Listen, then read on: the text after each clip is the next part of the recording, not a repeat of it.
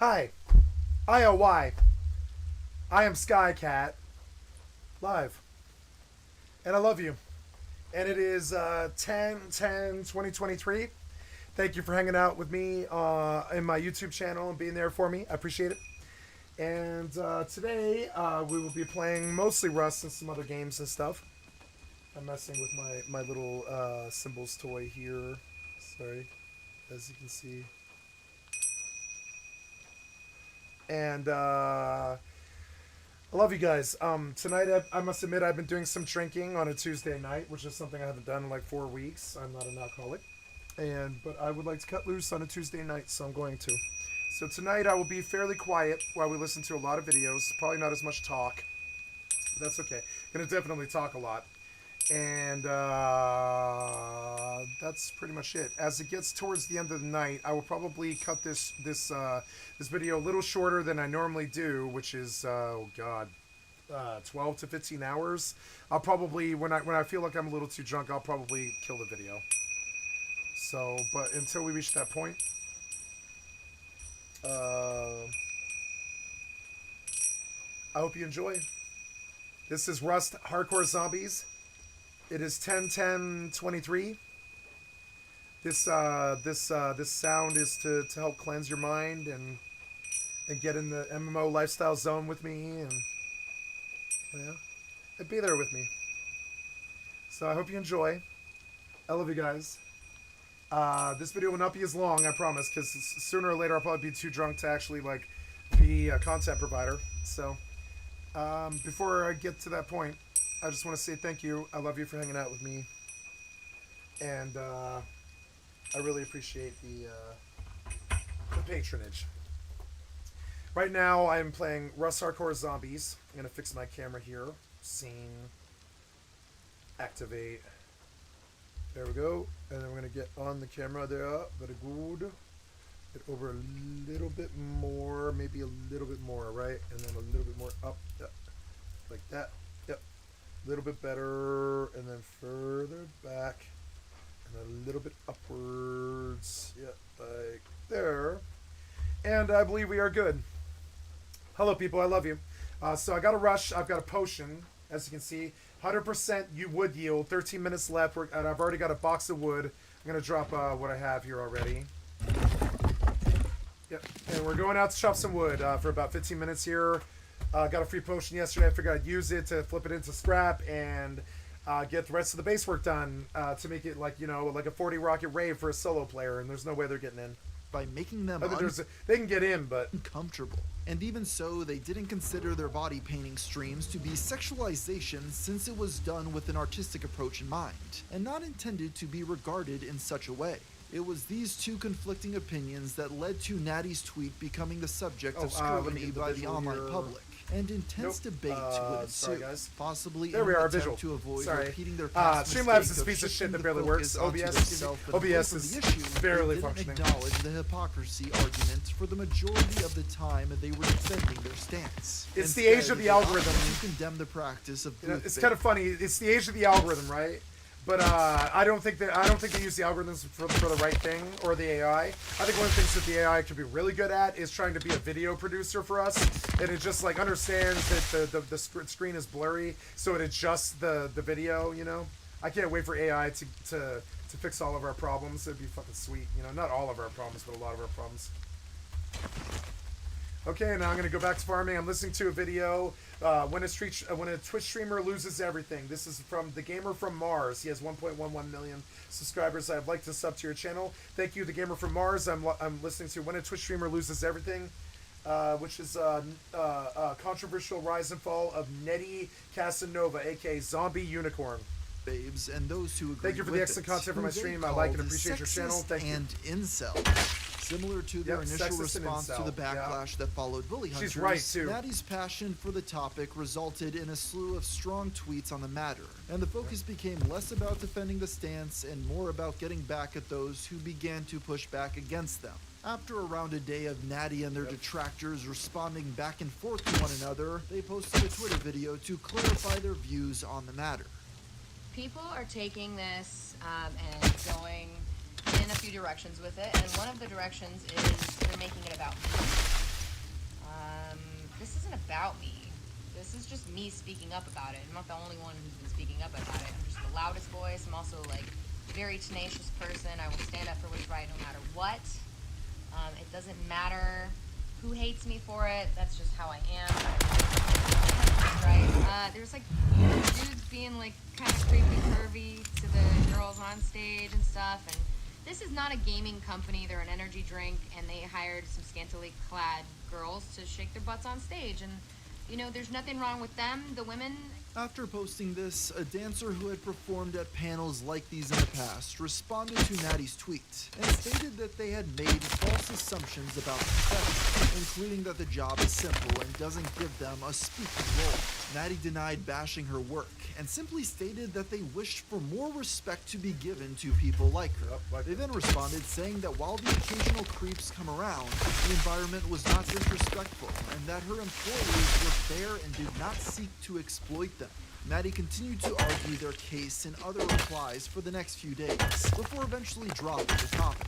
But many in the YouTube community soon reported on the story, further cementing the label of hypocrite onto them, which was now only continuing to snowball from the bully hunters era. Before long, this widespread coverage would begin to have additional repercussions. After gaining back steam in the wake of this new turn I'm gonna get 92 today.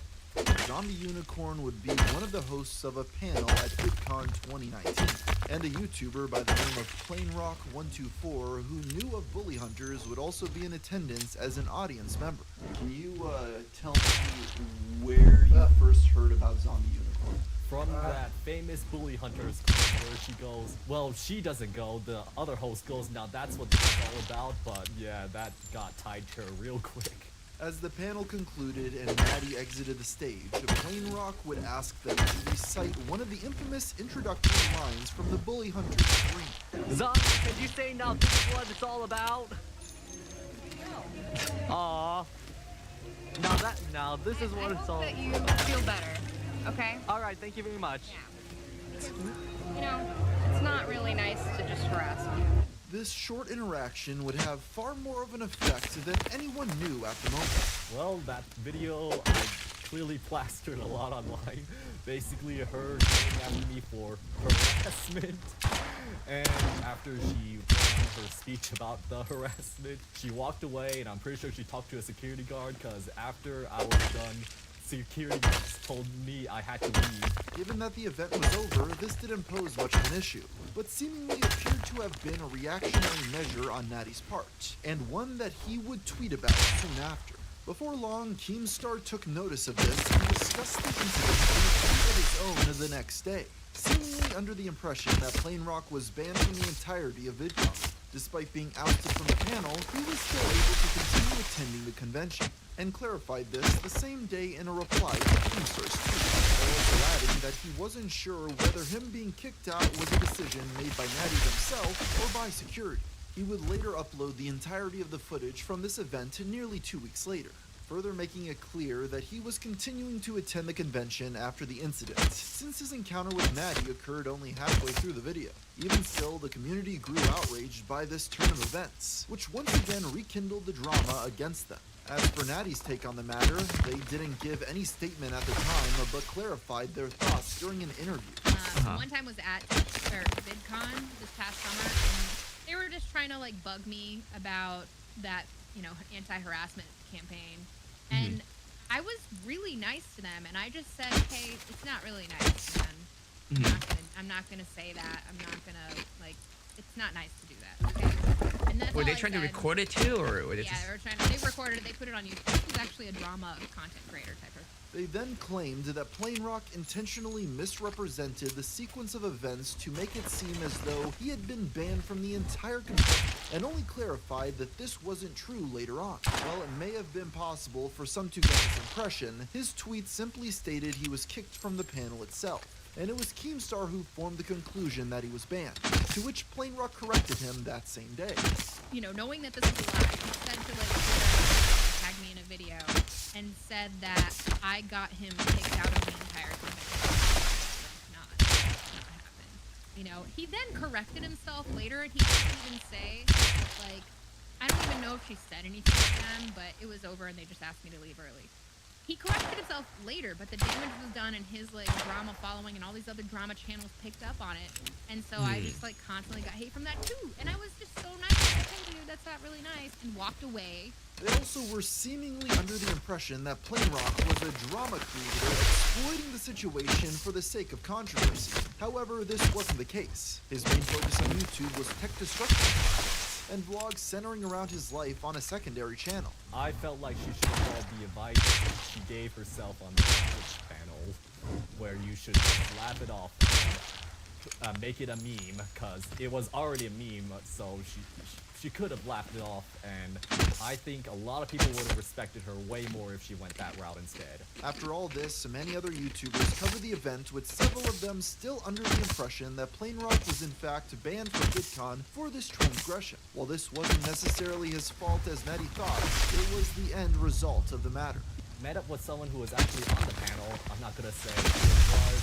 They told me they were wondering why Zombie Unicorn was walking away crying, and when they got online and looked it up, they found out why.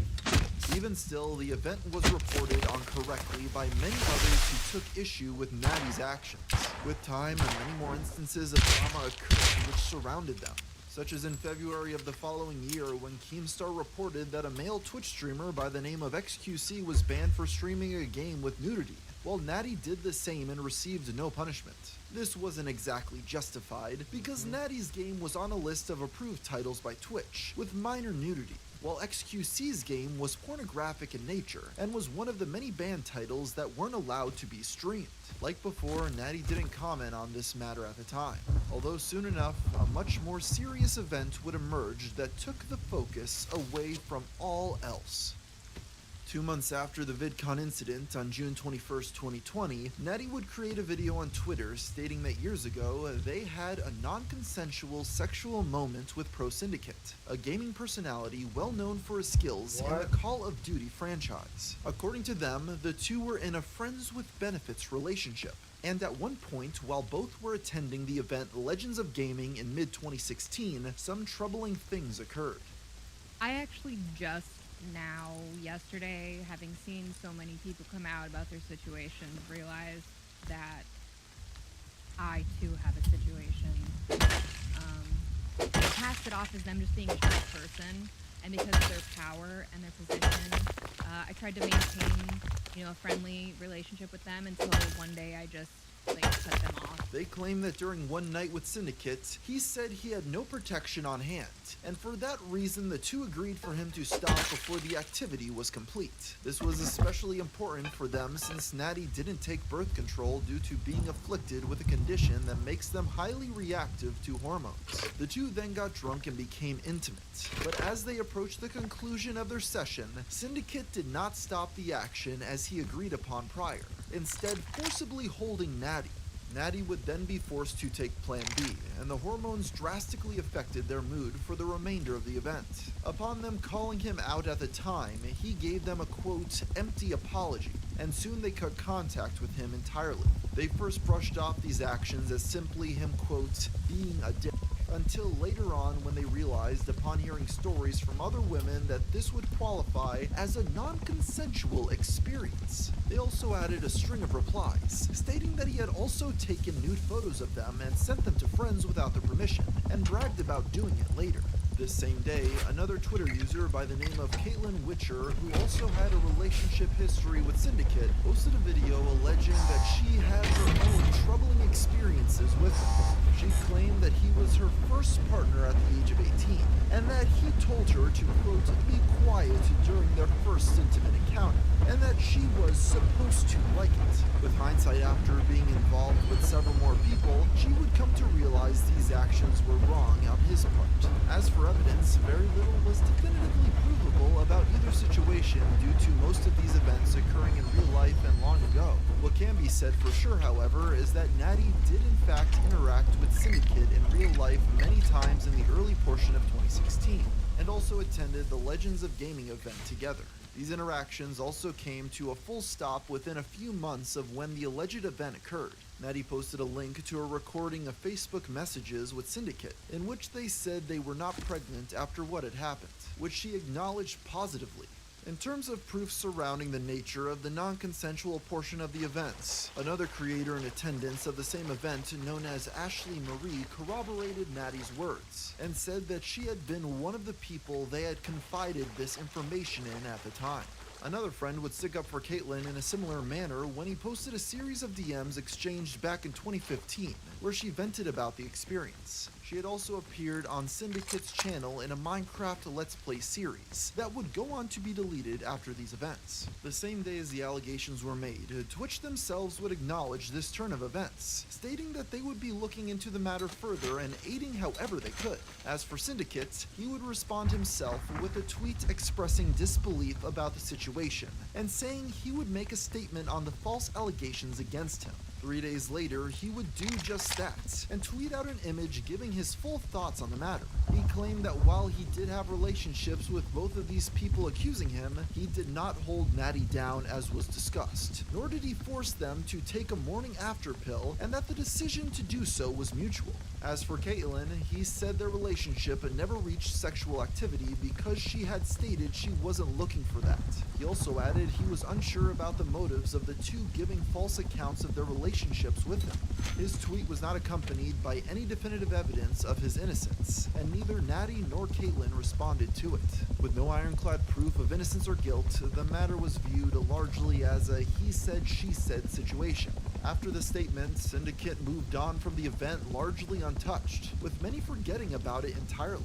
As for Natty and Caitlyn, a little more would unfold with them in relation to this, aside from Zombie Unicorn reporting that their original tweet had been flagged and that they suspected Syndicate himself to be responsible, and that it would not only stay up, but they were soon going to share their story with media outlets. About 2 weeks later, they would also locate their old phone and find texts they claim were made in reference to the incident. In these newly surfaced pictures, Syndicate stated, "I did that with pride," and Natty would tag Twitch support in the tweets with this image in hopes of getting his account banned, and did the same when they tweeted out another screenshot later on in the discussion between the two shortly before they had cut ties. However, things would seemingly come to a close after one final tweet at Twitch, expressing their dissatisfaction with Syndicate's account remaining unbanned after they submitted further evidence, and asked if this was because he makes them a lot of money. With the momentum of the attention having largely been lost at this point, few were made aware of this new evidence, and the world largely moved on as seemingly nothing more came of it for anyone involved.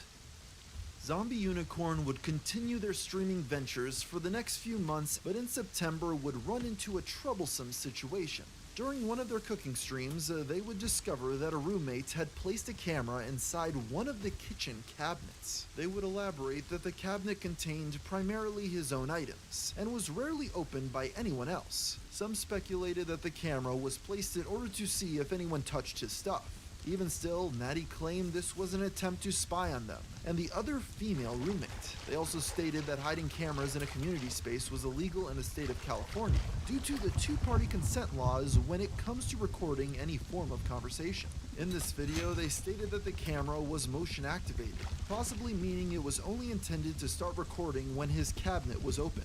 Regardless, it would still have been able to be set off by things like the light switch being turned on if the sensitivity settings were cranked up. And due to the amount of foot traffic in the room, Natty argued that its function was to record private talks. That same day, their roommate would respond by saying, "Imagine getting mad when you intrude on someone else's property and then think that you're the victim because you're caught." Natty would then screenshot this post and tag a business associate of his, telling them that he was recording his female roommates without their consent. It was at this point that Natty found herself blocked and that the roommate deleted the previous tweet and privated his Twitter account. The media would soon report on this as well, largely taking Natty's side in the matter. Still, as the event was spotlighted, this support was accompanied by criticism as the public began to discuss the scenario, claiming that the response was an overreaction and that he was most likely not using the camera for the purpose they had implied. This would lead to them making a second video in response to questions posed about this, and that they stated that while the contents of the cabinet were his, he had other glassware in shared spots of the kitchen, and that his most valuable possessions in a group space were a series of guitars stored in the living room. They also clarified that they had had issues with him in the past due to his anger problems. Later, it was discovered that a second camera was linked to their router, and after searching the shared space and finding nothing, the two realized that the camera must be in his room. For this reason, many onlookers pointed to this as evidence of him trying to guard his private spaces rather than spy on the others. The drama continued into the following day, with Zombie Unicorn holding their stance. However, this was soon dropped after little more came of the situation. By November, Natty was able to move to another place where they could live alone, and at this point was able to end any further problems from occurring. Still, many wondered why this was made such a public matter. Near the end of 2020, Natty would be nominated for the title of Twitch Streamer of the Year by the Game Her Awards, a group which sought to give appreciation to female creators in the gaming community, even though at this point Zombie Unicorn did not identify as a woman. They would then post a video asking viewers to vote for them. That is a Natty woman. then won this award That is a and woman. expressed their gratitude on TikTok. She's a woman. From this point on, they returned to streaming at a slower rate. Although in April of 2021, midway through the final portion of their Don't invade my gender at multi-year-long 40. feud with Jeff Leach, their Twitch channel would drop 14,000 followers and seemingly be stuck on a negative trajectory every month since then, even to this present day. As time passed from this point, their Twitch account would see less and less activity, stopping entirely after October 13th, 2021. As to an official reason for why they departed, they have said that they needed a break after being active for well over a decade. But aside from a comment saying it was to boycott the game Hogwarts Legacy, very little has been stated about their absence. Today, most of their social media appears to focus on other things aside from the internet. As for their YouTube channel, Natty had largely stopped using it in 2017. The last video to date was an announcement of them shutting down their Patreon account due to it being for a podcast that they no longer participated in. Alongside this, they were also closing their OnlyFans, after people had continuously asked for risque content when they didn't use it for this purpose, and were displeased that the expectation for them to do so still persisted. They were instead moving to a similar paid site called Funhouse, since the type of content expected there was more in line with what they sought to post. As of today, they remain active here, as well as a handful of other paid social media platforms. While still online, it seems as though most of their interaction on the internet is kept behind the scenes, and with that came a natural decrease in the controversy Sorry, I thought I heard something. they had been involved in. Needless to say, having the spotlight shifted away from them may have been a comfort in and of itself. See, he is there. He is there.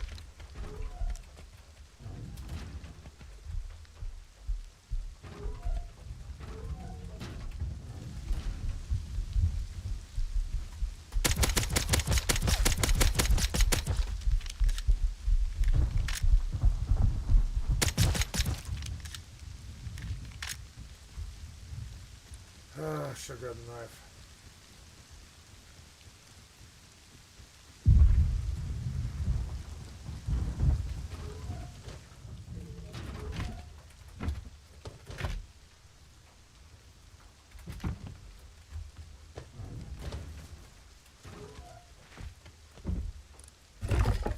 And with all their other life events, it's possible that they may not even need to rely on revenue from their channels to stay afloat anymore. Seemingly, their priorities in life have shifted away from the online sphere. And whether this was the result of them simply growing tired of the routine or a culmination of past controversy is a matter of personal opinion with no clear answer.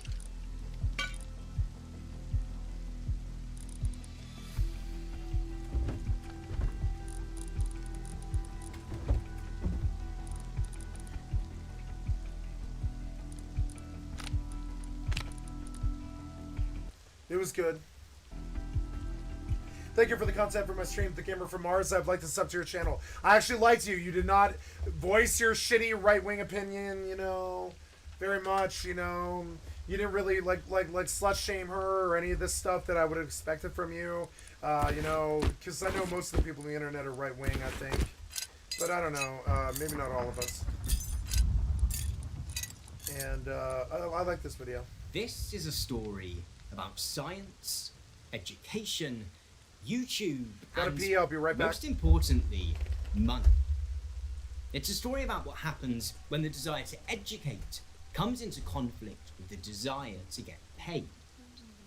Finally, it's a story about how some of the most valuable companies in the world are using educational YouTube as a vector for misinformation. And to unpack all of this, we're going to talk about one of the biggest science channels on the platform, Veritasium.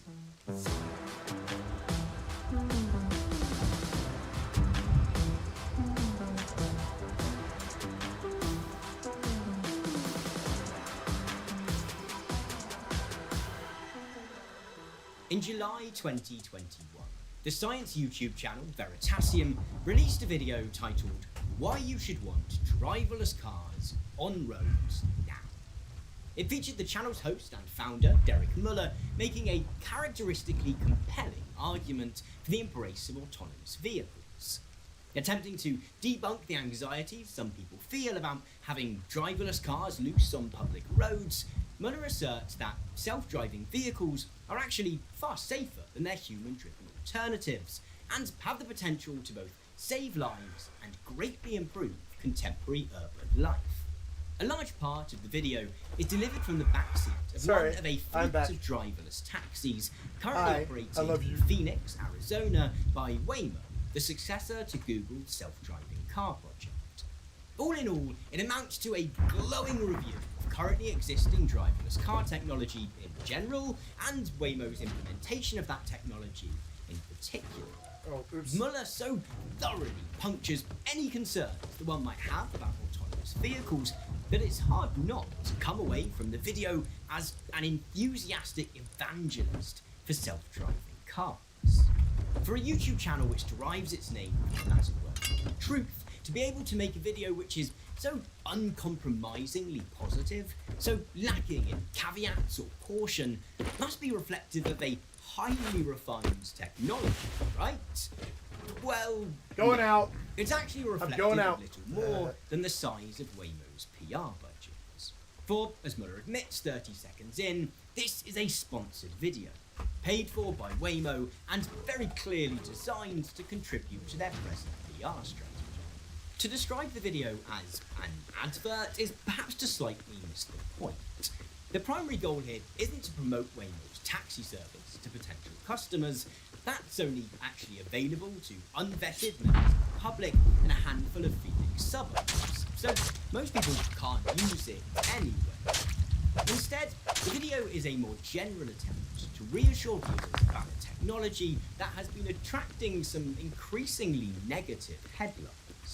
In December 2020, Uber lost confidence in its long-standing dream of automating its ride-hailing service and sold its self-driving car division to a competitor. A few months later, the poster child for techno-optimism, Elon Musk, similarly revealed that he didn't expect it to be so hard to implement full self-driving capabilities in Tesla vehicles. And in May of this year, embarrassment came knocking at Waymo's own door, when a video circulated online of one of its self-driving taxis getting confused by some traffic cones, blocking 2 lanes of traffic, and then trying to escape the support team that came to the aid of the trapped passenger. Such stories have combined with a steady drip of crashes and near crashes involving cars with self-driving capabilities to make some people feel that driverless vehicles might be, at best, an overly ambitious pipe dream, and at worst, potentially quite dangerous. In September 2021, Morning Consult revealed that the share of US adults who believe autonomous vehicles are safer than regular cars had fallen by 5 points to just 22%. It's no surprise that Waymo, which is currently looking to expand its experimental taxi service to new cities, would want to push back on these perceptions.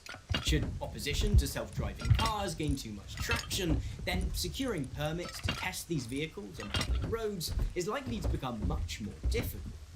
That they might turn to a YouTube channel as part of their pushback campaign might, until just a few years ago, have seemed much less likely. Nevertheless, those of you that have watched some of my previous videos or who follow me on Twitter will know that I've been keeping an eye on this growing trend of companies, billionaires, and elite institutions using sponsorship deals with purportedly educational channels to promote their own highly selective and self-interested vision of the world for some time. Earlier this year, we took a look at a video by ex-Fox journalist Johnny Harris to foreground this emergent practice in which a creator goes beyond integrating a brief advert for a product or service into their video and turns off their critical faculties entirely, working with a company or institution to craft a video which, from start to finish, is little more than corporate propaganda. Now, as a rule, I don't think we owe it to creators who make these wholly sponsored fluff pieces to engage with the minutiae of their arguments. Whatever the merits of Veritasium's other work, and there are many, the choices surrounding what information to include in this particular video are not being made with reference to what will leave viewers with the most rounded understanding of autonomous vehicles, but instead with reference to Waymo's current PR goals. This is, in short, a completely disingenuous and unserious contribution to the debate around driverless cars. That being said, I often struggle to convince others of this. Often as a result of the goodwill that creators have built up over the years, people might accept that a sponsorship tips the scales a tiny bit, but will be hesitant to believe that an entire video could be completely worthless.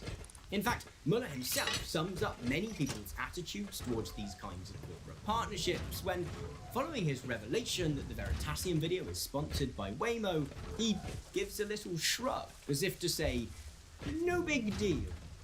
Oh, but full disclosure, this video is sponsored by Waymo. Today then, we are going to engage with the arguments put forward in why you should want driverless cars on roads now. Oh, We're going no! to look at Muller's invocation of dubious comparisons with other technologies, his misrepresentation of statistics, and the highly selective approach he takes to discussing the capabilities of Waymo's vehicles. What we'll find is that while the video doesn't contain any outright falsehoods, its central argument relies on Muller being extremely careful about what he does and doesn't say. By the end of the video, hopefully you'll have a sense of how damaging these pieces can be to our collective understanding of the world, why we should be skeptical of anyone who describes themselves as an educator involving themselves in the creation of such content, and why we should resist the further normalization of such practices.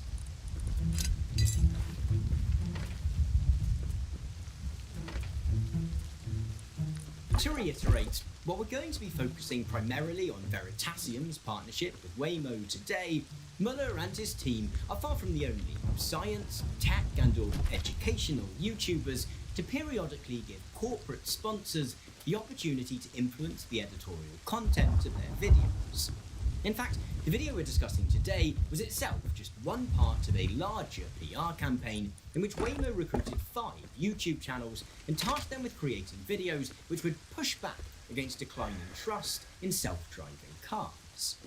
Some of these channels helpfully included some screen recordings of what one of the creators described as a round table and what others might try to characterize as a press event, but comparing extracts from the event to the resulting videos seems to have involved little more than Waymo staff briefing the sponsored creators on what to include in their videos.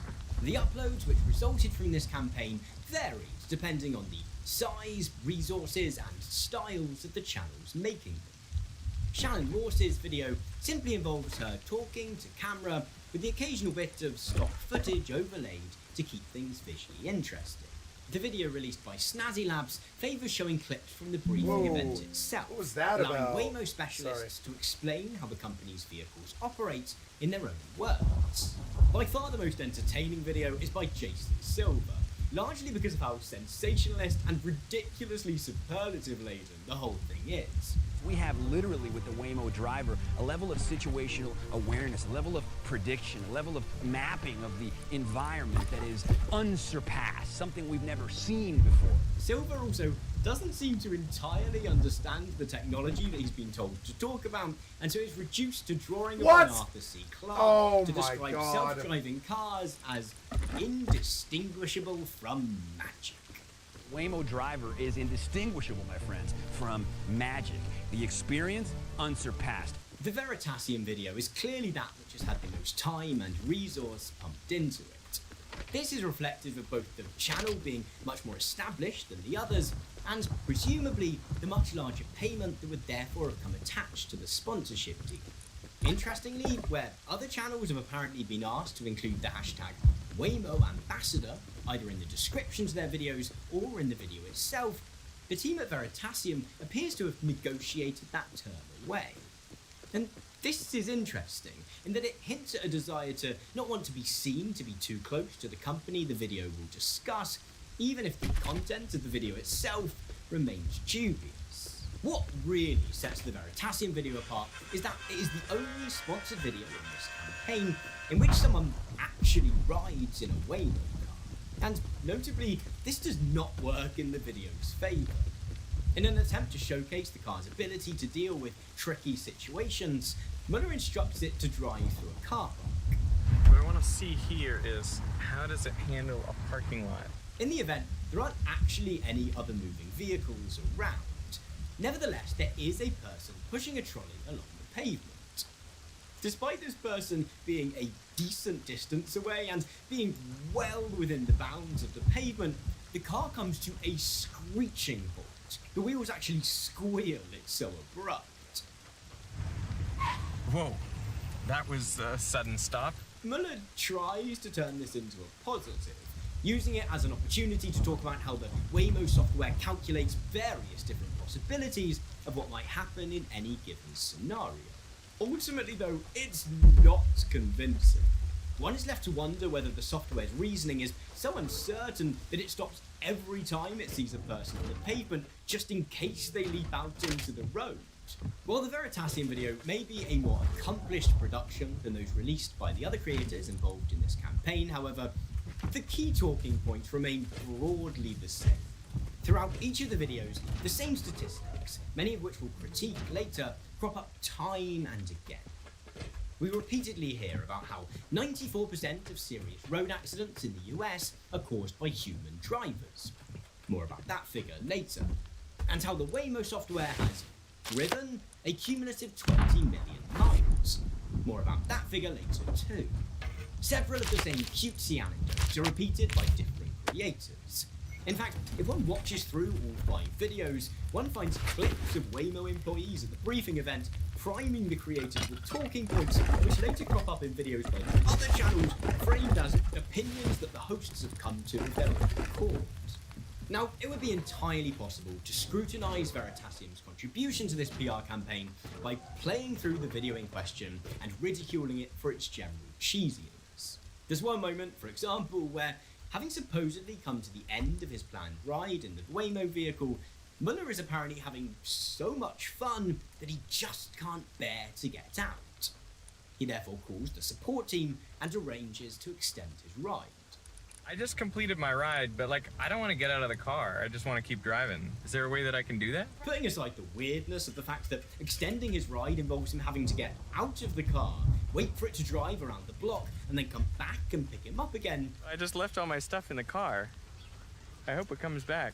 Are we really supposed to believe that the initial plan for the day's filming was for him to just be left on some random residential street in Phoenix? Nevertheless, while the silliness of this presentational veneer is worth noting, what I'm really interested in today are the more sincere arguments that the video makes for the swift and widespread adoption of driverless cars, and the statistics and anecdotes which supposedly substantiate those arguments. For some people might posit that sponsored videos like this can be a win-win for viewers and the sponsored companies. Viewers are able to gain an insight into emerging technologies, where the argument might go, whilst companies are able to increase their brand range. Digging into the claims that Muller makes in this video, however, destroys this premise entirely, with any claims to education being swiftly overshadowed by mountains of corporate fluff and misinformation.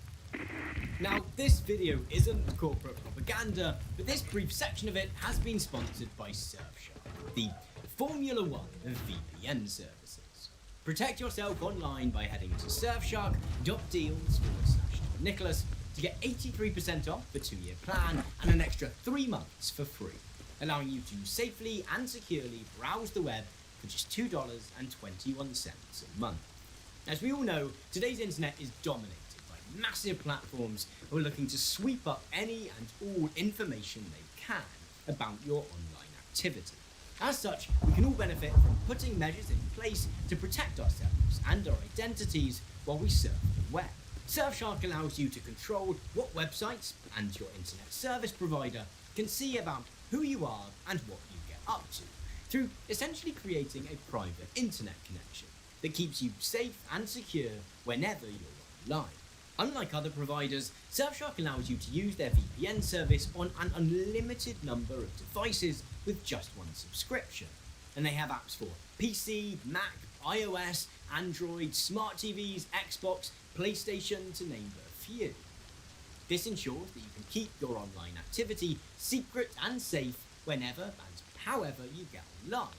So whether you're out and about using public Wi-Fi hotspots or watching TV from the comfort of your own home, you can rest assured that no one is snooping on who you are and what you're up to.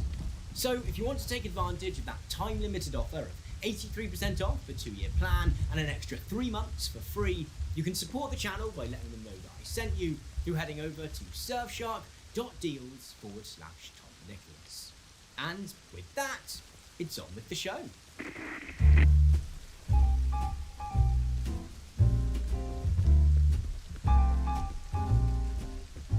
Having pieced together some of the financial backdrop to the creation of this video, we can finally get on to examining some of the claims that are made about Waymo's self-driving cars within it. As mentioned previously, the video kicks off with the channel's host, Derek Muller, acknowledging the sponsorship deal with Waymo before climbing into the back of one of the company's vehicles and setting off on his ride around the Phoenix suburbs. Finally, at just over a minute in, he begins to build the foundations of his argument.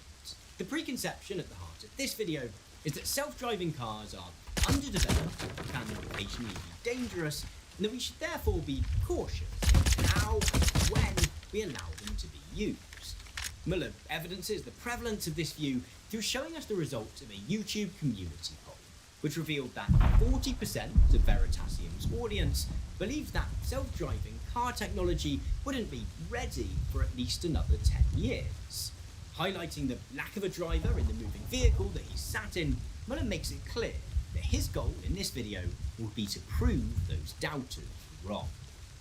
And for those people, I have news, which is that, well, there is no driver in this car. Following a brief potted history of Waymo, and interestingly long before his frankly dubious explanation of how the company's vehicles work, Muller's first approach to doing so is to foreground two other ways in which automation is used in our lives, which may have once been seen as alarming or dangerous, but which most people now routinely accept as safe.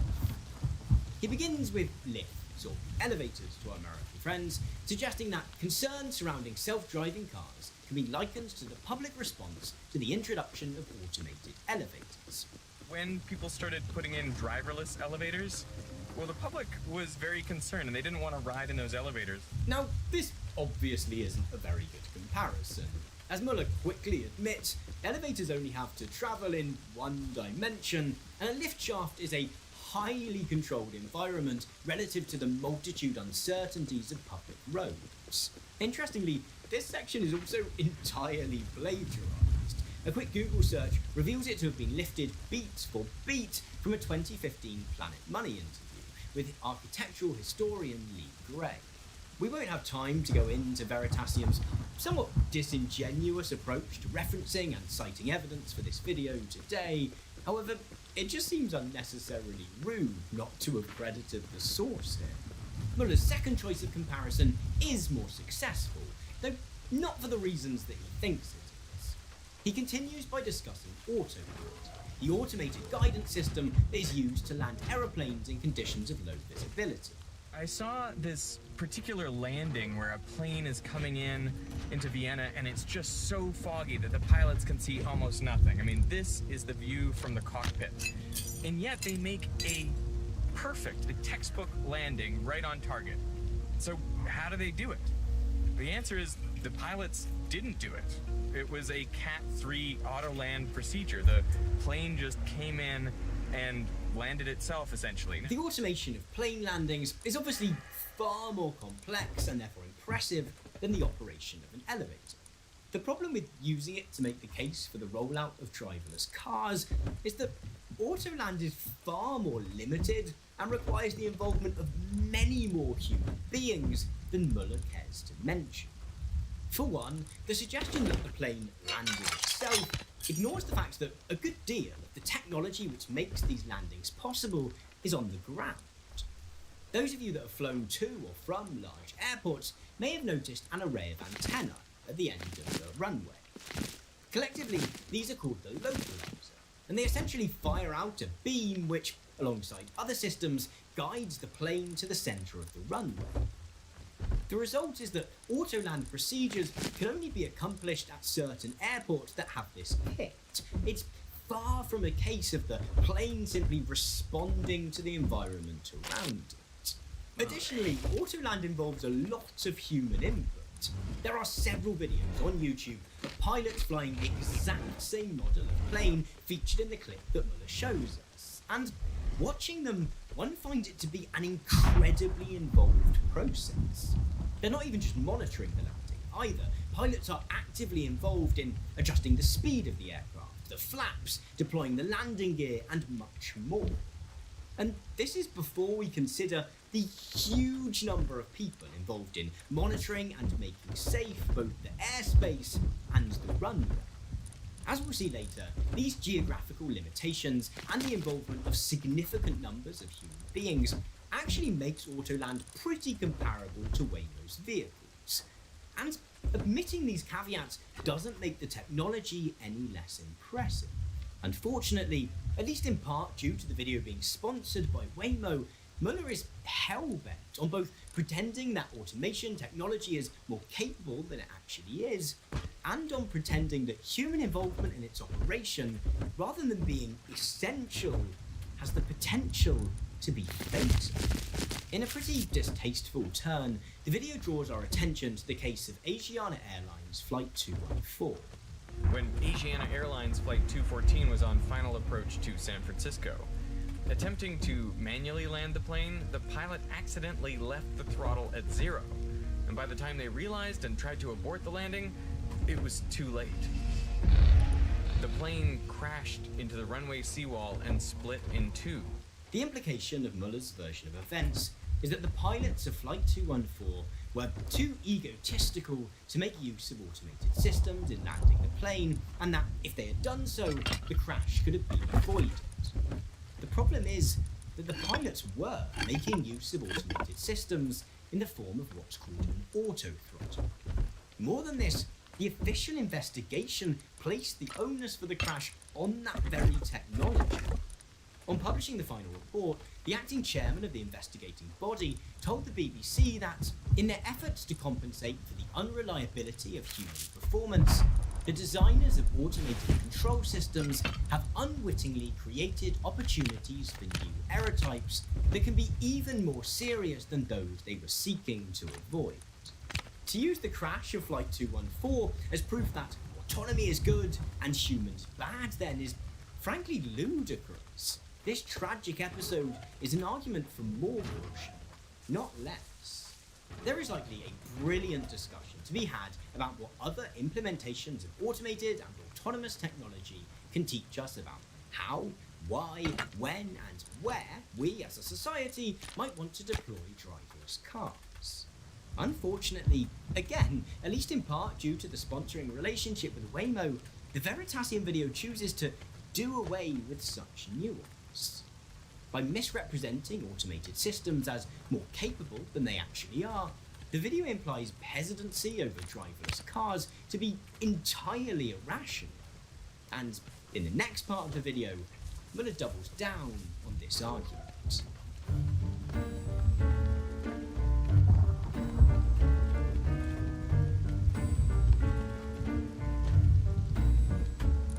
In the interests of not making a long video even longer, we're going to largely skip over a couple of sections of the Veritasium video. In the first, Muller explains the 5 levels of autonomous driving, and in a barely concealed dig at Tesla's autopilot function, suggests that the supposed safety benefits of driverless cars only kick in once you reach full autonomy. All these drivers were trusting the technology too much, which makes almost fully autonomous vehicles potentially more dangerous than regular cars. So this is why Waymo decided that the only safe way to proceed is with a car that has at least level 4 autonomy. Footage from the Snazzy Labs video, which also makes the same point in exactly the same way, suggests that this potshot at Tesla is drawn entirely from the briefing with Waymo staff. The following section sees Muller take a tour around Waymo's depot and offices. This is fairly unremarkable, although it is the one part of the video where we get a hint at the considerable number of human beings required to ensure that Waymo's taxi service is safe. This is the depot where the cars go when they're not on the road. And it's also where people monitor all the rides in progress. There is then a bit more vlog-style footage, as well as the beginnings of an interview with the woman in charge of Waymo's ride-hailing operations, who, unsurprisingly, thinks Waymo is great. With all this over and done with, Muller returns to the central argument of his video, that self-driving cars are safer than their human-driven alternatives. This time, however, rather than trying to convince us that autonomy is safe, he settles for arguing that human drivers are less capable than we might like to think. This section is a bit death by statistics. Surveys show 74% of people believe they are above average drivers. In the 20th century, 60 million people were killed on I the road. believe I'm above That's basically average. an extra world wars. That's because I was a taxi driver for taxi Uber driver for 13 years. I've only ever been in one fender bender and 2 wrecks, and the 2 wrecks were because of black ice and bad conditions in a deep blizzard in Colorado in the Rocky Mountains. That's it. And then one out on the West Coast when the weather was so bad you couldn't see 3 feet in front of your bumper, and I hit a parked car because I didn't know I was in the park lane, because I couldn't tell where I was on the street. The weather was so bad.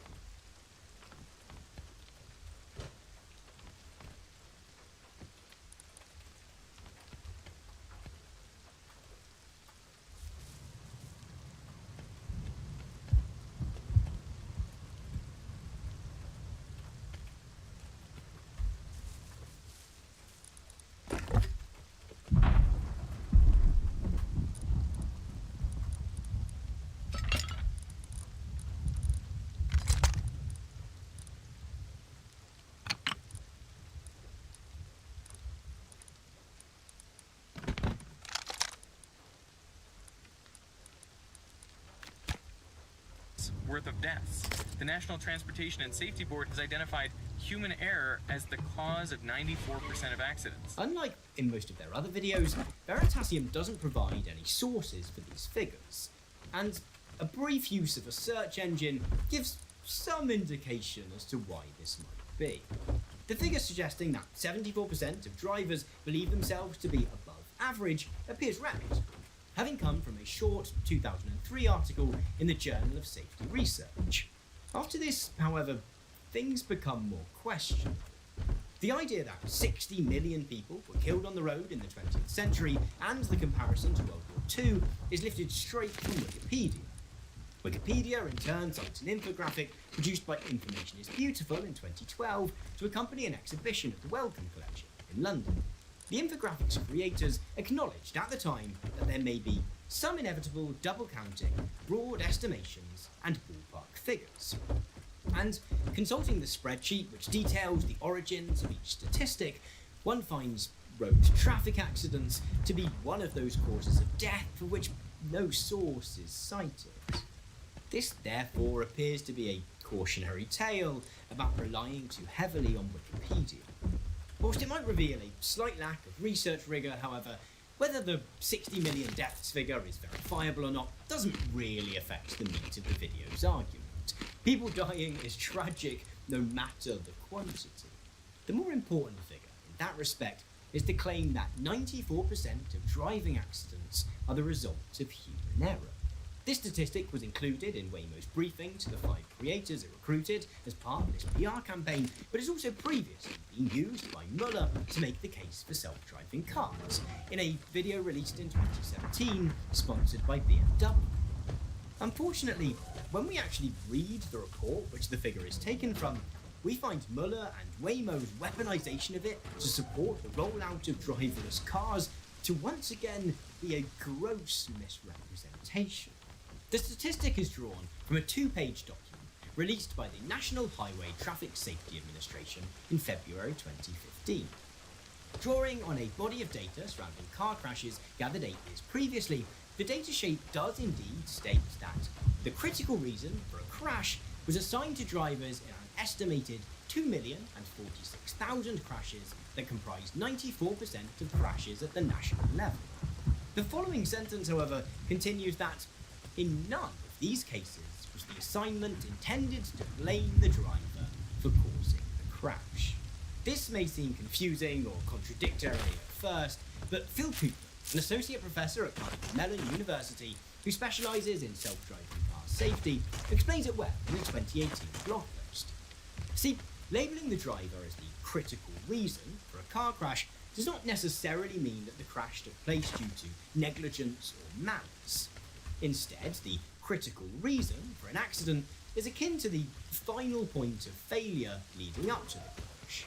Say, for example, someone is driving perfectly diligently along a rural road when they unknowingly pass a stop sign, which has been concealed by an overgrown bush.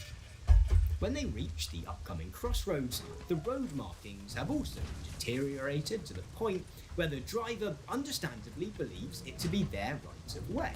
They therefore continue straight ahead without stopping, at which point they collide with another vehicle. Now, if we wanted to assign blame for this crash, we'd probably say that it was the fault of whichever authority or body is in charge of trimming the hedge and maintaining the road markings.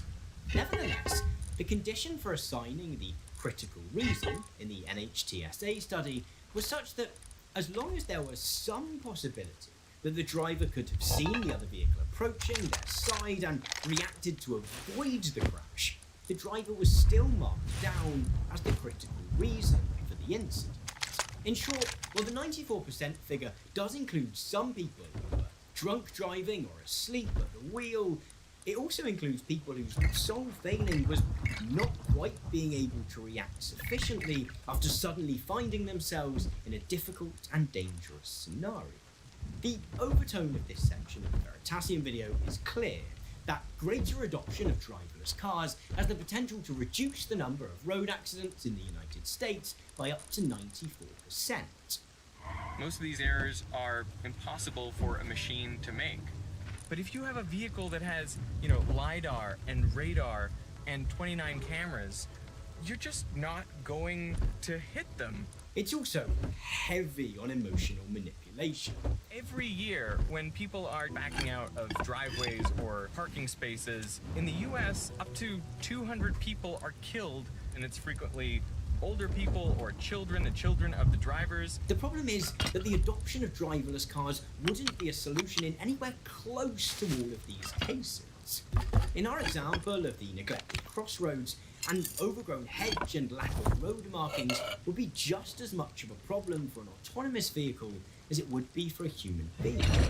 From the heights of Muller's misleading 94%, Koopman suggests that autonomous vehicles might be able to cut fatalities in half if we can achieve parity with an average well-behaved human driver.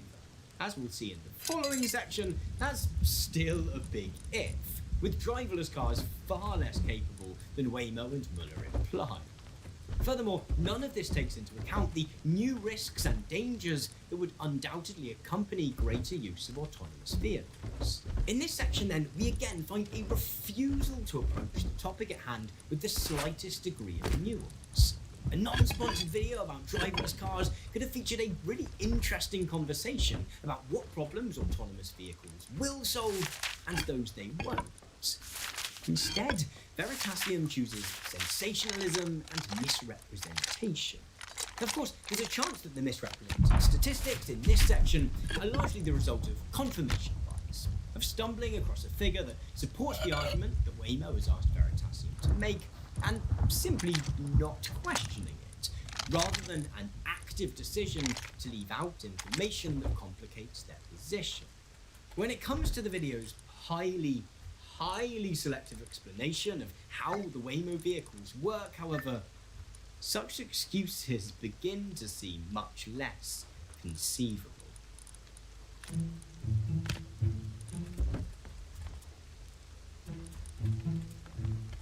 For a video which is attempting to convince us that driverless cars are a safe and reliable technology, Veritasium's video is pretty light on technical explanation. In fact, it's not until 9 minutes and 16 seconds in that we're provided with any kind of overview of how Waymo's vehicles actually work. At this point, Muller gives us a brief tour of some of the systems through which the cars monitor their surroundings. We learn about the LiDAR system. Here in the very prominent top, there is a 360 LiDAR. So it can see all around the car. It can see. We learn about its use of cameras. There are 29 cameras around this vehicle, which gives you full 360 vision. We also learn how it deals with emergency vehicles. There is also a microphone up on top to listen to what's happening in the environment, and if there are sirens, then the car will pull over to the side of the road. And then, well, that's it. As Waymo and Veritasium see it, that is all the information that one needs to understand how these cars work. And as you can perhaps tell from my tone, that is not true. You see, one goal of this video is to convince us that if it wasn't for technophobic politicians, negativistic NIMBYs, and red tape-loving bureaucrats, you would be able to hire a Waymo taxi in major cities across the US. And for that argument to be truly convincing, we have to believe that if those cultural and political hurdles could be overcome, you could drop a Waymo car in New York, Tampa, Detroit, Denver, and it would just work. As such, in his technical rundown, Muller suggests that the vehicles operate by simply monitoring the environment around them and making decisions based on what they find. The way the LiDAR works is it shoots out invisible laser beams scanning around millions of times a second, and then it detects the reflection, and how long it takes to come back allows you to determine how far it is to that object. So what it's doing is like painting a 3D picture of the world. This is certainly one very important aspect of how Waymo's vehicles work. The LiDAR and other sensors allow the cars to identify other vehicles, pedestrians, the colour of traffic lights, and other live aspects of a driving situation. Yet, what Muller completely fails to mention is that the cars also require highly detailed maps to be prepared for any area that they want to operate. As Waymo themselves describe it in their safety report, before our cars drive in any location, our team builds our own detailed three-dimensional maps that highlight information such as road profiles, curbs, sidewalks, lane markers, crosswalks, traffic lights, stop signs, and other road features. Rather than rely on GPS, the Waymo driver cross-references our pre-built maps with real-time sensor data to precisely determine the location of the road. In a similar mode to the earlier misrepresentation of Autoland systems then, what we find here is an inflation of the capabilities of Waymo's vehicles, whilst also refusing to mention significant human involvement in building, processing and verifying intricate and diligently labelled scans of every street the car will drive down. And this is before we even begin to take into account the team which monitor any Waymo journeys which are currently taking place, or the support teams which roam the city prepared to spring into action when things go awry.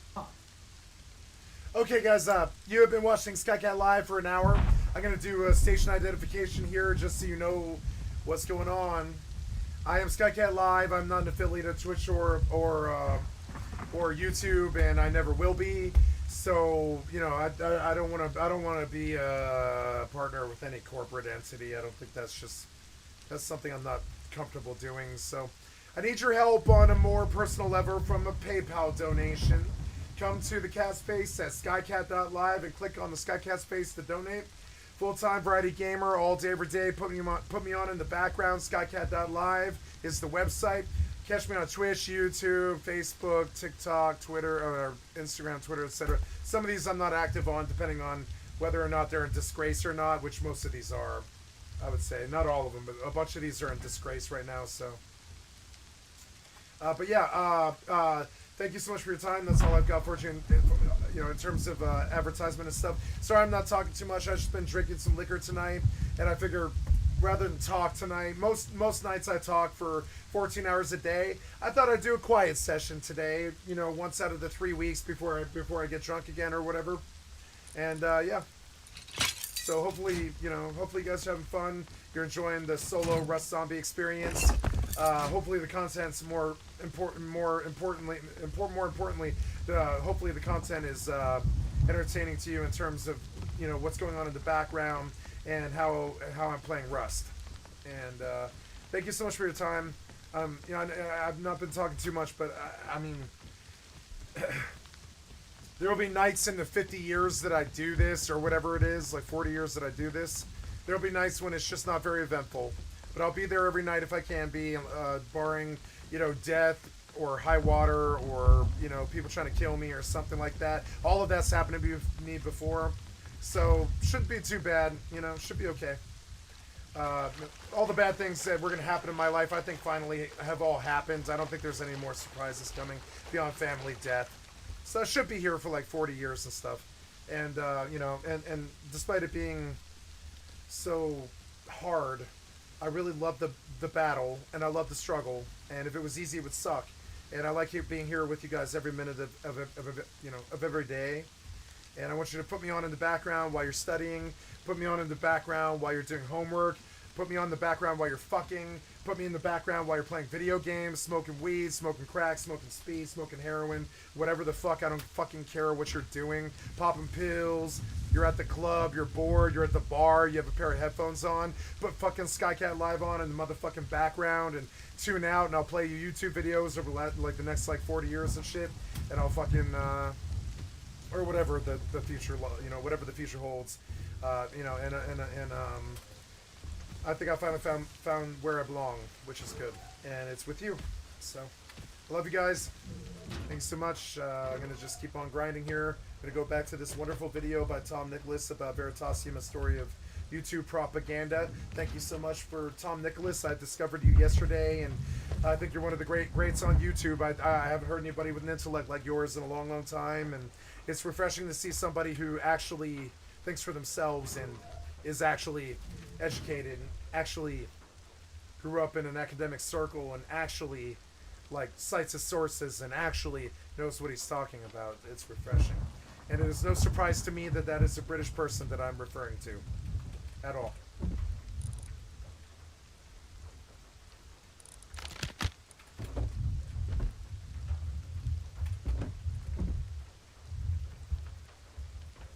Oops.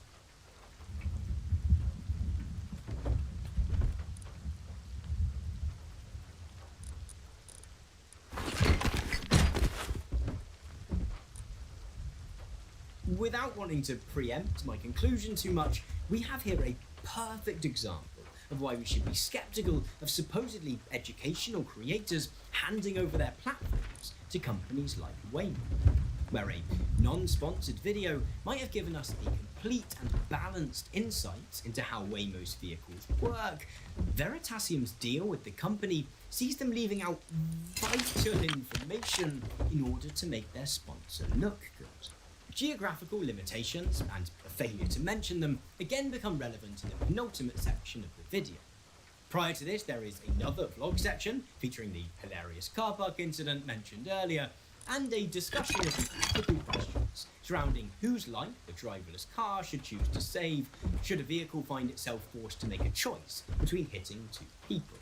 Muller's argument here is incredibly weak, consisting of him just trying to reassure us that such events are rare and that we therefore shouldn't lose too much sleep over it.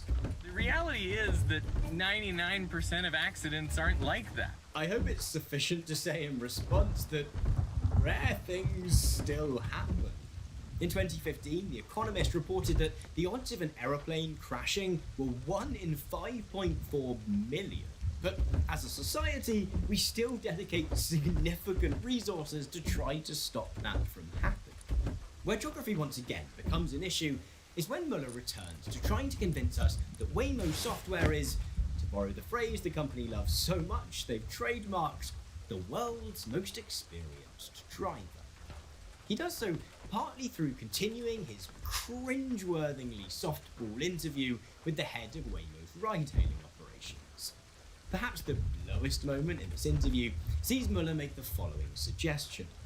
If that's true, it means like every vehicle that's not on the road is kind of a worse situation. Do you know what I mean? But he also throws a couple more statistics at us.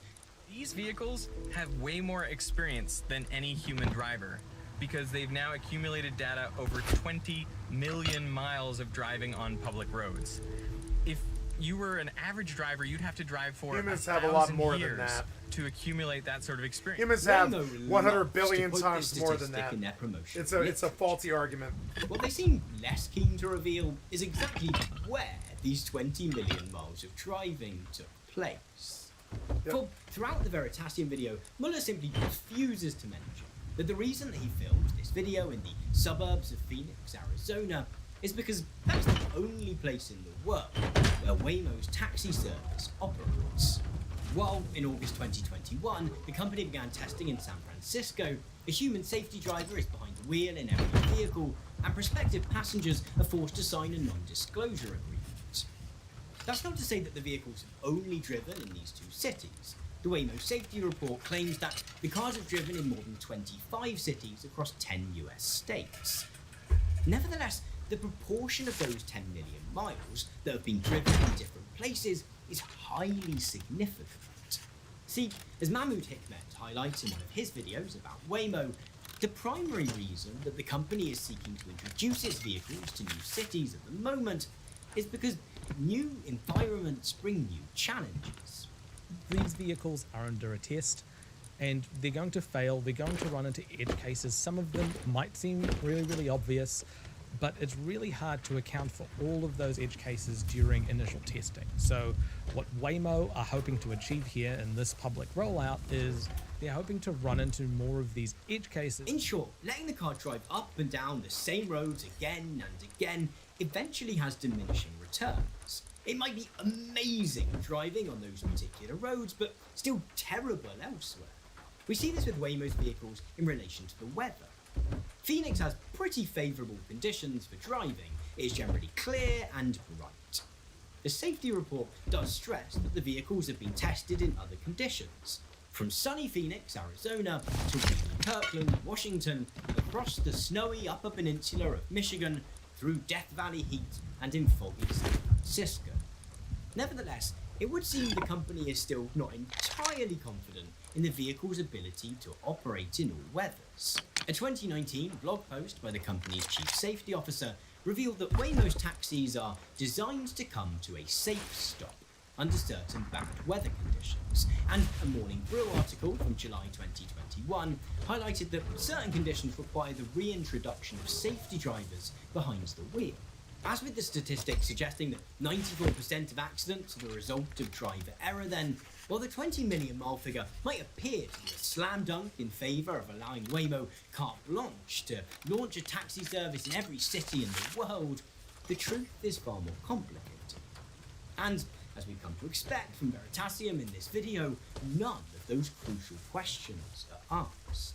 Instead, as in the case of Waymo vehicles requiring highly detailed, human-verified maps of any roads that they drive on, and that of the taxis being geofenced into a small area of Phoenix, the sponsorship deal with Waymo ensures that the video declines the opportunity to properly educate us about this technology in favour of leaving out any information that shows the company's vehicles to be anything less than perfect. Perhaps the most frustrating thing about the multitude of omissions and misrepresentations contained within this video is that admitting that the technology still has limits wouldn't make it much less impressive. While Muller hams up his enjoyment of being in the Waymo vehicle a bit, I can't imagine it would be anything but really cool to ride in one of these cars. They are an impressive feat of engineering. That being said, Muller rounds his video up by predicting some of the ways in which driverless cars might change the world. Transportation will get cheaper. Think of all the wasted value in the cars that spend over 95% of their time parked. We can regain a bunch of time and feel happier because commuting and being stuck in traffic sucks. We can reduce traffic because vehicles will have better awareness of each other. As I bring this video to a close, as well as wrapping up my points about the devastating effect corporate sponsorships have the potential to have on educational YouTube, I want to ask a few questions about whether driverless cars would really have the impact that Muller claims, or whether there might be better alternatives to these problems already in existence.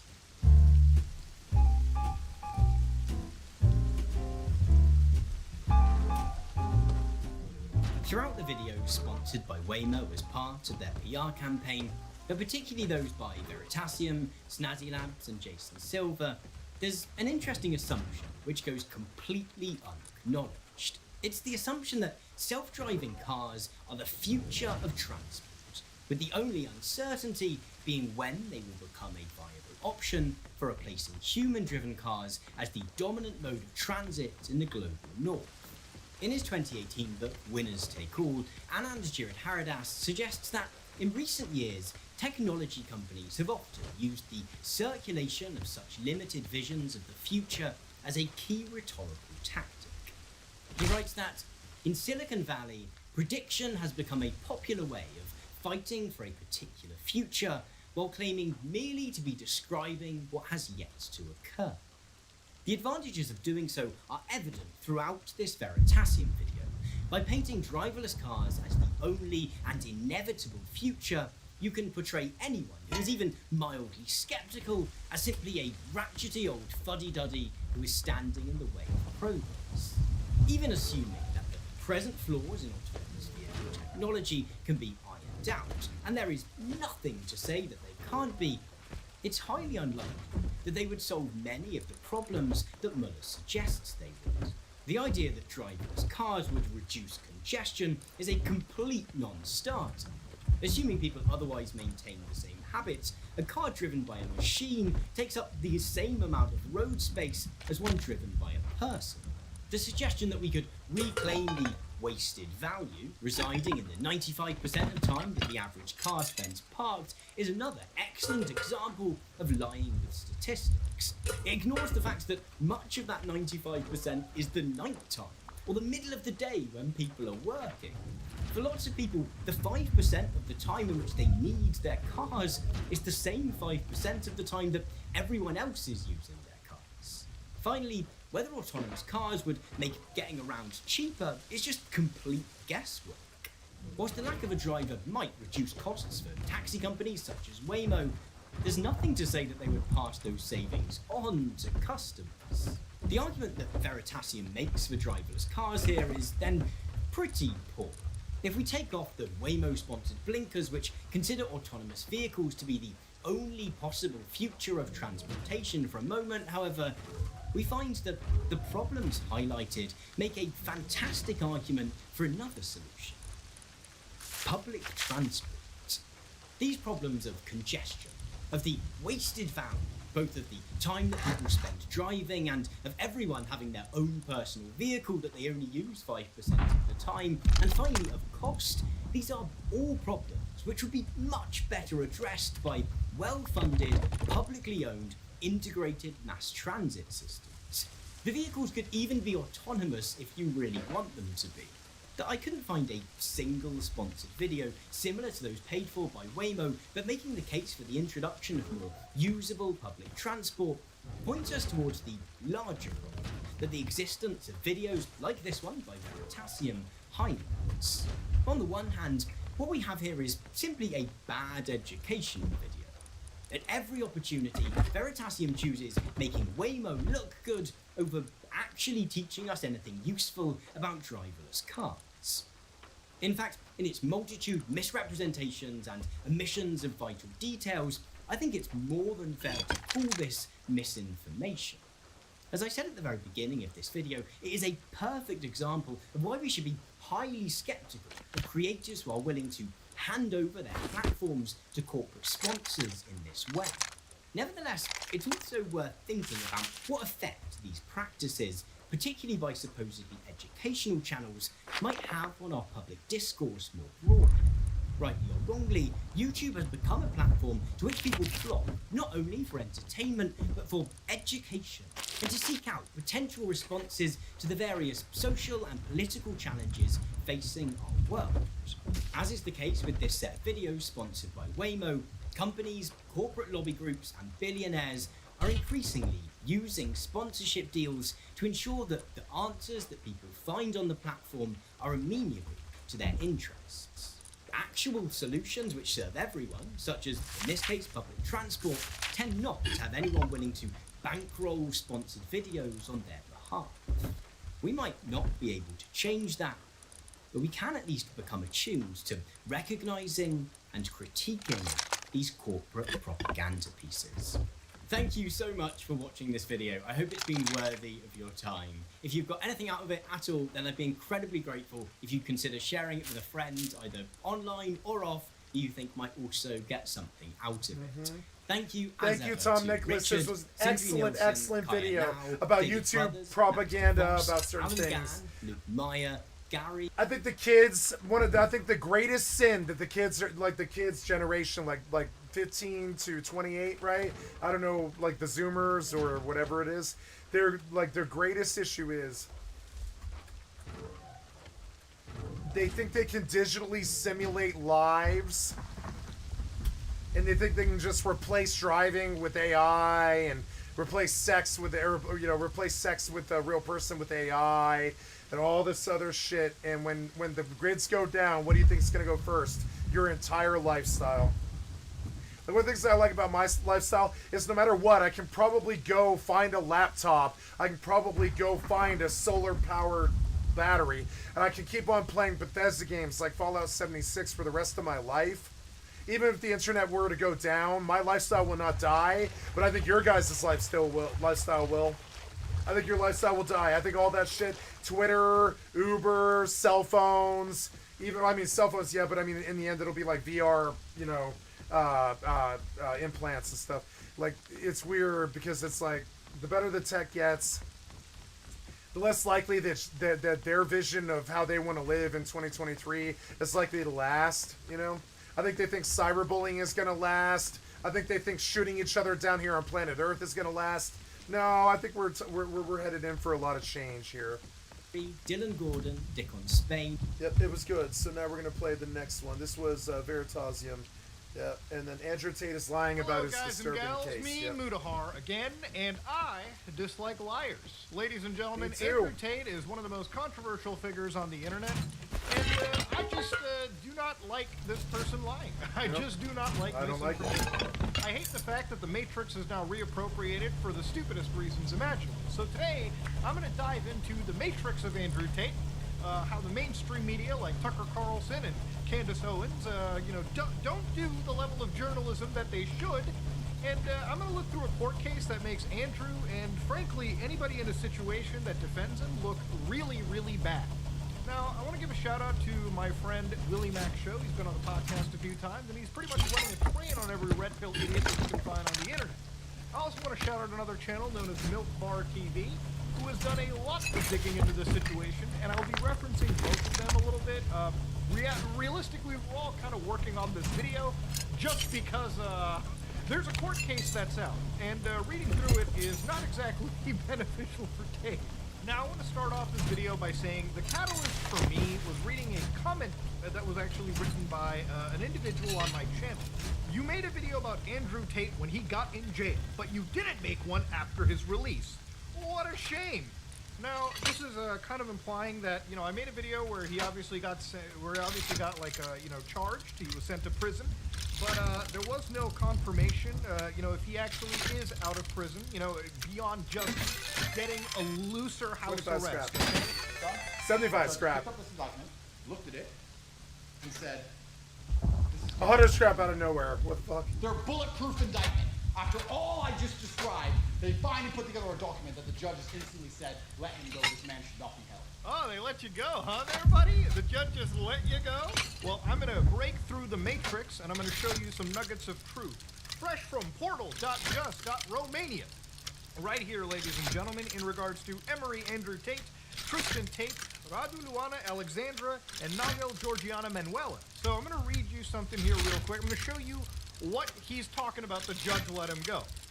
So defendants must comply with the following obligations. A, to appear before the preliminary ruling, judge or court, whenever they are called, to immediately inform the judicial body that ordered the measure or before which the case is in respect of the change of housing.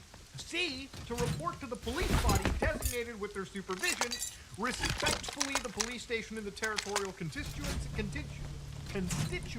of the defendant's home, according to the surveillance program drawn up by the police body or whenever they are called.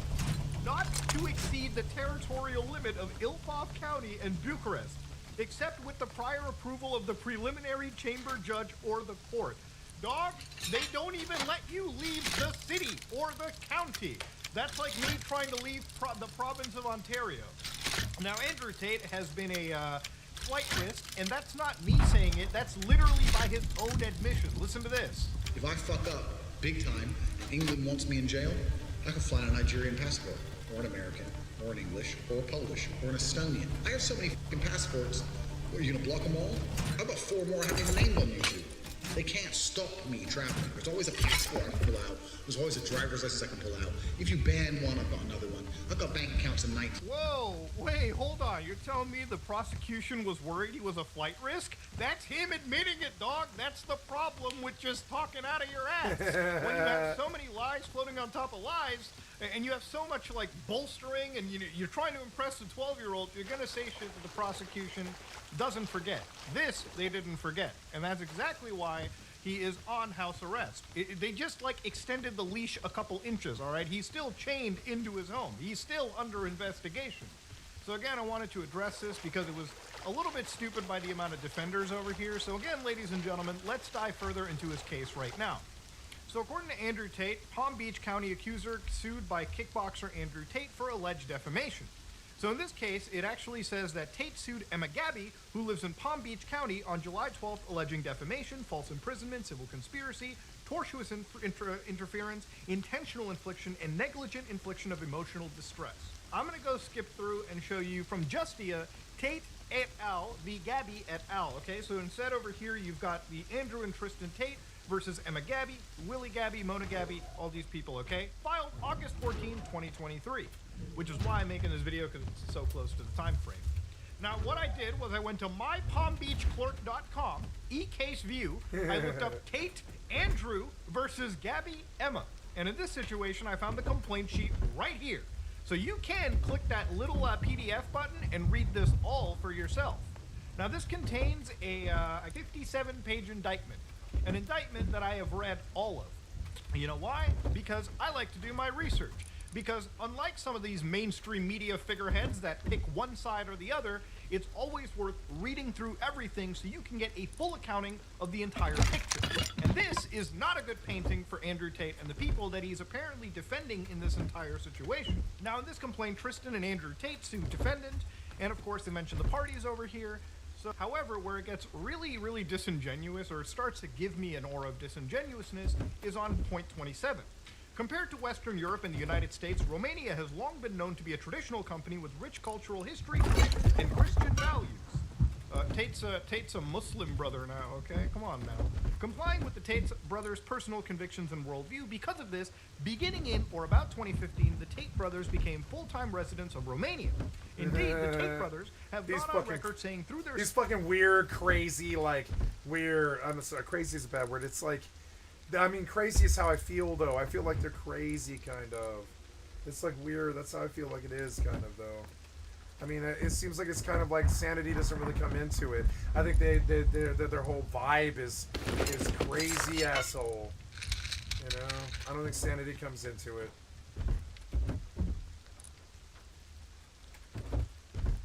And I don't mean, like, crazy, like, in some kind of, like, demeaning their mental status. I'm talking about crazy as in, like, they're acting like a lunatic on purpose. You know, on purpose, like, for clout and shit. I'm sorry, that to me is crazy. To torture reputation for clout is fucking crazy. It's like it's doing the same thing.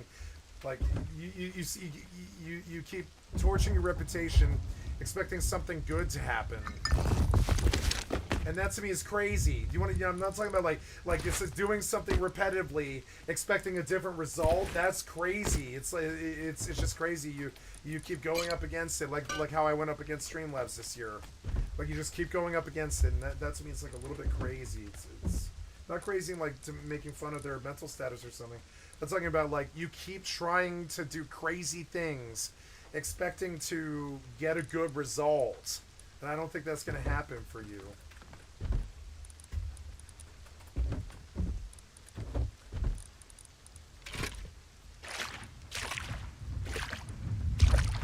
Like the media is still gonna treat you like some kind of crazy asshole because that's kind of how you're acting, you know.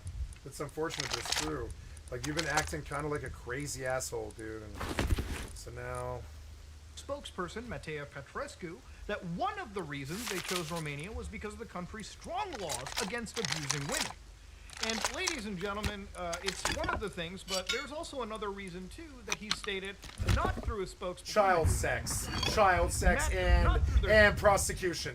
Child sex and prosecution is why he went to Romania. And they all fuck children too. These weird fucking AAA fucking right wing shitheads. They're all like Hitler had fucking syphilis. They're all sexually fucking weird because they repress others and they regress themselves, and so they end up like raping prostitutes and catching syphilis, or buying hookers in war like Hitler, or you know, and just being fucking weird. Going to Romania, having sex with children. You know, it's really weird. Their spokesperson, but through Fresh and Fit. Now, I'm going to paraphrase this 7-minute long video, but if you want to find it, you can absolutely Google it on the internet and watch this for yourself. Generally, what Andrew says is he starts a webcam business in his apartment back home in the United Kingdom, fires one of his top-earning girls. After a dispute, the cops bust in later on suspicion of him assaulting this person who he claims to also be a dumb hoe. Investigators are sent and they basically hold him for a little bit. Dumb hoe. I mean, so it was cool for like, you know, Snoop Doggy Dogg and Dr. Dre and like Curtis Blow, and or not even Curtis Blow really, like I mean like the West Coast and shit, Nas and shit, to use words like bitches and hoes and stuff in like from 94 until 2004, because they were going up against the censorship, they were going up against the white man and the WAS and the Parental Advisory Board and the MPAA and all these other censorship things, trying to bring black culture to America like it was brought out, like it came out, like as it came out of Compton or South Central or Brooklyn or whatever the fuck, right? Now, those guys for about 25 years had the top of the music scene, the top of the money scene. They were very, very influential upon America. But their ghetto style of South Central living and Brooklyn living and stuff that you see in the ghetto, like hookers and running numbers and drugs and crack and all the systemic problems of what happens when the white man steals all the money, right? Like South Central, I would say South Central is what happens when Los Angeles steals all the money and treats one race worse than another and all these other things, right? So where I'm going with this is it's like, it was cool from 94 till 2004 to use fucking slanguage like hoe, because the word hoe comes out of like South Central, and it's like a black person's derivative word of the use whore to describe somebody who has a crack addiction or an alcohol addiction or a heroin addiction or a speed addiction, who strolls the fucking boulevards selling sex on the side to people like rappers and stuff like that. Now, this never really, I mean, we've had white prostitution and stuff, but we never had that kind of exploited ghetto prostitution. Maybe in trailer parks we've got it, but we never had like South Central or Brooklyn prostitution or that kind of thing. And so whenever you call a woman a hoe or a whore, that shit's straight out of 1994 to 2004. And I know you fucking dinosaur shithead right-wing fucking idiots want to regress us back to fucking, 1244 or 1644 or 1944 or 2004. Anytime that isn't modern and getting better and treating each other better and evolving and shit. But I won't go back to your fucking caveman cave where you call people fucking hoes and shit in 2020. Fuck you. The last time that shit was cool, it was like 17 fucking years ago. And the only time we ever even heard the word fucking hoe is because of the prostitution problems in South fucking Central and really, Death Row fucking Records, which was trying to show you what it was like to come up in the ghetto. You saw it in Straight Outta Compton, but it's still a bad iteration of it. Listen to the albums if you really want to understand how bad it got. And that's systemic problems and all the shit that they were facing and shit. I don't want to hear some fucking toxic white masculinity, right-wing fucking idiot boy. Like, I don't care if you have money or the fuck not, trying to talk about fucking hoes and shit when you don't live in the fucking hood. Take your fucking shitty, crass, fucked up, right-wing, backwards, right rape culture, regress fucking taboo, fucked up, suppress women, sell sex, and fucking all this other shit, and then try to, like, keep women down and all that shit. Keep black people down.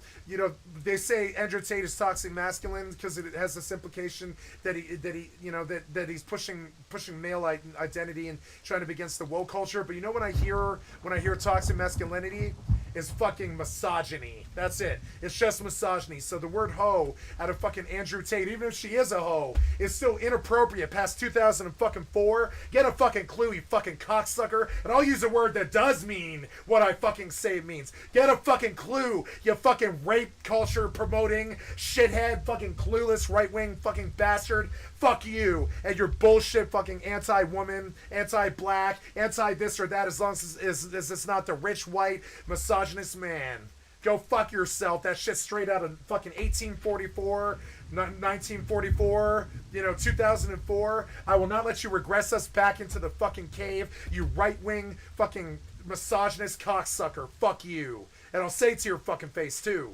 I don't care who the fuck you are. I'll say it right to your fucking face. And I'll have the fight with you. And I don't want to fight with him either. I'm not a physical person. Never struck a person in anger unlike him. I'm not into fucking stupid shit like wrestling and fucking all the stupid shit that toxic right-wing idiots are into. Like fucking MMA and fucking war, Vietnam fucking war movies. Like, I'm sorry, I'm not like you. And I'll say it to your fucking face, and I'll fucking die for the right for me to fucking say it. You've been fucking mistreating the women. You're mistreating the black people. You cause ghettos all over fucking America and all over the fucking world. You apartheid Africa and all the stupid toxic masculinity shit that you fucking push every day. And then you use language around impressionable fucking children who look up to you. Rich white children, rich white WASP children look up to you, Andrew Tate. And you use language like hoes about the women who obviously are willing to be in your life and deal with your shitty right-wing fucked up canceled ass. You know what I'm saying? Fuck you, and I'll say it to your fucking face too, right in fucking public. Like, you guys have fucked this shit up way too fucking bad. It's not popular for you to be talking about hoes in 2023. And honestly, it's perpetuating the fucking culture, you fucking cocksucker. Fuck you. They find some new evidence, apparently according to Andrew, somewhere around 11 new charges, and then he claims that he could not live under this government and left to Romania because he also had a fight coming up there. Listen Yeah, to you this cannot live under this government because they're after you for destroying the fabric of fucking society, you right-wing, stuck-up, piece of shit, rich asshole, fucking content creator talking about fucking hoes and shit in 2023. Fuck you, you're regressing mankind. You are killing us, you toxic cocksucker. Fuck you! And don't you ever talk about women like that around me! I'll fuck you up! Quick. Don't you ever talk to women like that! Because all the other girls in the house. I've never in my life called a woman a hoe. Not ever. Not ever. You know what I'm saying? I used to call women bitches when I was like 13 and I didn't fucking know any better. But by the age of 17, and definitely by my fucking birthday of my 18th fucking year, I was not calling women those fucking names. Out of high school, I knew better. And there you are in fucking public telling the known world that women are fucking hoes. Cancel that fucking cocksucker. Fuck him and fuck his rape culture. Cancel him. House went to on my And behalf testified said against her. She's lying. Yeah, right. So like, okay, but we've been through his life. He has a Lambo and a bunch of pussy, and he's enjoying himself, and that's not allowed in the Western world. So we've been through his life, and we found 11 new reasons to raise crap against him. So I had 11 new charges, blah, blah, blah, and I just woke up one day and said, I cannot live in this kind of. I will not live under a government that will do this to me when I've done nothing wrong. So I had to leave and go somewhere. And by coincidence, You've done a lot of things wrong. They're after you for fucking 20 charges. Get a fucking clue. Cocaine and women are not gonna fucking save you from how you have irritated the American government and caught 20 charges. You're going to jail in America, motherfucker. It's a matter of time. Fuck your right wing. Fuck your fucking cocksuckery. Fuck your shitty fucking against man, against woman, against children, fucking right wing, fucking regress, fucking attitude out of 1650. Fucking get the fuck out of my country. Yeah, you don't want to be here? Get the fuck out of here. You aren't an American as far as I'm concerned. You talk about American women like they're fucking hoes. Get the fuck out of my fucking country. Fuck you. Piece of shit. I had a fight coming up. I'll stomp your skinny ass too. I'm triple your fucking size. I'll see you in the ring too. I'm triple your fucking size. I'll stomp your fucking ass. I hope somebody sees it too. I'll see you in the fucking ring. I'll stomp your fucking ass. I don't care if you did MMA all your fucking life. I'm still triple your fucking size. Like, I'll say it right to your fucking face. You know what I'm saying? Fuck you and what you're doing to women. Fuck you and what you're doing to children. Fuck you and what you're doing to the fucking internet. And fuck you for what you're doing to America. Get the fuck out of here. You want to run to some fucking other country? Please do. Let them arrest your fucking shitty criminal ass and your disrespectful fucking fuck up this generation. Set back gender fucking, like, just like Trump set back fucking race relations for 500 fucking years. Andrew Tate is setting back sex relations for 500 fucking years. Fuck Trump and fuck the right wing and fuck Andrew Tate. Yeah, so I went and fought in Romania. And I just thought, you know what? I'll hang around here for a few months. You want to set back fucking gender and race relations for 500 fucking years? Get out of my fucking country or go to jail, one or the other one.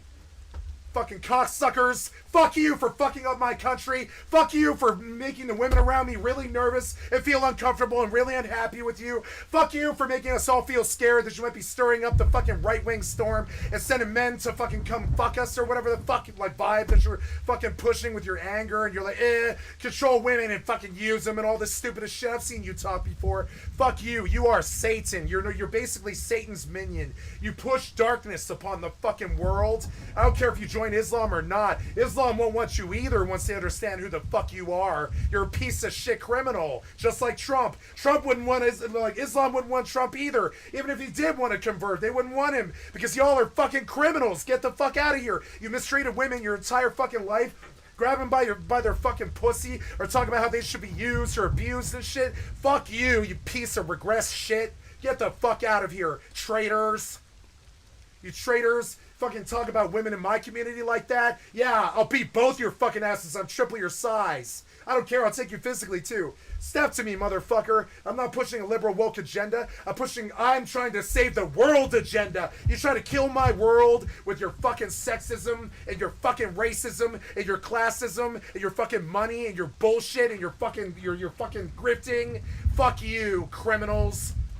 Get the fuck out of my country then. Or go to jail or spend the rest of your life in courtrooms like fucking Trump, please. Because we don't want you shitting up the place and jading our children. Get the fuck out of here. Fucking lies floating around on the internet, it's not that hard to contradict this idiot. So No. the way that they describe Emma Gabby in this is she's a predator who has a long list of baiting men into relationships for the specific purpose of destroying their lives. She has a chain of victims going back several years to when she was a minor. She devises sophisticated narratives to elicit compassion and attraction from unsuspecting men. She uses these men as hosts, taking what she wants for personal, emotional, or economic gain. At some point, she begins to exert control through intentional infliction of emotional distress, causing injury to the host. If her efforts to control do not produce an immediate return on her investment, she revokes consent for prior acts and threatens to have her host arrested unless her demands are met. So one of the other allegations is law enforcement, these lawyers bring is this Gabby individual has a long history of fraudulently misrepresenting her age on various dating apps and targeting older, successful men. She has a combination of fake IDs and false narratives. Now, again, I want to start off by saying that this was all in Florida, from what I understand. Now, I looked up Florida law, 794.05, unlawful activity with minors, certain minors. A person 24 years of age or older who engages in activity with a person 16 or 17 years of age commits a felony of the second degree. All right, so, okay, that's pretty... Why are you fucking weirdos always having sex with children? What the fuck is wrong with your weird, depraved fucking internet asses? I know what it is. You went on Tossie when you were like 16 and shit, and you started looking at fucking child rape and murder and shit, and now that's who you are deep down inside. Messed up, but Muda, what if they lied? According to Florida law, ignorance or belief as to victim's age, no defense. When in this chapter, the criminality of conduct depends upon the victims being below a certain specified age, ignorance of the age is no defense. Neither shall misrepresentation of age by such person, nor a bona fide belief that such person is over the specified age be a defense. So even if you didn't know, all right, or even if you were lied to, it's still on you as an adult. And the people in this situation are not young guys. They are mid-30s and beyond. So let's actually look at some of these cases that they bring up as a way to, downplay this girl. So, point 49, Jail John is incarcerated because E. Gabby accused him of blanking her. Jail John is currently serving a lengthy prison sentence. His life has been utterly destroyed. The pattern of behavior used on Jail John repeats the same pattern of behavior used against other victims. Jail John was induced into an illicit relationship with a minor under false pretenses. According to Marlon Fisher, M. Fisher, Jail John performed deviant acts in the bedroom, such as urinating. Yeah, I'm supposed to feel bad for this guy. Now you might be like, whoa, who is this Jail John fella? Now, according to Milk Bar TV, and how his assessment of Candace Owens' interview, one that we'll be looking at shortly later on as we go through this list, had come out and basically, outed that this Jail John individual is actually this guy right here. Now, this is where I want to bring up the actual people, I guess you could say, victims, it seems, if you read this entire docket yourself. These people are painted in a way where they've apparently been taken advantage of by E. Gabby, this minor at the time. Now, this guy over here, Jail John, we looked into it, and based on, Milk Bar TV, he's pretty much confirming this is Keith Fox. But, again, if you actually go and check out Candace Owens, for instance, the Daily Wire host, she is actually so stupid that, literally 2 weeks ago, she uploaded Candace Investigates Undertakes Victims. And inside this video, if you go to 16 minutes into it, they beep out, Keith Fox, the name. In serious time because of it. So again, understand, she's got this trial going on with, she is now with. But if you look at the actual lip movements from Candace Owens, it's pretty evident that she's saying Keith Fox. Now, I'm free to offer up a retraction. If I'm wrong, feel free to prove that I'm wrong. Now, according to the actual indictment over here, not indictment, but the actual complaint, at point 50, it literally starts mentioning, point 51, M. Fisher, Marlon Fisher, came to understand that Jail John was sentenced to decades of incarceration because of Blank's accusations. Now, in this situation, it says that Jill John performed deviant acts in a bedroom. And so we went up and used Keith Fox's name and looked up, actual news articles in the Florida area. And it turns out that Keith Fox was, well into his late 50s.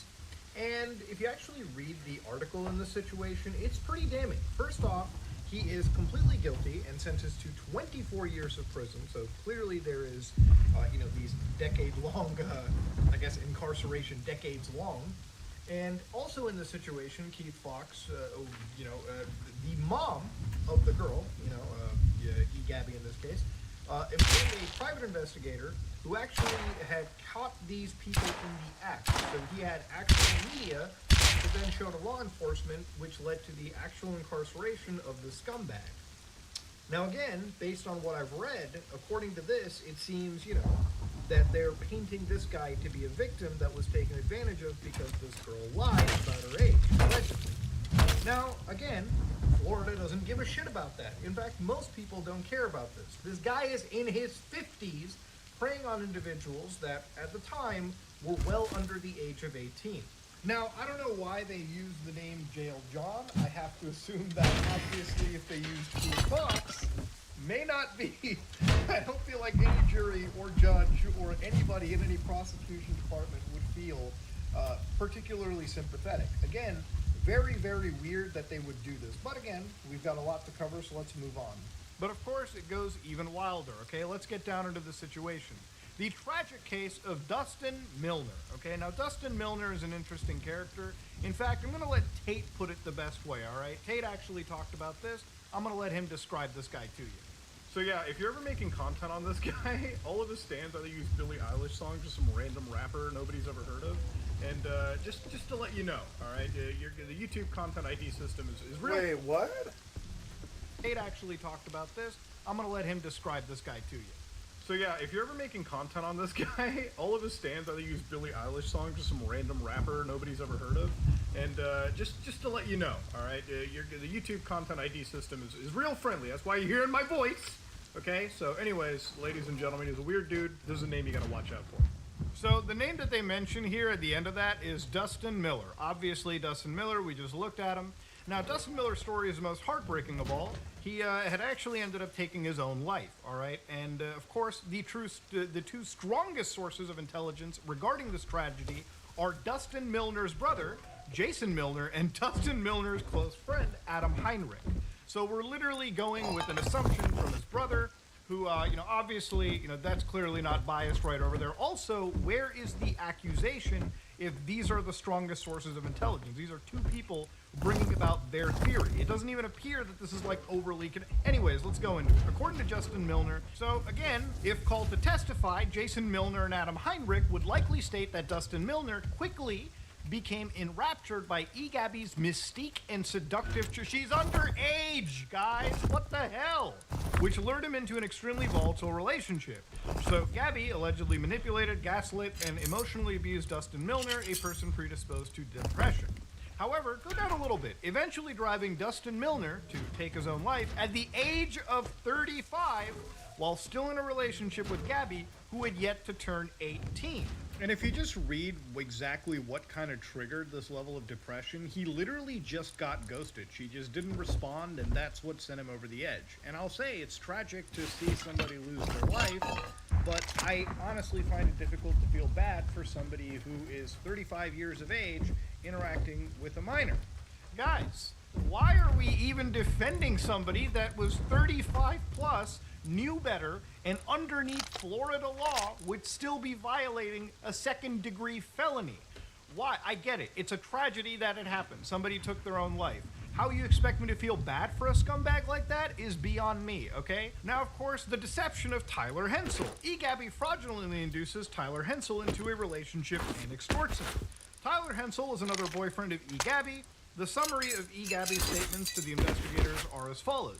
Gabby led him to believe that she was 26 when she was really 17 at the time, in order to induce Hensel into an illicit relationship. Hensel, who was at a young age of 35 when he had intercourse with Gabby, and was thus deceived into believing he was having an illicit relationship. And at least in Tyler's case, reading into it, once he realized that there was an age mismatch, he was actually one of the people that broke off contact. Not that he should have made it in the first place, but this might be the only guy that has, like, some possible level of redeeming quality out of the rest of the scumbags. I'll be right back, guys. What's Gotta even pee. wilder in this situation is the defamation of Joel Friedman, okay? Gabby defamed a man named Joel Friedman to Marlon Fisher, okay? Another one of the scumbags in this situation. She was falsely accusing Friedman and then published said defamatory statement. So here they actually bring a text message that makes that makes these adults look even worse. So this is a discussion between Marlon Fisher and Gabby. So read this out. Gabby, can I message him, Joel, to tell him I have a boyfriend? Marlon Fisher says, as you clearly understand, nobody cares you have a boyfriend, but if you'd like to tell him that he, did you, by all means, hurt you. Gabby says, I'd like to not put our relationship at risk. Gabby says, I'll gladly tell him when I'm 18, and anybody else that happened with. Gabby, so sweet you are. So you're breaking up with me because I don't want to tell Joel that he, R-worded me? Once I don't know if he could tell other people I'm underage, or when he would tell. And if they know I'm dating you, what happens next? Dog, you knew she wasn't 18. At your age, you are committing a felony. I'm supposed to, fucking sympathize with these people? These are the downtrodden men? These scumbags? Are you serious?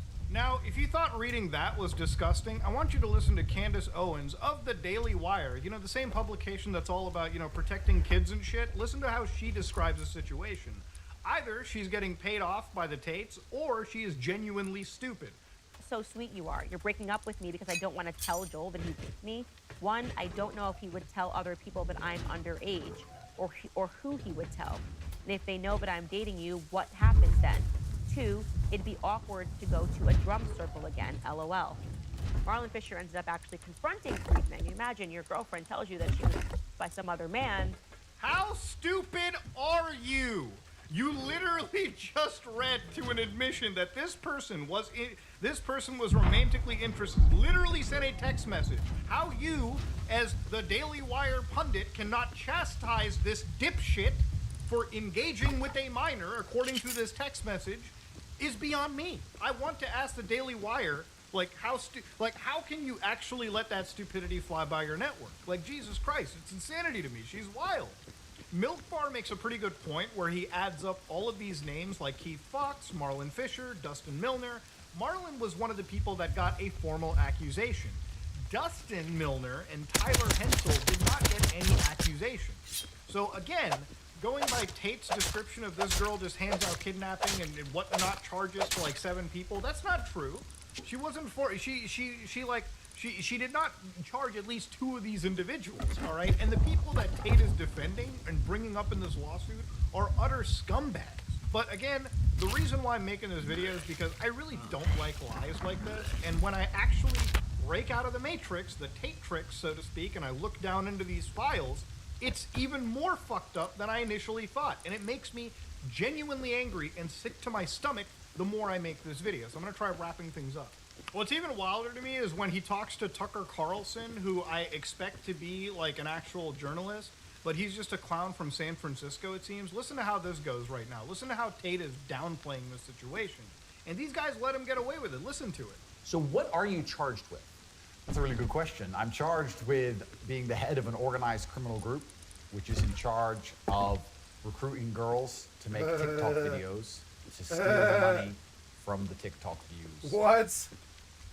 Okay, hey, Tucker, how about we just hire some people to, immediately crush him right there? This is not a hidden indictment, by the way. You can actually read this right here. The official indictment of Andrew Tate, Tristan Tate, and all these other people. All their crimes and charges are listed and explained. An indictment right here that we can watch and read together. So this is from June 15th. You can read this right now. So they formed an organized criminal group with the purpose of committing, in other states, the crime of human trafficking through actions of recruiting victims carried out by Andrew Tate and Tristan Tate, and subsequently under their coordination through actions of sheltering and transporting the victims. So they forced the victims to engage in pornographic activities, subjecting them to forced labor, forming an organized crime group, and so on and so forth. Recruited by deception, the defendant transported her from the UK and provided shelter for her in a building. And here's the thing, if the actual like people who followed Tate religiously learned how to read, yes, it's true, they mentioned TikTok in this indictment, but literally on page 1, before TikTok is even mentioned, they literally mention using the website onlyfans.com for this purpose and by subjecting them to forced labor. Then also using TikTok.com as a advertising funnel, I assume, as the more you read down. In fact, OnlyFans is mentioned 10 times, where they constantly say using the website OnlyFans subject to forced labor, using the website TikTok to attract over 1,000 followers, because of course TikTok is a funnel to guide people into what I assume to be the OF I got pages. And then of course you can keep going down, and they consistently mention OnlyFans. If you're going to lie, then you should at least learn. Again, all it took was like 30 seconds of reading and control F'ing. Something that you can do in your spare time if you actually want to reach objective facts. Again, this is how you break out of the Tatrix. According to the indictment 2016, Andrew Tate, using the application while in Romania, recruited by deception the victim by falsely inducing her about the intention to establish a family marriage relationship in the existence of false feelings.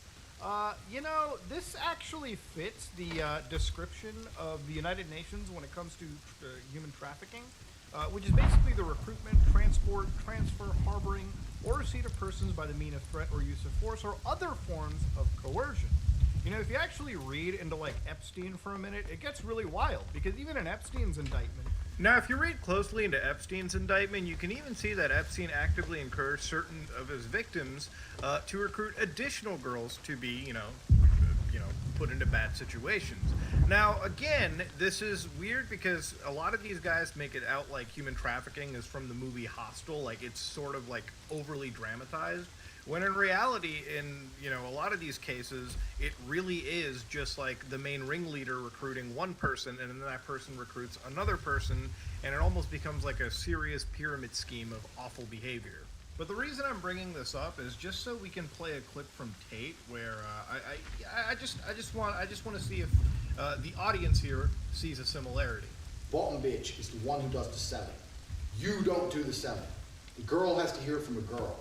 And this is where your bottom bitch has to be trained. That's why I said it's so important to have a good first girl. What's that first girl gonna do, huh? Is she going to go, train the other one? Like, come on now, all right? This is getting to the point where it's almost a semantic argument at this point. These people are really, really predatory individuals. And a lot of these old clips do not work really well for exonerating this individual. In front of anybody that looks at this with, an objective lens, they'll be disgusted of the guy Tate really is. And it seems like as his case matures and more of this information comes out and more of this information gets referenced, it's not looking too good.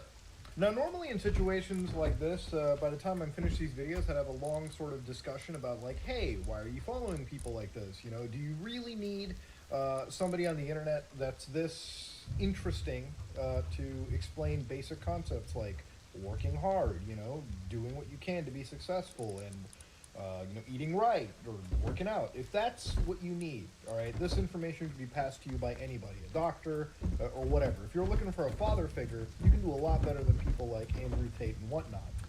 Now, at the end of the day, I think realistically where I want to end this off at is, based on everything that you've seen in these case documents that you've read, a lot of people say, hey, don't let the Matrix confuse you. We broke out of the Tatrix, and we decided to read the information for ourselves. Now, again, if anybody wants to, I guess, play devil's advocate, which, based on what I've read, it's pretty difficult to do so, then honestly, this should be a wake-up call for anybody following this kind of behavior. If you want to be a good person, if you want to be somebody that's an improved version of yourself, then the best thing you can do is introspection, self-reflection. Go look in the mirror, see where your inadequacies are, and honestly address them the best way that you can. If you feel you don't look good, there's ways to improve that. But sitting around and moping and fucking paying $50 for online courses isn't going to get you there. Working hard, improving yourself, even if it's like 0.5% each day, is better than nothing. That's what I'm doing. A year down the road, that's what I'm doing. Start looking into every day I do a little bit more. I clean my house a little more. I eat a little less. I smoke a little less. I stop cussing as much. I stopped talking as much. I stopped being as angry. After 35 years of the human race, it took me 5 years to just detune from the crazy that they had made me, and I'm just, you know. Every day I get another day further from being a methamphetamine addict. Every day I get a little bit further from being a drug dealer. Every day I get a little bit further from being a child of divorce and a child of physical abuse and the target of a fucking shitty crazy asshole that I put in jail who tried to kill me with a circular saw. Every day I get a little bit further from that. I had a friend who made fun of me for getting busted the other day. And I was like, yeah, but I'm still better than you. I'm getting better every day. I don't think you're getting better. I'm getting better. There's a difference. I'm the one with the career. I'm just saying. And I just, I feel this way. I feel very strongly about this. Like, every day I'm getting stronger and stuff. Like, today I went grocery shopping. I walked for 2 hours. I took care of my sick mother. I gave her a COVID test and all this stuff. Like, I'm doing better every day. And he has a point about this, like you want to be like some self-help guru for the right wing or whatever. First thing you must do is clean your mind, clean your body, clean your soul of the garbage and the shit that the other humans have like introduced to it, like some kind of Chernobyl to a nice lush like green land, And and I'm getting better every day. The path is not like, not the Andrew Tate path. The path is understanding that being toxic and shitty and dramatic and stuff is not good for the human race. Yourself and bettering yourself as a person, you'll see the changes. Of course, it requires you to put in I'm work seeing and changes. Like, I'm losing weight. I'm happier. I'm sleeping like 8 to 10 to 12 hours a day. I don't do drugs. I'm happier. I don't chase women that don't want me anymore. I don't, or whatever. Not don't want me, but like, just like aren't available anymore. Like any of this stuff. I'm not in love with anybody who. I'm not in unrequited love anymore. I don't cater to anyone. I don't have to take any phone calls. I don't have to talk to anyone. I'm doing so much better than I ever did. And I gotta say, it's like, it's a day-to-day basis. When I went into it last year, I was like, shit, by the time I'm 45, and I'm 40 right now, I might make some leeway. It'll take 5 years of digging every day, of exercising and taking care of myself, taking showers every day, and like sometimes twice a day. Everything. I didn't used to like shop until I was starving. Now I take care of it before it gets that bad. I didn't used to take care of any of my problems until they were essentially going to put me in jail. Now I preemptively take care of them. I didn't used to do housework. Now my house is beautiful. I'm talking like beautiful. Like, my house is beautiful. Like, if a woman were to walk in this house, she would be like, oh my God, this place is wonderful. I really feel that way. Like, I like, honestly, like, like my kitchen is not a mess. There's no dirty dishes in the sink. Like, my bed sheets are clean. My room is clean. My laundry's on a hanger. It's all clean. Everything's fucking good. There was this point where everybody else's problems and everybody else's sadness and everybody else's drama and everybody else's anger had just taken over my life and created this shitstorm of miasma, from my drug scene to my family scene to my friends' scenes to everybody's scenes. Like, everybody was experiencing a loss of money, a loss of happiness, a loss of productivity. Everybody was sick. Everybody was unhappy. And I think it's time for me. I don't think it's time for them, but I think it's time for me to get better. It's weird. It took getting to the darkest place that humanity had ever been in beyond World War II to like, for me to like understand that I could get better. It took I would say the darkest place we've ever been was 2019, when we thought the world was going to die to COVID. I think that maybe was worse than World War II in some ways. Not to relate, not to compare them. There's nothing that has ever been anything as bad as World War II. But I mean, COVID could have been as bad as World War II. It could have cost more lives. And I feel like this is an interesting time to be alive, and your positivity and your appreciation and your woke thoughts. You're not woke, excuse me. Woke's the wrong word. It's like consideration. Your consideration of everybody else is extremely important when we have 8 billion people on the planet. You can't treat each other, can't call women blah blah, can't treat women a certain way, can't jade the minds of little Eichmanns, you know? Can't be on Reddit talking about child sex or any of that stuff that you guys do. I'm sorry, but I just have no interest in this shit. Effort. And that effort isn't going to be, or sorry, the reward isn't going to be as clear cut for the amount of effort you put in the beginning. But as you develop, you know, your habits, as you develop yourself mentally, physically, emotionally, financially, the rewards, you know, we hope will come in due time. And even if they don't, at least you attempted versus following these idiots on the internet. But again, that's just me diatribing into something. Thank that you. isn't It's really beautiful. ultimately- Like, I feel like the problem with the human race right now is exactly what he just said. We all follow idiots that we see on the internet. I know, because I'm one of them. I look at all these people on YouTube, and some of them are woke, some of them are Nazi. I still feel like, you know, you got to live your own life, and you got to take each case on a, you know, each person on a case-by-case basis. You can't poison the well with your judgments or your words. You can't be casting people out. You know, the stone that the builder refused shall be the head cornerstone. Ultimately, the journey is going to be done by you. It's not going to be by people like me or Andrew Tate or anybody. It's all on you. You want to be an alpha? You create your fucking alphaness. You create your world.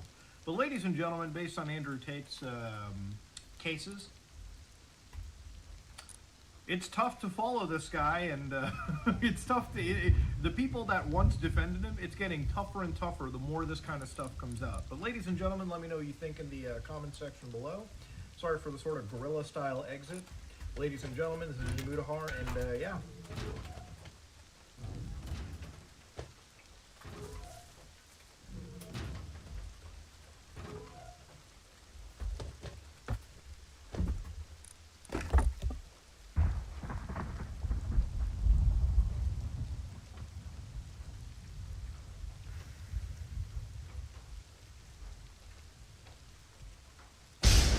What we know for certain is that at some point in the early 21st century, we marveled at our own magnificence as we gave birth to AI.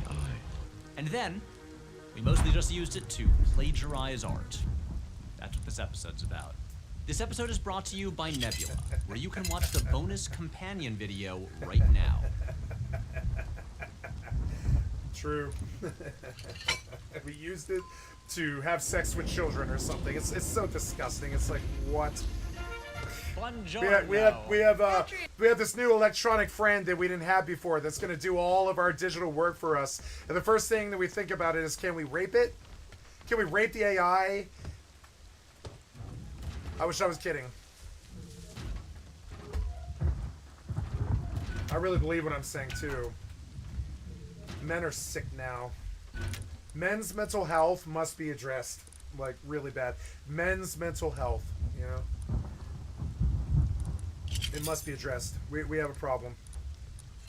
Houston, we have a problem, and it's men's mental health. I'm not sure, I'm sure women have some issues too, but I bet it's mainly because of men's mental health. If women have issues, it's, or anybody else, any other gender spectrum has issues, it's because of men's mental health. You know, I would say, I would wager. Why is this cord constantly pulling? Stop it. Stop fighting me, fucking cord. Stop it.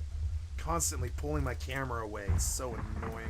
It's totally loose too. I can flop it around. It's like totally loose, like a penis and shit. But the minute that I stop paying attention to it, the cord goes taut and starts tugging at the camera to pull it away off of my face. It's so annoying. Like there, it's like totally like loose. Damn it.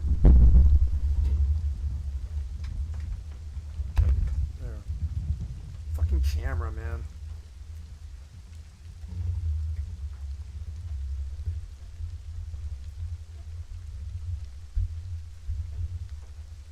There. Sorry. I gotta see if it's even lined up.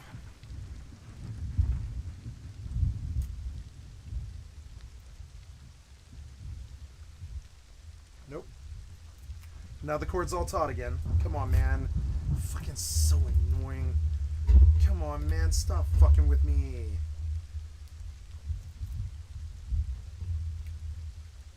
Fucking inanimate objects. Where I got it. I think. No, it's still not perfect. It's like, whatever. That'll have to do.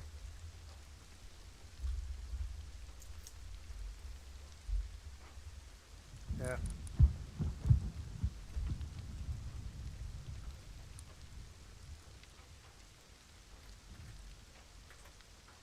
Rick, you're back. How was the premiere? It was incredible.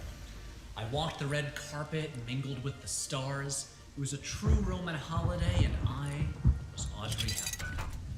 Not Gregory Peck? Nope. Rome was invaded. I don't think I'm gonna do this one. This nope, nope.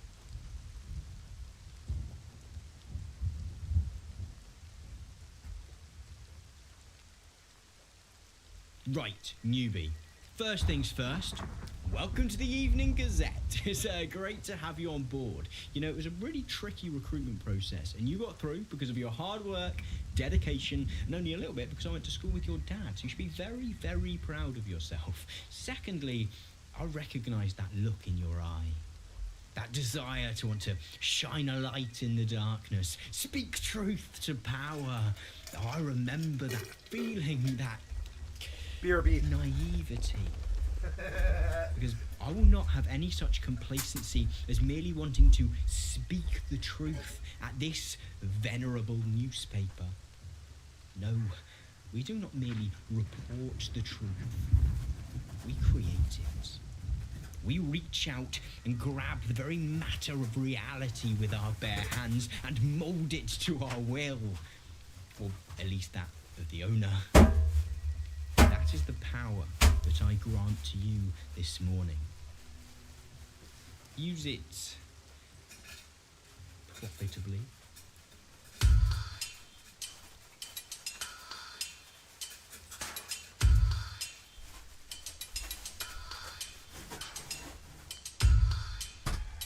Let's talk about media bias.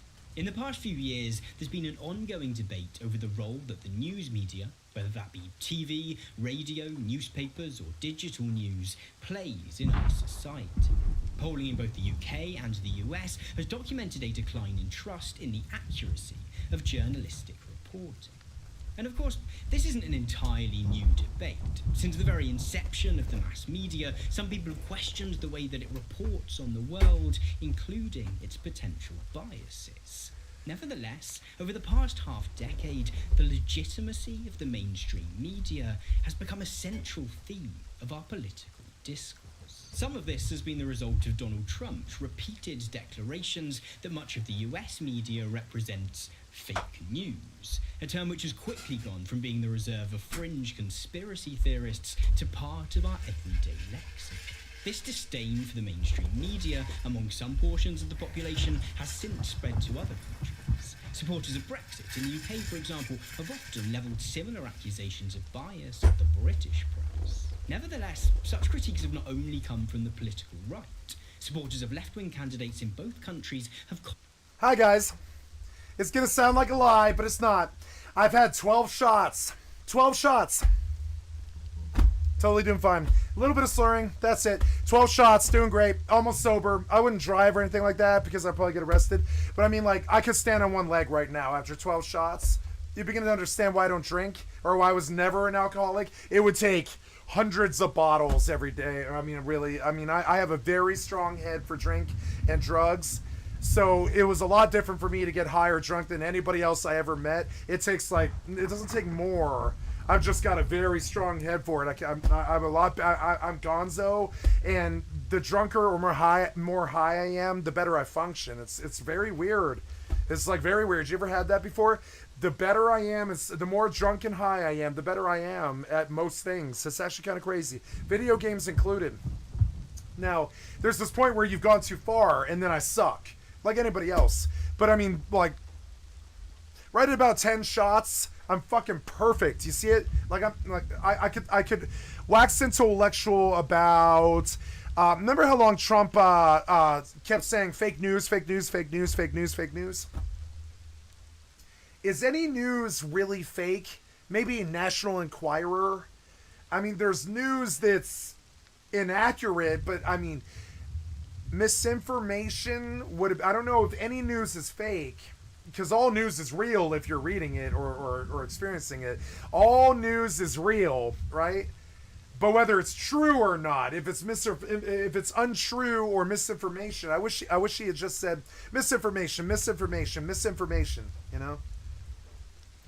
Constantly questioned whether the news media might be unduly biased against their favourite candidates. Naturally, perhaps, the media has pushed back at these accusations. In 2017, in response to Trump's anti-media rhetoric, the Washington Post adopted the slogan, "Democracy dies in darkness." In doing so, they appealed to the idealistic perception of the media shining a light on the activities of the powerful, while also providing a warning as to what society might look like in its absence. Yay, I'm alone! So, if that's going to be your slogan, maybe don't institute a hard paywall. Defenses of the media. Have you guys ever been on an empty Rust server? It's so liberating. I gotta tell you, it's like being in New York with no people. You can do whatever you want. It's like your whole land. And it matters because sooner or later people will get back on again. But during that time, you're zero risk. You can do whatever you want. Media have therefore attempted to channel a vision of the news as a crucial part of what Jürgen Habermas calls the public sphere, in which ideas are debated and the exercise of power questioned. When they've turned more pessimistic, they've relied upon the notion that while we might not always like what we read, see or hear in the news, we'd miss it if it was gone. In today's video, I want to explore this question of media bias. In doing so, I'm going to draw primarily on the work of Edward S. Herman and Noam Chomsky in their 1988 book Manufacturing and Consent. the British cultural theorist Stuart Hall. We're going to explore the notion that, its critics across the political spectrum suggest, the media doesn't merely reflect the world back at us in a neutral sense, but encourages us to interpret the world in a certain way. We're going to consider what biases we might be able to identify and how those are encouraged by the economic and institutional structures which govern the news that we get to read, see and hear. Rather than focus on the coverage of representative politics, however, I'm going to use as a case study a recent news broadcast which focused on an event which has been the subject of some fairly contentious coverage. Okay. For the most part, in recent months, the news has been preoccupied with covering the COVID-19 pandemic and the differing responses of governments, companies and individuals to both the virus itself and the various measures that have and haven't been put in place to halt its spread. In early 2020, however, the British media decided to give me and my fellow Brits a break from coronavirus updates in order to focus on what they referred to as the migrant crisis. See, the previous weeks had seen an increase in people crossing the English Channel, often in inflatable dinghies, in order to seek asylum in the UK. Very quickly, there seemed to be as many news reporters in the channel, bobbing up and down in chartered boats in order to provide up-close, live coverage of these crossings. The reporters seemed to have taken influence from reporting by the US media in 2018 of what was often referred to then as the migrant caravan. In the last part of that year, a group of primarily Honduran, Guatemalan and Salvadoran refugees fleeing violence and poverty had been making their way through Mexico in order to seek asylum in the US. The American media took it upon itself to provide daily updates on the caravan's progress, often tracking them with camera drones. The British adaptation of this coverage was very on-brand for the UK, often seeming like a straight-to-VHS knockoff. Here, the smooth, filmic gliding of the American drones was replaced with shaky footage as camera operators attempted to steady their lenses against the undulations of the sea. Nevertheless, the result was fairly similar. A transformation of individual stories of struggle and displacement into a media spectacle to be consumed over breakfast. Furthermore, as we'll see, throughout these reports there were similar implications as to what our emotional and political response to these channel crossings should be. In today's video, I'm going to focus on just one example of this coverage, a package which was broadcast as part of the BBC's flagship news and current affairs programme, Newsnight. We're going to explore the ways in which this report frames the channel crossing that it's reporting on, as well as asking what aspects of the way in which our media operates might have led to this framing. Alongside giving an insight into how the British media is presently reporting on this particular event, I hope that this video will provide you with the ability to similarly critique other news reports that you're faced with, and to take a critical approach to engaging with the news media. Before we dive into some of the theory that we'll be drawing upon, however, let me give you a brief rundown of what is contained within this report.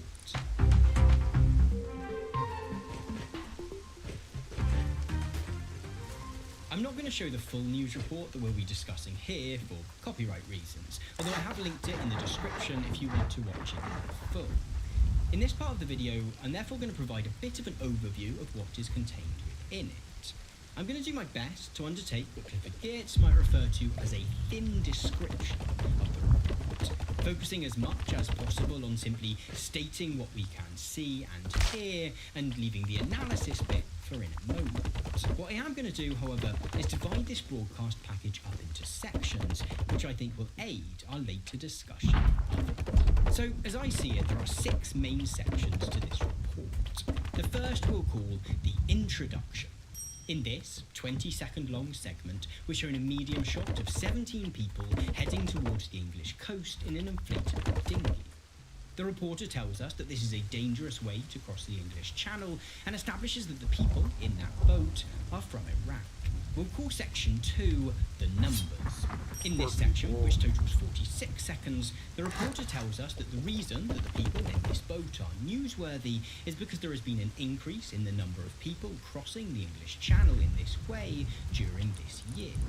He provides us with a series of statistics, telling us that there were over 100 people picked up in the channel today, including young children. That's after a record 235 yesterday. It takes the total to more than 4,000 since January. In section 3, which we'll call the Union, the reporter segues to an interview with a representative from the Union for Borders, Immigration and Customs.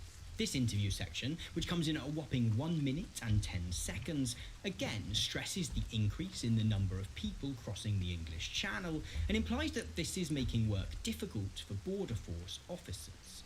In one moment, which will be crucial to our discussion later, the interviewee tells the reporter that they've had to start to wear body armour because so many folk are being brought in.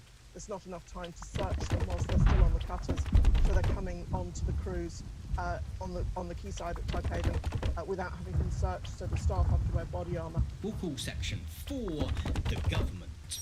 In this 24-second section, the reporter interviews Rishi Sunak, the Chancellor of the Exchequer, who suggests that people, he never tells us exactly which people, are frustrated at this increase in the number of these kind of channel crossings. He tells us that we all want them, by which he means these statistics, to come down, and begins to shift the focus of the conversation towards the actions of the French government, implicitly suggesting that they should be stopping people from leaving France in the first place. Section 5 I'm going to call the French. This section is 56 seconds long. Here, the focus on the action, or as it's implied, inactions of the French government continues. The reporter undertakes a further interview with the local MP, Natalie Elphicke, who, like Rishi Sunak, is a member of the right-wing Conservative Party. This MP is more direct in her criticisms of the French, telling the reporter that more needs to be done because too many are breaking through and getting into Britain. Section 6 will refer to as the saviours. In this final 24 seconds, we return to the boat with which we began.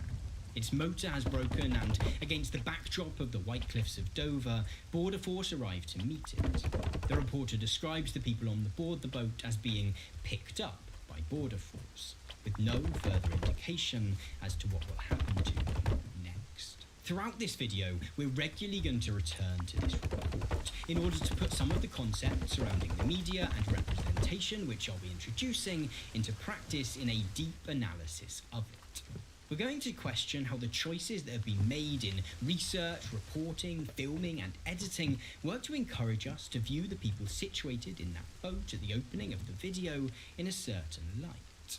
And we're also going to consider how this framing has been informed by the economic, institutional and cultural workings of the media industry, which produced it.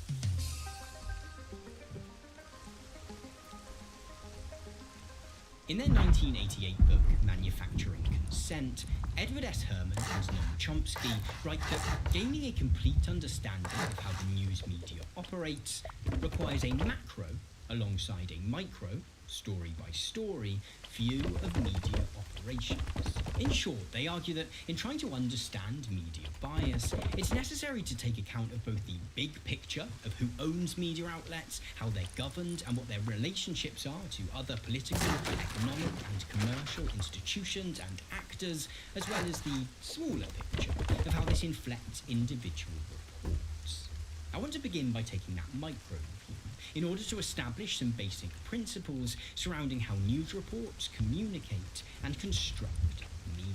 See, there are two polarizing views that people often have about how the news media works. Some people are of the opinion that the media constantly spins us outright lies about the world around us. Others are adamant that it is an oasis of truth amidst the desert of confusion that is our society.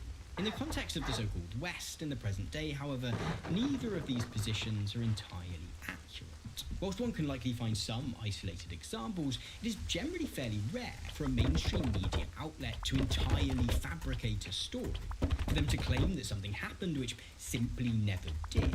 Yet, this doesn't mean that they present us with unfiltered, objective truth either.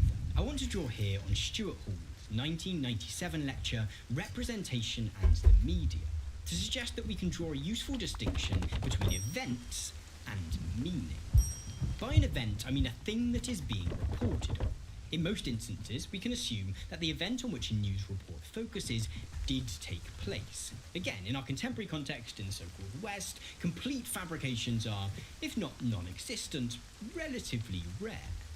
Nevertheless, the news clearly does more than simply point to an event and say, this happened. A great deal of emphasis in news reporting is put on not only highlighting the fact that an event has taken place, but also in telling us what it means. In the news package that we're focusing on in this video, the event is that on the morning of Friday the 7th of August 2020, a BBC news crew came across 17 people in a dinghy in the English Channel. There is little doubt that this happened. I would also suggest that there is little doubt that, as the reporter goes on to tell us, this crossing is dangerous and has cost lives. Once we move past section 1 of the report, what I've called the introduction, however, the reporter and the people he interviews are clearly doing something far more than simply highlighting the existence of this event.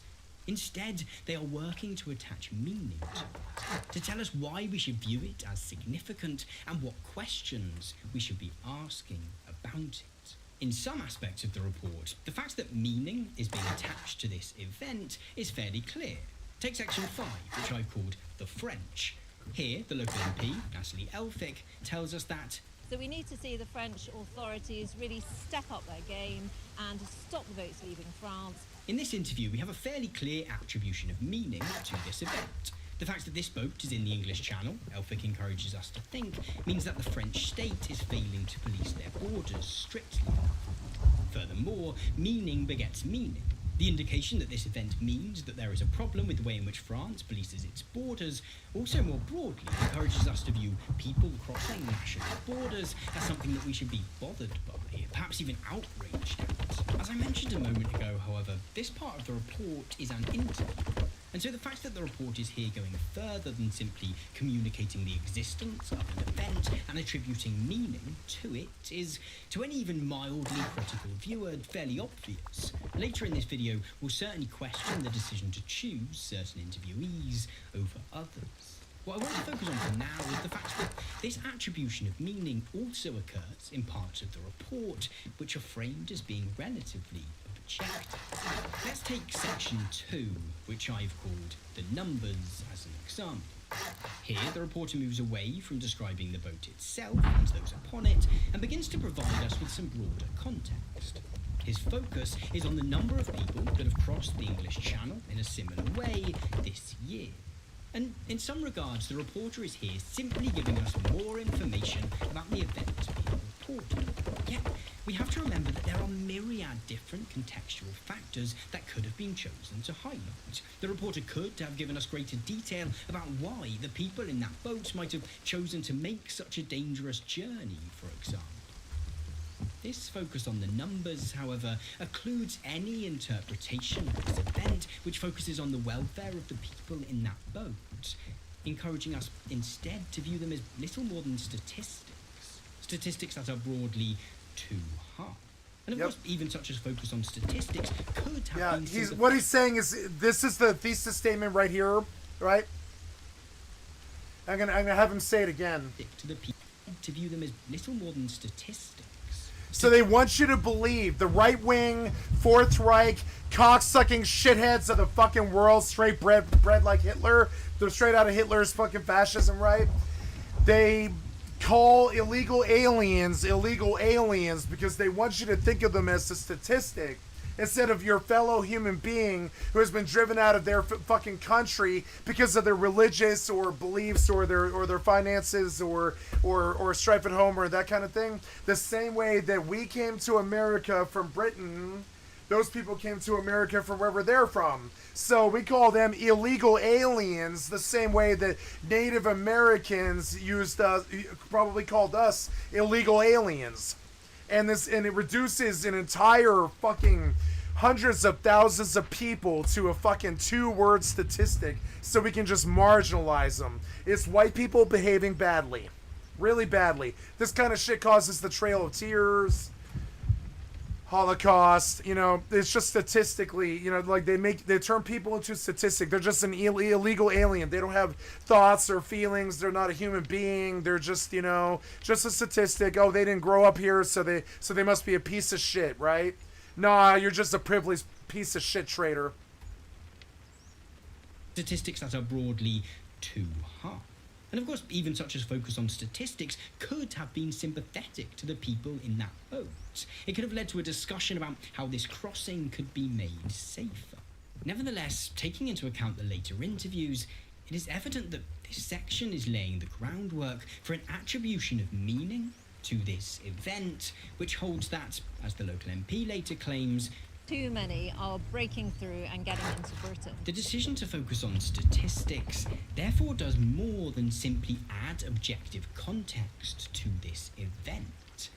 It is intrinsically involved in the attribution of meaning to it. Shortly, we'll look at how the report doubles down on this line of thinking, working to frame the people in that boat not only as a statistical problem, but as a potential threat. What I want to emphasise here, however, is the broader discovery that we've made about the way in which news reports operate. Stuart Hall writes that the one thing you can say about an event is that there is no one true, fixed meaning about it.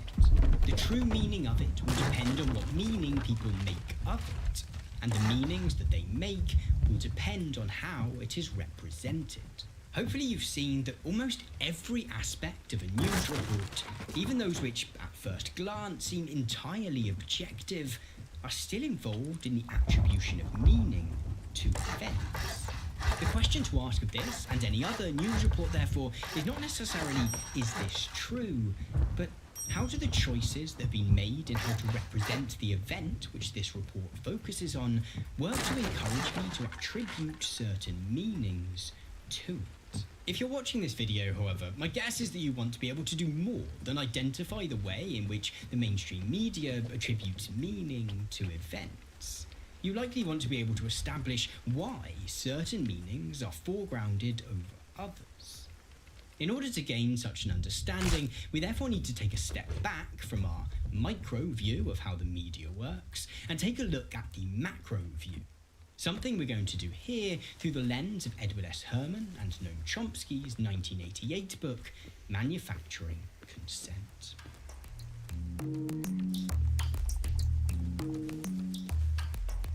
In the previous section, we've hopefully established that objective, unbiased reporting is essentially impossible. Every aspect of a news report works not only to highlight the existence of events, but also to attribute meaning to them. In simple terms, bias in news reporting is inescapable, It is impossible to report on an event without also emphasizing certain interpretations of what it means, why we should be interested in it, and how we should respond to it. Yet, the biases that emerge from the impossibility of objective reporting in our contemporary media are not random. Although exceptional outlets and isolated instances of dissent exist, the mainstream media in the so-called West consistently works to attribute to the events which it reports on meaning which serves the interests of the economic and political elite. This is the central thesis of Edward S. Herman and Noam Chomsky's 1988 book Manufacturing Consent, which argues that the bias present in the mainstream media so consistently works to serve the interests of the wealthy and powerful that we can describe it as operating on a propaganda model. The use of the term propaganda here is notable, given the context in which Herman and Chomsky's book was published. Manufacturing Consent was written and released at the tail end of the Cold War. And, as John Fuzek has written, an enduring narrative of that period was that the Cold War represented a global struggle between the free world of US-led international capitalism and the slave world of Soviet-led international communism. This notion that the West was the locus of freedom extended into popular discourses surrounding the media. People living in the capitalist nations were encouraged to celebrate the fact that where the media in the USSR and the various countries under its sphere of influence were owned and tightly controlled by the state, they had access to numerous news sources which were free from official government censorship. Herman and Chomsky, however, argued that this freedom from formal government control did not, and does not, mean that the news produced by the US media was or is without bias. Instead, they argue that various aspects of the way in which the US media functions, including its ownership, how it is governed, and its relationships with other political, economic, and commercial institutions and actors, means that it consistently works to attribute meaning to the events that it reports on which are favourable to the US government and US corporations in a manner which is not as dissimilar to propaganda as we are often led to believe. While the result might be similar, however, Herman and Chomsky are clear that the process through which the US media, and that in similar advanced capitalist nations, comes to serve this propagandist function is quite different. Although cases of direct interference and censorship do exist, they argue that, for the most part, the process through which the media is encouraged to support the interests of those with the most power in our society is more subtle. They propose the existence of 5 filters, each representative of a different economic, institutional, or cultural aspect of the way in which the contemporary media operates, which any piece of news must pass through before reaching the general public. They write that these filters not only decide what is newsworthy in the first place, but also fix the premises of discourse and interpretation. Echoing our discussion in the previous section, these 5 filters therefore work to influence both what events get reported on, as well as what meanings come to be attributed to them. The first of these filters is the size, ownership, and profit orientation of the mass media. This filter primarily emphasizes the fact that most media entities in the US and similar countries Sorry guys, are I'm owned just by a voting for my person or server. corporation with a vested interest in Sorry. what gets published or broadcast by that outlet. Many owners of media companies will stress that they refrain from interfering in editorial decisions surrounding what is reported on and how. Nevertheless, they are ultimately responsible for hiring editors and other executive-level staff who are always very aware of who pays their wages. While Jeff Bezos might not decide exactly what gets published in the Washington Post, for example, we'd be foolish to believe that the fact that everyone who works for that paper is aware of who their ultimate boss is doesn't have an impact on its reporting. Writing for the Columbia Journalism Review, Matthew Ingram suggested that while the Washington Post has published articles which are not entirely flattering of Amazon, there is a sense that it sometimes pulls its punches, treating the company more favourably than it might treat others. In a broader sense, we have to be aware that media organisations are themselves companies that operate within and benefit from the existing capitalist organisation of society. As a result, they are much less likely to publish articles which are overly critical of that system. The second of Herman and Chomsky's proposed filters is the advertising license to do business. This filter highlights that news outlets of all forms are highly reliant on advertising revenue. Even if one pays for a newspaper or news channel, this often doesn't even cover the cost of operation. Advertising is thus an important revenue stream for most media companies. The result, write Herman and Chomsky, is that with advertising, the free market does not yield a neutral system in which final buyer choice decides. The advertiser's choices influence media prosperity and survival. In short, media entities do not only live or die based on whether they appeal to the general public or not, but also on how they appeal to advertisers. Again, it's not necessarily the case that Nestle will refuse to advertise in the commercial breaks of a newscast unless they promise never to say that Smarties are anything but delicious, but in a broader sense, that advertisers are less likely to seek out and advertise with broadcasters or publications too critical of the various economic, cultural, social and political structures from which they benefit. In truth, this is not always entirely motivated by a desire to defend capitalism. It is as likely to be influenced by the fact that news coverage which focuses too heavily on ingrained, systemic injustice is pretty unlikely to put people in a buying mood. Either way, the result is that it tends to be far easier to attract advertisers by defending the status quo than by criticising it. Herman and Chomsky title their third filter, Sourcing Mass Media News. This filter highlights the fact that news organisations have to get their news from somewhere. And, write Herman and Chomsky, the media cannot afford to have reporters and cameras at all places where important stories might break. Economics dictates that they concentrate their resources where significant news often occurs, where important rumours and leaks abound, and where regular press conferences are held. Newspapers and broadcasters in the US, for example, will, for reasons of ease, usually have reporters who are permanently based at the White House, the Pentagon, and the New York Stock Exchange. And on the one hand, this means that they are constantly present, ready to ask questions about any controversies that occur in relation to these loci of power. The flip side, however, is that it means that the people who work for governments and corporations have far greater access to the press than anyone else. They are thus far more easily able to announce or leak stories which are favourable to them. It also leads to a situation in which the media end up working closely with representatives from these organisations and thus become hesitant to do anything which might sour those relationships. Take, for example, the fact that many local news organisations will have a reporter whose job it is to cover the local police force. Their ability to do their job well is reliant on that police force continuing to feed them stories. Publishing a story too critical of the local police force risks making them less likely to do so.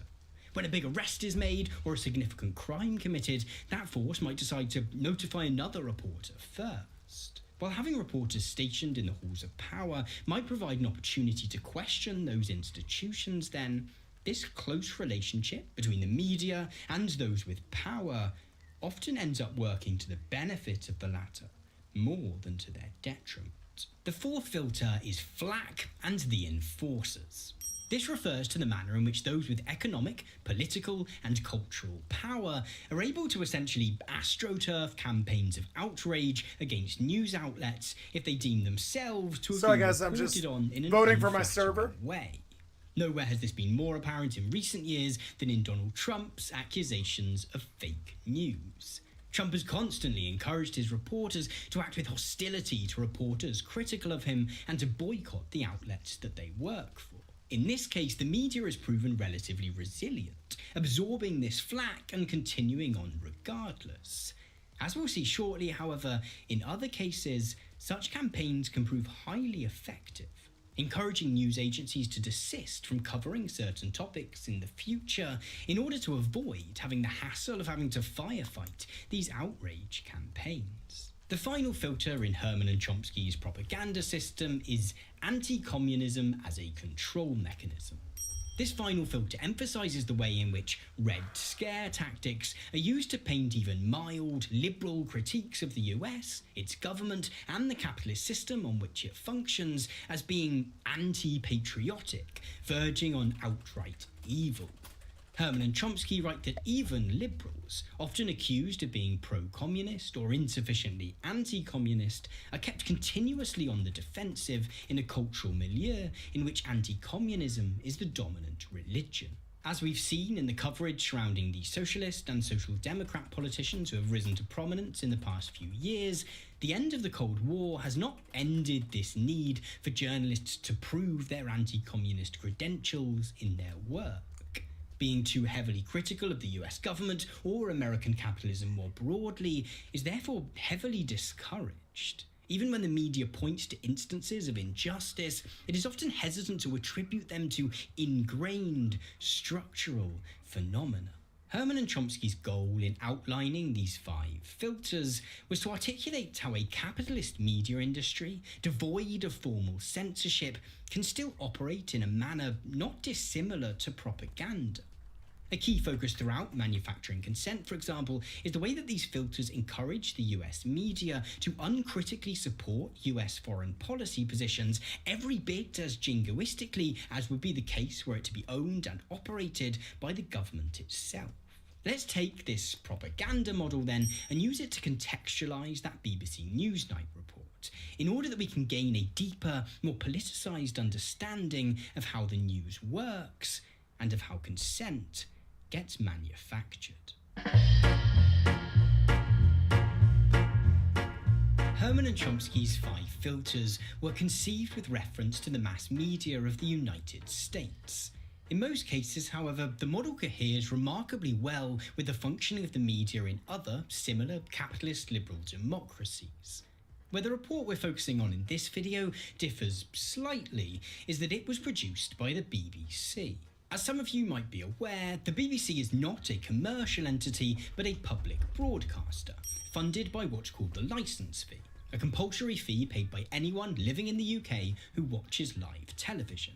As none of the BBC's channels carry advertising, we can therefore put to one side Herman and Chomsky's second filter, the advertising licence to do business, because the BBC simply doesn't have to put any thought into pleasing advertisers. I'm also, for reasons of time, going to skip over Herman and Chomsky's 5th filter, anti-communism as a control mechanism. That's not because I don't think it's relevant to the context of the UK or to the BBC. The reason that the BBC started producing news bulletins in the first place was so that it could assist the UK government in bringing an end to the general strike of 1926, and throughout its history it has constantly felt the need to prove its anti-communist credentials. During the Cold War, it asked MI5 to vet prospective employees to weed out potential subversives. During the 1984 to 1985 miners' strike, it rearranged footage in order to excuse police violence against picketers, and during the most recent general election, it consistently framed even mildly social democratic policies as ridiculous, at one point asking Labour MP Angela Rayner, who had just been speaking incredibly eloquently about the climate emergency, whether she wanted to nationalise sausages. Nevertheless, anti-communism is not directly relevant to this broadcast, and therefore we're going to divert our attention to the remaining 3 filters: ownership, sourcing, and flack, which we'll find to all be highly influential to the meaning that the BBC and its reporters attach to the event at the centre of this report. Let's begin with the first filter: size, ownership, and profit orientation of the mass media. The BBC, as we've mentioned, differs from commercial news channels of the kind discussed in the previous section in that it is not privately, but publicly owned. The organisation is governed by the BBC board, with its day-to-day management being the responsibility of an executive committee led by the Director General. Ostensibly, this governance structure means that, despite its public ownership, the BBC is independent from the UK government.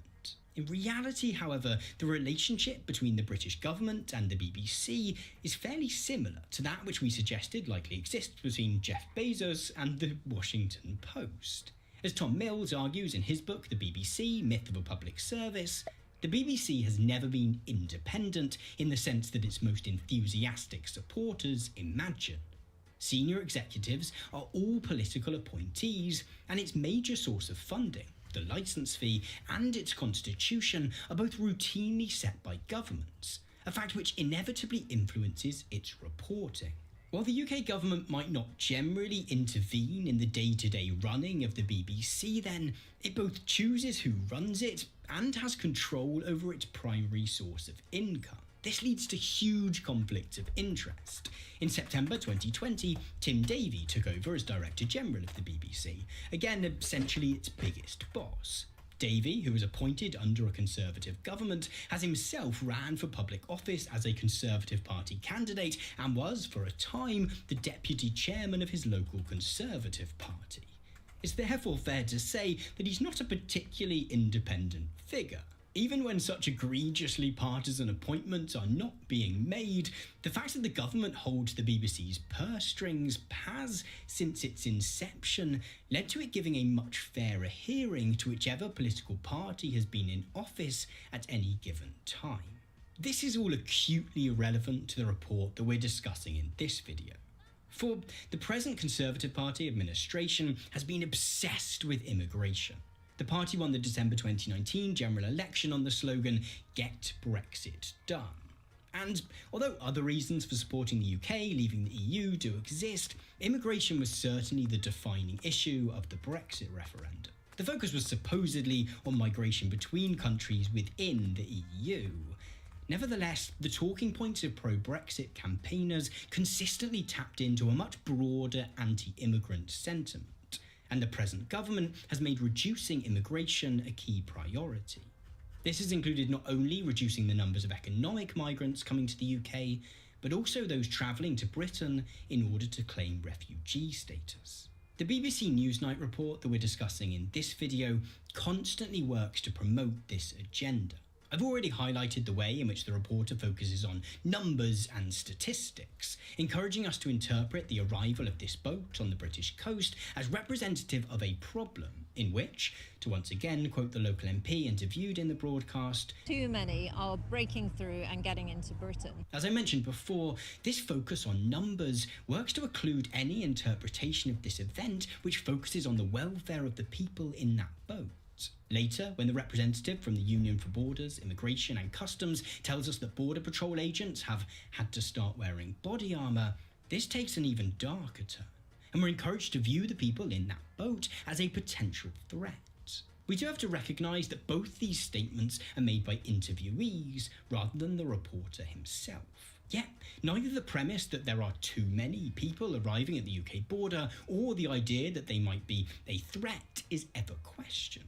The opportunity to point out that the UK gives sanctuary to far less refugees than Germany, Italy, France, Austria or Sweden, for example, is completely passed by, as is the opportunity to engage in any kind of discussion surrounding the UK's duty under international law to provide sanctuary for refugees, or the moral question of whether we might do so out of our ethical obligation to our fellow human beings. Instead, even when questioning members of the ruling Conservative Party, the report consistently works to frame this issue in terms favourable to the government's anti-immigration and anti-refugee agenda. One key factor in why this is the case has to be the fact that the government ultimately has control over the BBC's future. If we skip over Herman and Chomsky's advertising-related filter, we arrive at filter 3, sourcing mass media news. The most relevant focus here is on the choices that have been made surrounding who is interviewed during this report. The first thing that we might note is that of the two politicians that are interviewed in this broadcast, both are from the Conservative Party. Despite the BBC being required by its charter to apply due impartiality in its reporting, neither the opposition party, Labour, nor any other political party are given the opportunity to provide their response to this story. What's more interesting to my mind, however, is the broader imbalance in terms of which relevant perspectives are given voice within this piece. For the longest interview contained within this report, comprising a quarter of its total runtime, is not with a politician, but with a representative of the Union for Borders, Customs and Immigration. On the face of it, what we have here is simply a contribution from someone on the ground. Someone who is not a politician, but is here to tell us what the past few months have been like for those working with the asylum seekers who have been making these channel crossings. On one page on its website, the Union for Borders, Customs and Immigration describes itself as non-political, founded by operational staff for operational staff.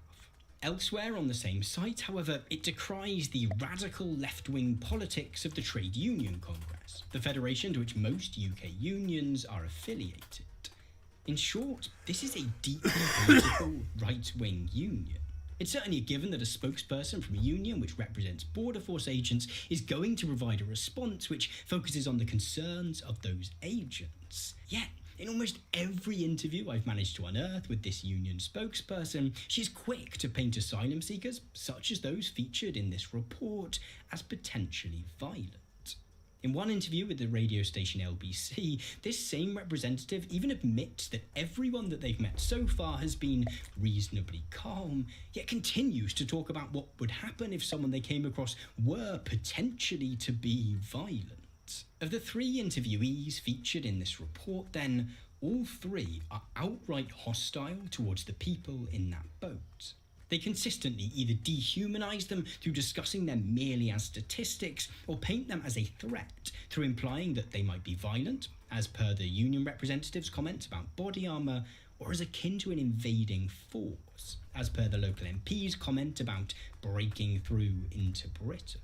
What is notable is that at no point during this report do we hear from anyone with the remotest bit of sympathy for the people in that boat.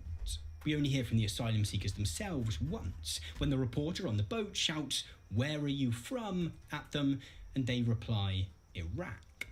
Even taking into account the fact that it would perhaps have been difficult to conduct a proper interview with the people in the boat, it's still pretty revealing that not a single word is included from a politician or a charity sympathetic to the reasons they might have decided to make this dangerous crossing. We have to attribute some of the blame for this to the team who researched and compiled this report. Yet, it's also important to recognise that it is also a result of some of the broader factors that we discussed in the previous section surrounding who has access to the media. I've already discussed the way in which the media, having dedicated reporters based at, for example, number 10 Downing Street here in the UK, can often work in favour of politicians rather than against them, ensuring that they are always the first to be able to comment on an event and enabling them to set the terms of the meaning that becomes attributed to it. The representative from the Union for Borders, Customs and Immigration is also interesting here, however. For one way in which powerful groups and organisations are able to shape media coverage is by having dedicated spokespeople on hand. These spokespeople spend every hour of the day building up relationships with journalists to ensure that, if a relevant topic is being reported on, they will have the ability to shape that coverage through providing quotes and, as here, interviews. It therefore simply becomes easier for the reporters at the BBC to call up this union spokesperson for an on-the-ground perspective than it would be for them to try and find a way of including the perspective of asylum seekers. Whether out of choice or out of ease, what we end up with is a news report constructed entirely from sources hostile towards the people who are ostensibly its central focus. Let's turn now to the 4th of Herman and Chomsky's filters, Flack and the Enforcers. To recap, this refers to the way in which those with the most wealth and power in our society are able to astroturf outrage campaigns at media outlets as a way of reprimanding them for producing coverage which they don't like. This is, again, highly relevant here. For at least since the 2016 Brexit referendum, the BBC has been the subject of a protracted campaign by the political right who have sought to castigate the corporation for supposed left-wing bias. Following the general election in December 2019, for example, The Guardian reported that the corporation was inundated with feedback from members of the public who felt its coverage was skewed in favour of Jeremy Corbyn's party. For reference, this is an election campaign in which the BBC accidentally edited out the sound of an audience laughing at Boris Johnson during a debate, in which the BBC accidentally replaced embarrassing footage of Johnson placing a wreath upside down on a war memorial with footage of him placing a different wreath in 2016, and in which the BBC's political editor, Laura Koonsberg, orchestrated a Twitter pylon of the father of a hospitalised child after he confronted Johnson in hospital. Oops. Oh, sorry, we're not done Sorry. yet, because the same political editor also reported as fact a completely fabricated story about a Labour activist punching a Conservative advisor and potentially broke the law by suggesting that the results of early postal voting were looking grim for Labour days before in-person voting had even begun. Whew. So the idea that the BBC's coverage was in any way favourable to the Labour Party just doesn't hold water. A report published in 2019, however, found that many who view the BBC as being biased base their perceptions of BBC impartiality on other sources, such as newspaper reports. In short, what actually appears on the TV screen is less important than how that coverage is then discussed in the papers the following day. I'm so sorry. UK newspapers are overwhelmingly This right cord wing, is driving me and crazy. particularly in It's the like last this few top years, whip, even have though it has constantly all- worked it's like to this establish cord goes this top by narrative itself, of the it's so BBC loose. as, There's in so Julian much slack, Pepe's but it comes terms, hot like a the whip. hotbed of It's so leftism weird. I've and never seen Remain. anything act like that in my The life. Remainery here, God once damn it, it's again, causing me referring problems. to Brexit. Fucking cord. In the previous section, I suggested that the US media, Sorry. or so it seems There we from go. the outside at Keeps least, yanking has my been camera fairly like a tough physical in the being. face of the fake news flak campaign, barrier, which has been man. waged against them by Donald Trump and his supporters. Sorry about that. The BBC, however, has I didn't mean to not bang the been mic, guys. I'm so resilient. sorry. Combined with the influence of its need to keep the current Conservative government on side in order to protect its primary source of income, the BBC has responded to this pressure by becoming more and more accommodating of overtly right-wing talking points. This report is a prime example of that, with every aspect of it feeling designed primarily to assuage both the virulently anti-immigrant right-wing press, the owners of the papers at the heart of these flak campaigns, and those papers' readerships. All of this hopefully allows us to see how the meaning which this report attributes to the event it focuses on is heavily influenced by the filters proposed by Herman and Chomsky. Each has, in some way, informed the way that the people in that boat featured at the beginning of the broadcast and asylum seekers more broadly are framed. Ultimately, what we see is that this report is constructed in a manner which serves the interests of those with the most power in British society, who would much rather we were focusing our anger at asylum seekers than at the way in which the government, employers and landlords have responded to the economic uncertainty brought about by the COVID-19 pandemic. In fact, it's hard to think of a more marginalised, disempowered group in British society than asylum seekers, who are both economically precarious and constantly vilified in the press. The manner in which their voices are entirely left out from this report reflects that. As we've discussed, the broadcast all but refuses to acknowledge these people as human beings or to consider what their stories or reasons for crossing the English Channel might be. So far, our analysis of the report has mirrored that. In the final section of this video, I therefore want to draw upon a further aspect of Herman and Chomsky's manufacturing consent in order to enable us to place the people who are supposedly the primary focus of this report, yet ultimately were ignored within it, at the centre of our analysis. I'm not gonna comment on this. I'd like to make a comment here. They're complaining that I KOS, but I've only ever been KOS on this server, and every time I see anybody that doesn't shoot at me, I let them go.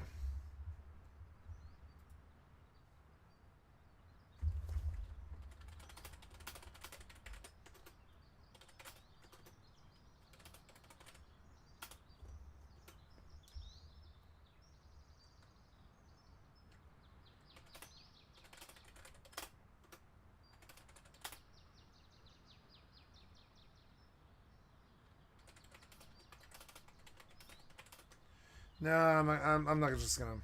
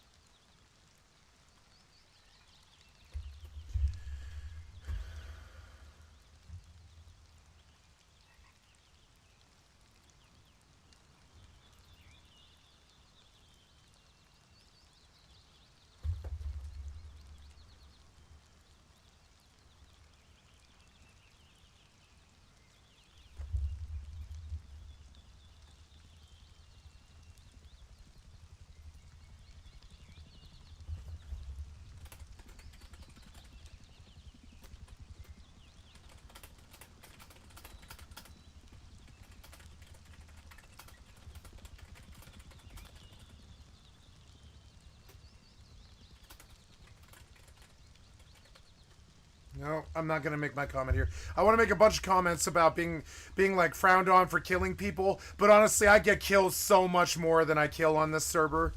It's entirely like a I could kill so much more than I kill on this server. It's entirely a relative fucking thing.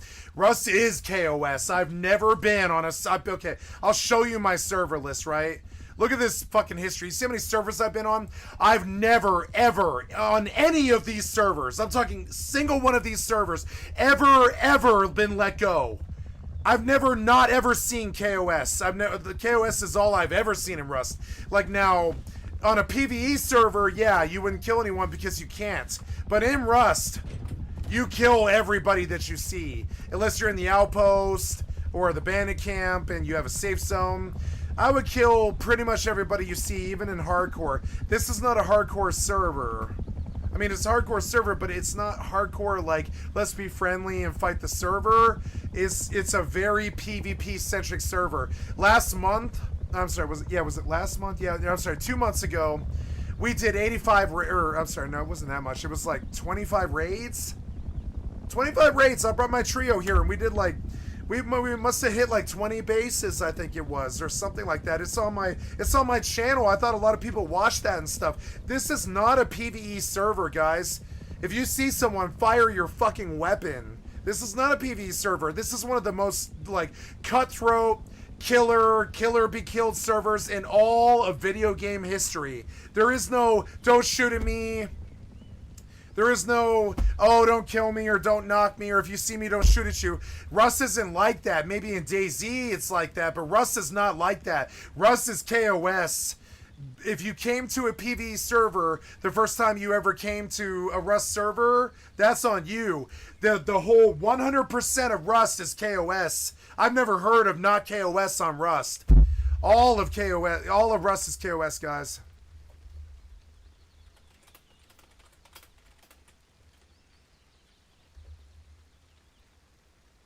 Anyways, I don't know. I like these guys' comments a lot, but I mean, I didn't rob any of these guys. That's their impression. They just never went back to their bodies. And then so you can see how Rust can be really fucking annoying. I didn't rob this guy of his gun, his only gun. I didn't rob him of his only gun. I didn't do that. Yeah, I know because you can watch my stream from yesterday. I didn't rob this guy yesterday. I told him in the chat, and it's on the stream. I left your gun on the body, by the way.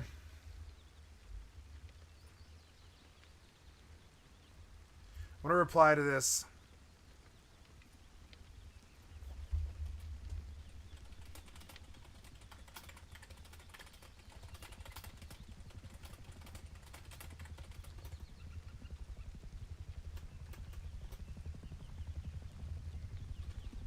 I don't know if you read the chat that night, but I killed you and said in the chat, sorry, just wanted to see your name. I didn't rob you.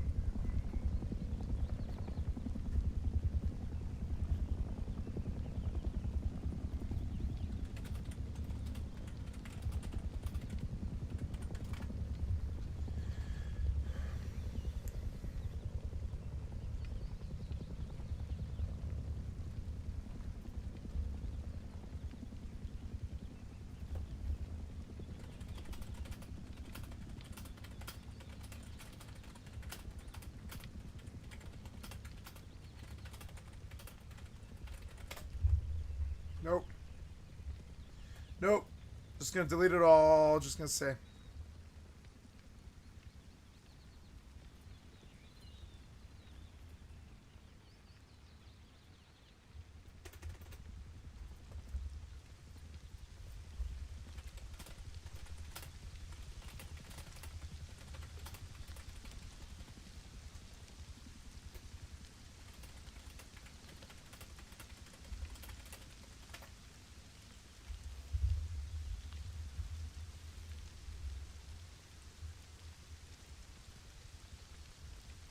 I mean, it's true. It's true. I can even cite it on stream. I can show the stream. I have it on stream. I did not rob that fucking guy. You can see how Rust is all full of misinformation. I did not rob that fucking guy. I didn't take his gun. I killed him. I knocked him. I shot him in the face. And he thought it was me or something. I don't know what his deal is. He has 4,000 hours. He should have known better. I have not pulled any extra guns off people. I'll show you right now. I don't know what gun he's talking about, but the guns that I have are not his. I've got like 3 days worth of these prototypes. I've got a water pipe, a double barrel, and 3 revolvers. And once you have 4,000 hours in Rust, you would understand. You know exactly how many guns in your fucking base, and exactly where they came from, and exactly who you took them from, and exactly what the reputational bonus was from taking the guns from them. Exactly, right? And on top of it, during the stream, I said, your gun is on your loot is on your corpse. I didn't rob you. That's on stream. I have it on record, so I can back myself up. And this is a lesson about like what people think is going on, what people's interpretation of what happened is. It's kind of like a court case or some drama or something. This guy believed that I shot his ass in the face in the desert and robbed him, but all that actually happened is his 4,000 hour ass did not go back to his body and check for the loot. He just assumed that I robbed him. No, and on top of it, I have it on stream. I could go back, but I'd have to dig through 12 hours of stream. I went back to I didn't shoot. I didn't go to his body. I capped him in the face, and I came to look at the name. When I saw the name, I just left the 3 things on his corpse. I don't remember a gun. I remember him being naked. I've not taken a gun off anybody in this server. The proof is right here. I wish I had taken guns off somebody off this server because I desperately need them. But I have not taken guns off anybody in this server. You can see it reflected here. Like, I have no guns here. Do you see it? Like there's no guns here. There's a prototype that I got for free. There's another prototype that I got for free. A double barrel out of a box, and I didn't get that from him. There's a revolver that I bought from Bandicamp that I haven't used yet. There's a revolver I got out of a box. Another revolver I got out of a box. The other revolver I bought from Bandicamp yesterday. A prototype I got from from being, a monthly sub, and that's it. Like there's another revolver I bought from Bandicamp yesterday. I spent 240 scrap, 60 scrap each, right? Know your guns, know where you got them from, know who you ripped off, know who's pissed off at you, know where you got that gun, know how many bullets were in it, see if he's fired any shots yet, know where he lives, all that stuff. If you take a gun from a human being in Rust, you better remember it. I'm dead serious. You better fucking remember that. I'm not a scrub like most of the rest of the people here. I think everybody on this server is a scrub. I know because I killed them constantly. I'm not some fucking scrub like the rest of you guys. I don't have a gun from this guy that I killed non-KOS. I don't have it. It's not like I've lost it. I didn't get it. I don't have his gun. You know what I'm saying? And a good player knows the difference. Like, I did not take a gun from this fucking guy. And it's not like I'm lying or I'm trying to hide it or something. I don't have this guy's gun. I haven't lost it. The only guns I've lost, and I know every gun that I ever pick up in Rust, that's like pure gold, mana from heaven, and I remember it. I remember every gun I ever got, pretty much, and I have not pulled guns off that guy. He just left his corpse, and it's weird because if you look at him, he's a good player, but he left his corpse in the desert, and he assumed that I robbed him for whatever piece of shit, the only gun that he had, But, really, all he did was he didn't go back to his body, and he didn't check his body. And because he has 4,000 whatever hours, he just assumed that I robbed him because that's what I would have done too, right? But no, in reality, actually, in the chat, while I was standing next to him at his base, I said, I have not robbed you. Your loot is on the ground. You have a nice day. Welcome to the Rusting Dead. And I have the video fucking proof of it. I do. I have the video proof of it. And so, I'm going to get out of this. This was personal, but it was just, kind of annoying, So, now we're going to go back to streamer mode here. Give me just a second. I just...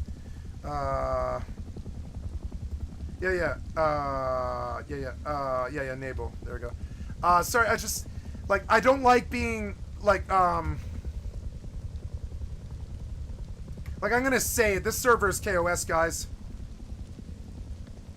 Yeah, I hate it all.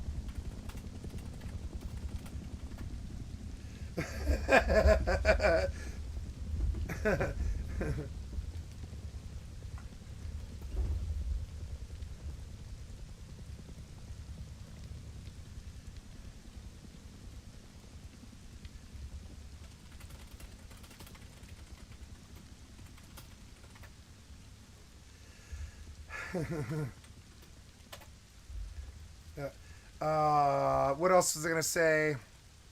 Uh,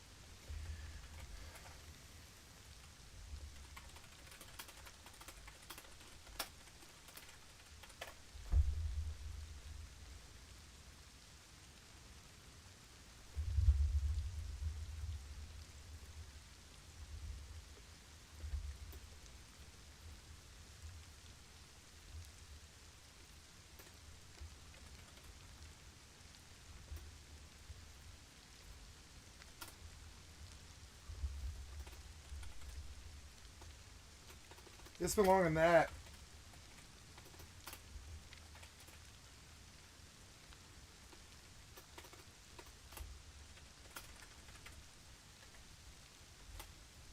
Can't you actually edit? Son of a bitch.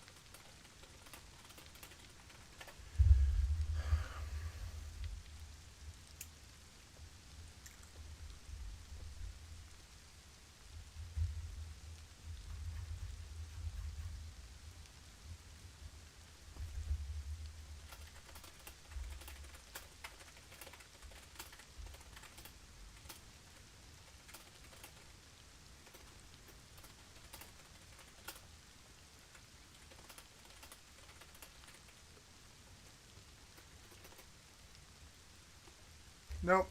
I'm gonna leave that one out because we did raid everybody on this server. 2 months ago, I brought my trio in here, and we raided everybody on this fucking server. We raided like 30 times or something. I would have said I never raided, but my trio gave me a bad reputation. They were a mistake to roll with. I should have known it when they came here. I was like, fuck, I think these guys are gonna get me in trouble socially, and they absolutely did. Within 10 days, they got me in trouble socially. I knew it right away. Like fucking, you know, we like, they just couldn't help it. They wanted to blow in doors, you know?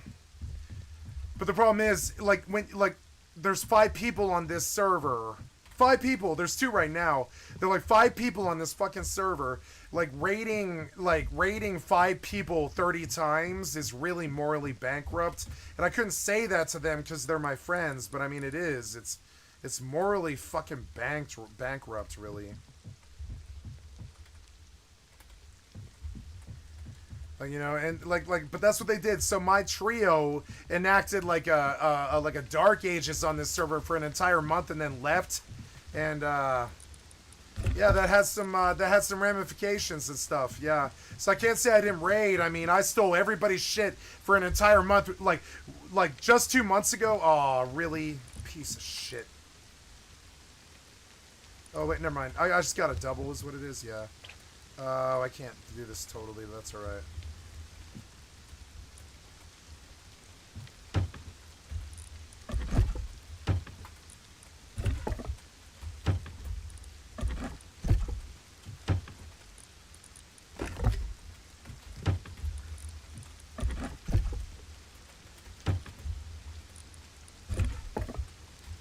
I know what I wanted to say. Here we go.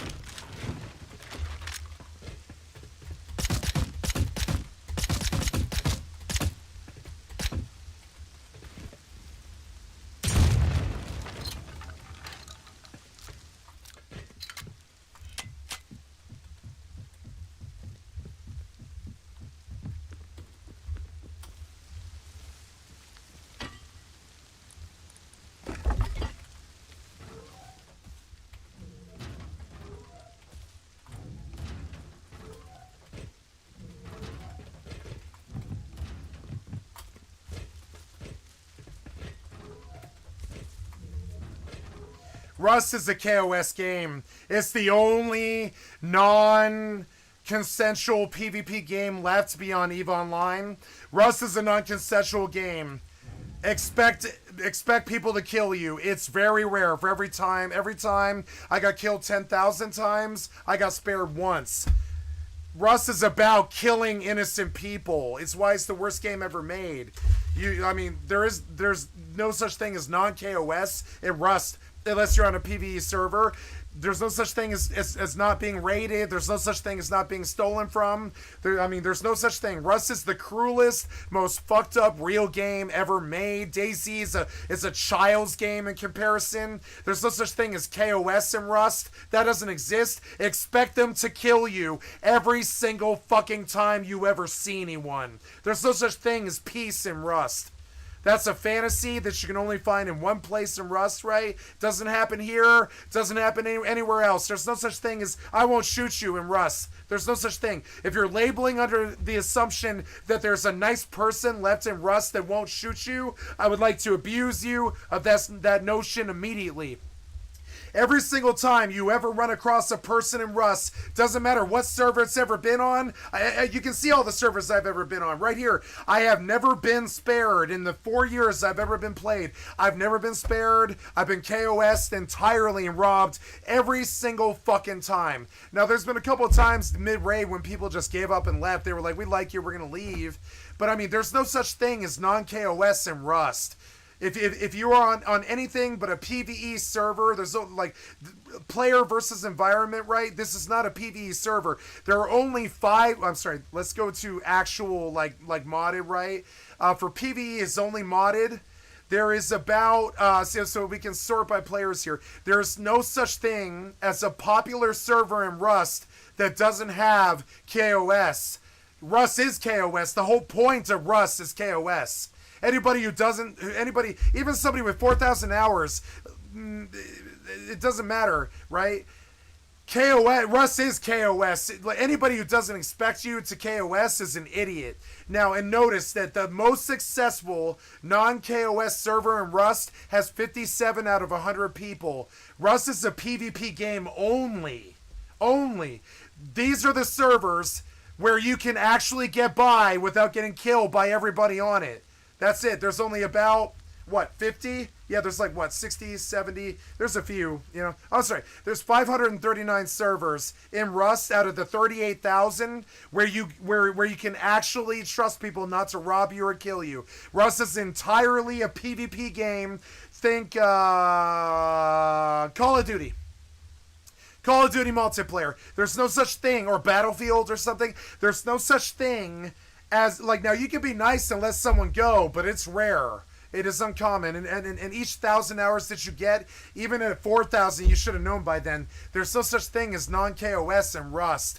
Fire first, right? What I always I trained a successful 30-man clan that's dominated servers many, many times. I'm going to tell you the truth. You don't want to hear it, but I'm going to tell you the truth. Whoever that is, it doesn't matter. It might be your friend or enemy. They're going to kill you first and ask questions later. Pick up your loot and bring it back to you if you're friendly, right? But anybody with a clue in Rust is going to kill you immediately. Now, you can go out to the real servers like official, right? Sort by players and go to a real server and official, right? I'm sorry, I did a search, so let's get PvE off the search, right? If we go and look at official and we sort by players or whatever, modded, let's do modded, right? And sort by players, right? Okay, what are we doing here? Why is this taking so long? Stop that. Yeah, here we go. So, yeah, as you can see, modded and official, you're going to see, a lot of players, a lot of communities. It's going to take a long time to count all the servers in Rust, right? But there's only about 500 servers out of the 38,000 out there that don't KOS. Rust is KOS. There's no such thing as Daisy, don't shoot at the guy, or Daisy, don't rob the guy. Rust is always rob. And I would posit you do the same. If you are peaceful with someone, they should be in your clan. If you are trusting someone in Rust, they will inside you if they are not in your clan and you've not known them for months. There's no such thing as Rust there's no such thing as trust in Rust unless you're in a clan that you've been with for a long time. There's no such thing as trusting people that you don't know. There's no such thing as not getting robbed. There's no such thing as KOS in Rust. Rust is KOS. The only servers in Rust that are non-KOS are very clearly marked. You know what I'm saying? And this is I've seen DayZ players come here before, making an assumption that there's no such thing as non-KOS. No, Rust is KOS. And honestly, here's the sad truth about it. If you're one of my friends and you don't kill me, I'm going to think you're bad and that I maybe shouldn't be your friend anymore. That's how bad Rust is. I'm sorry, it's a wake-up call, but I mean, this is something that people need to understand, right? If you're my friend and we're out in the wild and we're not on team, for instance, you saw me kill my friend the other day and take the entire base worth of mats from him and then return it to him a second later, didn't I? Right? I don't know who saw that, but I mean, who was in the channel when they saw that, but I killed somebody in my clan who I hadn't seen in a year, and I took everything he owns and I took it home, And then when he came in my stream and he was like, "Yeah, I'm in your clan," I was like, "Oh shit, I'm sorry, man. I'm so sorry." And I brought all of his shit back, right? That's what KOS is in Rust. The only non-KOS, sorry, that's what non-KOS is in Rust. Non-KOS in Rust is killing your friend, picking up his shit, saying, "Oh shit, I'm so sorry. I didn't realize you were who you were," and then either picking them up off the floor if they're still alive or bringing their loot back to them. There's no such thing as non-KOS in Rust or EVE Online, which is why they're the greatest games ever made. There's no such thing as non-KOS in Rust or EVE Online. Only DayZ players and people from bad games like Minecraft and I would say New World, or I'm saying bad games like DayZ, New World, Age of Conan, anything like bad survival, right? I'm sorry, but like there's no such thing as non-KOS and non-consensual PvP games. There's no such thing. That's only a bad DayZ thing, or a bad like Valheim thing, or a bad like Minecraft thing. Like, trust me, dude, real KOS games like PAX Day, Rust, and EVE Online, real men's games with actual depth and real graphics and real frame rate and actual like, you know, like actual like good gameplay and stuff, don't have anything to do with non-KOS. I was in high sec 2 days ago, and I lost a Gila to a dude, and I lost literally $13 US American because I accidentally targeted him. I didn't even fire at him. All I did was target at him and accidentally clicked the button by mistake, and I lost $13 US American because there's no such thing as non-KOS in Rust or EVE Online. Now, you might see other bad players from Minecraft or Fortnite or Valheim or, I don't know, DayZ or other bad games, you know what I'm saying? Straight up bad games, especially things like Ark Survival Evolved. They come from bad games, you know what I'm saying? But there is no such thing as non-KOS and Rust. Non-KOS and Rust is called clan.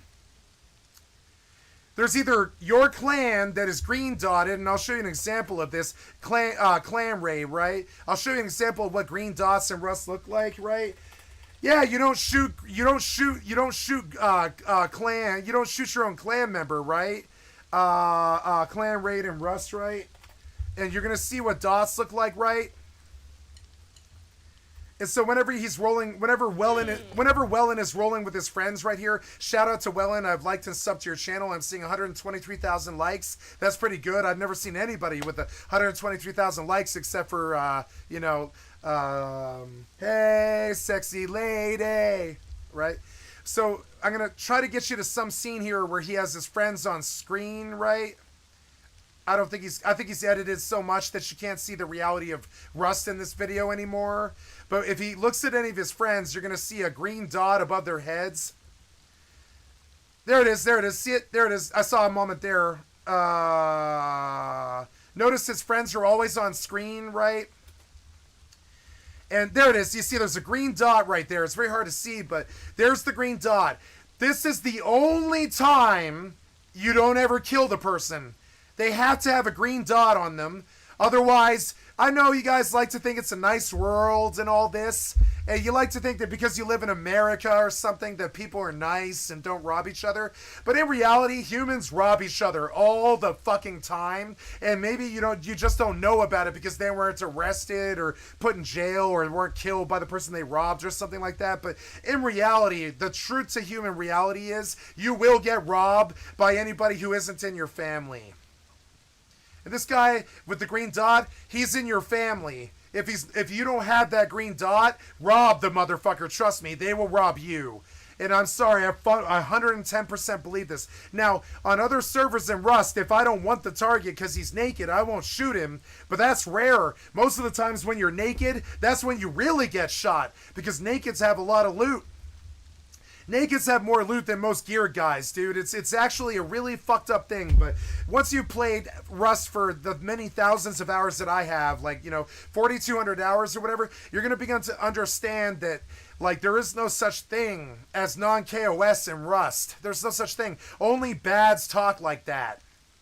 And I really mean this. I fundamentally believe it the way I like the sun's going to rise tomorrow or whatever. Only bads talk like that. Now, you're bad if you kill some dude who doesn't deserve to be killed. But honestly, the most loot in the world is on nakeds. Nakeds run around with all kinds of loot. You'd be surprised. So yeah, just because you're fucking naked, I'm not supposed to KOS? Nah, the best loot I've ever got in Rust is off of nakeds. Not guys with guns.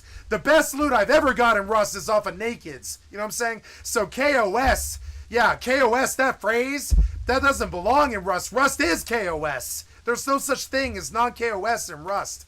Like, maybe you guys are used to 5-pop servers where that might be normal, but I'm not. There's no such thing as there's no such thing as non-KOS in Rust.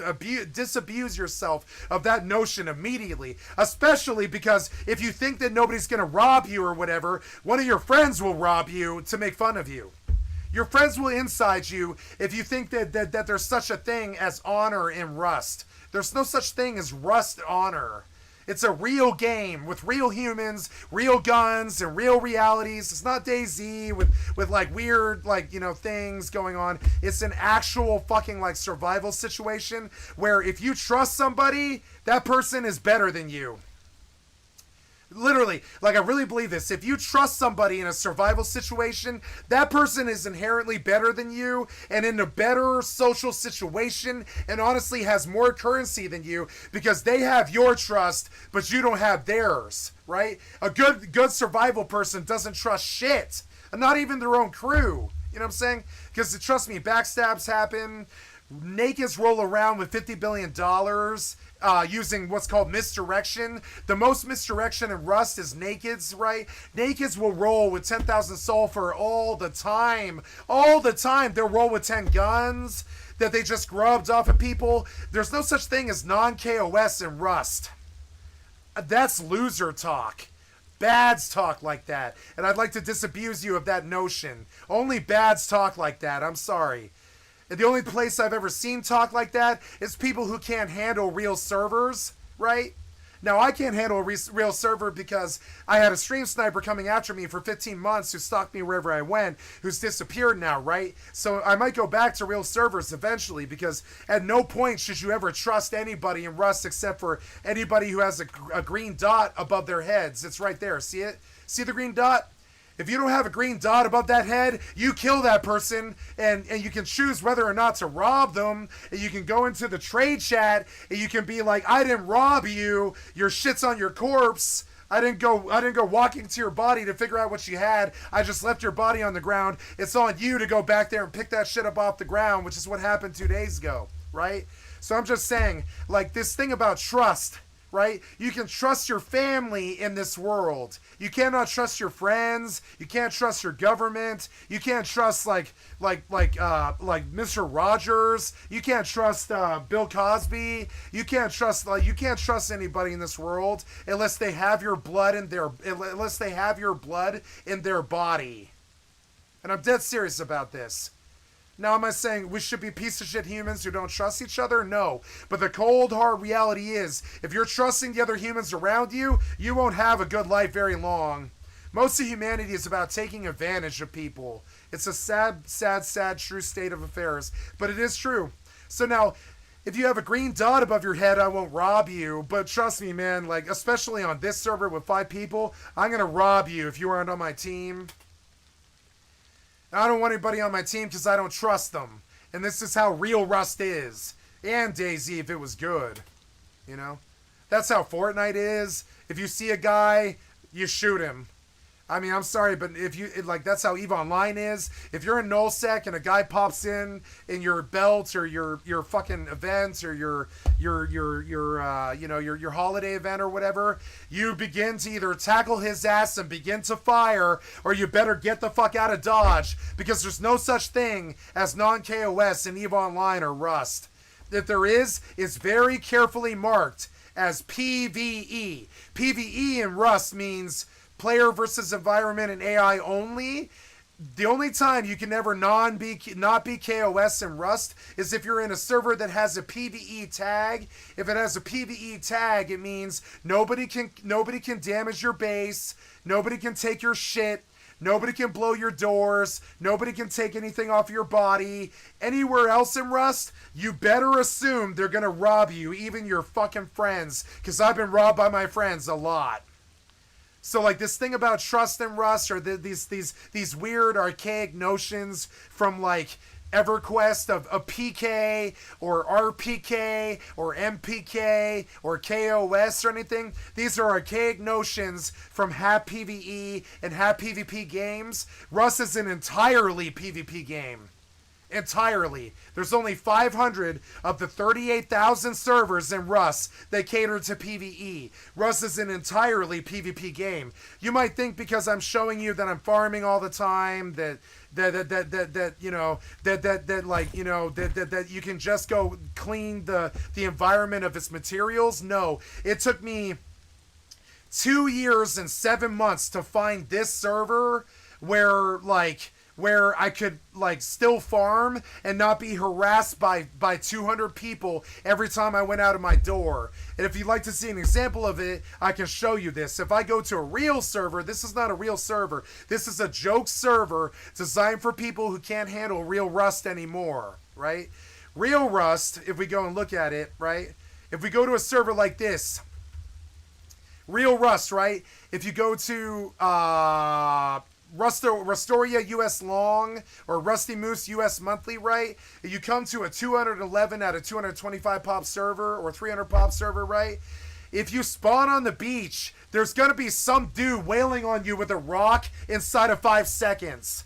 And that's real Rust. Just because you learned about Rust because of my channel, which is a very specific Rust hardcore zombies like channel that only caters to 2 to 5 people in the world, that is not how real Rust is. Real Rust is like when you spawn in the first 3 seconds that you ever play the game, someone might be actively wailing on your body. And I'm shit you not, I'm not being exaggerational about this. Real Rust, KOS, if you use the phrase KOS in Real Rust, you're gonna get trolled by 200 fucking people. Everybody in the fucking server is gonna be like LOL in caps and raffle in caps and being like KOS. What does KOS even mean? Because like, dude, Rust is KOS. The whole reason we play Rust is because it is KOS. It's entirely KOS.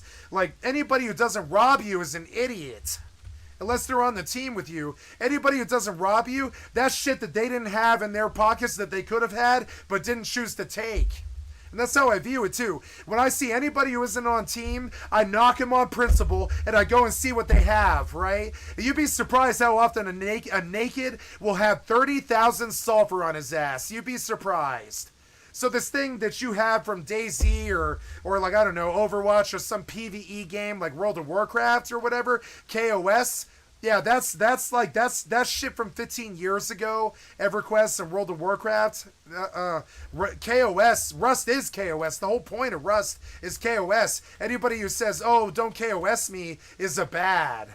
I'm sorry, but they're a bad. I'll say it right to his fucking face too. I'll say it to that Canadian dude. I don't care who the fuck it is. If you're talking about KOS and Rust, you're fucking bad and you shouldn't be playing Rust. Rust is KOS. The whole point of it is KOS. The whole point of doing all this is because somebody might come and take this. You know, the whole point of getting all these guns in this base is because somebody can and will come take this at some point in this just this month, right? Somebody can and will come take this base. Just this wipe. It might be tonight. And I might have to fight them too. There's no such thing as KOS in real world. I know you guys grew up in a sheltered internet sheltered internet reality. Maybe you're young, like 25 or something like that, but I come from a time before the internet was even there. I came up as a teenager before the internet was even there. I didn't get DSL or high-speed internet until I was 18 years old. And before that point, like trust me, like we don't take candy from strangers. There's no such thing as trusting a stranger. You don't get in a van with a stranger. You don't go walking down the street without a friend in Denver or New York or LA or something. Like I come from places where KOS is like pretty much like the rule. You know, I would say KOS is the rule. I might not rob you if you're a friend of mine, but like I tell my clan, I train my clan. I say, if I knock you, I won't rob you if you're my friend. But I mean, like, there's no such thing as non-KOS and Rust. If there is, you got to go put a tag in the server and say PvE, and PvE Rust servers are bad. They're bad. There's a reason why when I go to mod it, right, and I say PvE, I suddenly see that there's only about, 200 people out of the, like, how many concurrent, right? I'm serious about these statistics. Like, you might have some weird Care Bear, like, I'm going to hit you like this, right? I'm terribly sorry, but anybody who's talking about KOS and Rust or EVE Online in 2023, right? I'll hit you with this. You are a loot pinata waiting to be busted by somebody with an actual clue. And I really mean that. If you believe KOS exists in Rust or EVE Online in 2023, no, I mean, yeah, it exists as in you must KOS every single time you see somebody, yeah. It exists like that. And you might ask me, why does it need to be like that? Well, because it's loot that you don't have. And if you don't have that loot, you might not make it before somebody raids you. So it's not only should you kill that person, you definitely should rob them. Because if you don't rob them, you might not be ready for the raid that's coming at 4:30 in the morning that night. So not only do I posit that you should kill the person, I posit that you should rob them, because if you don't, you're gonna be left high and dry when the raid comes. I guarantee it. You're gonna need that fuel that guy had. You're gonna need the sulfur he had, the bullets, the guns. You're gonna need all of it if you want to survive Rust. And the real world is the exact same too. You might think that I'm pushing some kind of crazy assholes, like psychotic, like sociopaths, and trust me, I'm the most non-sociopathic person you'll ever meet. I'm not a psycho. I've never harmed anybody in the living world. I don't relish that it's like this. I'm trying to disabuse you of some notion that humans won't rob you out of some sense of honor. There is no such thing as honor. I mean, there's honor in your family and people that you've known all your life, but there's no such thing as honor in the human race. And Russell will disabuse you of that notion immediately. Once you get 4,000 hours like me, you'll understand that if you trust as some fucking human being, they better have your blood in your fucking body or their body, and you better really, really, really, really, really know where they live and where they sleep too. Because trust is not something that is normal. I don't think trust is a normal thing in the human state of affairs. Most humans are not trustworthy. Russell will disabuse you of that notion pretty quick. Go play a vanilla server with 300 people on it for an hour and tell me if you still have some notion of KOS still. That's noob talk. And only noobs will speak like that. And I'll use an example too, right? Notice that only the noobs here mention KOS, right? Rip, my only good gun. This is something a skilled player will never ever say. Rip, my only good gun, I guess. Or, wasn't firing or doing anything aggressive and all these weird like little emotes and stuff. That's loser talk from a loser who isn't very good at the game. Like, trust me, no one else mentioned anything, right? Stenzi did not respond. All the rest of us in this channel were like, wow, non-KOS Rust. We got some noobs in here. And I like my noobs. I'm not talking about noobs are bad. I love my noob bros. I'm not trying to say noobs is like some kind of derogatory statement. I'm saying it's just a statement about your ability as a player. If you still have some concept about non-KOS and Rust, you are a noob. You are a noob that hasn't played Rust for a week on a real server yet. If you go to a real server, you're going to understand that non-KOS is this fantasy. It's a fantasy that you'll never attain. You might try for, trust me, I've tried for even on this server I don't have it. You see me die on this server to PvP so many fucking times. Even on this 3-pop, 2-pop server, I still don't have safety. There's no such fucking thing as that in Rust. So anybody talking about KOS is from bad games. I'm sorry. I don't mean to rag on some bad game like DayZ, but it's a bad game. Real games like EVE Online, Rust, and Tarkov, like there's no such thing as non-KOS. That's some Care Bears like statement from 2004. That's so far from even like that notion has been dead since 2005, right? That notion's been dead in the PvP scene since 2005. Only Care Bears from 2004 will ever say the word KOS. That word has not been used in this, especially in the Rust scene, for 10 years. 10 years. I haven't even heard the words KOS in the entire 3 years I've been playing Rust. That's just a notion that doesn't exist in Rust. If you see somebody, you kill them. If they're your friend, you pick them up or you return their loot. Otherwise, you kill them. You fucking kill them. And anybody with a clue in Rust is going to tell you the exact same thing. It's not some Skycat's weird psychopathy or something like that. Anybody in Rust will tell you the exact same thing. Exact same thing. There's no such thing as non-KOS in Rust, and I'm kind of offended by the goddamn concept of it even. That's only noob talk. Only noobs talk like that. Once you've done Rust for like a year, you'll understand. There's no such thing as non-KOS in Rust. You can go on a weekly if you don't believe me. Go on a weekly and spend 2 hours on a weekly, right? With no PvE connotation or anything like that. And you'll see, like, let me sort some servers by population. You're going to see bigger and bigger as it goes, right? And we'll refresh here. Yeah.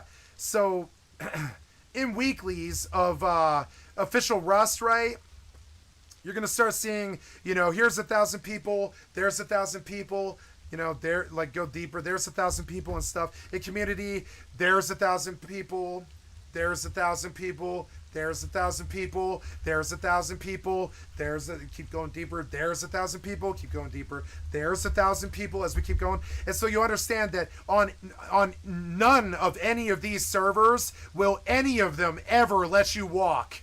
None of these people, none of the 38,000 people that are currently online Rust right now, none of them will ever let you walk. None of them. That's a notion brought from other bad games. Other bad games. You know what I'm saying? There's no such thing as KOS and Rust. I would like to disabuse you of that notion in this video right the fuck now. And it's not because I want it to be like this. I want non-KOS. I want it so bad that I come to dead servers, right? I come to dead servers trying to find some place where KOS doesn't exist. Trust me, even on the 5-pop, dude, I've lost so much loot to killers. Trust me, it doesn't matter. Non-KOS does not exist except for, like, really naive people who don't have experience with the world yet, who lived a very sheltered life. There's no such thing as non-KOS even in the real world. Now, there is such a thing as non-KOS in the real world because if you do it, you catch 10 years in jail, right? Or 20 years and 25 years in jail. 10 to 25 years in jail. So there is such a thing as non-KOS in civilized, civilized countries, right? But even then, look at what the murder rate in a civilized country is. What is the murder rate in America? There's no such thing as non-KOS in any reality.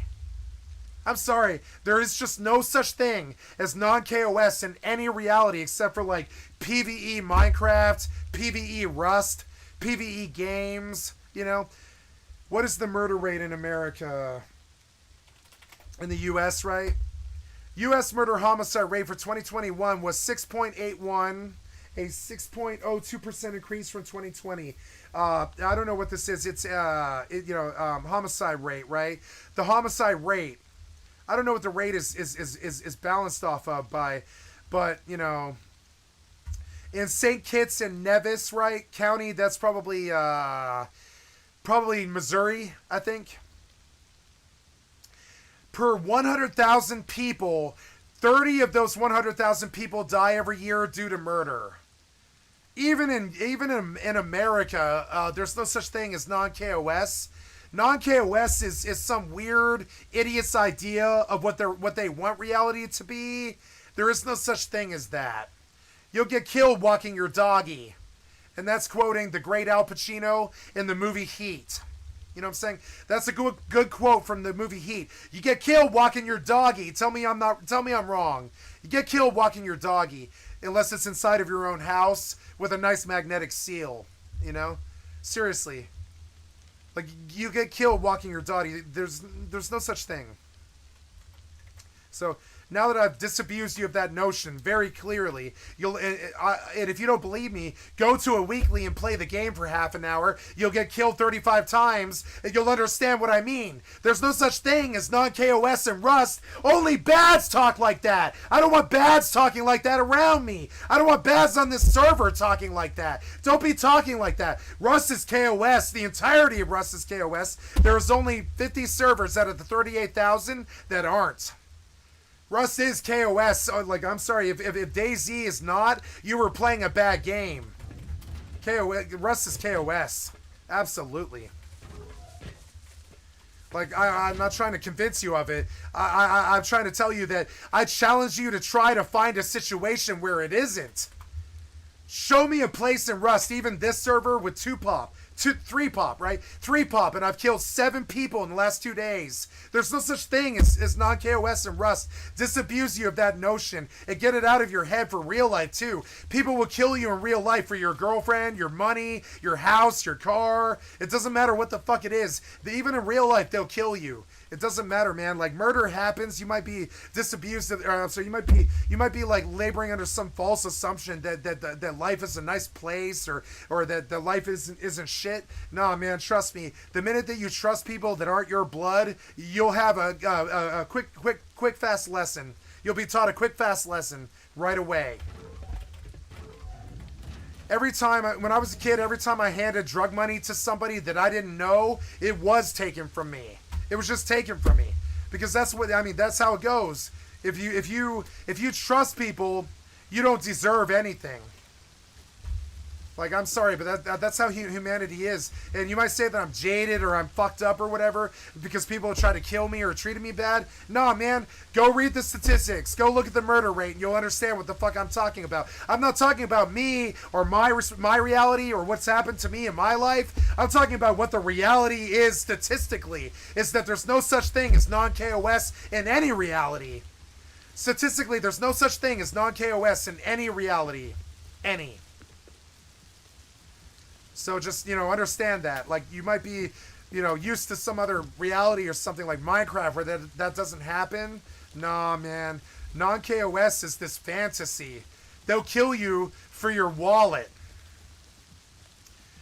Mugging killings happen all the time in New York. They will kill you for your fucking wallet with $5 inside. They don't care. There's no such thing as non-KOS in the human race.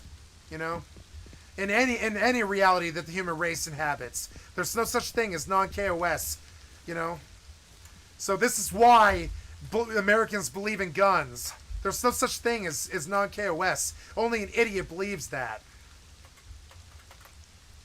And now I've got to go pee, guys. I'll be right back, I promise. Generally speaking, when I see manufacturing consent discussed online, it is used to highlight the broad issue of how media bias is influenced by media ownership. Less attention is usually given to the actual case studies included in the book. At least one of these, however, is acutely relevant to our discussion here. The case studies in manufacturing consent primarily focus on US foreign policy. Herman and Chomsky highlight the manner in which their 5 filters work to ensure that the mainstream media in the US represents events taking place in other countries in ways which support the foreign policy objectives of the US government. Most relevant here. Like, I'm sorry, guys, but one of the things about the human race that really... You want to know why I'm so, unhappy all the time? I'm happy all the time, but I've disabused myself of the notion that the human race is a good thing. It's full of monkeys that'll kill you for $5. I'm dead serious. If you trust the people around you, a fool and his money are soon parted. A sucker is born every minute. Like, trust me, man. Like, if you guys are, trusting people because you come from some place that's nice to you, you will be taken advantage of. It's unfortunate, So just don't be naive in 2023. You might think because your parents raised you in some kind of sheltered lifestyle that the rest of the world is like that. The rest of the world is not like white America. It is really not. It's this weird fantasy that it is. It's not like white America. It's really not. White America! Like Slim Shady. White America!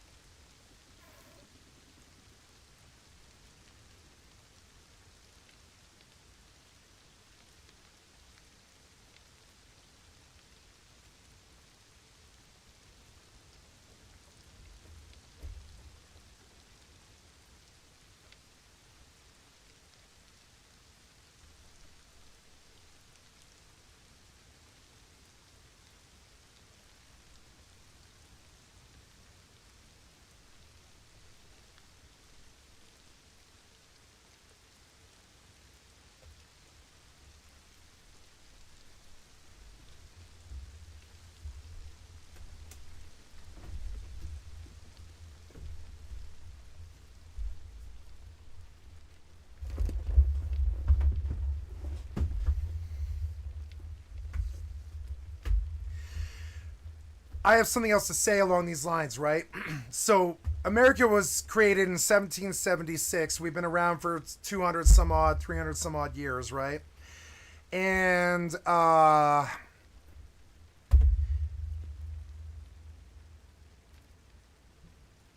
we are the world's child. This is a notion I've used on this stream before. America is the world's children. All of the countries in the world came together to form this country when it was brand new. We are America's children, right? So there's a reason why white America got so privileged and believed that the rest of the world was just savage and had to go over to Afghanistan and all this other shit. Is because all of the rest of the world knew that we were brand new. We were like a baby child. We didn't even have tax systems in place till the 1800s. Most of the world has been around since the Cretaceous period, but not America. America is like this brand new baby that's only a day old. And the only reason that they're not killing us and dropping bombs on us like we did to Hiroshima, shit like that, is they don't want to kill the nursery. They know we're brand new. They know we just started. We're getting new. They don't want to go into the school full of children and shoot the place up. But once we're adults, right? Once we've been around a little longer and we're stronger and we're bigger and stuff, like the world's children excuse won't protect us that much longer. We have to start acting like a young, strong, intelligent man that doesn't get caught up in gang fights across the street and stuff, who just wants to go to space or college instead of getting caught up in the gang fight across the water. You know what I'm saying? And I really feel like this, and I'm going to say it on the video so you guys understand.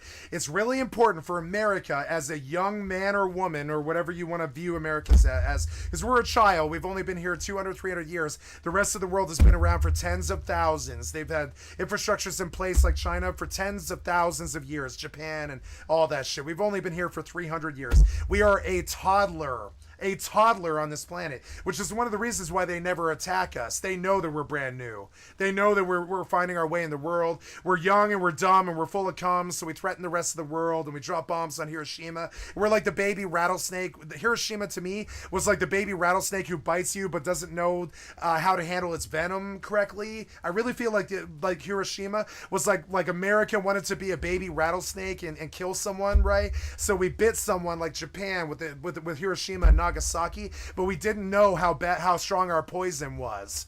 That's literally a good analogy for how, and we almost killed Japan. And that's fucking terrible. You know, that's terrible what we did. And so this is something a child does, I would say. Only a child would have dropped the bomb on Hiroshima. And it shows in the fact that we've only been here for 300 years, and we've only had even like a real democracy for like 100, 200 something. So, like, you know, this thing that we're building, they've been very nice to us. They've understood that we're new and we're noobs on the block, and we're pretty and we're young and we're rich and we're successful and we got fresh skin and we haven't been there forever like London, and New York doesn't look like London because it hasn't been around for thousands of years. I mean, it's just, you know, but it will. And then this is the lesson that I urge you to take is like, if you believe that the world's going to be nice to you, you will have the opposite.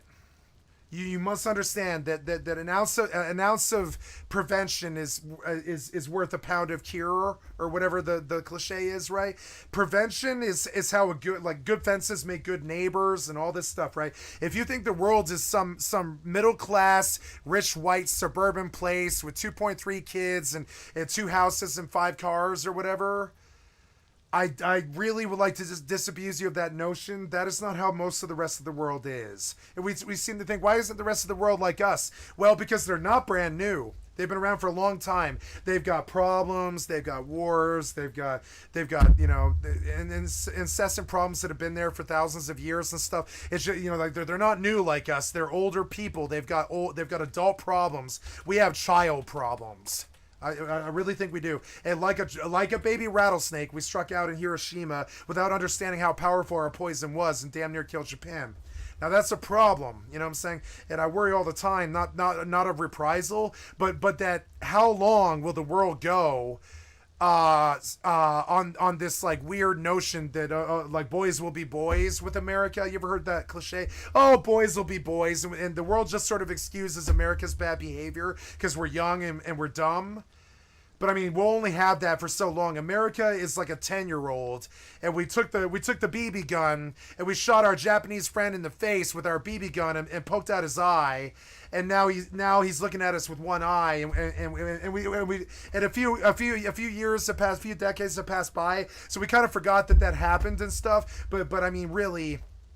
We acted like a child and we broke the neighbor's window, and now we must make amends for that. And I really feel this way. We must make amends for that. We did not show that we were contrite or apologetic and all this stuff. And I'm not trying to talk about like some world politics thing. I'm saying like we are a child in this world, and they've given us leeway because we are new and we are finding our way in the world. But as we get stronger and as we get bigger and the longer we run the known world or whatever, not run the known world, but you know, we are like one of the greatest powers in the world. Like, you know, like the less leeway we're gonna get in terms of our of people's like, you know, images of us, like their image of us. Like they view us as a child right now, but eventually they're going to view us as a dangerous adult who might kill them with nuclear bombs, because we did pull the trigger one time on the block. We did pull the trigger one time on the block and shot Japan, and that's fucked up. So they don't trust us anymore, and now we got to re-earn their trust and stuff. And we're far more likely to get shot in the head on the block than a lot of other people, because we were the first one to light up on the block. You know what I'm saying? So that, like, understand, if you think the world is this rich, white, privileged America place that's going to just ignore you when you walk by and not rob you for whatever you have, that's not how the world works.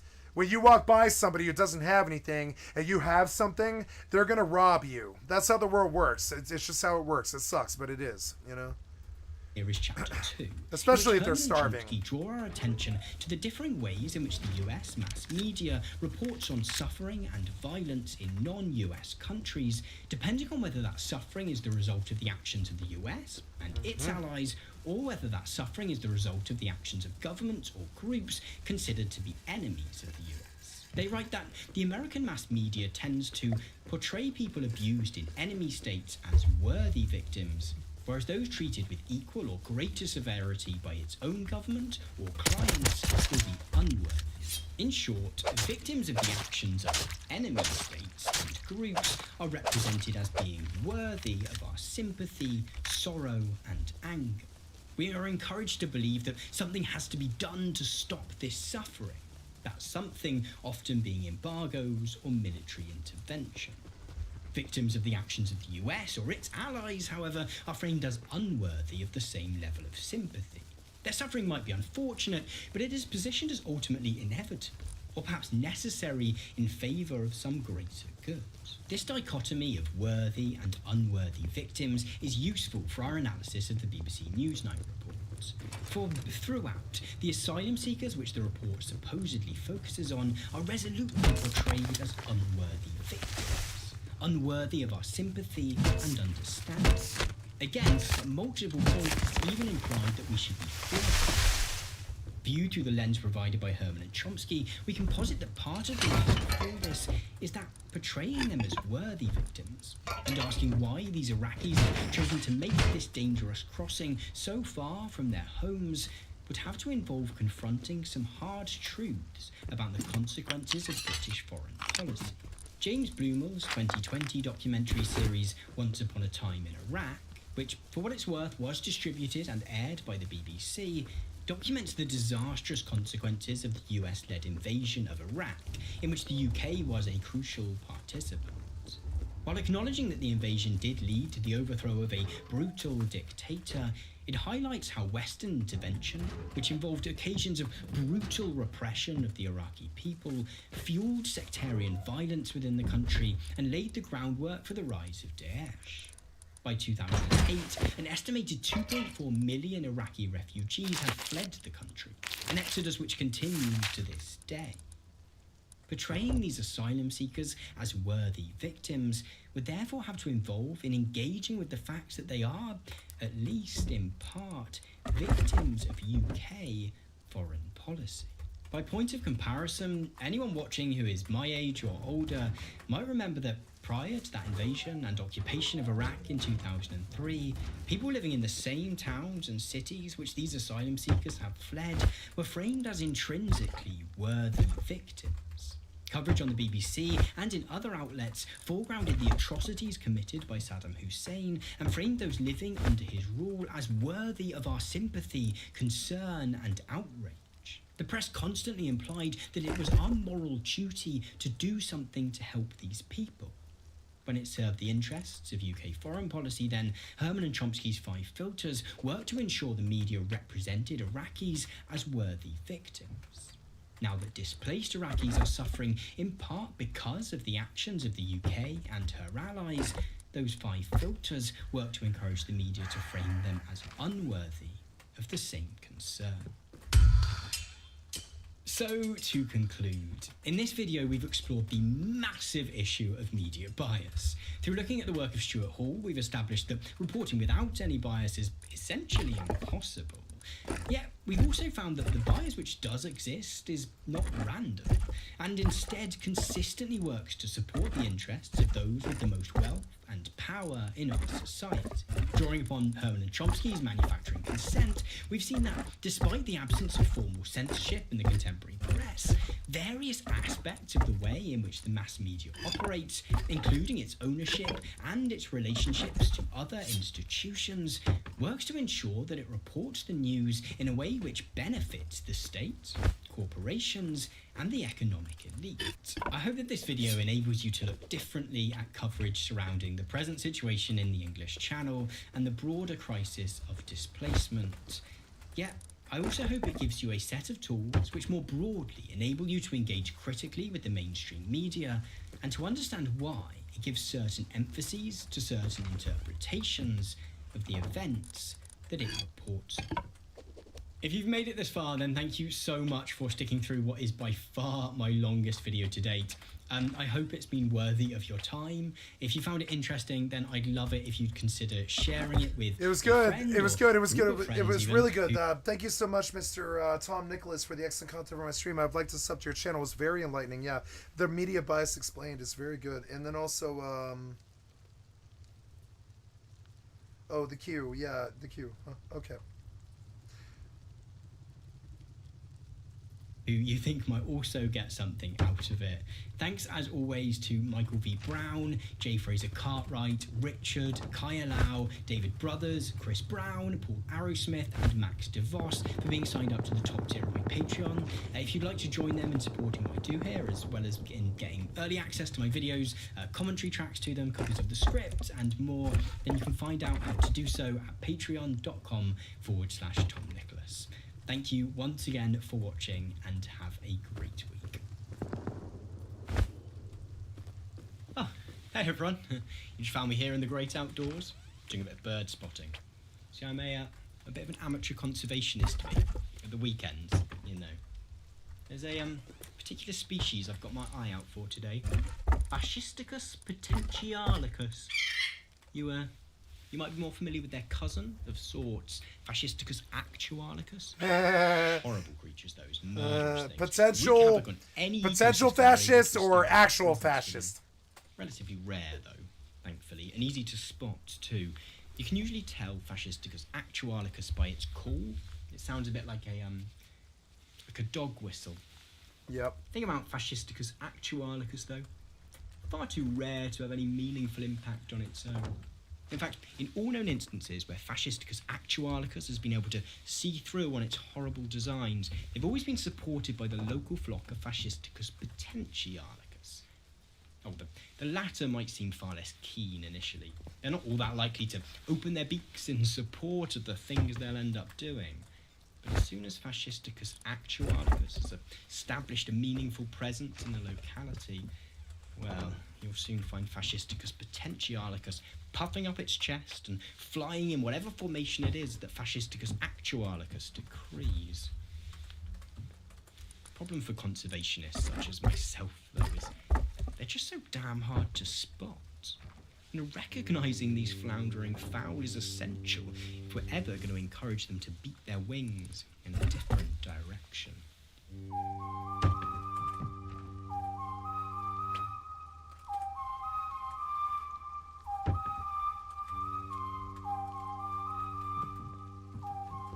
In 1945, the Second World War came to a close with the victory of the Allied forces over Nazi Germany, Fascist Italy, and Imperial Japan.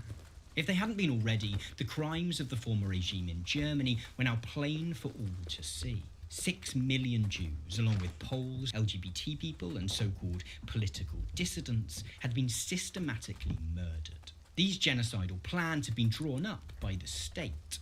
Nevertheless, their enactment had required the complicity and active participation of a huge proportion of Germans and those living in the countries they came to occupy. With the war over, there was thus a growing interest in what had caused so many supposedly ordinary people to lend this heinous regime their support. Among those interested in finding answers to this question were 4 psychologists based at the University of California, Berkeley: Theodore W. Adorno, Elsa Frankel-Brunswick, Daniel J. Levinson, and R. Nevitz Sandford.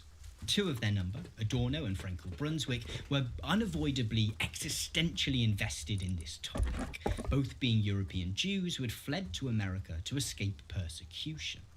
All, however, were interested in understanding how fascism had won over the German people in order that such a scenario might be avoided in the future. Crucially, these 4 academics, whose research led to the publication of a book called The Authoritarian Personality, weren't overly interested in out-and-out fascists, those with a pre-existing commitment to the cause. Instead, they were interested in understanding what they called the potentially fascistic individual.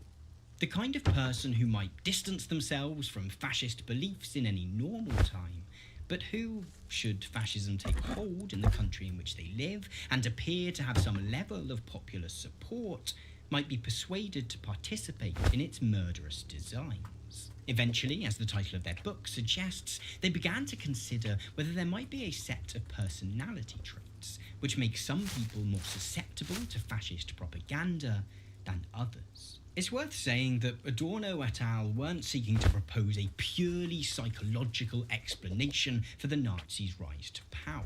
They repeatedly stressed throughout their book that the emergence of fascism in mid-20th century Europe was the result of numerous economic, political, and social forces and circumstances.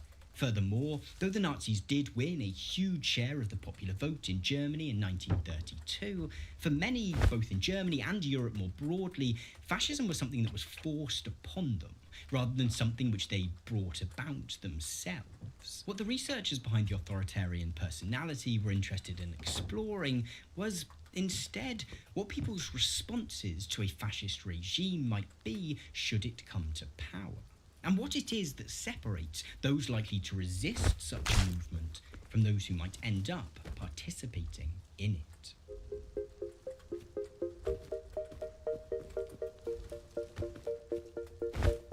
It's important to begin by recognising that fascism as an ideology is notoriously difficult to define. The novelist and critic Umberto Eco, who grew up in fascist Italy, notes that the various forms of fascism which existed in Europe in the mid-20th century varied wildly in their ideological content, and predicts that, should it re-emerge, its mottos and insignia would be different once again. He describes fascism as a fuzzy totalitarianism, a collage of different philosophical and political ideas, a beehive of contradictions. As Eco goes on to articulate, however, there are a handful of key traits that have been consistent across movements which have described themselves as fascist. These include nationalism, a cult of tradition, and a view of social relations that holds that life is permanent warfare between the powerful and the powerless, with the establishment of an equitable society being a complete impossibility.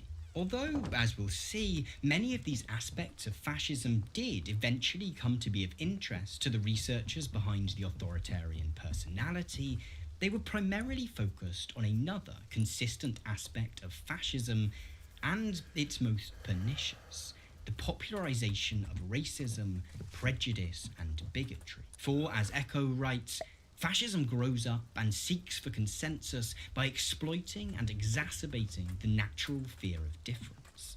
Fascism, to echo, is Yep. racist by definition. Shitheads. Adorno at our Shitheads. primary focus Fucking then shitheads. was Oh, what you're kids different. I don't like you. causes some Fuck you. people to be won over by this racist rhetoric, where others might be more resistant to it.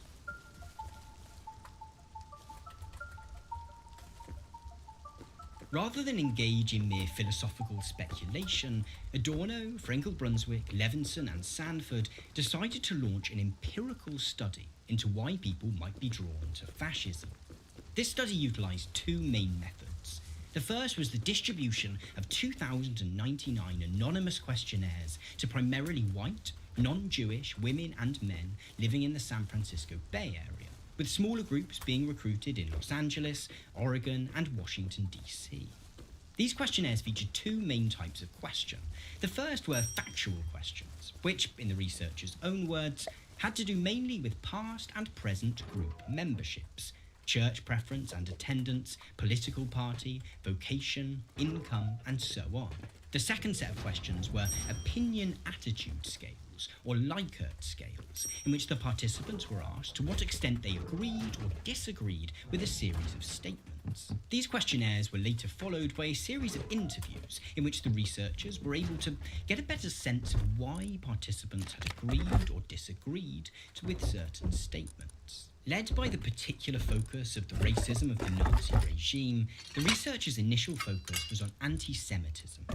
Amongst the statements the participants were invited to signal their level of agreement or disagreement with then were a series of anti-Semitic propositions. The more tame of these included, "I can hardly imagine myself marrying a Jew," and "most hotels should deny admittance to Jews as a general rule." Based upon our participants' responses, the researchers then placed them along what they called an anti-Semitism scale, ranging from not anti-Semitic at all to very anti-Semitic. This on its own obviously doesn't tell us anything more than that some people are anti-Semitic while others aren't. Alongside these statements then, the researchers included a further set, which aimed to measure the participants' broader level of what they called ethnocentrism. As they explain it, ethnocentrism refers to group relations generally. It has to do not only with numerous groups towards which the individual has hostile opinions and attitudes, but equally important, with groups towards which he is positively disposed.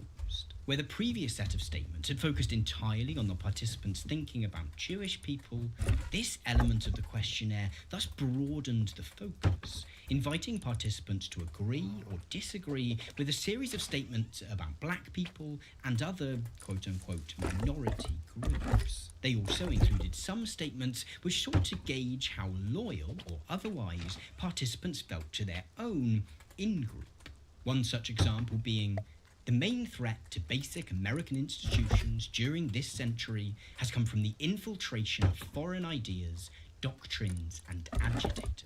As with the anti-Semitism aspect of the questionnaire, based upon each participant's responses, the researchers then placed them along a scale, this time referred to as the ethnocentrism scale. What they found was that participants who scored highly on the anti-Semitism scale were likely to also score highly on the ethnocentrism scale. Yep.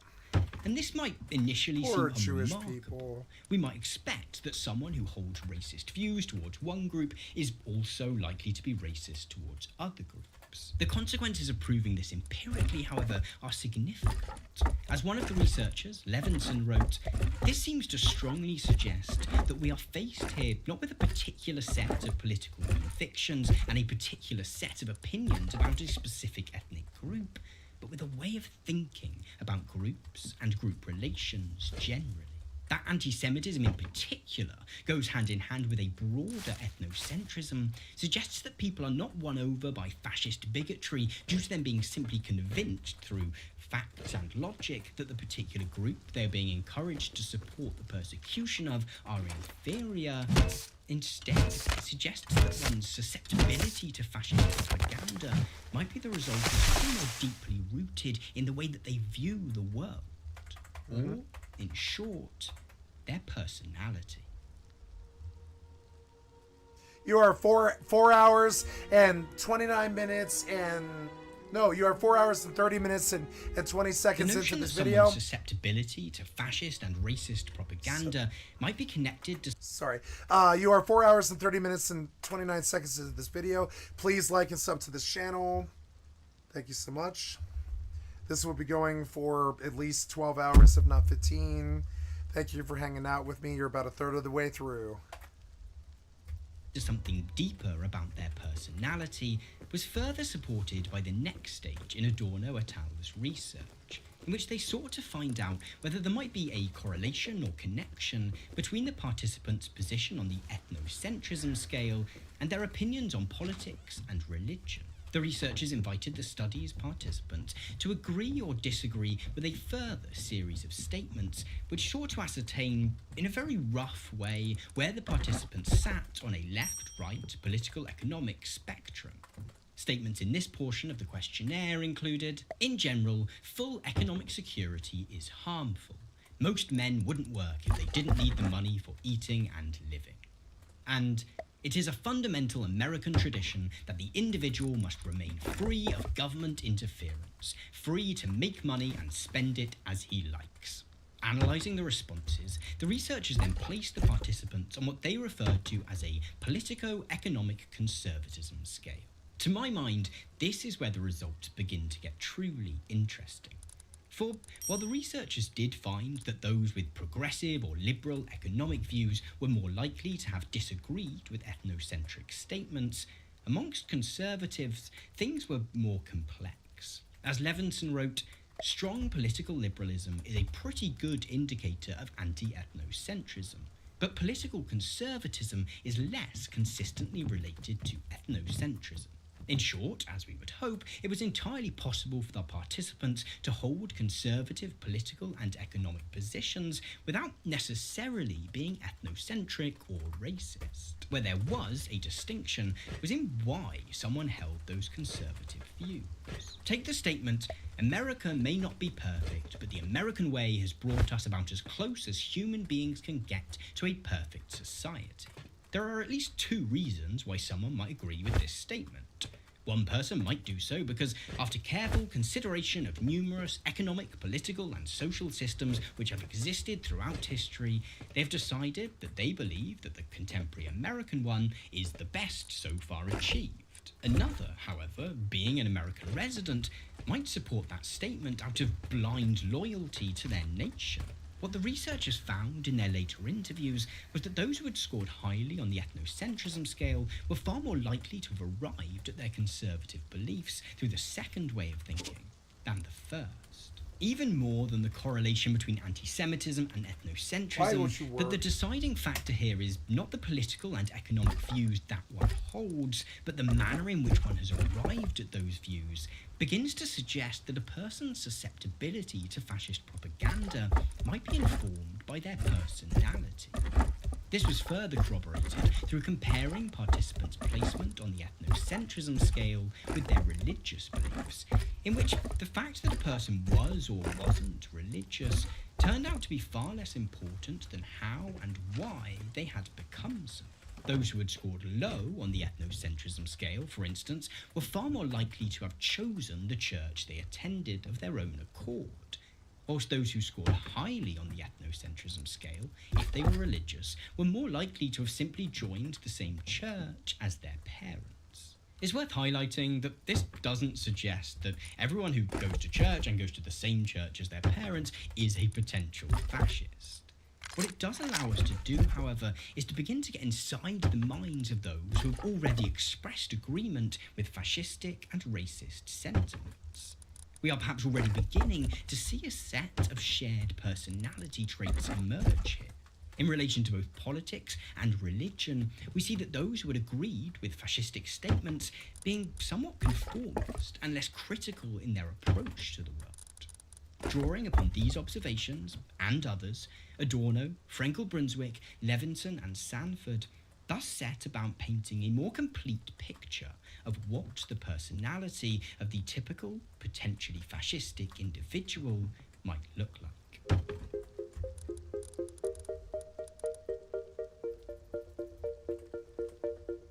The researchers' method for uncovering what personality traits might be more prevalent among those who had agreed with ethnocentric statements was similar to those that they had engaged in the previous aspects of the study. They added a further set of statements to their questionnaires, which participants were invited to agree or disagree to different levels with.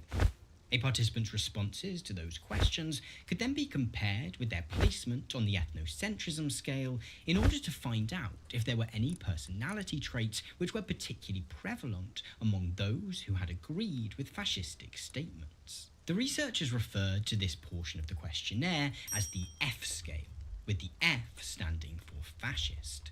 Given that the researchers were now attempting to move beyond the study of what they called surface ideological trends, and look instead at personality traits, the statements included in this portion of the questionnaire were now far, far removed from the consideration of explicit political ideology. They included statements such as, one should always avoid doing things in public which appear wrong to others, even though one knows that those things are really all right. And obedience and respect for authority are the most important virtues children should learn. On analysing the surveys and their follow-up interviews, the researchers argued that there were 9 personality traits which were often present within those who had expressed sympathy with fascist talking points. The first was conventionalism, or a rigid adherence to conventional middle-class values. As we perhaps saw in the discussion of different approaches to political and religious belief formation, those deemed potentially fascistic put a great emphasis on wanting to conform to the perceived norms of the society around them. The second was authoritarian submission, or a submissive, uncritical attitude toward idealized moral authorities of the in-group. This is clearly related to the previous aspect, but points more specifically to a tendency to be deferent to those within their in-group who have power over them. This might include parents, an employer, or a politician.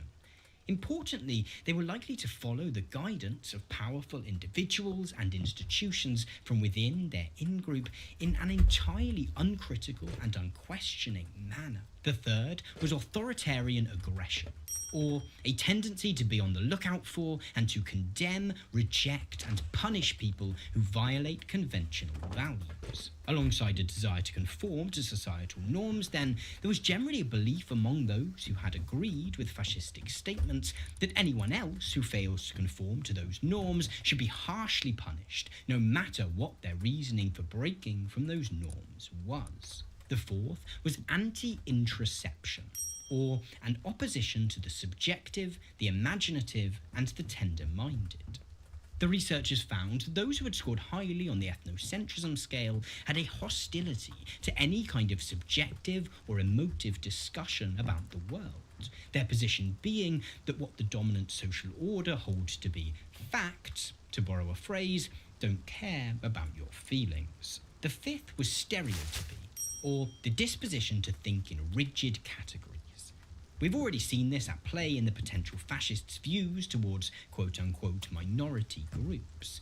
There was a tendency to view the ethnic group that a person belongs to as that person's defining trait, and also to view everyone within that group as essentially the same, or, as the name of this personality trait would suggest, as a stereotype.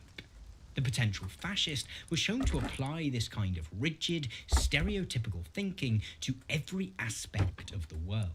The sixth was power and toughness, or a preoccupation with the dominant, submission, strong, weak, leader-follower dimension.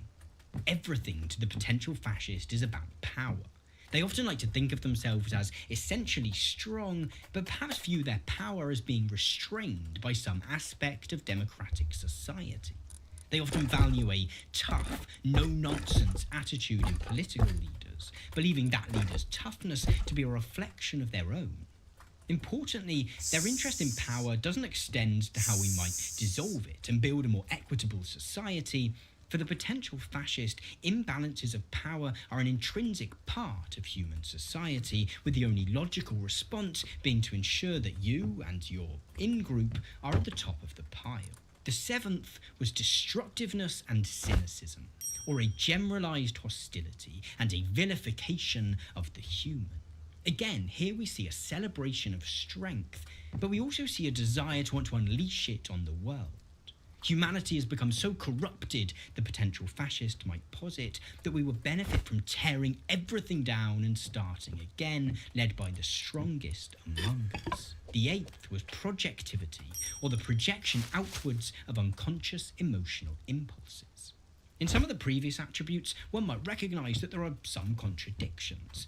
The potential fascist, for instance, both values conformity while also wanting to tear everything down and start again. One way in which these contradictions are dealt with in the mind of the potential fascist is by projecting them outwards onto other groups. In this case, destructiveness is projected outwards onto other groups in order to claim that it is they, in fact, who want to destroy everything. The ninth and final personality trait that the researchers found to be prevalent among potential fascists was an exaggerated concern with sexual goings-on. In line with the desire to punish a lack of conformity, there is an acute obsession with people's sex lives, which, the researchers argue, is perhaps fascists are always incels, right? This is the inherent thing to understand about fascism that I've truly understood. Hold on, my throat is a little bit rough here. Give me just a second. Sorry. So fascists, right? They have to use power. They don't have to, but they need to use power over people to exercise control. And the minute that you do that, you pretty much alienate yourself. When you alienate yourself, you are less socially powerful and people are less attracted to you. And when they see that you're bullied, they straight up don't want to be your friend at all.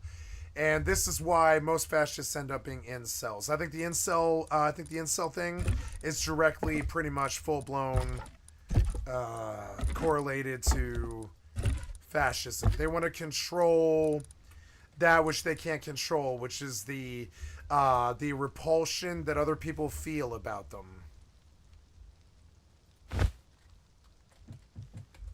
Oh, I didn't know you could do that. That's much better, yeah. Oh, I didn't know. Shit, okay. So I didn't even need to do the doors. I didn't know that, but that's alright.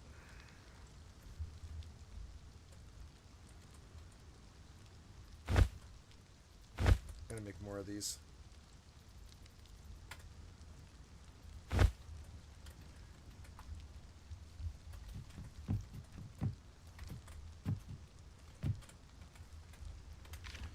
Oh yeah, my fucking sweet ass tower.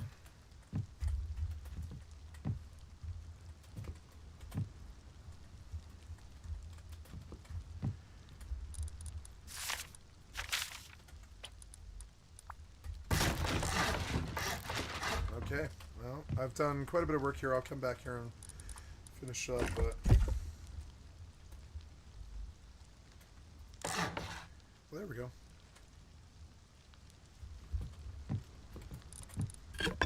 A consequence of the potential fascists' own repressed sexual desires. Together, these 9 personality traits comprise what the researchers termed the authoritarian personality. Yeah, because like when you have an authoritarian personality, you want to be like, "Mrr, mrr, you shouldn't do that. I'm unhappy that you did that. I'm unhappy all the time because I've got to control you. Mrr, I really need you to do this because I've got a greater vision than you, and I want something greater than you. I'm better than you. I need you to do this. Crab ass, mrr, mrr," right? And nobody sleeps with them, so then they've got to sexually dominate people too, which is how we got rape. And it's just unpleasantness and bad personality, you know. Control and dominance and all the shitty things that most, I'm going to say people, but I want to say something else. But I'm going to say people. But I mean, I kind of really, I can't think of the last time we even ever had a fascist woman. I want to say men. Fascist men. I've never heard of a fascist woman. Let's look at famous fascist women because I don't think that's very common. I think it's a man thing. I think it's a small penis, very small brain, shitty. I've got to bully everybody, like fascist, like male thing. Famous fascist women, right? I don't think there's many, but there would have been Imelda Marcos. Diana Lady Mosley was a British aristocrat, fascist writer and editor. Diana Mosley, but I'm looking for famous fascist women, right? Rotha Lintorn Ormond was a British fascist woman. Who are some prominent fascist women? Because I think it's a man thing. I think it's a man has to control his home. Man has to control anybody who isn't white. Man has to control anybody who isn't male. Man has to control all the animal. Man believes that God is a rich white man. Man believes this and man believes that, because whoever's in power just gets to, to dictate the rules and all this. And so Marjorie Taylor Greene with her what?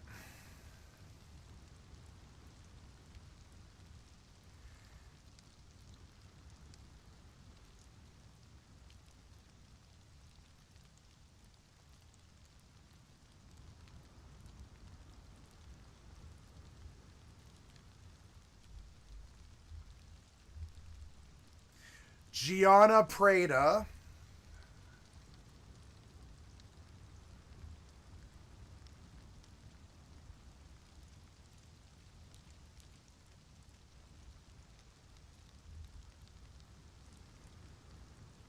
Yeah, it's not Trump. It's not Democrat.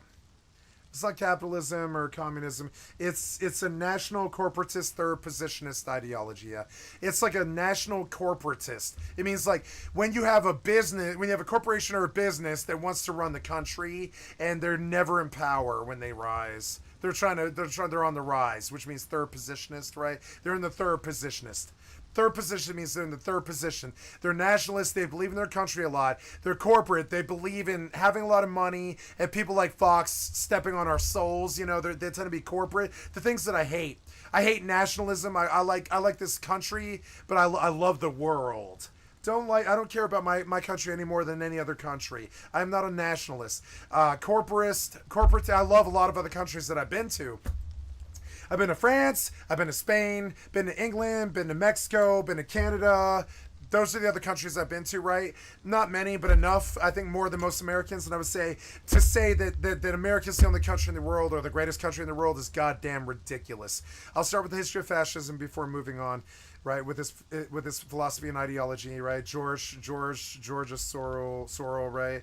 And Gentiles, and national syndicalism, and classical fascism, right, and all this other stuff, and then Nazism, Falangism, and all this other stuff, right? And and what exactly is a fascist? The fascist is someone who believes people should be governed by a rigid, authoritarian dictatorship that places glorification of a country over the rights and welfare of its citizens. Trump is a fascist. It was like, he used his authority to say that America wasn't great by saying, make America great again. He was rigid. He was like, get the Mexicans out of here. They're rapists and killers and all this shit. We got to build a wall and all this. And they place glorification of a country, make America great again, over the rights and welfares of its citizens, and that tolerates little individual freedom, that promotes one race or social class at the expense of all others, that has highly centralized power instead of a distributing policy. It's money. Policy-making authority among divisions and subdivisions of government, from state legislatures down to locally elected county commissions and city councils, in which local governing bodies are little more than strong-arm enforcers of national policy, in which public officials do not serve at the pleasure of the public. They serve at the pleasure of themselves. And I would say Trump served at the pleasure of himself. At one point, did he ever have a policy that even remotely look towards the care and the well-being of the American people? There was a man who was a fascist, right? From state legislatures down to locally elected county commissions and city councils, in which local governing bodies are little more than strong-armed enforcers of national policy, in which public officials do not serve at the pleasure of the public and are not subject to recall or ouster by public vote, and that depends highly on aggressive propaganda to persuade people that this is how things ought to be, it's what they should accept and promote, and it's what they should sacrifice their personal best interests for. Nope. And this is pretty much like when you rule with the truncheon. I'll stick the truncheon up your fucking fascist shithead Trumper ass, you fucking shithead. That's all I have to say about that. You know, and I don't mean not. Is Italy becoming fascist again? Yes. Is Italy becoming fascist again? Yes. And what formed the basis of fascist thoughts? Fascism was a complex phenomenon that drew simultaneously on several quite contradictory currents. It was successfully able to pull together a number of inchoate discourses into a single movement. It is important to realize that fascism was a very vague ideology. It's basically just domination. All fascism is somebody trying to dominate somebody so they can get money. That's really how I view fascism. When I see somebody trying to tell me what to do, or tell me how to vote, or tell me what to think, or like tell me to go to war overseas, I think fascist because I don't want to do those fucking things. Fucking fascist. What the fuck? Why did George Bush take us to goddamn Afghanistan? Fuck you, you fucking fascist. I told people back then right to their fucking face, you can't draft me, I'll fucking actively fight anybody who tries. You know what I'm saying? And I'm dead serious too.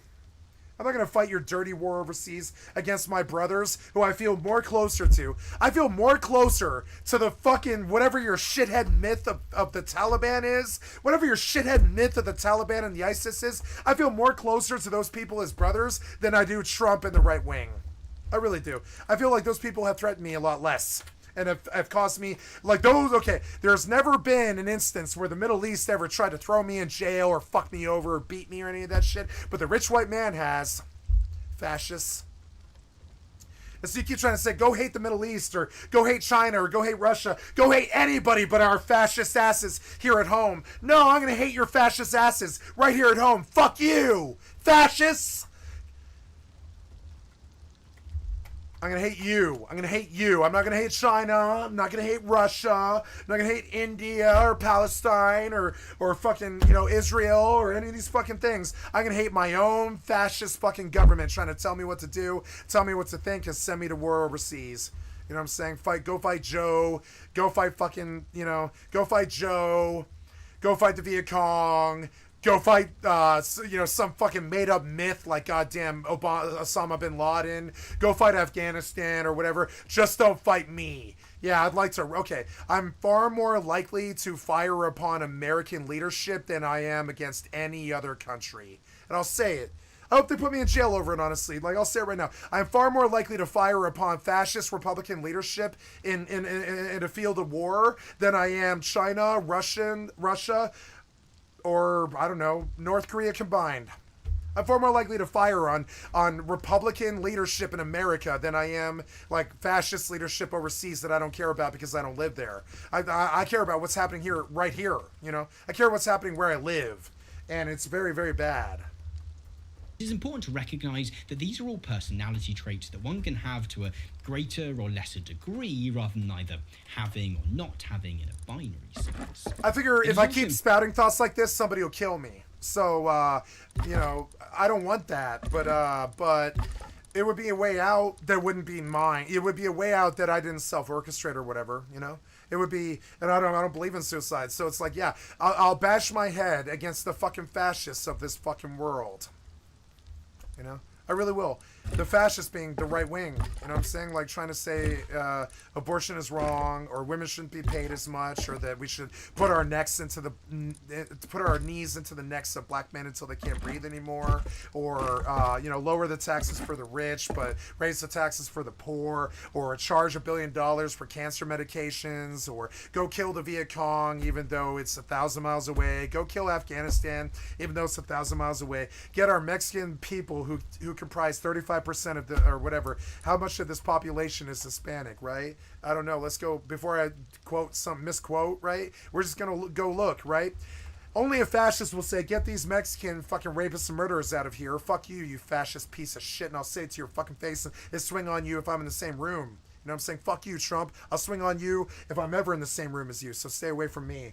So, you know what I'm saying? So let's talk about our beautiful Latino and Latina brothers in America. You know what I'm saying?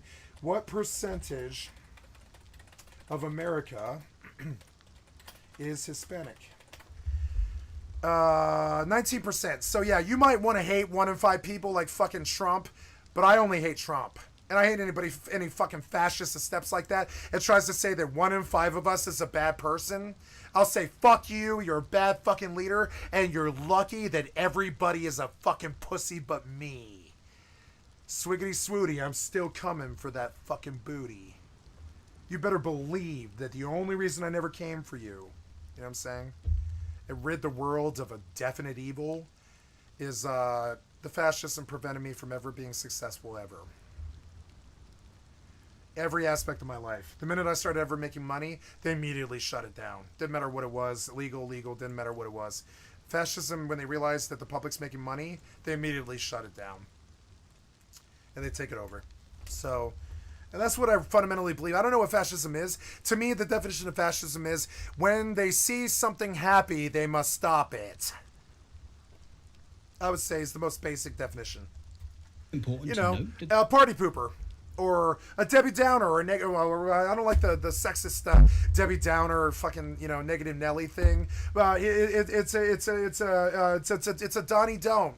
It's a Donnie Don't, right? That Donnie Don't bullshit about Trump. That Donnie Don't. Fuck Donnie Don't. the researchers' focus was on potential. They did not seek to make the claim that everyone who displayed this authoritarian personality would inevitably support a fascist regime should it come to power. But it usually works out that way, Nevertheless, though. They did argue that It does the work out possession that of way, this though. collection of personality traits might make someone far more susceptible to being won over by fascist propaganda than others. Although it might seem to be that way on first glance, the primary goal in outlining the authoritarian personality was not to create some kind of test to submit people to in order to accuse them of being likely to collaborate with a potential fascist regime. The goal was primarily to propose a new way of understanding how fascism might come to appeal to a certain portion of the population. Some of the specific suggestions that the researchers made about the personality structure of the potentially fascistic individual have come under some criticism. The broader point, however, that people might be won over by fascism less by the particularities of its arguments, but instead by the pre-conscious desires it seems to present answers to, are worth bearing in mind when it comes to thinking about how we respond to fascism as a threat. When we see or hear people echoing far-right talking points or racist ideas towards a particular ethnic group, our instinct is often to want to respond to the minutiae of their arguments, to try and prove them wrong with facts and logic. I went to go type in the chat, and I see that my title is Coalition Head.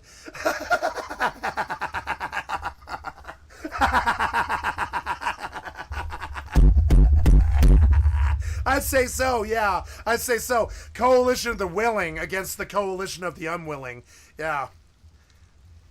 Whilst calling out falsities when we see them as important, however, the authoritarian personality Coalition's suggests bad. that this might not be enough.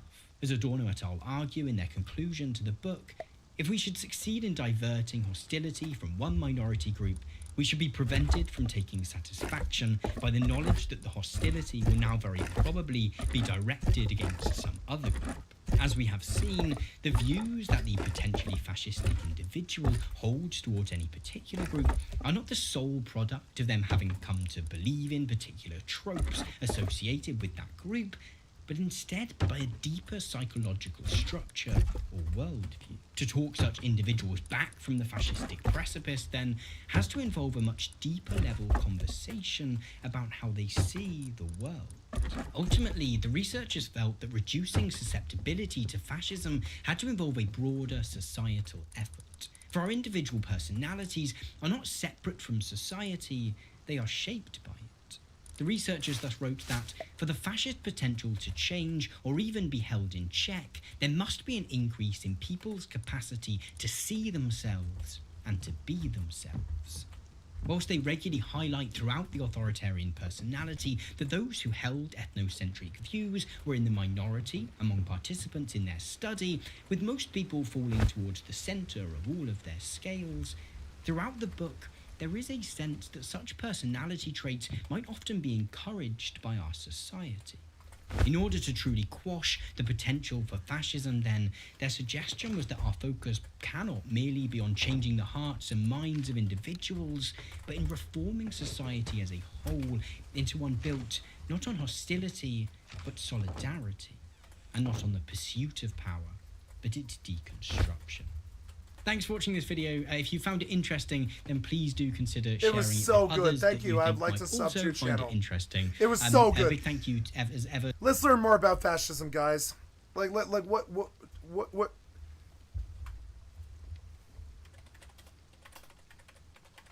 Let's go look at the most popular video on this. Filters, view count, right?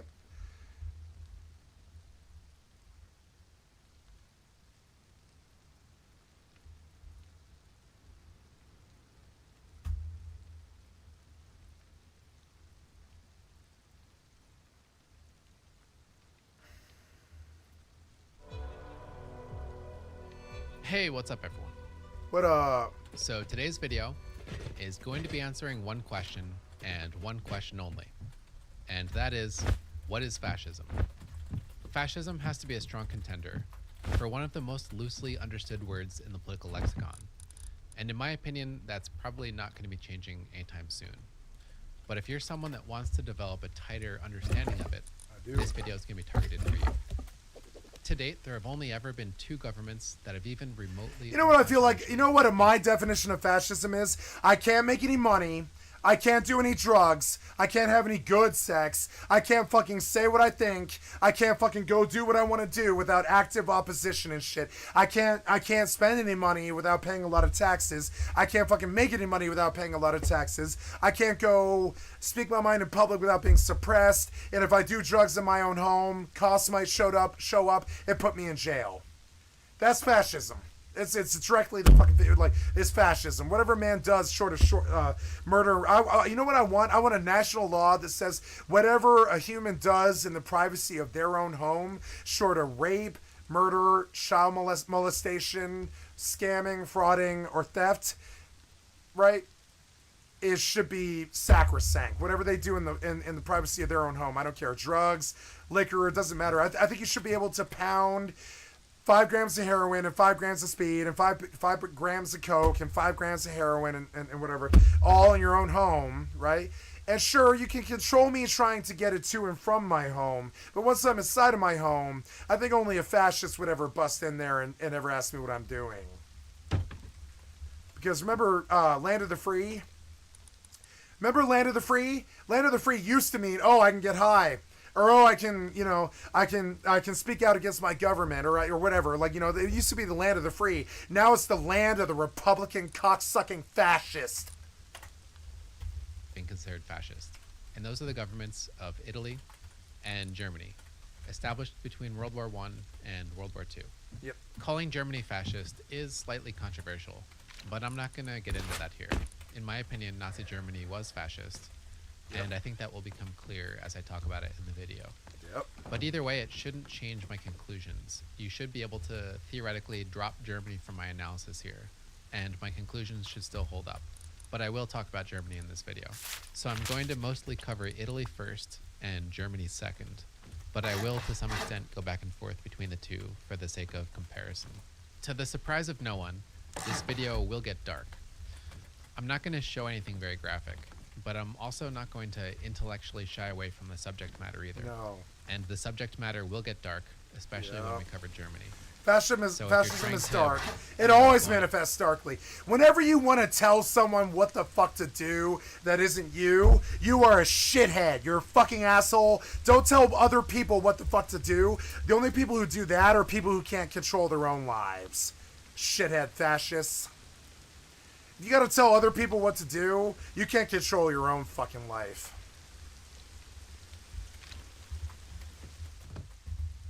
On a picnic or something after this, this might not be the video for you. But for the rest of us, we're going to cover Italy first and Germany second, and then at the end we're going to circle out and see what we can say about fascism based on that.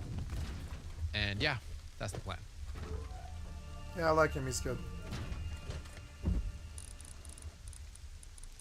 So we're going to go back to the time and the place where fascism was invented, which was interwar Italy. After the March on Rome in 1922, Benito Mussolini came into power and became the face of fascism known around the world.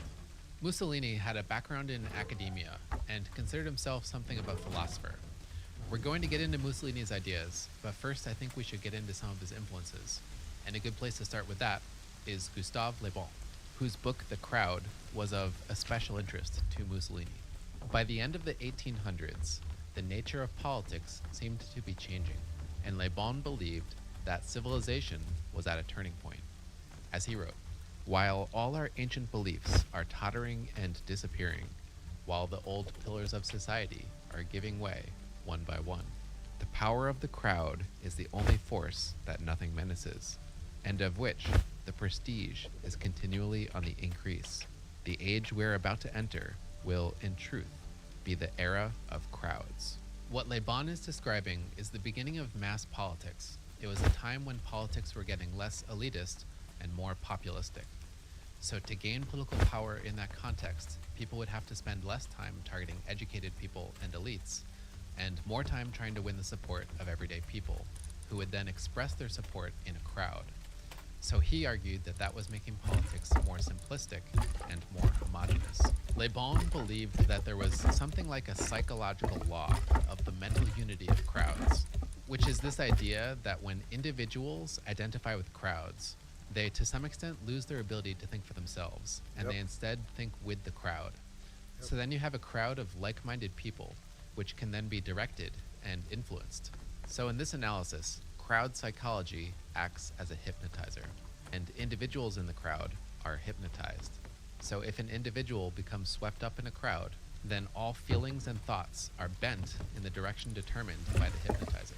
Le Bon believed that to sway a crowd didn't require telling the crowd the truth. What it required was telling the crowd what they wanted to hear and appealing to the crowd's emotions. As he put it, "The masses have never thirsted after truth.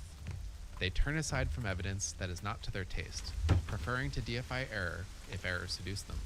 Whoever can supply them with illusions is easily their master. Whoever attempts to destroy their illusions is always their victim." So to gain power in the era of mass politics, it was thought that you would have to simplify your political ideas and win over a crowd of like-minded people that would then express support for them. The best way to do that wouldn't be to be concerned with truth, but rather to emotionally charge your ideas that can get the crowd excited, to tell them illusions that they want to hear. So this is already describing the core assumptions behind fascism. Mussolini believed that if the 19th century was the century of individualism, then the 20th century would be the century of collectivism. Mussolini thought that anyone who wasn't thinking in terms of collectivism and mass politics was going to be left behind in the 20th century. So by that, he mostly meant liberals who thought individualistically and conservatives who thought aristocratically. So Mussolini described that as dead energy. One thinker he thought did get it right, at least in that regard, was Karl Marx, which I know is a name that most of us were probably not expecting to hear in this video, but I was expecting to hear it. By the beginning of the 20th century, both of the original founders of classical Marxism had died, and adaptations of Marxism began to flourish. One major path of adaptations went from Marx to Lenin to Stalin and Mao, which is the path that we refer to as Marxism-Leninism. And the other major path went in a very different direction, and that began with George Sorel. Sorel was a heterodox Marxist who thought that it was too narrow to interpret the world through the lens of class and economics. And he thought that we should also look at sociology.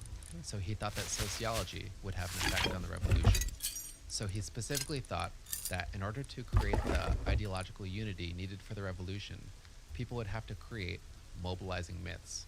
These myths are stories that are supposed to contain all the strongest inclinations of a people. Stories that people are inspired by and cherish and hold above criticism. The myth that Sorel chose was the myth of strikes. So Sorel tried to build up this mythology around the idea of strikes to get people to rally around the idea and to start the revolution. Italian fascists liked Sorel's ideas, but they adapted them. So to finish sketching out this path of adaptations, you have Marx, then Sorel, then Mussolini, and Hitler, which is the path of fascism. Although, unlike the path of Marxism-Leninism, by the time you get to Mussolini and Hitler, their ideas don't really resemble Marxism at all. And Hitler was even violently anti-Marxist, which is to say this is a messy chain of influences, and a lot of adaptation happened here. So to finish up the Marxist influence, Fascists thought that Marxist movements correctly tapped into the spirit of mass politics. They told a simple story of a binary struggle between good and evil, where regular people were good and elites were evil, in particular financial elites. And within that, good people were deserving, especially deserving of political power.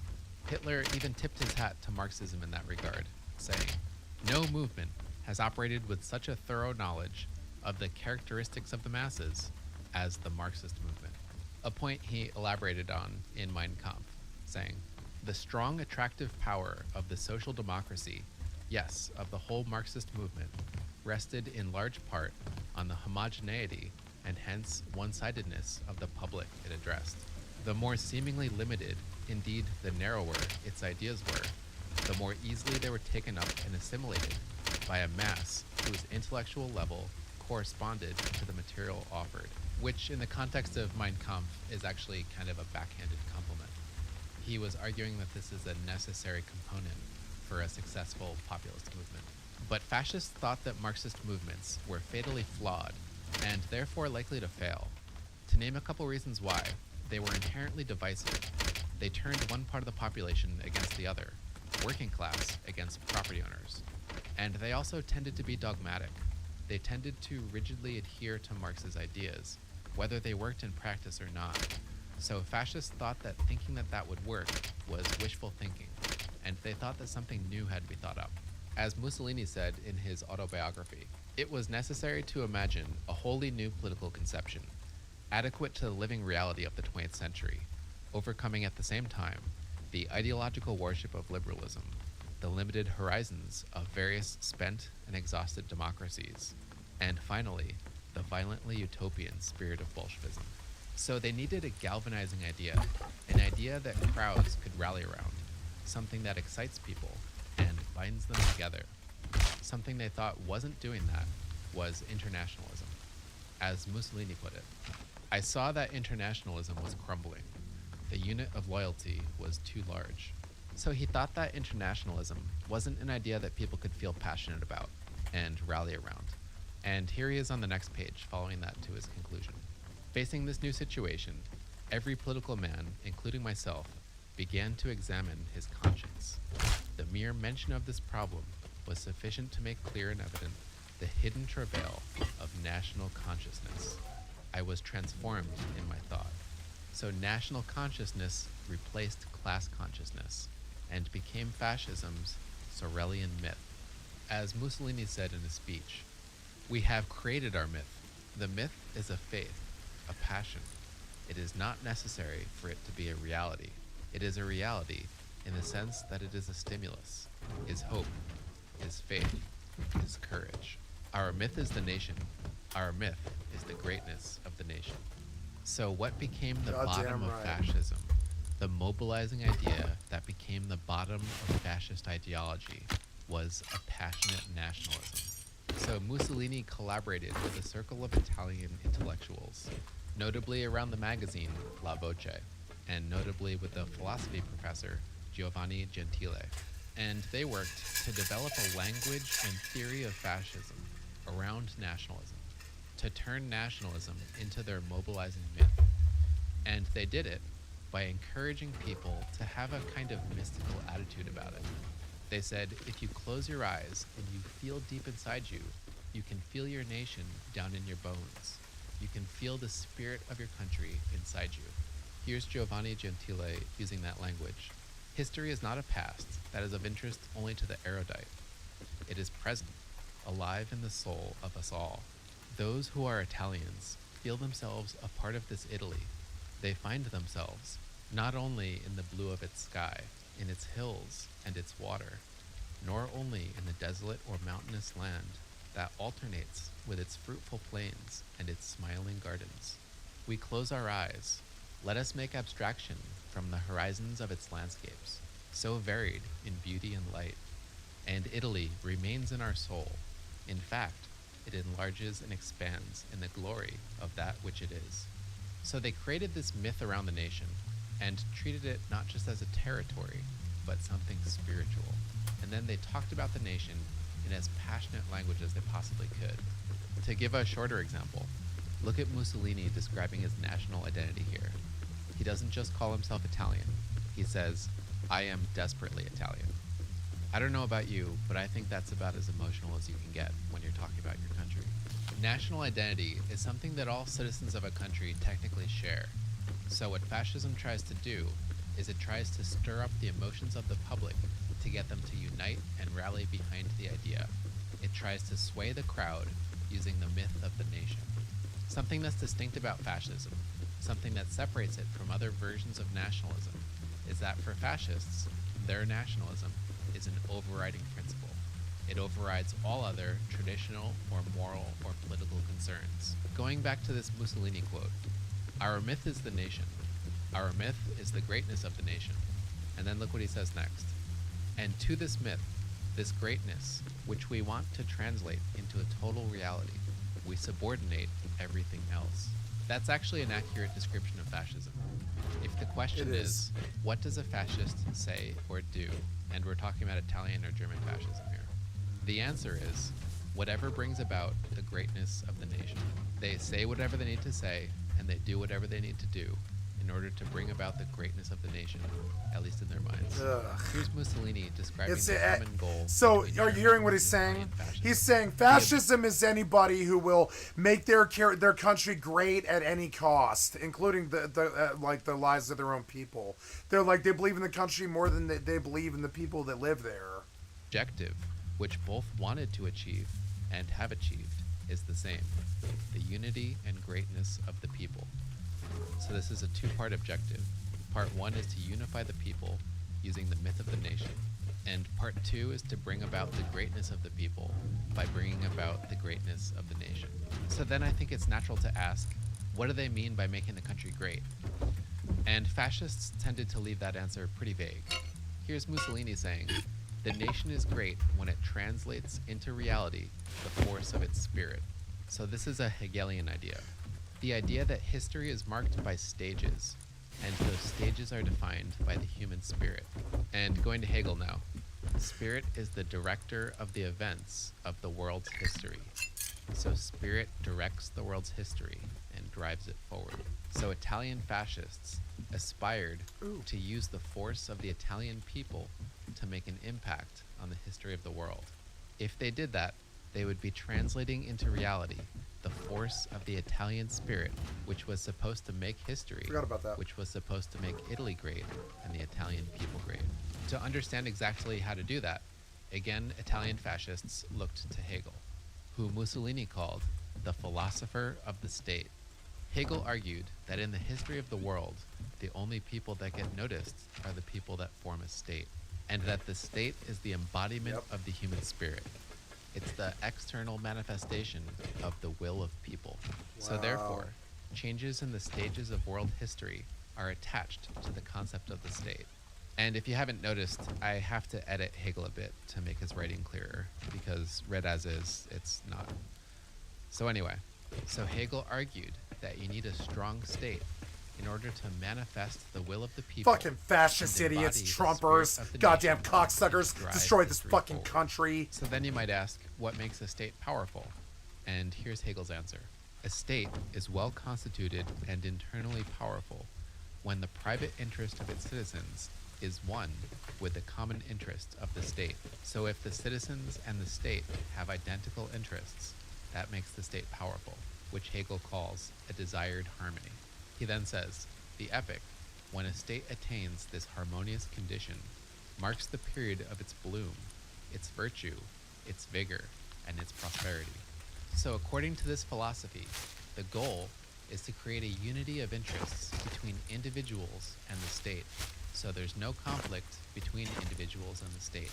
And if there is a conflict, then the state wins. As Hegel put it, this unified state as an ultimate end possesses the highest right in relation to individuals, whose highest duty is to be members of the state. So Italian fascists were directly inspired by that philosophy. They saw the state as a means to their end of making a nation great, and thought that individuals should be subordinated to the needs of the state. What those needs were determined by fascists, since it was a fascist state. So here's them saying that. The foundation of fascism, and by the way, the capital F here means Italian fascism. is the conception of the state, its character, its duty, and its aim.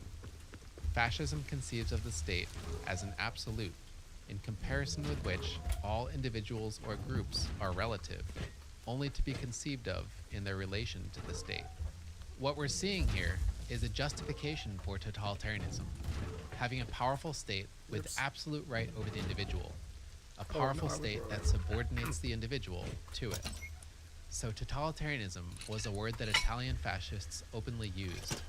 Look at how Mussolini talked about the rise of Nazi Germany in relation to Italy. Here is another great country in the process of creating a unitary, authoritarian, totalitarian state, i.e. a fascist one. Okay, so fascists wanted to unite the people using the myth of the nation. And then once the fascist movement came into power, they wanted to create a unitary, totalitarian state, a state with absolute power over its citizens with no political opposition.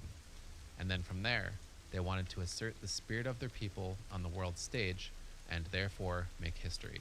Both Italy and Germany thought that process would create a new, glorious civilization, which Italy referred to as the Third Rome and Germany referred to as the Third Reich. That being said, Italian fascism is often referred to as hollow. Italy had the language of fascism, but the execution wasn't really there. As one Italian historian put it, fascist Italy was something of a police state, but of an idiosyncratic kind, one where tyranny was tangled with compromise. And then later saying, for all its proclaimed totalitarianism, fascist Italy was soon shown to be unable to fully mobilize its civilians, or its ordinary soldiers, numbers of whom were unconvinced that their identities sprang from Italian nationality. Okay, so the Italian people didn't buy into fascism very heavily, and Mussolini was something of an impotent dictator. But we still have some loose ends here. Namely, what exactly do fascists do once they get into power? What exactly are their policies? And again, in a nutshell, the answer is whatever they thought would bring about the greatness of the nation. One thing Italian fascists were consistent about, in both theory and in practice, was their attitude about violence and war, which again took inspiration from George Sorel.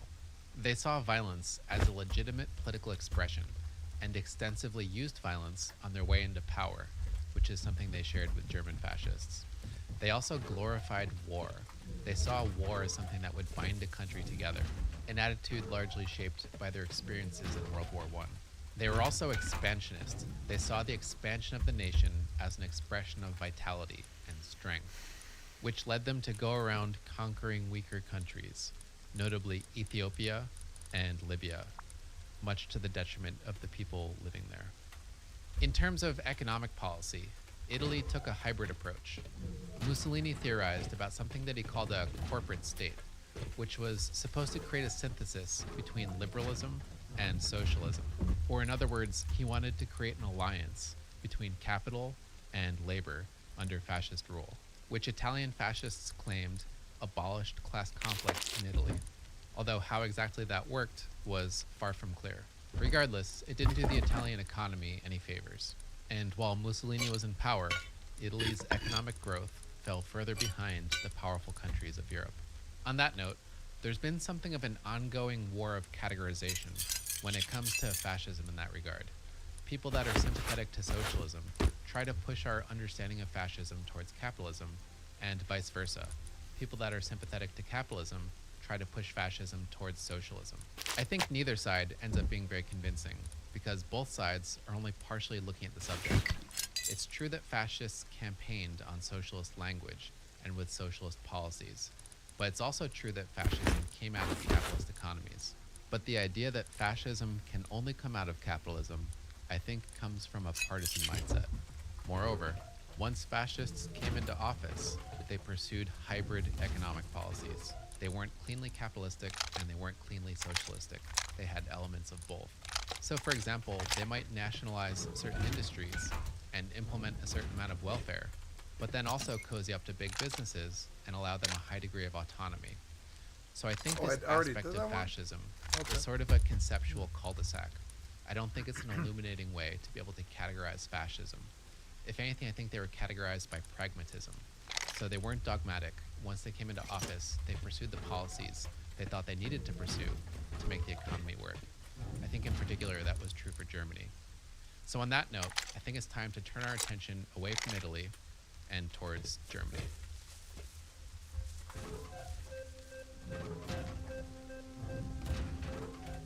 The major contribution of Nazi Germany to the subject of fascism, I believe, is that they showed the world what fascism looks like when it quote-unquote works. Unlike Mussolini, Hitler was largely able to bridge the gap between fascist rhetoric and reality. He was able to make fascism come alive in Germany. Before Hitler came into power, Germany was suffering from hyperinflation and was being economically and militarily constrained by the Treaty of Versailles. Hitler believed that the German people needed confidence in their ability to break out of these constraints and rise up again. And he believed that the only way to achieve that was through mass politics.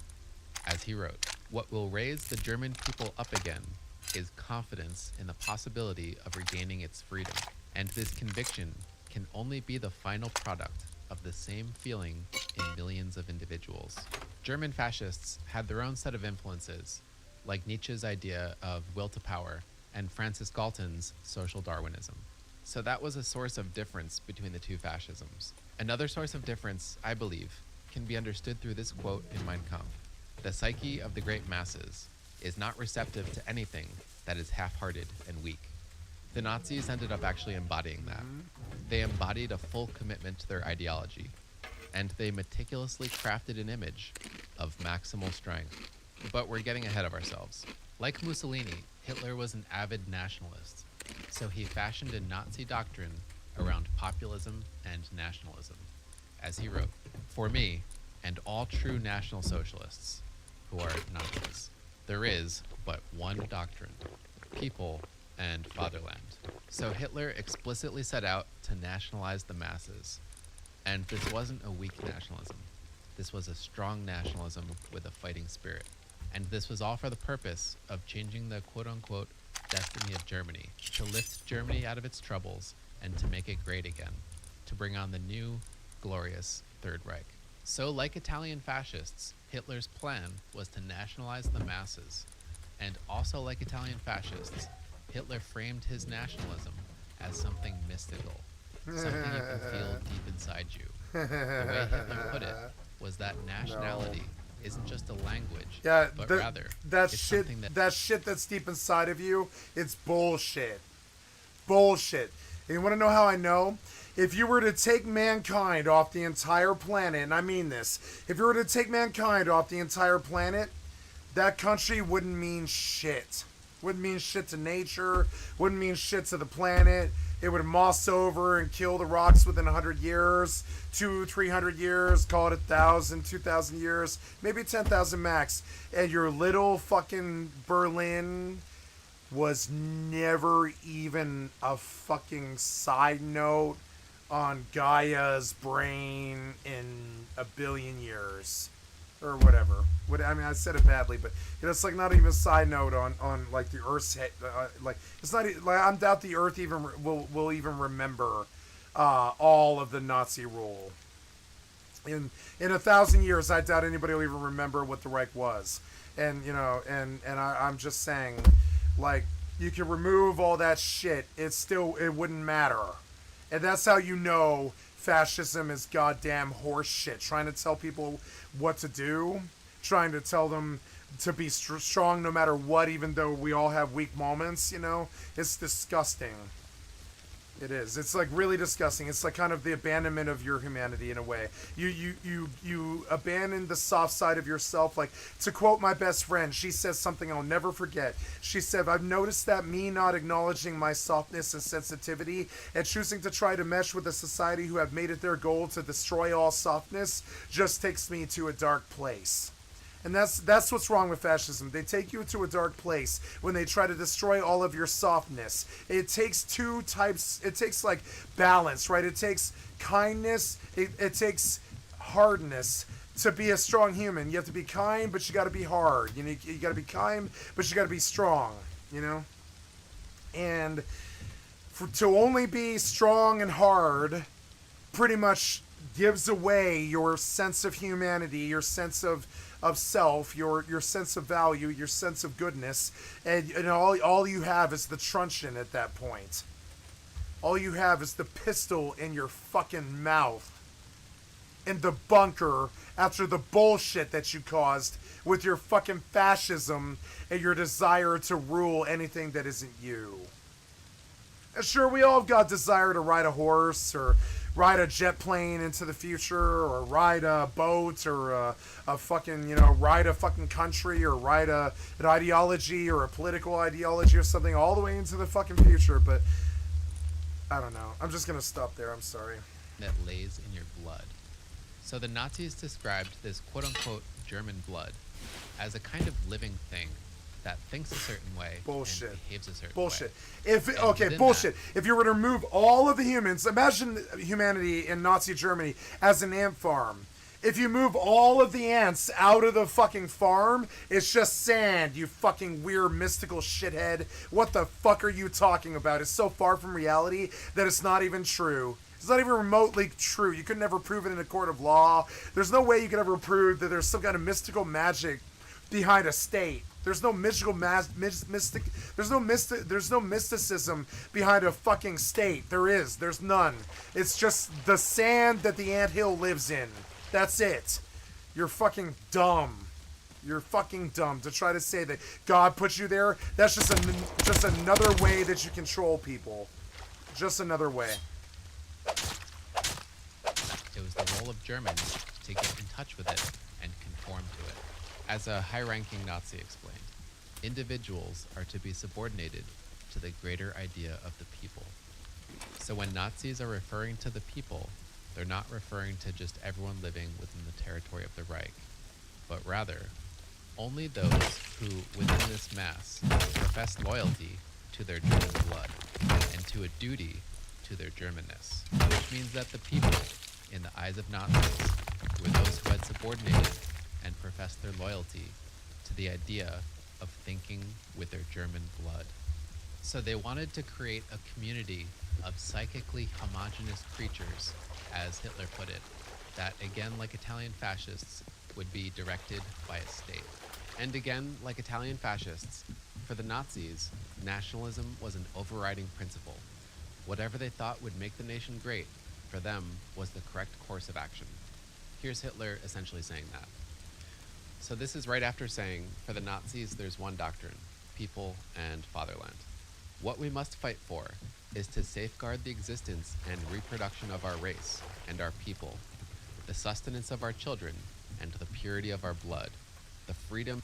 The purity of your fucking blood. Shut the fuck up, you weird, shitty, stupid fucking person. You use the intellectuality of people like me to fucking, use your fucking, use the intellectuality of people like me to fund your fucking war against humanity. Fuck you. The purity of your fucking blood. There is no pure blood. What the fuck are you talking about? There's no pure water even. What the fuck are you even talking about, you piece of shit? And independence of the fatherland, so that our people... There is no purity. What purity? Yeah, okay, if you... No, there's no purity. There's no pure anything. Maybe a pure molecule. Purity is this thing that I believe is basically a human myth. It's a human myth. There's no such thing as purity. Everything is miscegenated. Everything is mixed. Everything is fucking, everything is a fucking, an amalgamation of cosmic stardust to create you for 50 years or whatever until you're right where you're at or whatever, or a billion years, whatever it is. Where, everything is an amalgamation to bring you exactly where you're at. There's no purity. It's all space dust mixed with carbon, mixed with hydrogen and water and fire and some sunlight and some UV rays and some carbon and fucking oxygen and all this other shit. Purity, oxygen isn't even pure, right? I mean, I'm sorry, oxygen, yeah, even oxygen. I'm saying water's not pure. Oxygen's kind of pure. There's pure elements. But there's no such thing as pure living things. Living things are an amalgamation of everything. And anybody who goes against that goddamn ideology is against life. like the fascists, like the Nazis when they killed everybody, like the Nazis when they killed the Jews. If you understand that there is no purity, that fascism doesn't stand. There is no purity. Maybe in oxygen and basic fucking, basic elemental period charts and stuff, you'll find purity of like, nah, not even copper, you know what I'm saying? It's always a combination of 2 or 3 things to make something right. Very seldom is it just oxygen, O2, right? Which is oxygen squared. Very seldom is it fucking,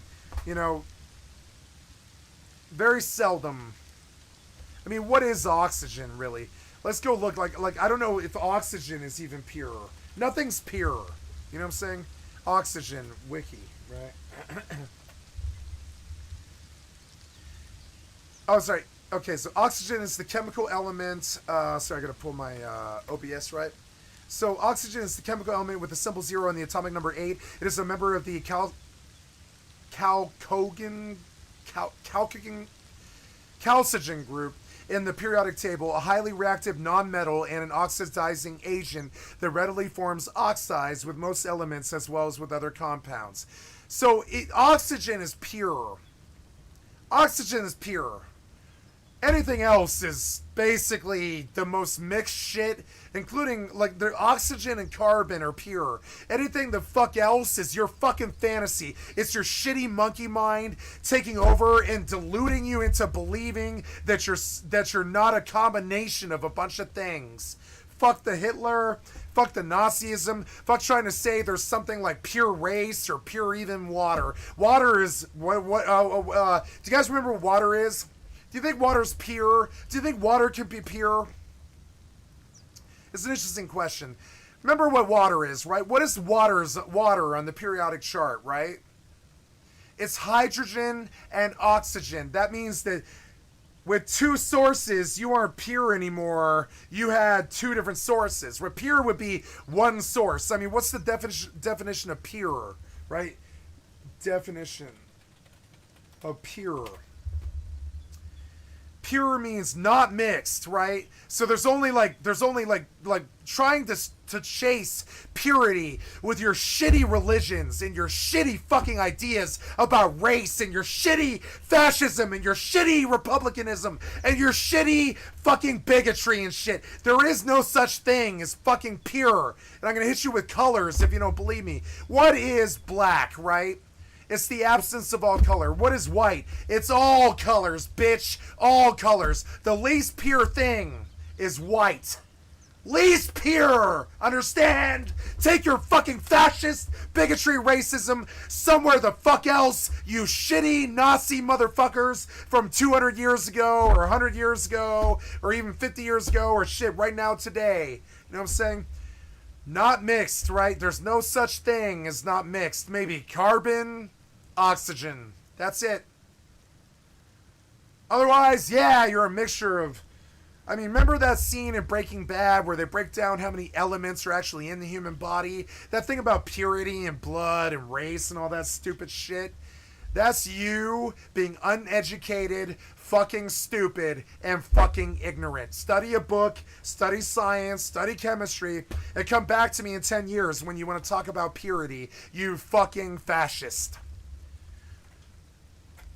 And I would have said it to Hitler's face, too, and I would have fought him as well. You know what I'm saying? Fuck that shit. You fucking idiots. Like, I'm sorry. I really don't think I'm the most smart person on the fucking planet. I really don't. I've met a lot more smart people than me. You know? Really.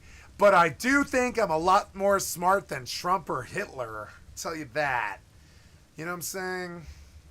Like, you guys, like, you talk about purity. What the fuck is pure? I mean, even cocaine, pure cocaine is not pure cocaine. It's like 65,000 different fucking untraceable elements. Trying to push purity is the most against God thing I've ever fucking heard. You know what I think is against God? There's only a few things that are against God. Murder and rape, child molestation, and purity. Purity is against God. God did not make pure. Maybe in oxygen and carbon, which are the building blocks for everything, right? But I mean, God did not make pure. God made muddy waters. And that's all I have to say about this. Of the mission, allotted it by the creator of the universe.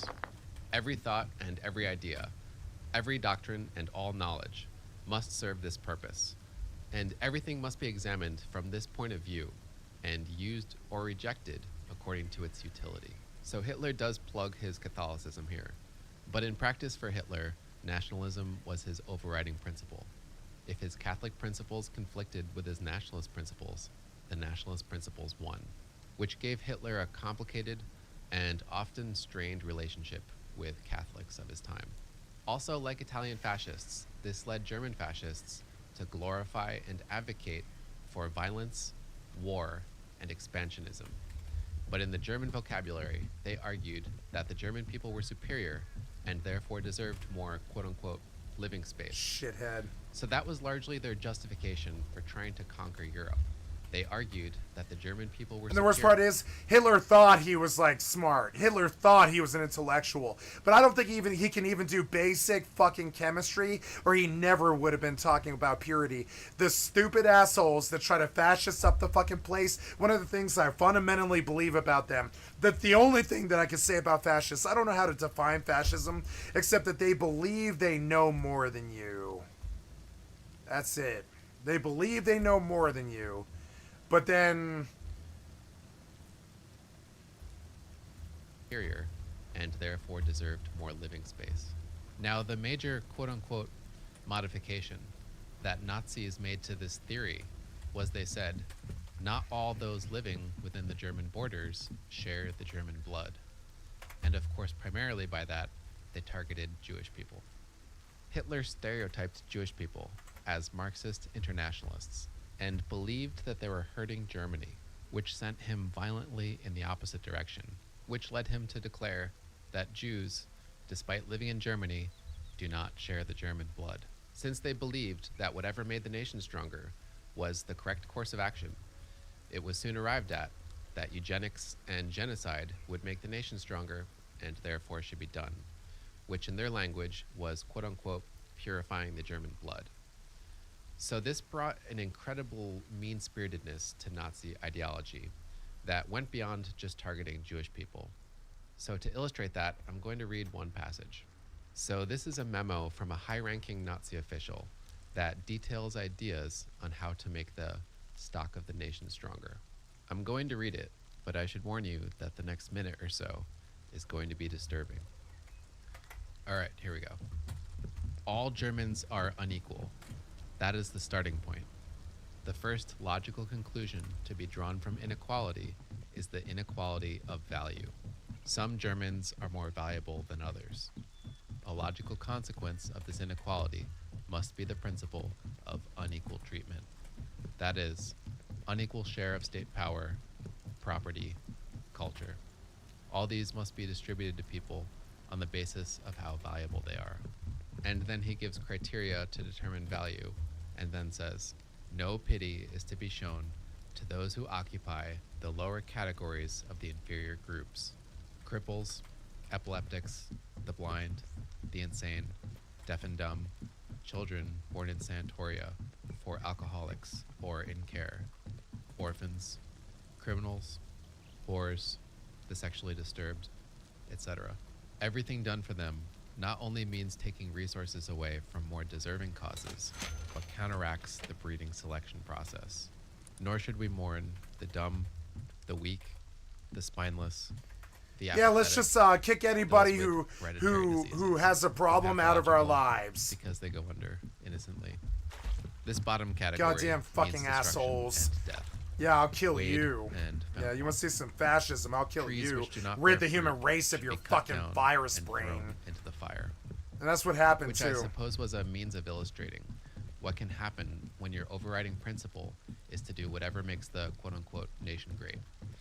If that's your mindset, and then someone approaches you with that type of program, it might actually seem like a good idea. Of course, in reality, that mindset brought defeat, humiliation, and even catastrophe to Germany. Because, of course, in reality, there's more to morality and there's more to life than this simple making the nation great equation that Germany got stuck in. Okay, moving on. So in order to make their movement work, the Nazis needed broad support among the German public. And they didn't have it early on, but by the late 30s they did have it. And they largely won it by turning around the economy and by conquering and annexing countries like Austria and Czechoslovakia without going into war. But they also notably won it through heavy-handed use of propaganda. Hitler discusses propaganda at length in Mein Kampf, but his basic philosophy is that propaganda exists in order to convert people to your cause that are not already the true believers. And the way to do it is to project simple, strong messages and to relentlessly repeat them over and over. So that's what he did. He bombarded the German public relentlessly with propaganda. To get a sense of what that looked like, let's look at William Schirer's account, who was a journalist that lived in Nazi Germany until 1940 and who wrote The Rise and Fall of the Third Reich. Here was his experience. I myself was to experience how easily one is taken in by a lying and censored press and radio in a totalitarian state. It was surprising and sometimes consternating to find that, notwithstanding the opportunities I had to learn the facts, and despite one's inherent distrust of what one learned from Nazi sources, a steady diet over the years of falsifications and distortions made a certain impression on one's mind and often misled it. No one who has not lived for years in a totalitarian land can possibly conceive how difficult it is to escape the dread consequences of regimes' calculated and incessant propaganda. Often in a German home or office, or sometimes in a casual conversation with a stranger in a restaurant, a beer hall, a cafe, I would meet with the most outlandish assertions from seemingly educated and intelligent persons. It was obvious that they were parroting some piece of nonsense that they had heard on the radio or read in the newspapers. Sometimes one was tempted to say as much, but on such occasions one was met with such a stare of incredulity, such a shock of silence, as if one had blasphemed the Almighty, that one realized how useless it was to even try to make contact with a mind which had become warped and for whom the facts of life had become what Hitler and Goebbels, with their cynical disregard for the truth, said they were. So unlike fascist Italy, much of the German public ended up buying into Nazi ideology, and many of them took it up ravenously, particularly young people, a demographic Hitler specifically targeted. Given our time constraints, I think the best thing I can do here is to just give you a snapshot of what that looked like. And I think the best way to do that is to show you another passage. So this is a passage from another history of Nazi Germany on student activity and book burning. On April 12, 1933, the Nazi German Students Association's Office for Press and Propaganda announced a nationwide action against the un-German spirit, which was to climax in a literary purge, a cleansing by fire. The students presented their action as a response to a worldwide Jewish smear campaign against Germany and an affirmation of traditional German values. They published a blacklist of un-German authors. Then the authors are listed, and then he talks about how the students were influenced by Martin Luther burning the papal bull. And then it continues. For the students, the tradition of book burning was associated not with reactionary impulses, but with defiance against authority and with strong nationalist sentiments. Placards publicized the 12 Theses, which attacked Jewish intellectualism, asserted the need to purify German language and literature, and demanded that universities be centers of German nationalism. Germany's most dangerous adversary is the Jew, the document read. If a Jew writes in German, he is lying. The German who writes in German but thinks in an un-German way is a traitor. We want to eliminate the lie. We want to brand the treason. We demand from the German student the will and ability to overcome Jewish intellectualism and all the liberal manifestations of decay associated with it. Students and professors should be selected on the basis of their thinking in the German spirit. So this is the type of thinking that Hitler and the Nazi Party were able to spread in Germany. So to recap, in Italy you had the creation of the theory, and in Germany you had a modification of the theory, and you had the theory work in practice. You had the theory coming alive. The last thing I want to cover is what would have happened if Nazi Germany hadn't been defeated. What was their vision for the world? And the best answer I could find is again with William Shirer, who based his answer on a captured trove of Nazi documents. So I'm going to read what he found. No comprehensive blueprint for the new order was ever drawn up, but it is clear from the captured documents and from what took place that Hitler knew very well what he wanted it to be. A Nazi-ruled Europe, whose resources would be exploited for the profit of Germany, whose people would be made the slaves of the German master race, and whose undesirable elements, above all the Jews, but also many Slavs in the East, especially the intelligentsia among them, would be exterminated. The Jews and the Slavic people were the Untermenschen, subhumans. To Hitler, they had no right to live, except as some of them, among the Slavs, might be needed to toil in the fields and the mines as slaves of their German masters. Not only were the great cities of the East, Moscow, Leningrad, and Warsaw, to be permanently erased, but the culture of the Russians and Poles and other Slavs was to be stamped out, and formal education denied them. Their thriving industries were to be dismantled and shipped to Germany, and the people themselves confined to the pursuits of agriculture, so that they could grow food for Germans, being allowed to keep for themselves just enough to subsist on. Europe itself, as the Nazi leaders put it, must be made Jew-free. He goes on to summarize the planned and actual devastation done to civilians and prisoners of war, who were considered to be of the wrong blood, or to have thought the wrong way, and who had the misfortune of living within the grasp of the Nazis. It includes details from the concentration camps and medical experiments done by Nazi doctors. The result, I think, is the most harrowing 57 pages I've ever personally read. But if you need any more reason to be glad that the Axis powers lost World War II, Schirer's chapter on Germany's New Order might be worth reading. And on that note, I think that's enough said about Hitler's Germany. Yeah. Amazing. I gotta drop it. Thank heavens.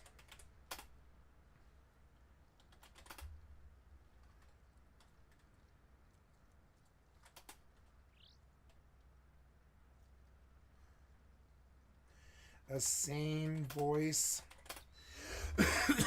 Thank heavens for a sane voice in a mad world.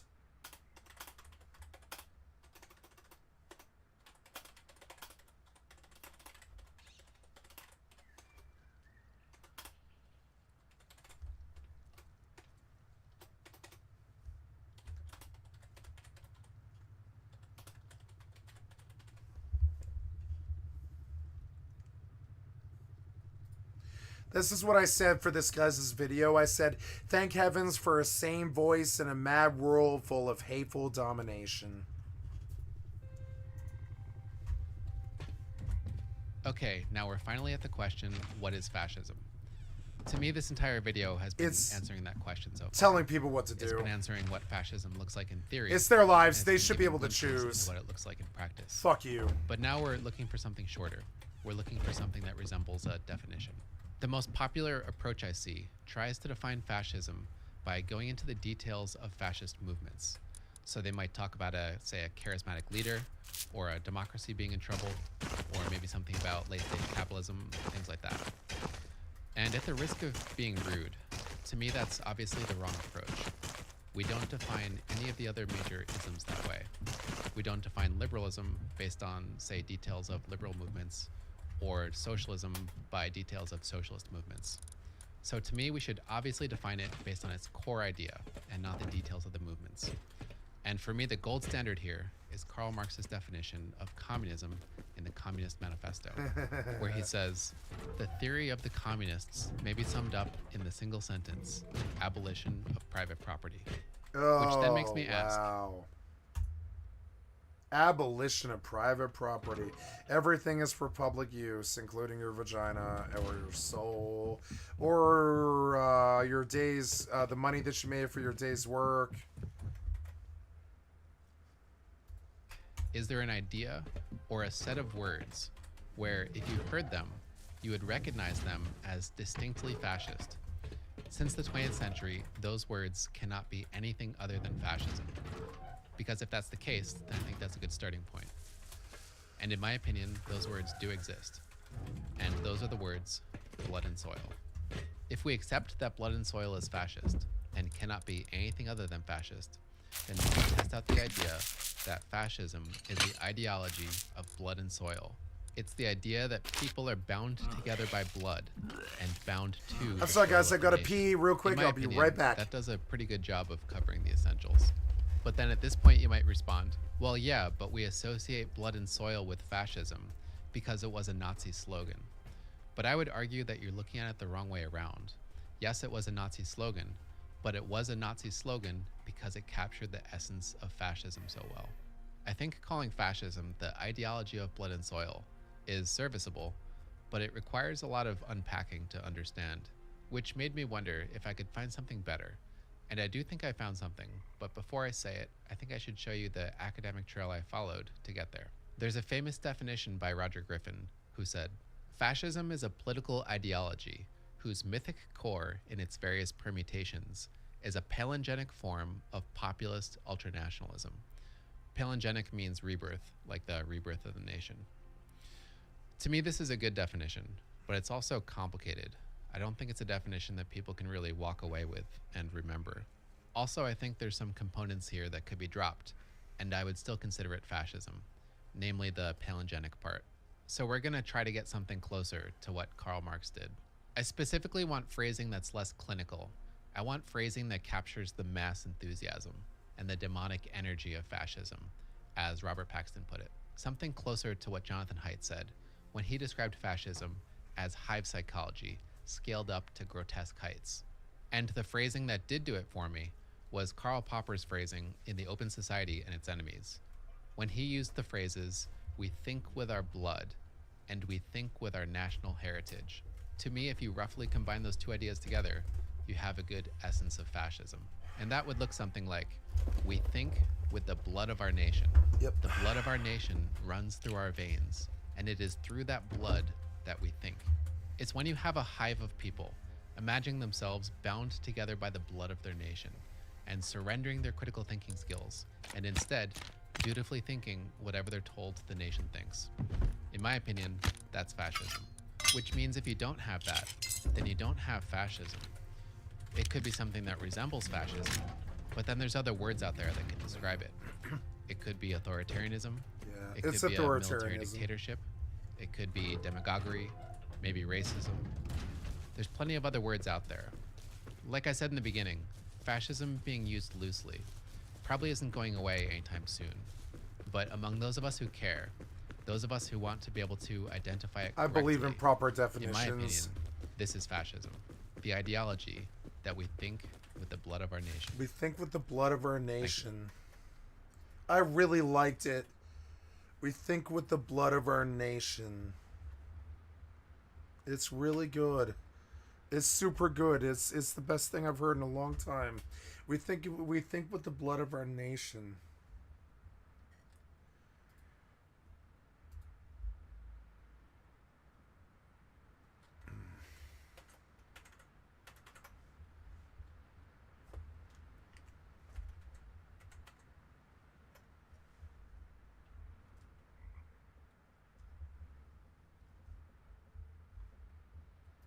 To Ash, to Michael V. Brown, to J. Fraser Cartwright, to Thank you so much for the excellent content for my stream. I have liked and subbed to your channel. I'm sorry, I have to pull the history here because I closed the video by mistake. I've liked and subbed to your channel. And Ryan Chapman, thank you so much. I've subbed and liked your channel. Let's see what else Ryan Chapman has done. Looking for more content. Okay, nationalism, an in-depth explanation. In the modern world, we typically hold that there are four great political ideologies. Liberalism, which prioritizes individual rights. Yep. Socialism, which prioritizes socioeconomic equality. Conservatism, which prioritizes tradition. And nationalism, which prioritizes the nation. Of the four, nationalism is perhaps the most powerful. It's also almost certainly the most neglected. Over the last few centuries, nationalism has shaped the world to an extent far beyond what many realize. Many of its tenets are now simply taken for granted, seen as self-evident truths that widely go unacknowledged and unquestioned. In the 20th and 21st century, nationalism has seen unprecedented political success. After the fall of the Soviet Union, it has arguably become the dominant ideology on Earth. But what is it? What is nationalism? I could offer a famous definition. It's a political principle which holds that the political and the national unit should be congruent.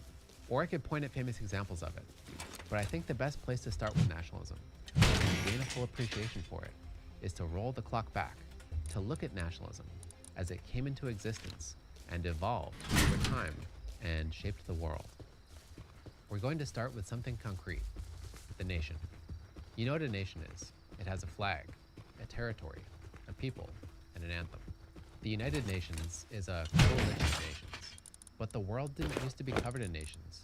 Nations, in terms of world history, are fairly new, mostly cropping up in the 18th, 19th, and even 20th century.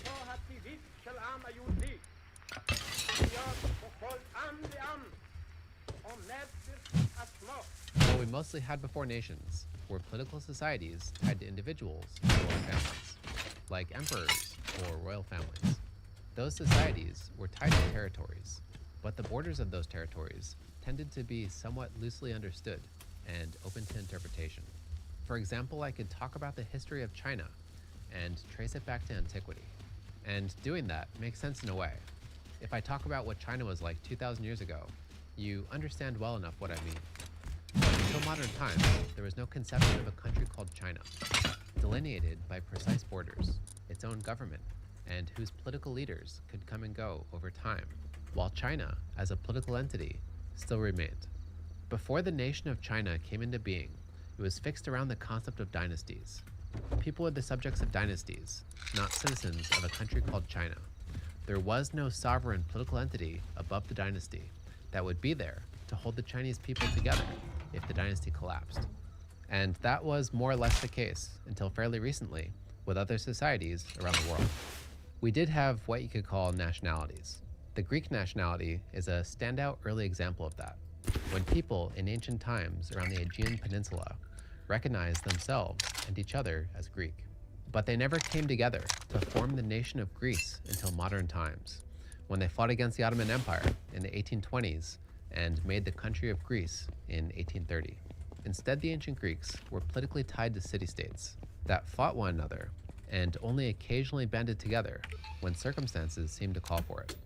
The idea of nationality came into existence over time and typically happened by way of contrast. The ancient Greeks, for example, called outsiders barbaroi, barbarians. That's because the Greeks mocked language that sounded to them as crude. It sounded like people were saying barbar. By focusing on that foreignness, it made the Greeks realize their own commonality, their common language, common culture, and identity. A similar phenomenon happened elsewhere around the world. For example, the word goyim is an ancient derogatory word that Jewish people used to refer to non-Jews, and Russians had a similar term, Nemci, outsiders who don't speak Russian. A sense of common identity also tended to develop through war. For example, when the English won a battle against the French in the 100 Years' War, they responded by dancing in the streets of London. And in France, where nationalism was less developed at the time, the 100 Years' War confirmed and defined its nationhood. By uniting against the English, the French discovered themselves as a people. As a historian, in seeing the English close up, they felt themselves to be France. But even as these nationalities emerged over time, the idea of the nation, as we understand the word now, was a conscious one, developed about 300 years later. There was one country in particular that theorized about the nation and turned it into the ideology of nationalism in a way that we'd recognize today. And that country was France. This is that story. In 18th century Europe, industrialization was beginning.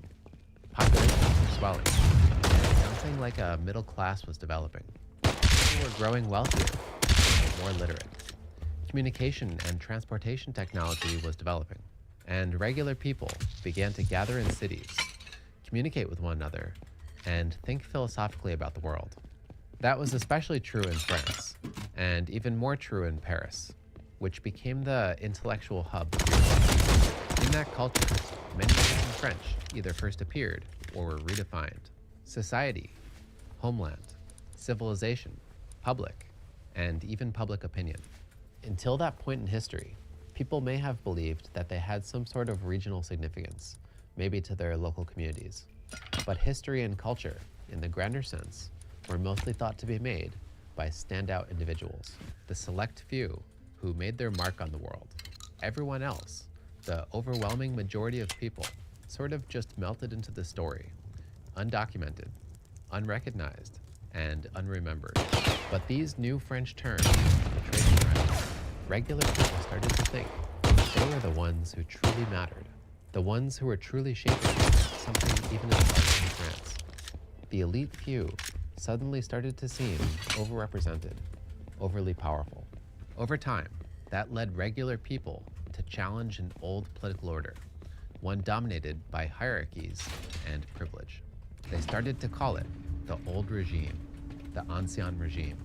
But that raises a question. If the old social order was removed, then what replaces it? What authority would hold people together? Basically, what is democracy? They increasingly arrived at an answer that political identity and political authority comes from the people. If it's French authority, then that authority should come from the people of France, the people who live on its territory, make up its public, and form its public opinion. If political identity and political authority comes from the people, then you could express them together as a single political body, one that you could argue should hold sovereign political power. A French word came into popular use that put name to that body. They called it the nation. The nation, elsewhere in Europe at the time, typically referred to some sort of natural division of humanity. So you're not actually doing something, but you're pointing at something that already exists. For example, you could point out that the rich and poor are two divided nations. French people took that concept and slightly twisted it. They started talking about a new kind of nation, one that didn't exist before.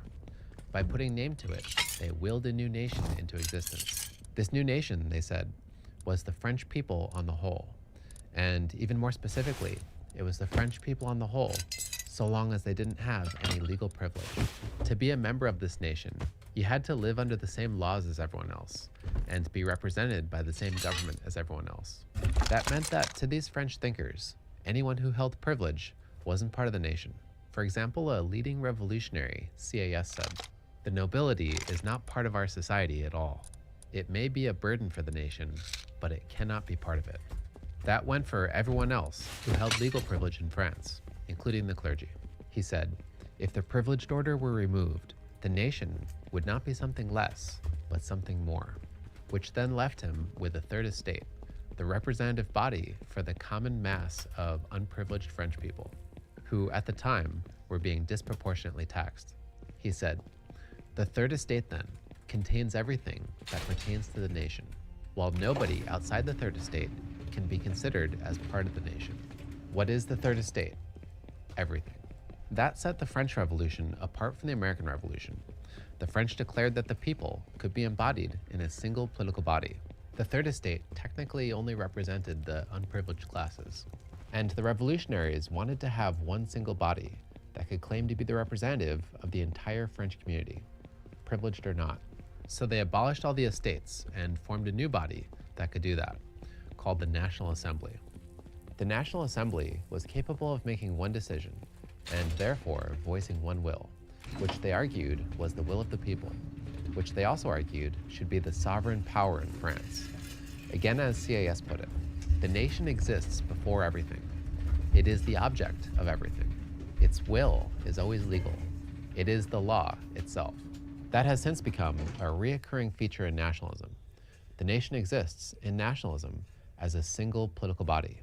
It has a will, and that will can be expressed singularly.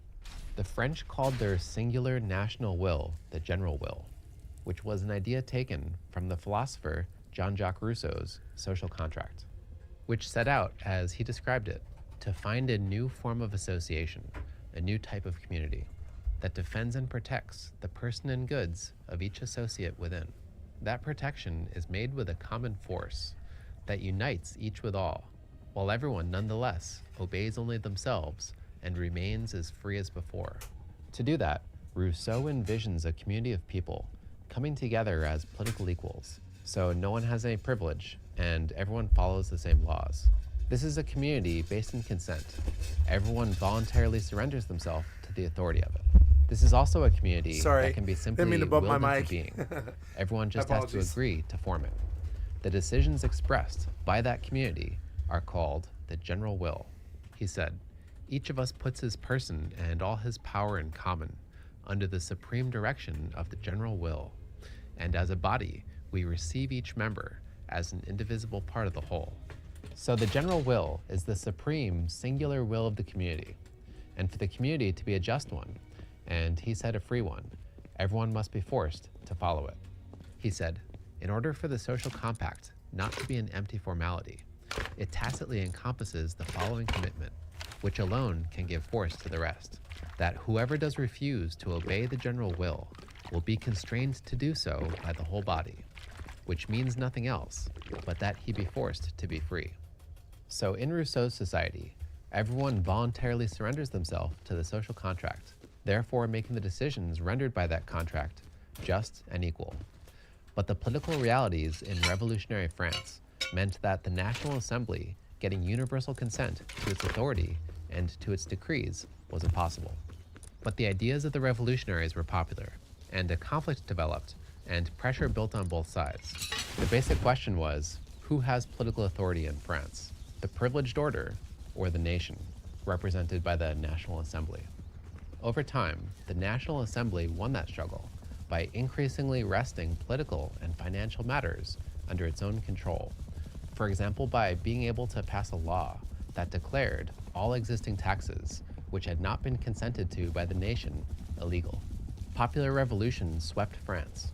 It was thought that if everyone submitted to the authority of the nation, France would finally become free and equal. So the revolutionaries set out to accomplish exactly that. They set out to subordinate everything political in France to the nation. They demanded the clergy bow their heads before the majesty of the laws, and they banned the right to organize around labor interests, saying, citizens who practice a particular profession must not be allowed to assemble for their supposed common interests. There are no more group interests within the state. There are only the private interests of individuals and the general interest. The nobility, too, swore loyalty to the nation. As it was described, everyone offered up, gave, laid at the feet of the nation. The king became increasingly marginalized as time went on. As France went to war, which they said was to spread their values of liberty and equality, the king felt forced to acquiesce. As Marie Antoinette put it, the king is not free. He has to follow the general will, and for our personal safety here, he has to do what he is told. As the nation continued to rise in status, it became something that the king could betray. France was becoming the French nation, and the king became subservient to that nation. When he tried to veto laws from the assembly, and when he was supported by foreign monarchs, he was finally deemed an enemy of the people. An ideological line had been crossed. The revolutionaries responded by storming the Tuileries Palace. The king was captured, and judgment passed on his life. As Maximilien Robespierre put it, Louis must die because the homeland must live. Okay, so we have this united French nation taking power, and you could probably see the idea of nationalism coming into shape. But the reality wasn't so simple. Once in power, the revolutionaries were in a weak position. They were low on resources and felt threatened by foreign powers, who were wary of the developments happening in France, which brought in a geopolitical side to nationalism, one that still holds true today. At that point in history, the city-state was seen as being far too small and prone to being conquered. On the other hand, you had empires, which were coming to be seen as far too big, holding too many diverse populations together, too far from their power base, which made them prone to an eventual collapse. Within that, the nation-state was coming to be seen as a happy medium, big enough to be geopolitically competitive, and also cohesive enough to endure through challenges and time. People in nation-states could feel bound to one another and relatable to one another by sharing a territory, the homeland, sharing a common language, like French, and sharing a common culture and history. For example, the French had the 100 Years' War to commonly remember, and Joan of Arc to remember as a common French hero. The problem is, you have to teach people that they're members of a nation. It's not something that people just grow up inherently knowing. And these ideas weren't being widely taught. They were city-oriented ideas at the time. Generally speaking, the further you got from cities, the less people identified with or even knew about a French nation. To the mass of peasants, and therefore to most inhabitants of France, the meaningful world and identity seldom extended beyond the village. Oh, good. Even as late as the mid-19th century, a French observer described the countryside by saying, "Every village is still a little world that differs from the neighboring world, as Mercury does from Uranus. Every village is a clan, a sort of state with its own patriotism." France was also linguistically diverse. Most subjects of the king didn't speak standard French, and instead spoke a wide variety of languages and dialects, which complicated claims at the time about France being a singular French nation, which meant that the nation, as the revolutionaries were pitching it, didn't really exist yet. The revolutionary Mirabeau, for example, called France nothing but an unconstituted aggregate of disunited peoples. It was a problem that had occurred to French thinkers in the decades before the Revolution, and in the early 1770s, Jean-Jacques Rousseau wrote down a solution for it. He offered it in the form of advice to reformers in the Polish-Lithuanian Commonwealth, which was typically just called Poland. Poland was under threat at the time by its neighbors, and actually about to be carved up by them. The clarity and the level of detail that Rousseau offered, I think, is startling. He told them the problem was Poland was weak from anarchy. It was disorganized and internally divided. Because of that, it was unstable and at the mercy of its neighbors' whims. To fix that, Rousseau told Poland to infuse into the entire nation the spirit of its confederates, to establish the republic in the Poles' own hearts, so that it will live on in them, despite anything their oppressors may do. To do that, Rousseau said, Poland needed national institutions. Those national institutions would give form to the genius, the character, the tastes, and the customs of the Polish people, to the things that cause them to be themselves rather than another people. Give a different bent, he says, to the passions of the Poles. In doing so, you will shape their minds and hearts in a national pattern that will set them apart from other peoples. In order to raise the patriotism of the Poles to its highest possible level of intensity, he says you must begin by giving the citizens of Poland a high opinion of themselves and of their fatherland. Take stories of Polish glory, he said, and carve them in sacred characters upon each Polish heart. Build monuments to those stories, and establish customs that praise the virtuous citizens who had the honor to suffer for their country in the toils of the enemy. While doing that, he says to avoid any mention of the enemy, because to mention them would be to honor them too much. In short, he told the Poles to shed luster on all their patriotic virtues, to keep their minds constantly on the fatherland, to make it their central preoccupation, to hold it up constantly before their eyes. That must be coupled with education, to shape the souls of the citizens in a national pattern, and so to direct their opinions, their likes and dislikes, to make them patriotic by inclination. The newly born infant, he says, upon first opening his eyes, must gaze upon the fatherland, and until his dying day should behold nothing else. Have them read Polish literature. Have them learn its provinces, its roads, its towns, its history, and its laws. Let his heart and mind be full of every noble deed, every illustrious man that was ever in Poland, so that he can tell you about them at a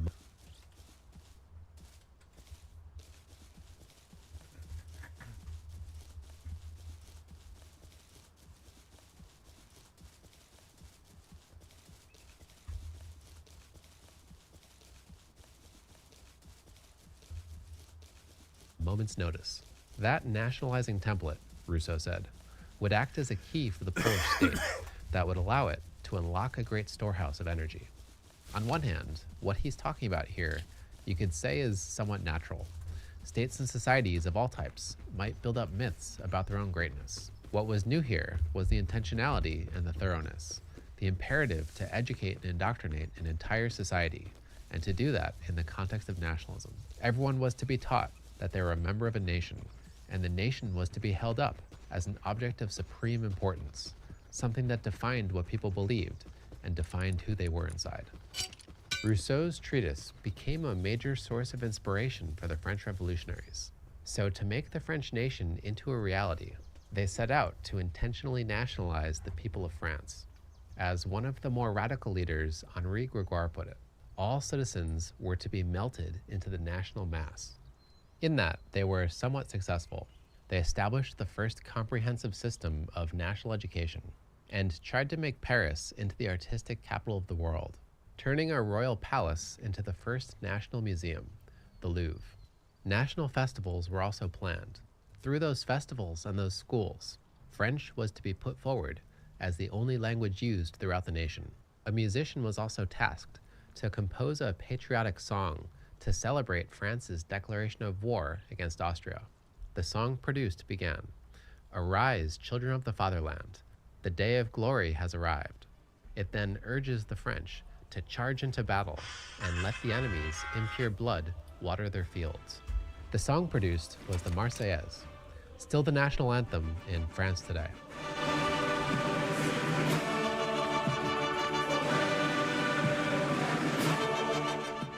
But for the most part, the revolutionaries' plans didn't come to fruition. France was unstable and economically collapsing. The extremism of the French Revolution was divisive, even among the revolutionaries. As divisions rose, terror became an instrument of order. Chaos ensued, and order was only restored when Napoleon took power, consolidating France under himself as its new emperor. The project of nation building had largely failed in France, but the idea had been demonstrated. The word nationalism was coined in the late 1790s as observers tried to make sense out of what had just transpired in France. France's unusual power and geopolitical connectedness meant that the ideas demonstrated in France traveled far and wide. The nationalist ideas that spread can be understood as resting on a few points. The first is that the nation came to be seen as the world's natural unit, especially in comparison to empires or multinational states like Prussia, which were starting to seem like artificial constructs. The second is that the nation was to be the primary loyalty for individuals and the main framework for ties of solidarity, mostly replacing ties to local regions and to religion. The nation, therefore, needed to be able to formulate clear membership criteria and needed the ability to categorize minorities and possibly discriminate them. Finally, a nation had to strive for political autonomy within a certain territory and needed a state of its own to guarantee it. The aspiring nations that emerged after 1789 typically claimed their cause was in the name of freedom. They wanted to make the transition from subjects into citizens. The nation would be the new highest authority, and its leaders would typically act, or at least claim to act, not in their own interests, but in the interests of the nation. Also, as the French demonstrated, this is something that could happen suddenly. A people just had to declare themselves a people and declare their intention to form a nation. The first major wave was based on the idea that colonized and enslaved peoples had a right to their own nation. That idea swept through Latin America, starting with Saint-Domingue, now Haiti, and continuing through the Brazilian colony, and through the wars of liberation led by Simón Bolívar, who recruited armies from indigenous and mixed-race populations to establish new nations corresponding to the old Spanish provinces, which formed Venezuela, Colombia, Bolivia, Ecuador, and Peru, while similar events further south led to the creation of Chile, Argentina, Uruguay, and Paraguay. Those revolutions weren't entirely based in nationalism. They were based on an idea of the sovereignty of the people, which in itself was both liberal and national. Again, this was most closely inspired by the French Revolution. The American Revolution, by contrast, was more heavily based in federalism. You can see the French mix of liberalism and nationalism in their Declaration of the Rights of Man, which says that men are born and remain free and equal in rights, but also that the basis of all sovereignty resides essentially in the nation, and that no group, no individual, can exercise any authority that does not expressly derive from it. So it was that mix of liberal and nationalist principles that started sweeping through the world, first in Latin America, then back in Europe, namely in Greece and Italy, where Italians demonstrated unification nationalism. Italian nationalists wanted to unite the scattered Italian states. The Italian Giuseppe Mazzini was the best-known European nationalist of his age. He believed that nations could exist as rational political actors that could form coalitions like a United States of Europe that would foster international peace. Mazzini said that required primarily emphasizing international loyalty. Your first duties, he told Italians, are to humanity. You are men before you are citizens. But he argued that you need to make a nation first before you participate internationally. He said we must exist as a nation before associating ourselves with the nations which compose humanity. Roughly similar politics have since been articulated by thinkers like Woodrow Wilson, and he could argue are perhaps even more roughly embodied in organizations like NATO, BRICS, the European Union, and the United Nations. But despite Mazzini's hopes, conflict between nations often occurs. Territorial disputes between nations often occur. Nations often go to war with one another, and human diversity within any one given territory can cause nationalist conflict for a number of reasons. For example, if you go back to Jean-Jacques Rousseau's recommendations for Poland to nationalize its citizens, what would happen to the people living in Poland's borders who don't want to identify as Poles? What if they don't speak Polish? And what if they're in a region where most people around them are like them and not like other Poles? Do they accept the Polish language and Polish culture being imposed on them? Or do they fight for their own nation, separate from Poland? Or for that matter, if Poland did become a nation, what would happen to those who identify as Poles but live somewhere outside of Poland's borders, like Prussia at the time? Should they try to get Poland to annex parts of Prussia to unite the Poles? As nationalism spread, a history of similar conflicts spread with it. That to many made hopes of achieving international peace through nationalism seem naive. It also created a new type of nationalism, what you could call the nationalism of persecuted nationalities. Zionism is probably the most famous example of that. A leading Zionist thinker, Theodor Herzl, legitimated his claim to a Jewish nation by saying, "No one can deny the gravity of the Jews' situation. Wherever they live in perceptible numbers, they are more or less persecuted." The persecution of people who seem foreign is a practice that goes back to antiquity, but Herzl framed the problem as specifically occurring on the level of nations. For example, saying, every nation in whose midst Jews live is, either covertly or openly, anti-Semitic. Because of that persecution, it was argued that Jewish people needed their own nation, which of course became Israel. As the 19th and even the 20th century went on, it became standard for nations to try to strengthen themselves by implementing Rousseauian national programs, to teach their citizens that they were members of a nation, and to foster national loyalty, pride, and solidarity. For example, at the end of the 19th century, the United States of America implemented a national Pledge of Allegiance in its schools. It goes, "I pledge allegiance to the flag of the United States of America and to the republic for which it stands, one nation, under God, indivisible, with liberty and justice for all." I can recite it from memory because I was taught it as a child. Yeah, but they don't Because do that American anymore. politics also emphasize individual freedom, it's not something that I was forced to say. No, If I it wanted was for to me. It was for me. We were forced to say it. Had I said no, they would have been like, "This kid probably shouldn't go to our school." Had I said no, and I thought about this when I was like 7, I was like, I don't know why I'm pledged allegiancing to somebody who won't even talk to me, right? Like the government won't even talk to me, really. Why would I pledge allegiance to somebody or something that I can't even talk to?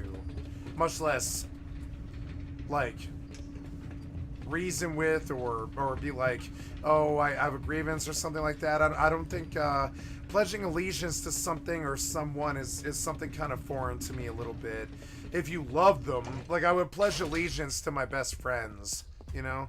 But I'd never pledge allegiance to my country because I don't believe my country would pledge allegiance to me in any way or form. And this is that thing about I would never be I don't think so. My country has not pledged allegiance to me in any way or form, and I'm not saying they need to. I'm saying I don't think, like, if I were to pledge allegiance for them, they wouldn't give a shit if they threw me in jail, which is what they did. My own country, my own government attacked me, and I just don't know.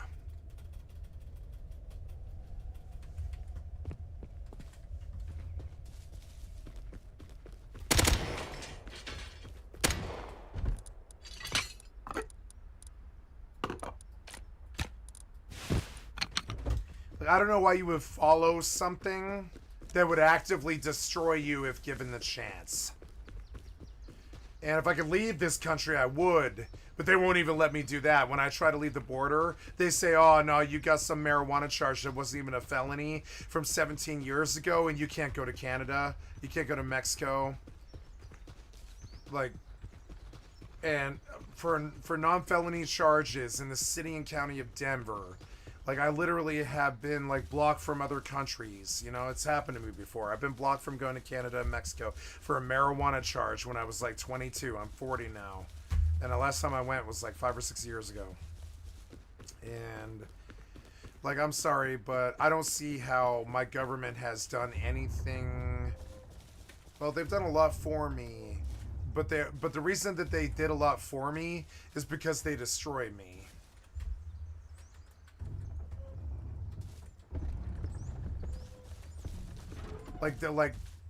I really feel like they did a lot for me because they destroyed me. I think I'm on disability right now because when the system went to check my chart, they saw the 7 false assault charges that have been dropped. They saw that I had been shot at by police when I was like 17 and chased like a terrorist and shit through the streets for no reason at all. 11 years of probation for smoking weed and doing ecstasy and possession of drugs that I didn't own. Like, this country, man, if I could leave it, I would. Remember that movie Inner Space? Or not Inner Space. What's the movie where they take off, where the 3 kids...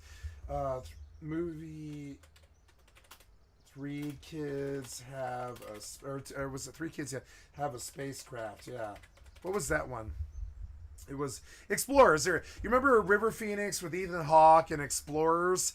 It was really super good. I pledge allegiance to Explorers, and I want to make my own spaceship and leave this fucking world. And this whole movie was about that. Because honestly, I feel like the pursuit of a spaceship to get me out of this, like a spaceman spaceship, like Calvin Hobbes had, would be better to get me out of this situation than to pledge allegiance to my own country. I think they're more likely to throw me in jail than my enemy is. I feel like my own country, and I really believe this because it happened. It's not, I mean, it's what I feel like my own country is far more likely to imprison me, shoot at me, or try to kill me. People in my own country are far more likely to shoot at me, kill me, or imprison me than people from other countries. You want to talk about nationalism? There's my nationalism. Other countries scare me a lot less than my own country.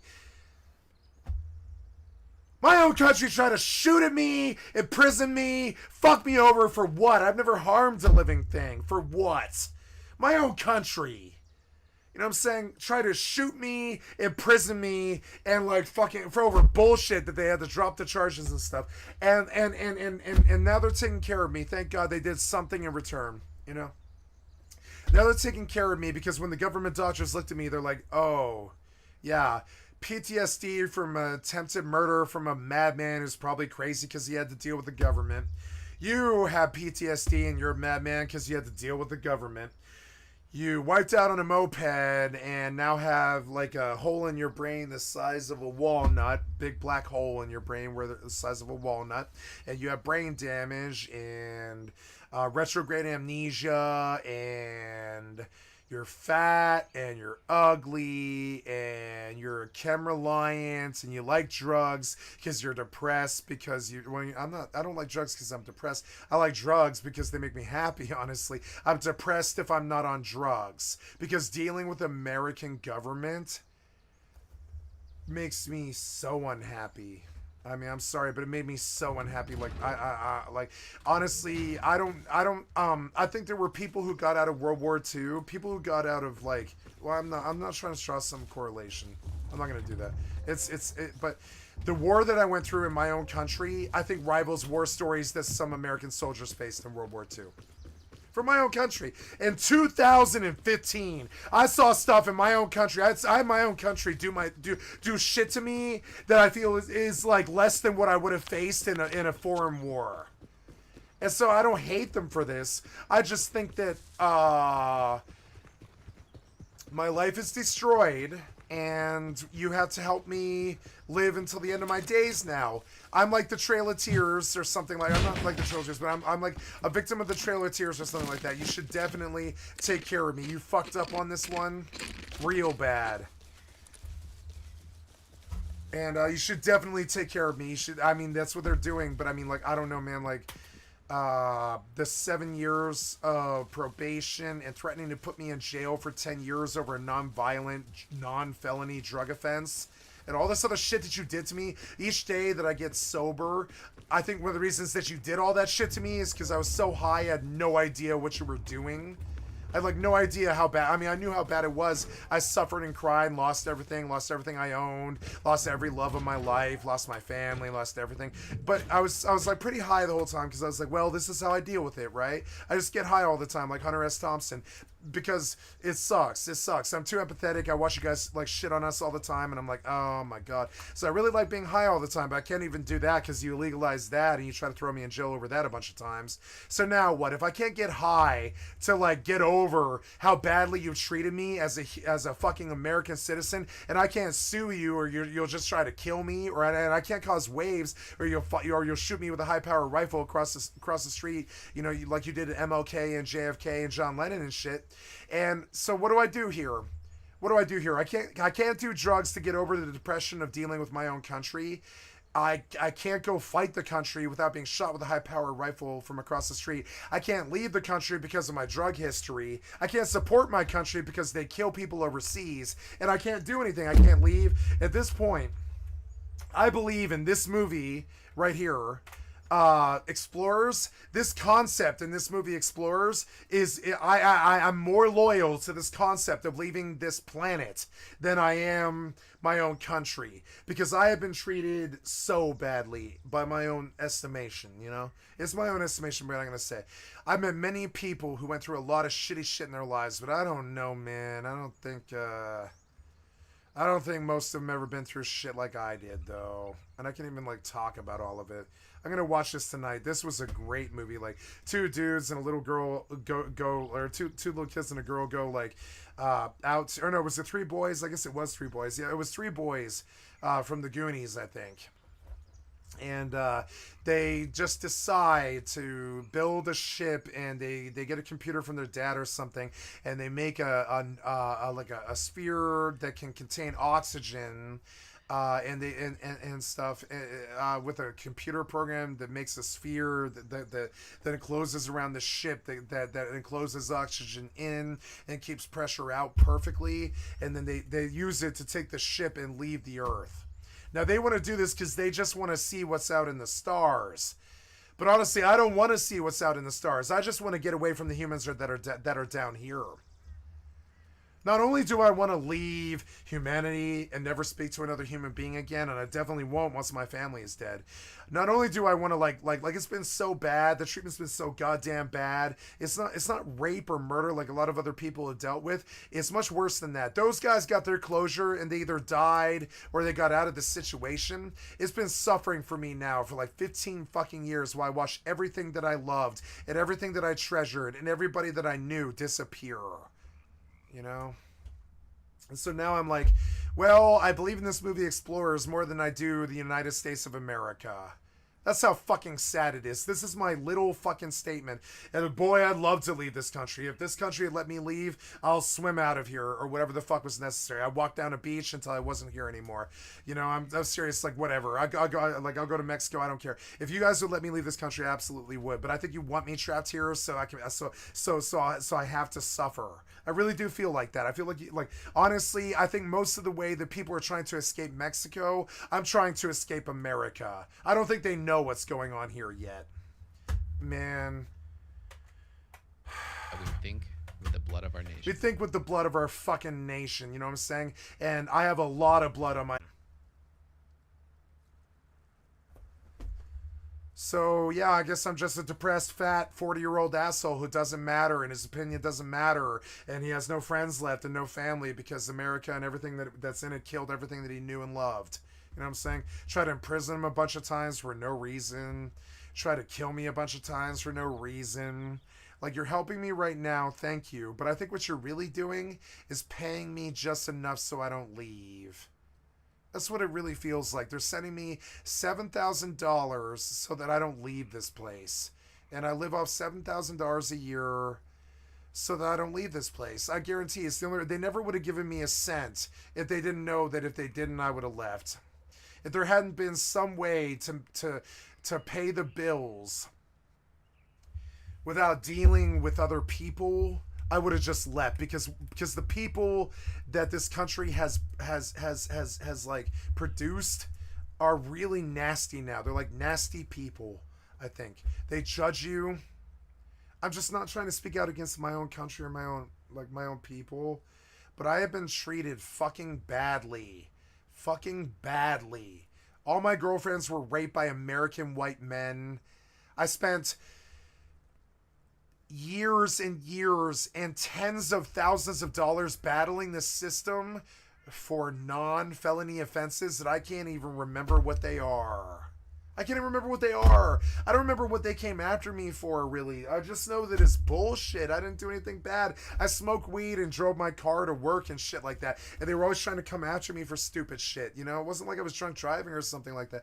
They were always like coming after me for no fucking reason. So at this point, man, I don't think I can leave this country. You won't let me past any American border. I have got such a history that no country wants me. And I can't leave my own country now. And I really would like to leave my own country now. I would like to leave my own country now. I don't feel allegiance to this country. I'm anti-American now. It sucks, and I'll say it on camera. I'm anti-American now. After you try to kill me so many fucking times, after the Denver court system and the Jefferson County court system tried to kill me so many times, after that motherfucker tried to kill me and my ex so many times, you know what I'm saying? After you try to kill me like 15 fucking times, why would I want to be here? Why would I want to be here? Why would I want to be here? Why would I want to be here? And I'm not talking about life. I love my life, and I actually really like being alive, and I love my body and my brain and my soul and my heart, all that stuff. I really love myself, like, quite a bit. Not like I jack off to myself all day or something. I'm talking about, like, I really love myself because no one in this shitty, foul land, except my family, will. And I'm sorry. I mean... that disenfranchisement, man. I'll take my American talent and my American education and my American fucking life and my American fucking language and my American fucking slanguage and stuff. Slumerican was something that, you know, I'll take all that stuff somewhere else if you let me. If you were like, if the American government was like, hey, you're an American and you'd like to leave this country and we have some kind of like legal thing against you or something like that, we'll let you leave. I think that would be a very wise move. I think there's so much overpopulation in this country that honestly, if I would like to leave, I think you should let me. I would like to leave this country and I'll take my chances scrabbling on the streets some other fucking country somewhere, anywhere but here. You guys have hunted me so fucking long and treated me so goddamn badly. Like, I'm sorry, man. Like, my desire to want to be here is gone. My desire to want to deal with the American government is gone. My desire to deal with the court is gone. And honestly, I don't have any problems with the American government, the American court. I'm done with it. But the amount of damage that it caused me, I can't commit suicide. I already tried that. I already tried to get out of what the American government did to me. I tried to commit suicide once because of what the American government did to me when I was young. And I tried to get out of that, and I learned that no, it's not that easy. One of the things they'd say, the best thing I could ever teach you is if you ever tried to commit suicide. This is a terrible subject content I'm trying to like not do, but I'll say this, you know, if you're ever trying to commit suicide, the best lesson that I can teach you is I tried to do it, and I failed. And you'd be surprised how really hard it is to do it. It's not appropriate content, so I won't stay on it. But I'm saying the best lesson that I can teach about suicide is when you try, you often fail. It's the most positive lesson I can say. And so I tried everything. I tried to walk out I tried to walk out. You know what I did? I've never told anybody this before, but I'll tell you right now.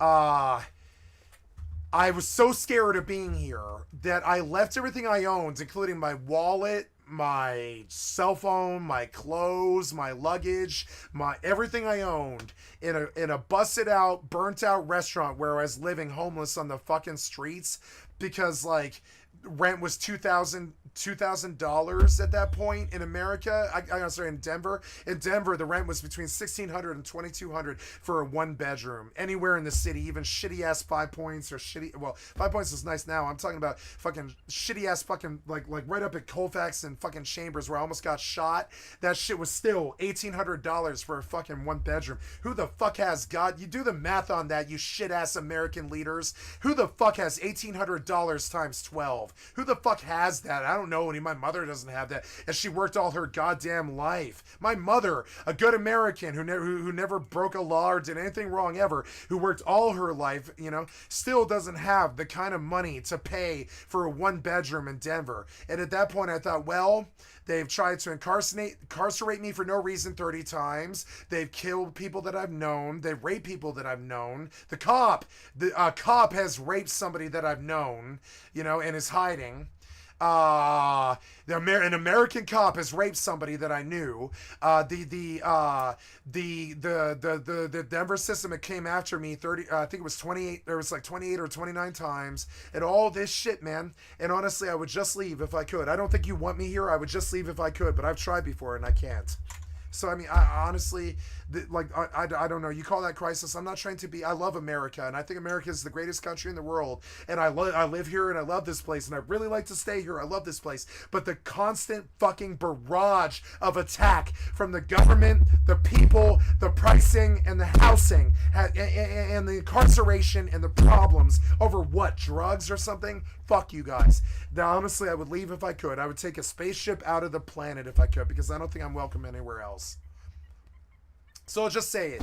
You ever been jaded by your own goddamn government? You ever had 7 false assault charges dropped in the city and county of Denver? You ever literally had 7 judges look at you thinking, you're not good prey. You'll fight me, won't you? Yeah. Oh, wow. You didn't actually do this, did you? Huh. You'll fight me. You'll blow up this courthouse if I convict you, won't you? I had 7 judges look at me like this. Because I told them, I was like, if you falsely convict me of this charge I did not do, I will make sure that you and everybody and everything that you know is destroyed. I said that in court 7 times. I didn't say anything. Well, pretty much, yeah. I think I said it close to that.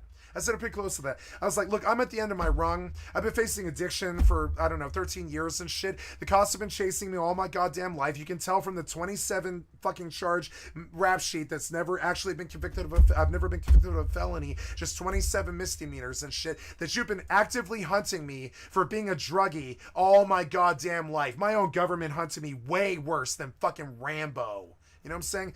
They did more damage to me than Rambo took in that movie Rambo 1. You remember that? My own government caught me. They didn't catch Rambo. They caught me, and they did nasty things to me. My own fucking government. My own system. My own country. My own state. My own people. My own city. What the fuck? And so now I'm like, let me go. Let me go. I told this to my ex. I told my ex. She was like, you don't love me anymore. And I'm like, yeah, I do. And she was like, you do, but you don't want to talk to me anymore. And I'm like, yeah, I don't. Let me go. Let me go. I can't do love anymore. I say the same thing to America. I love America, but I don't anymore. Not really. I really would like to leave this place. I really don't. I like this life or whatever. That seems like I'm scrabbling until I die and I'm never going to speak to another human being again. But I really like to be normal, like it was 15 years ago before they sold the world and fucked out America and destroyed everything. And the fascists took over and tried to imprison me for marijuana and fucking heroin and speed and stupid ass shit that we've had for 1,000,000 years. 1,000,000 years, you fucking cocksuckers. You want to incarcerate people in this country for drugs that we've been using for 1,000,000 years? I say you should face the wall. Traitors. Out of saying the pledge. The authorities around me respected it. Okay, so I want to pivot our attention to a new type of nationalism. But to do that, I need to bring in some philosophy. The nationalism I've been talking about so far, meaningfully, although not entirely, came out of the Enlightenment. Enlightenment thought can be understood as an emphasis on logic and rationality, and on the belief that they produce knowledge. You see how the man talking about leaving America if he could, but you banned me from crossing the borders, and so did every other country in the fucking world for non-fucking violent, non-felony, misdemeanor charges. A lot of them, right? I would leave if I could, but I mean, what I'm trying to say is no, I'm just gonna stop here. Which I can't wait to publish this tomorrow. I don't care if I get banned off YouTube, frankly. I just want to speak my fucking mind. You know, I want to speak my mind about the shit that you guys built and destroyed me with. I'll speak my fucking mind about it if I want.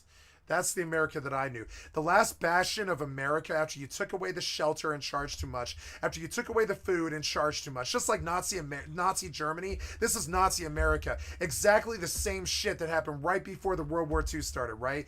The price of bread is $7 a loaf. You know what I'm saying? $7. The sentence is profane to me. You profane sick shitheads. The sentence is profane to me. A loaf of bread is $7 now. $7, man. I paid 90 cents for a loaf of bread all my goddamn life till I was like 28 years old. Now it's $7 fucking dollars. What the fuck happened to you? Why did you kill this country? Why did you kill me? Why did you do this shit? Where is the reform? What happened? When was the last time we had reform? 1963. 1963 was the last year that we've had reform in this country. It's just been the same shit for 60 years. The Republicans sinking the fucking world. when accumulated, adds to human progress. Enlightenment thinkers observed humanity and concluded that there's a common humanity shared by everyone, which inspired the French revolutionaries to make a new French nation, where all French people had a certain amount of power and a certain amount of political dignity. A key takeaway here is that Enlightenment principles are universal in nature. If you think about it, the whole point of logic and rationality is to get You ever been hunted by your fucking country? See how you feel. You've seen that movie Rambo, right? You ever been fucking hunted by your own goddamn country? You ever had a girlfriend who was raped by a fucking cop? You ever fucking, like, I'm serious, man. I feel like I have been mistreated in this country pretty fucking badly. And I would like to leave. I think I would like to leave. You hear that tone of voice that I have? That finality? The fucking I was done 20 years ago finality? I was done with it 20 years ago. Now when I get off work tonight, I'm going to begin to build. I'm serious about this too. I'm going to begin to build an exit strategy from a sinking country that tried to fucking imprison me all of my fucking life. I don't need jail I don't need fucking jail from the country of America. The country of America is jail, and I would like to escape it.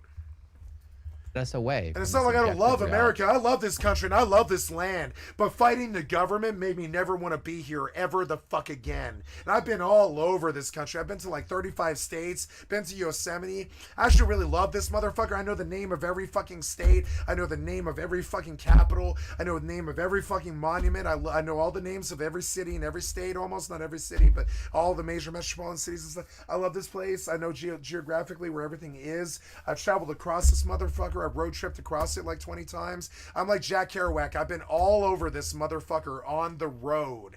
And I don't see something that I want to stay on the road for.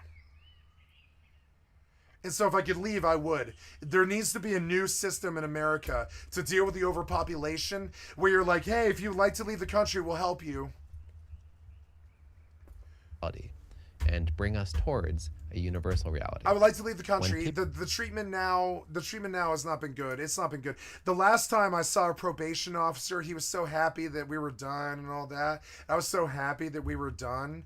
And I thought, this is the worst thing anyone has ever dealt with that isn't murder or rape. I literally thought that as he was walking out my front door. The last time I saw him, I smiled and I waved, and he turned his back to me to walk out the fucking front door. Great man. I love him to death. Great guy. Really treated me pretty well, right? As he was leaving, I thought, boy, I'd like to leave this country with him. I was like, man, when he, like, man, like, Jesus Christ, like, as he left my life, I watched him walk out of my life. I was like, why was this necessary, you fucking cocksuckers? And I really wish I could fucking leave. Like, I really wish I could leave. But when I get to the border, and I've tried before, they're like, nah, man, you got 28 misdemeanors. We can't let you come in our country. There's another way that America fucked me over. Fucked me over. Now I can't leave. And I love my country, love my people, The American government. When I say America, I mean the American government fucked me over. Fucked me over. Really. Like, pretty much. Definitely, like, got the stack of paperwork like this fucking high. Would you like to see it? Would you like to see? Would you like to see how the American government fucked me over? Because I can show you.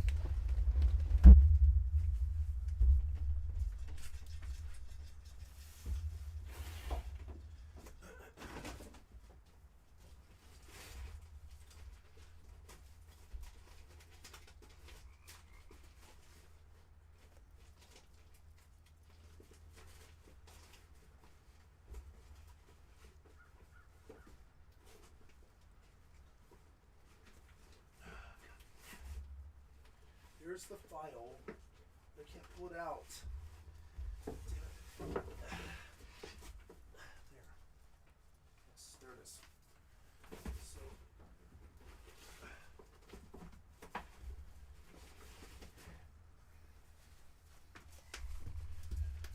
So you think I'm over dramatic, or I talk too much, or you gotta fucking bully me or treat me like shit all day like the fucking American government did to me? This is the paperwork from the last 5 years. You see it? This is the paperwork from the 28 non-violent, non-felony charges from the last fucking 5 years. You see it? Just goes on and on and on and on and on. No convictions, no felonies, no jail time, just 7 years of sorrow. 7 years destroyed my family. Friends won't talk to me. People won't talk to me. Nobody will love me or even talk to me or anything like that, because yeah, I'm the target of the American government. I was the worst target beyond death. Beyond them killing MLK or JFK, I would say this was worse. I would take a bullet like JFK or MLK. That would have been a lot more, what's the word, humane, which doesn't apply here because we're talking about the American government. There's no humane with the American government, no. So, you know, like you think I'm kidding, right? Denver Sheriff Department personal property inventory. I'm like serious and shit. Like you know what I'm saying? Like, I'm not kidding. This is entirely paperwork. I don't know if you guys can see it. This is entirely paperwork from the fucking last 5 years on non-felony charges that I didn't commit. See it? I think about this sometimes. I lie awake at night and I think about all of this and all the bullshit they did. You see it? All the bullshit they put me through. Disgusting. Like, you know what I'm saying? Like, let's pull a random sheet of paper. Here's Denver District Court on Bannock Street. You know what I'm saying? Can't show you. Like, you know what I'm saying? Got my personal information. Here's contingent fees from an attorney at law. Here's, you know, I'm serious. Like, fucking, like, it just goes on, man. For no fucking reason at all. Non-felony charges. I'm not a felon. You threatened to put me in jail for 10 years. I want out of this country. I would absolutely leave. I would take $100 and I'd walk out that fucking door with nothing but the clothes on my fucking back and go to the ocean, build a boat, and sail the fuck out of here. I want out of here now. You guys are treating me so goddamn bad. I've got a beautiful house, got a beautiful family. I got dishes and fucking fridge and a nice queen-size bed and, you know, 3 TVs and shit and all this shit. I'd give it up in a second if it meant getting away from the American government.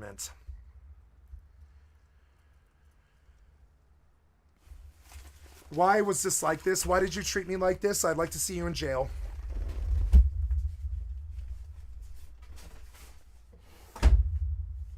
But you can't sue the system. You know, can't fight City Hall. The American government is the worst entity known to man. Well, short of the Nazis. Nazis were worse. You know, the death count from the Holocaust was 6 million Jews, as I recall.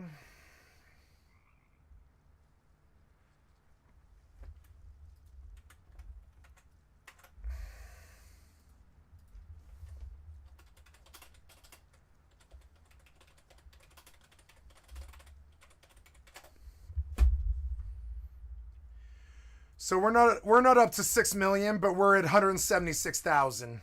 Reality, motherfucker. You think you want to go over there and fight overseas and shit? You think you're some fucking American army, motherfucker? Nah, you're a fascist and shit. We didn't get to 6 million. We got to about what is that? That's 1/5 of a million, so or a little bit less than that. It's like 1/6 of a million, right?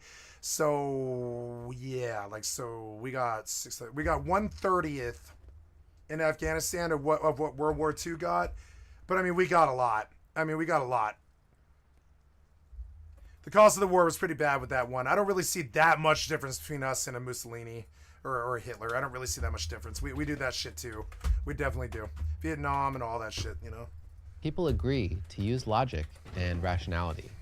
They're agreeing to have the same intentions. I would leave this place. I would to follow absolutely leave the this same place. set of rules. If I was permitted to be a normal American with a normal life and wasn't forced to be prosecuted and thrown in jail a bunch of times and all this stupid ass shit, if I'd been hunted by my own people, if the women that I loved hadn't been fucking fucked over by cops and shit, you know, if you hadn't been fucking chasing me like some kind of goddamn criminal when I've never even done anything, and all this other stupid shit that's really, really wrong with this country, man, like, I would really leave if you would let me. I've tried. Like 5 years ago, my mother said, well, you could hang out here and you could do all the probation, but you don't like it here, do you? And I was like, no, I don't like it here. I don't like what they're doing. I don't like what they did with our country. I don't like how they're attacking their own people more than they are other people and all this other shit. I think America attacks its own more than anyone else. I think America is the most self-hating country in the world. I think America attacks its own people the worst than anybody and anyone else does in the world. I really do. I think they attack with starvation and homelessness and poverty, and they steal all that money and they ostracize the poor and all this other stupid shit. I really believe it because I've been there. And I don't know what the solution is to all this, but I know that I don't want to be here, and I really feel like you pretty much have like a Hitler death march against me now, and you'd rather kill me than let me leave this place because it is a prison. I would really like to leave this place, and I'm probably going to turn my eyes to doing that. When my parents die, I will liquidate everything they own, and I will put it on a boat or something. You know, strap up with an M15 or M16 so I can fucking defend it or whatever. And I'll put it on a boat and I'll leave this place. You can't stop me. I'm going to leave this place. I swear to God, and on my father's grave, my ex-girlfriend, fucking like the love of my life. I mean, I'll put that on America. You know what I'm saying? I'll put that on American pie. I will sure as hell leave this place. You ever been persecuted by your own goddamn people and your own goddamn government? Man, we all came from England here trying to get away from that persecution and shit. Now I want to get away from America. And that way they can check one another. Now America is England. America is England, pretty much. And now I want to get away from American, or you know, whatever. America. I want to get away from England, America, kind of. The rich white man has not treated me well. Over time, closer and closer to the truth. It's the philosophy. I'll take my chances in Puerto Rico or Africa or Mexico or something. I'll take my chances with anybody but the rich white man. I don't think anything could be worse than the rich white fucking man. Science is something that anyone, anywhere can take part in, precisely because it's universal. Now we're going to bring in another type of philosophy, romanticism.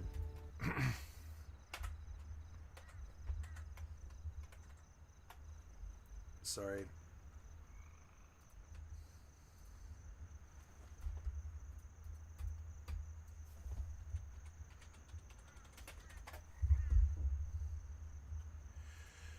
So, you want to know what the devil is? You want to know what the devil looks like? There it is. The rich white American man. There's the devil. See him? Devil walks the earth. It's the rich white American man. There's nothing you can say or do that would ever make me feel differently. The devil is here, and that's him. There's the devil. It's the rich white American man. On the cover of the Monopoly with the Park Place and the Boardwalk and the $2,200 a month rent. Remember Park Place and Boardwalk, where they try to teach you kids with a board game how bad it was when the rich white man put 4 hotels on Boardwalk and Park Place where all the rich white people live. And oh boy, if you end up trying to live in that neighborhood, you lose everything you own because at the end of the board, you get cock blocked by the rich white man, and you don't get rich, you don't pass go, you don't collect $200, you just go to jail. And that's the modern America for you, in a single symbol. Romanticism, by contrast, appeals to emotion. In its pure, most essential form, I forgot fuel. I gotta go back. Against received ethical and aesthetic standards. It takes the standards of the day and turns them on their head. And in doing that, creates you can't excitement, see it. I'm sorry. typically by rejecting Sorry, so what are normally called civilized values. I showed you a picture, but Streamlabs isn't. Or, I'm sorry, OBS is extremely badly designed, so can't do anything about that, guys. I lost the moment. I'm not gonna make you do it twice. Sorry. I tried to show you. You know, the Monopoly guy with the monocle, right? Mr. Peanut, right? That's the rich white man. He's the devil, and then the Monopoly guy, Mr. Moneybags, right? The Mr. Moneybags Monopoly guy. That's the rich white man. He's the devil, and he runs the country.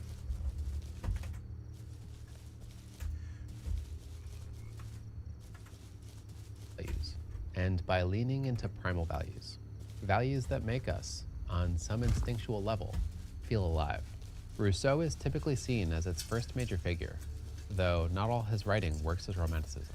He was most clearly one when he rejected what everyone else around him saw as progress. For example, when he asked, has the restoration of the sciences and the arts contributed to purifying or to corrupting morals? And he concludes that it was the latter. He said, the effect is certain, the depravity real. Our souls have been corrupted in proportion as our science. Yeah, so where there is no effect, there is no cause to seek, but here the effect is certain. The depravity is real. The depravity of growing up in America with the rich white man doing what they're doing right now is real. And our souls have been corrupted in proportion as our sciences and our arts have advanced towards perfection. That's Montaigne. And our arts have advanced toward perfection. How did he arrive at that conclusion? I actually don't think that it's the point. Wait, I want to hear it again. I like, states Montaigne, to argue and discuss, but only with a few men and for my own sake. For to serve as a spectacle for the great and to vie with others by parading one's wit and chatter is, I find, a most unbecoming occupation for a man of honor. I couldn't have said it better.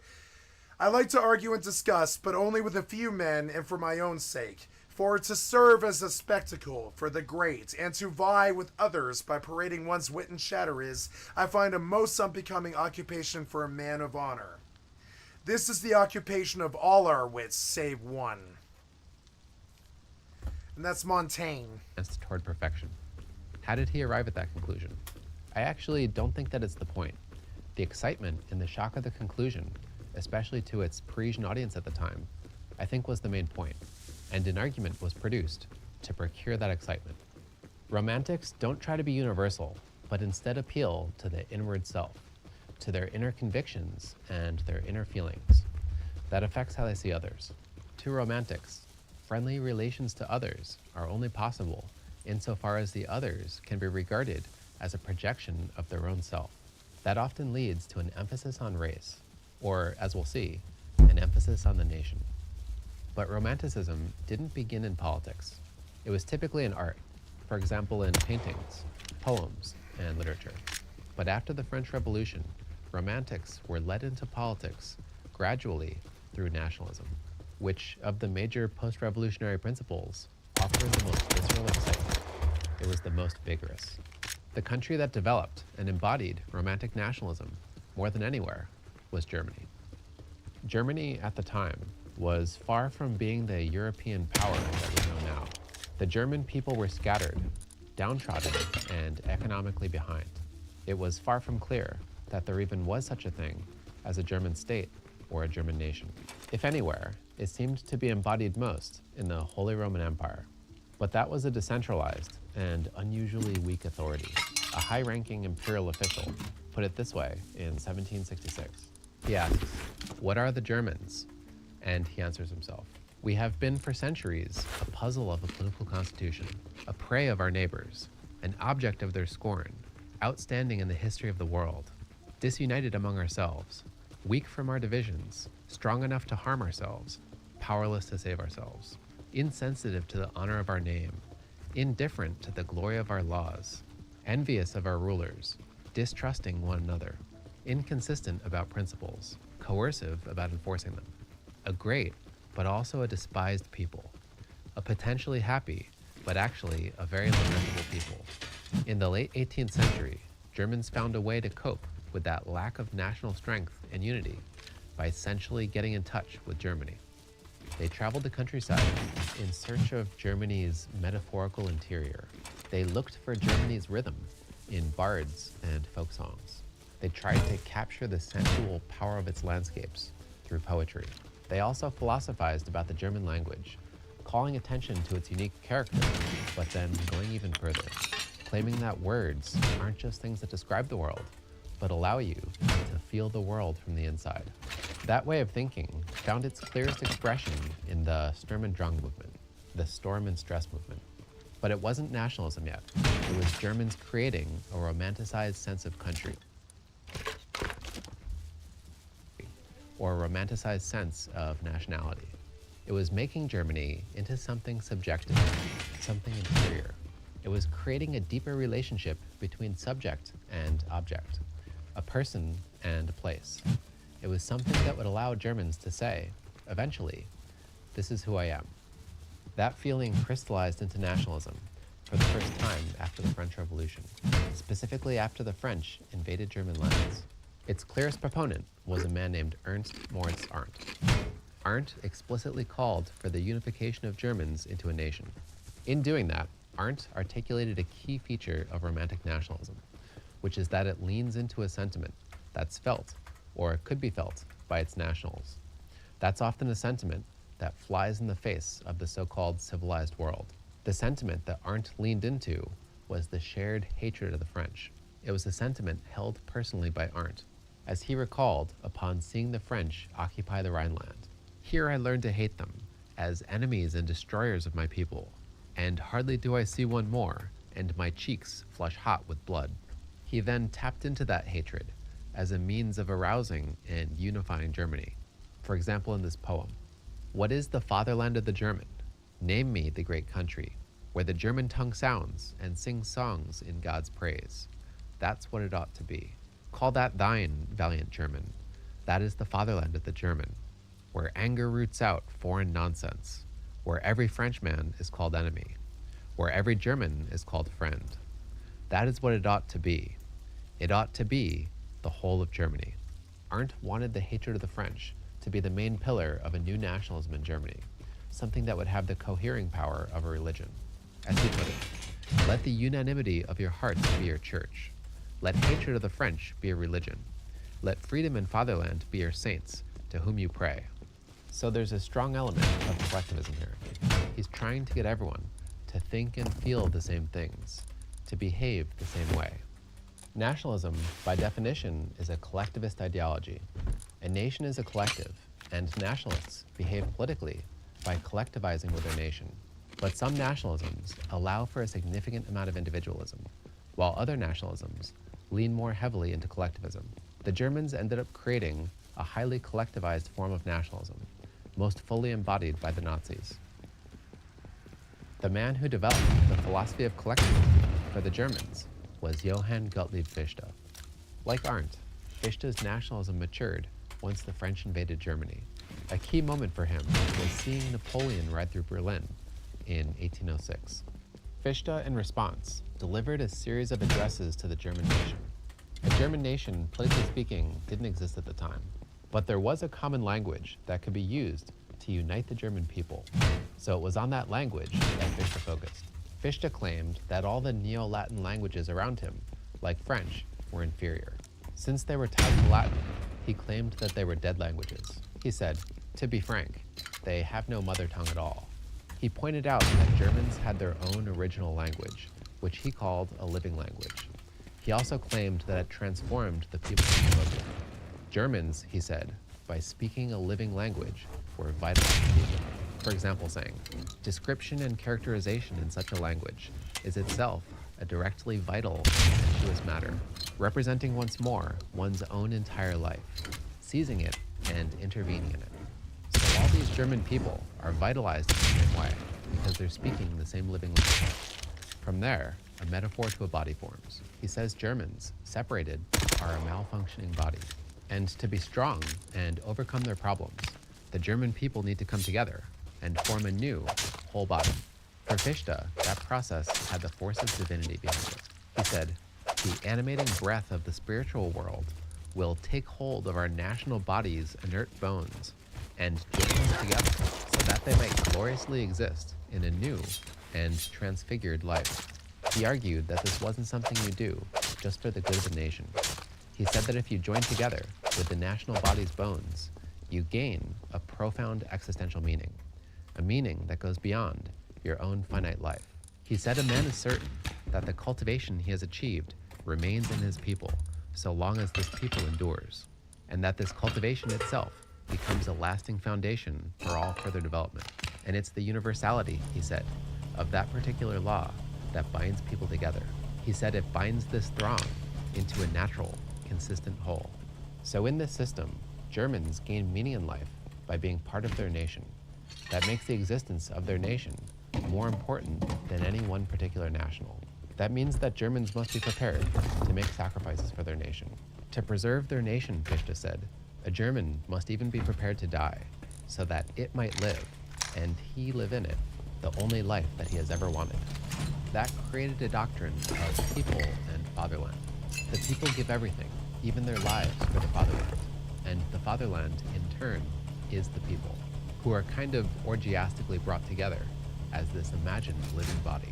A set of ideas picked up and carried out by the Nazi Party a little more than 100 years later.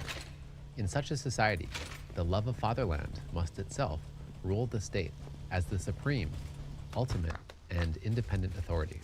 No other force or principle can be allowed to conflict with it, which Fichte said was for the purpose of creating domestic peace. Fichte said to achieve this end, the natural freedom of the individual has to be limited in various ways, and if there were no other considerations, it would be well to restrict the people as much as possible, uniting their activity uniformly and keeping them under vigilant and lasting supervision. Fichte's ideas were directed at German intellectuals, and at first, he and Arndt mostly only found support with students. They inspired, for example, members of the Burschenschaft movement, which by 1817 became notorious for burning books that criticized it or were considered sufficiently anti-German. One of its members in 1819 murdered a critic before running into the street, stabbing himself in the chest and crying out, "Long live the German fatherland." He survived and was executed. The executioner, though, sympathized with the ideals of the nationalists. He dismantled the blood-stained scaffold after the event and used the wood to build a secret summer house for members of the Burschenschaft to meet. It was a sign, if any, that romantic nationalism had taken root in Germany. Germany would finally become a nation in 1871, when the King of Prussia was converted to the cause, but it would face a rocky path to stability and prosperity. Okay, to zoom our perspective back out, nationalism again was a European invention. There were nationalities and things that resembled nations, but the concrete conception of nations and nationalism were things that tended to emerge around the world upon contact with Europe. First in Latin America and around the rest of Europe, and then in Asia and Africa from the 20th century on. The inspiration taken from the West was often a conscious one. Many societies around the world effectively realized that they had the Poland problem. They were disorganized and internally divided. And to fix that, to bring strength, unity, and stability to their people, they said they must, to some extent, learn from the West. Until the first half of the 19th century, nationalism, inspired by the French, was closely linked to liberal values. But as Romantic nationalism became more popular, things began to change. Nationalisms around the world started to take on a hybrid character. The ideology of Chiang Kai-shek, the leader of China before Mao Zedong, is a good example of that. Chiang called for the naming of and extermination of domestic enemies, namely communists. He called for the spiritual regeneration of his people, for the sake of making us strong, unified, and safe. The goal, he told Chinese, they should be ready to die for at any moment. But that was also with the goal of eventually creating a democratic, pluralistic China. Precise labeling of that kind of ideology isn't easy, and most just settle with calling Chiang a nationalist. As nationalism spread, it began to appear increasingly powerful, even unstoppable. Many of those making that realization were politicians, who began to lean into nationalism as part of their image and platform. That, combined with developing technology and state apparatus, made a new type of nationalism possible, and the last one we're going to talk about today. And that nationalism was fascism. Fascism, if we're trying to use the word accurately, is an extreme form of nationalism. The Italian fascisti were the first official fascists. They wanted to create a single-party fascist state and then subordinate the entire Italian nation to that fascist state. That would all be done in the name of establishing and heightening the greatness of the Italian nation. As Mussolini put it, "Our myth is the nation. Our myth is the greatness of the nation. And to this myth, this greatness, which we want to translate into a total reality, we subordinate everything else." Mussolini was somewhat inspired by Mazzini, but he rejected internationalism as a principle that could bind people together. As he put it, the unit of loyalty was too large, and he instead focused on his own country, which developed into a passionate nationalism. As he put it to the Italian parliament in 1925, "We all know that what motivates me is not a personal whim. It is not lust for power. It is not an ignoble passion, but only an unlimited and burning love for the fatherland." He became especially interested in the collectivizing potential of national consciousness. He wanted a shared national consciousness to be at the center of a movement so collectivist that it was openly anti-individualistic. All individuals were, in theory, to merge their being with the fascist state.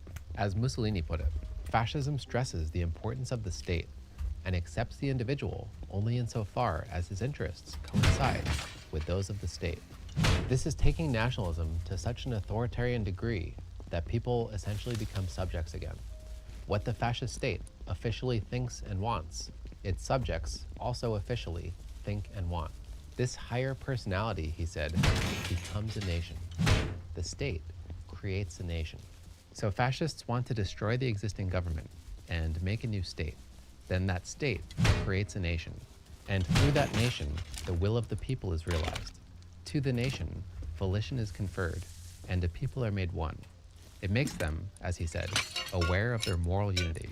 So with fascism, the nation and its subjects belong to the fascist state, and there's no restrictions on what the fascist state can do to that nation and to its subjects. As you might expect, that allows the fascist state to aim to entirely transform its nation and its people according to its needs. As Mussolini put it, fascism aims at refashioning not only the forms of life, but their content, man, his character, and his fate. To achieve this purpose, it enforces discipline and uses authority, entering into the soul and ruling with undisputed sway. Both Mussolini and Hitler saw the nation as a high-level, singular organism. Mussolini called it a living, ethical entity. It had to move to stay alive. Inactivity, he said, is death, and it specifically had to move aggressively. He said it had to make its will and power felt and respected, not just domestically, but beyond its own frontiers. A principle Mussolini made good on when he invaded Ethiopia in 1936. Planes clear the way for 3,000 armored cars to advance, with native troops in front. Hitler and the Nazis took a similar set of ideas, a set of ideas now called generic fascism. But they also included especially strong doses of anti-Semitism and social Darwinism. Of course. Anti-Semitism was tied to German nationalism from the beginning, at first playing a minor part, but getting support over the decades. Social Darwinism was also popular around Europe towards the end of the 19th century. When combined with nationalism, it created the doctrine that the nations with the greatest physical, mental, moral, material, and political power would win in the struggle for survival or supremacy, and they would be justified in doing so. Combine those ideas together, and you had a fascist state with full control over its people. It was led by men who became convinced that some living within Germany's borders were not true Germans. They were actually parasites within the nation. They also believed that the German people, in their greatness, deserved more living space. And in that regard, they had their eyes set, particularly to the east. That all led to such a disaster that the word fascism has become perhaps the biggest pejorative in politics ever since. But nationalism still survives. After the fall of the Soviet Union and the global decline of socialist states, I think it's fairly easy to make the case that nationalism became the most influential political ideology on the planet. I think that's enough said to bring things together. It's time to ask the question, what is nationalism? I think the best thing to do here is to quote a few professionals and then take it from there. Here's the first. Nationalism locates the source of individual identity within a people, which is seen as the bearer of sovereignty. the central object of loyalty, and the basis of collective solidarity. Another said that nationalism can be understood as a sense of belonging to a large collective that conceives of itself as a political actor with a common language and destiny. What is beyond doubt, said another, is that the doctrine divides humanity into separate and distinct nations, claims that such nations must constitute sovereign states, and asserts that the members of a nation reach freedom and fulfillment by cultivating the peculiar identity of their own nation and by sinking their own persons in the greater whole of the nation. To think about nationalism more broadly, it's a modern solution to political organization. Some organize around tradition, others organize around individual rights, still more organize around socioeconomic equality.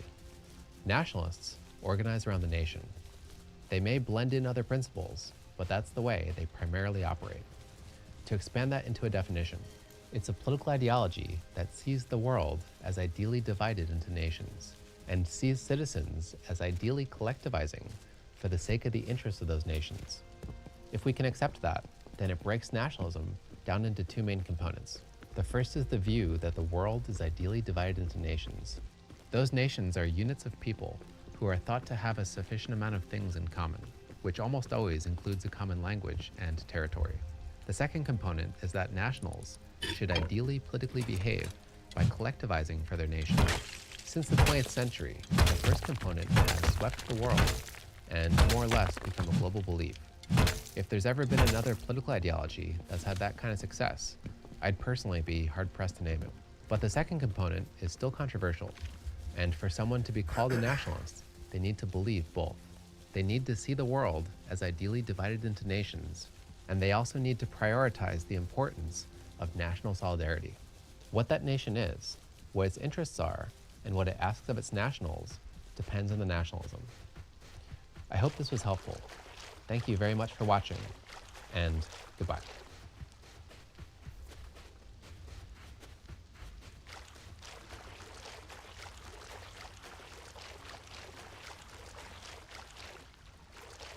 Very good.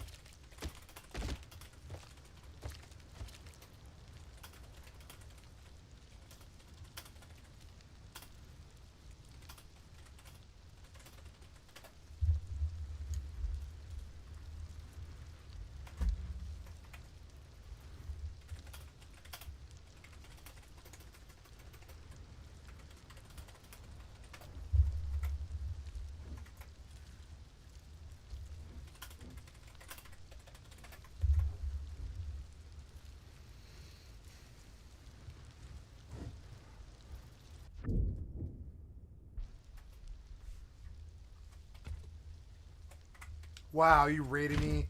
Wow, yeah, you did.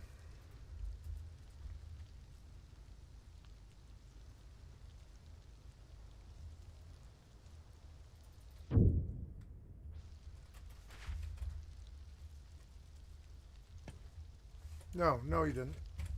Wait, why is the bag gone? I don't remember where else. Oh, no. I was not rated. Cool. Sweet.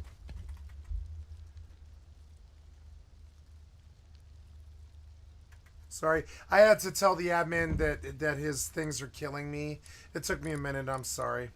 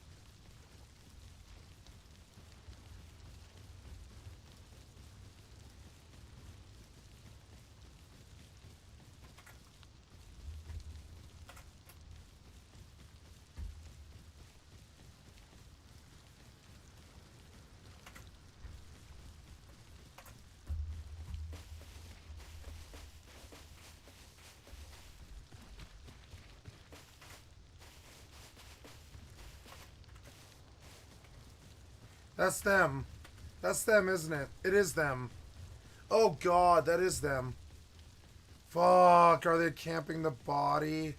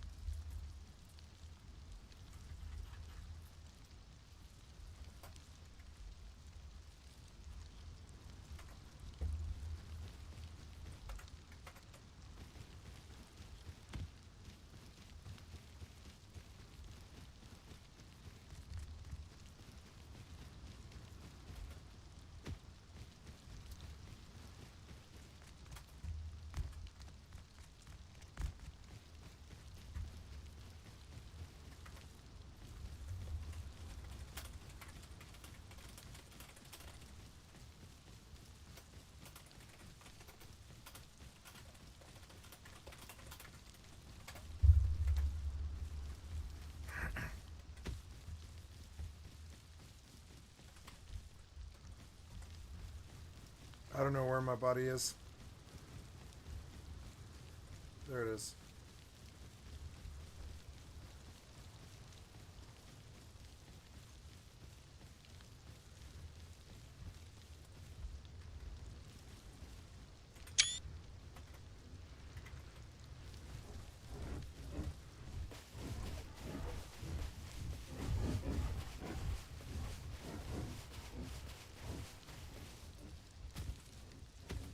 I lost this kid over this.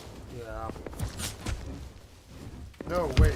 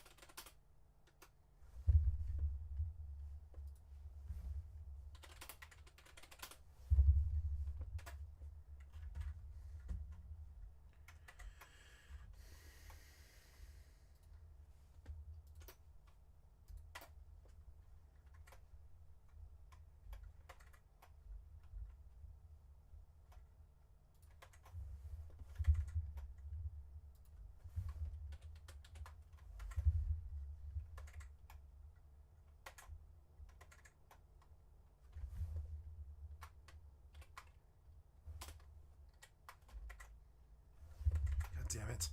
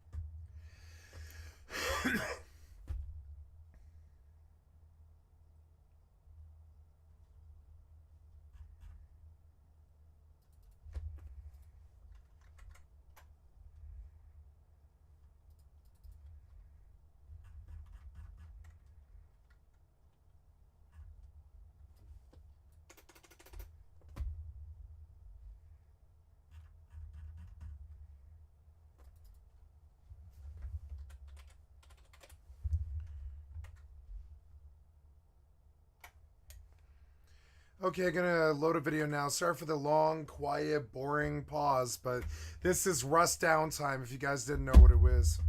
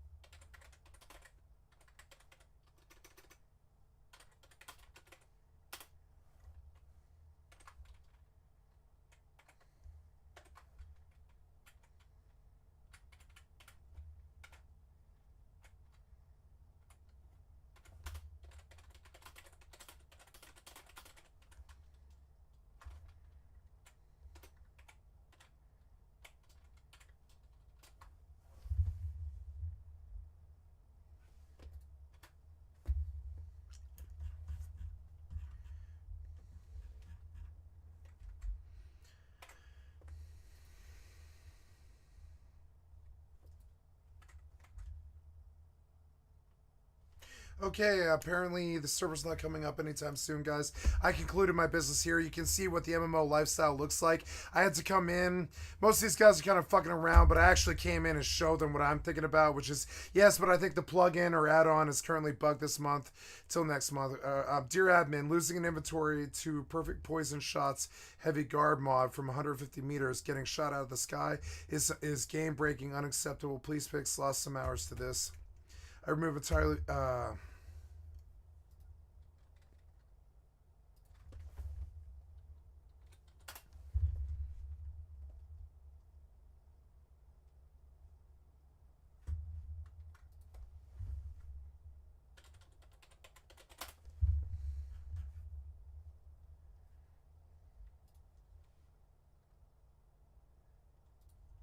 No, no.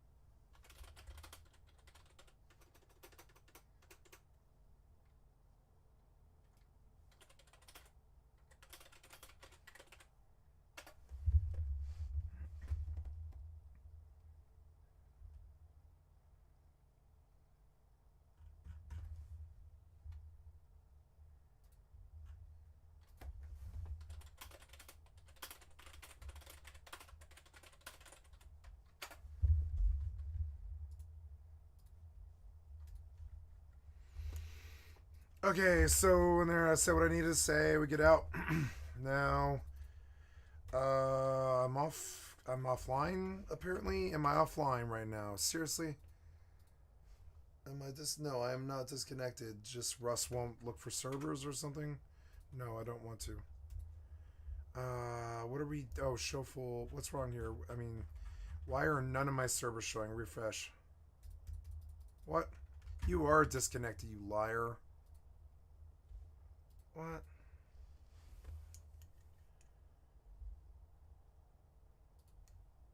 No, I'm not. I'm not disconnected. It's something with Rust. Or no, I am disconnected. Yeah, I'm like disconnecting back and forth. What the fuck? Oh, I'm sorry, guys. I don't know what's going on here. Well, the video won't be disrupted. But I mean, I don't have internet. Yeah, I don't have internet. Oh my god. I'm so sorry. No, there it is. Yeah, it connected. It just took a minute. Yeah, I did get disconnected late at night. Yeah, 5:50 in the morning. That's okay. You know, at least I'm back up. I think. No, I'm back down again. I don't know. This shit looks glitched to me now. Once it disconnected, I think Rust busted, or well, not Rust, but Unity busted. Yeah, my upload's not that good. Something's going on, and neither is my MPS. It's my connection. I'm so sorry. So yeah, 5:30 in the morning, I get fucking shot from 150 fucking meters. I don't know if it really talked about what just happened, but I'm trying to help him make the best server that anyone's ever made. I really feel that Rusting Dead, after spending 20 years on World of Warcraft across 20 servers, after being on Fortnite and Overwatch and Tarkov and ESO and Final Fantasy 11, Final Fantasy 14, Guild Wars 2, Diablo 2, Diablo 3, Diablo 4, you know, your mom's 5, whatever it is.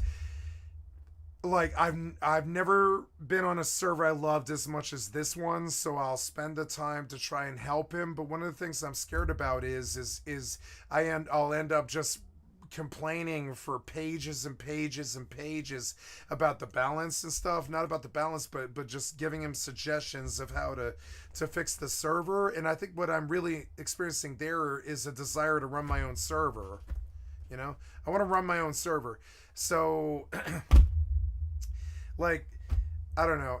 What happened to my connection? See, my connection is fine. It's I don't know. I don't know what it is. Or it's not fine, but yeah, like it's low right now. It's weird. It's acting like it's downloading, but I don't think it is. I'm just like, I think it's the storm. Is all it is.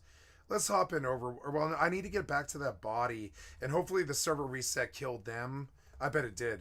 So we're probably okay. I can probably get back to the body right as it disappears. Yeah, because, well, I don't know. Like, sometimes reset is like 45 minutes. So when did I start talking? It was like, oh, I left that chat. I don't know. I don't care. Whatever. It's currently 5:36. Yeah, so server went down at 5 o'clock. It's been 35 minutes. So, yeah, I've got 9 minutes to recover my corpse.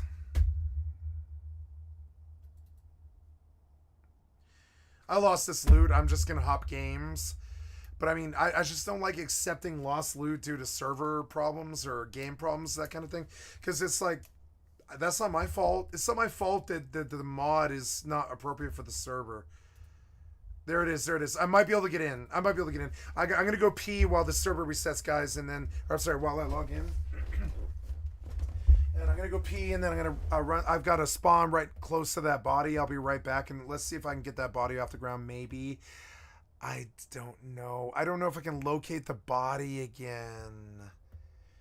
I know it's on the beach, but I don't know where they killed me if they're not standing by it. So I'll have to run down that beach. I'll be right back. I gotta pee.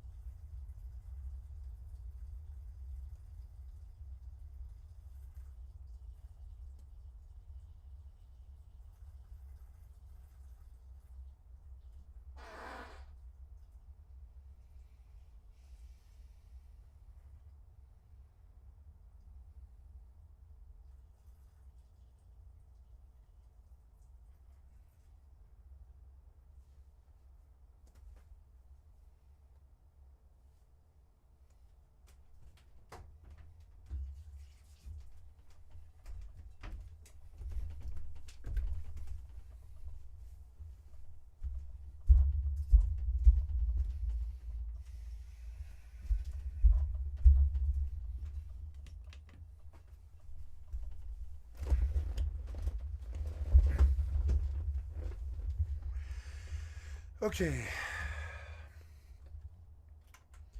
Check out my imagery here. Hello, I love you. So hopefully I'll get my shit back 30 seconds before that bag despawns. I've got 6 minutes to reach that corpse. I believe I'll make it right as it disappears. I'll have to hit the button as I reach the corpse. Like, people think I'm bad, but I'm not bad, man. I've got to track down to the seconds, you know what I'm saying? I'm not bad when it matters. I'm really not bad when it matters. The minute it doesn't matter, I am bad.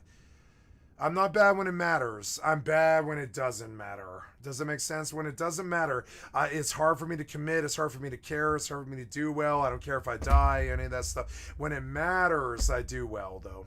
I would say. In competitive mode, I did the best I've ever done. Overwatch, I went to 3,200, 3,190, or 3,170, something like that. Yeah, and like, and then I realized I just didn't want to do it anymore. But I mean, that's a lot more than anybody else I know.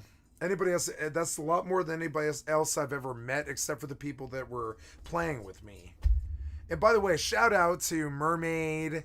I like, man, I haven't thought about Mermaid or God, what was the other girl's name? I can't think of it. But I was on a team on PlayStation 4 with a sim named Mermaid and a Doom named,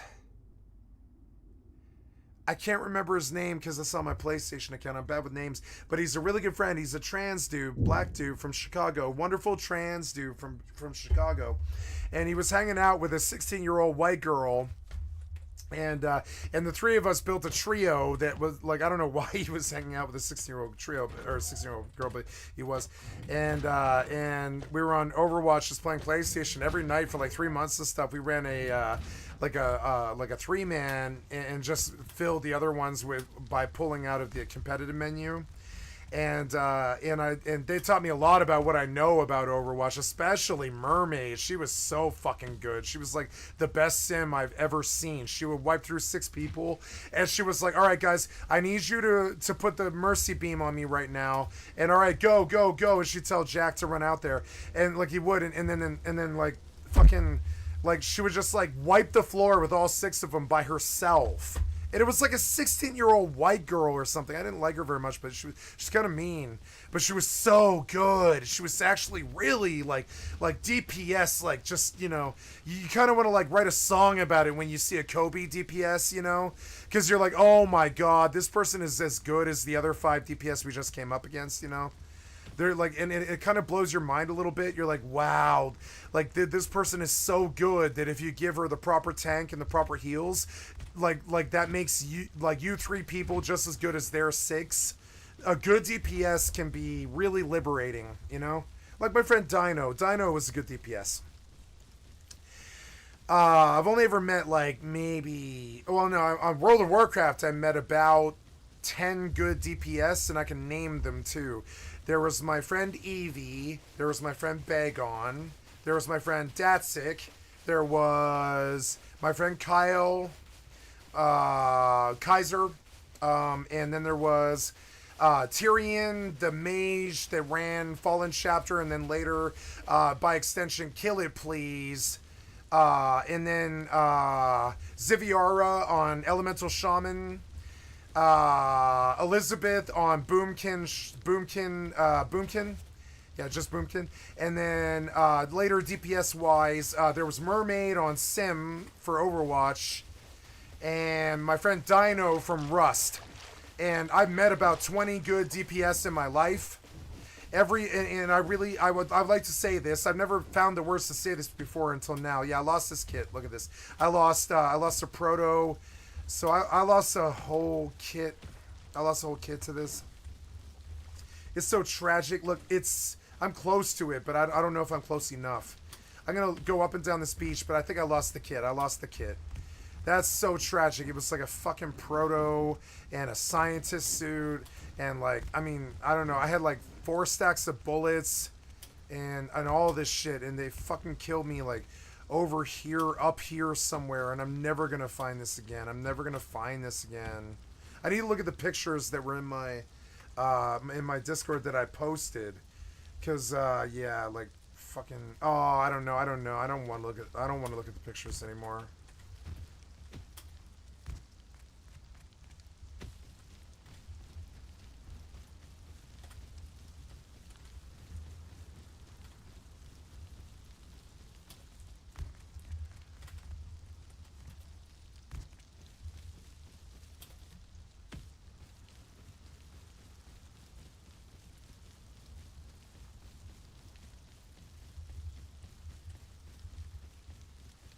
Well, the heavies were gone, and this is where I was. This is really close to where it was.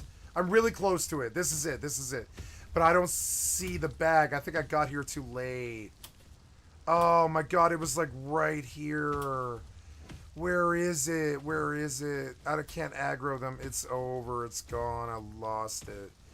Well, I can replace all of it except the DB. It's so tragic. Weren't they like down there or something like that? Man, I was just going to... I mean, I don't know why I took 400 scrap out. I took 400 scrap out to buy a horse. No, there it is. I can't believe I recovered. I got it. Loot all. Yes! I was like, oh my god. Dude, I recovered the loot. I recovered the loot. Yeah. Oh yeah, I recovered the loot.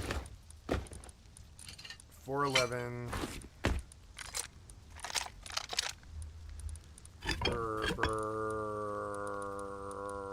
Oh man, look at that sweet haul. I'm happier now. I made it in time.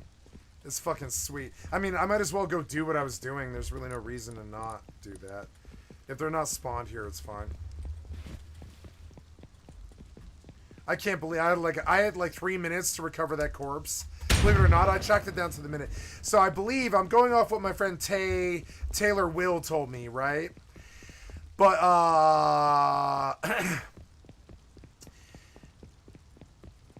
he said that bags disappear after like 45 minutes, which I believe is accurate. It's something like 40 to 9 or 40 to 50s, 49 or 50 minutes, something like that, somewhere on there.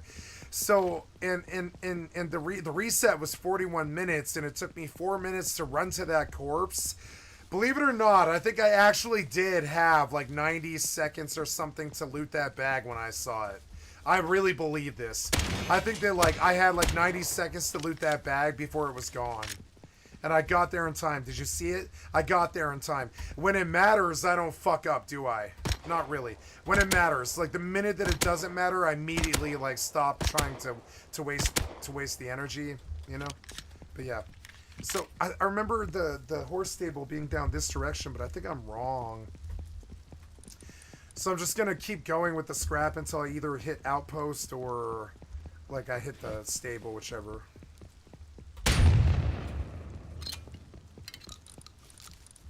Yeah, man, I didn't bring a pick, and that's stupid. Oh, well. Okay, let's listen to a video, guys. I'm so sorry for, like, the hour-long break there, but what can I do? Oh, hey, there's a loot drop that airdrop that I didn't realize was there. Wow, look at that. Bear? Bear. Yep, bear. Burst enabled.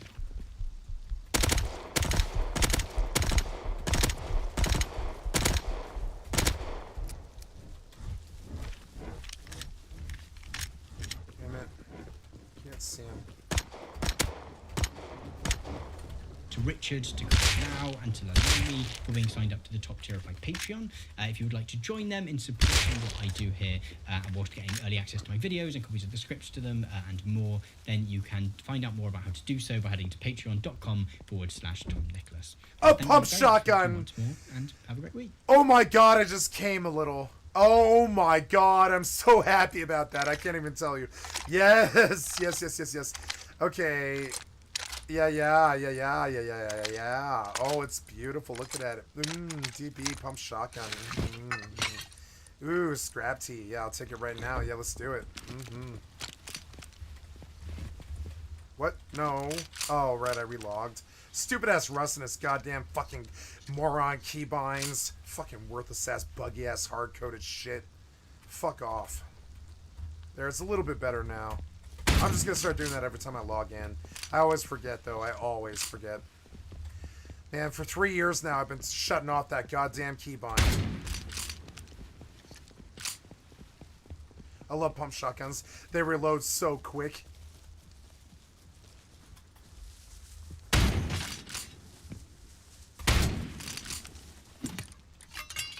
I've shot me some shotguns in my time. Shot me a lot of shotguns in my lifetime. In the real life.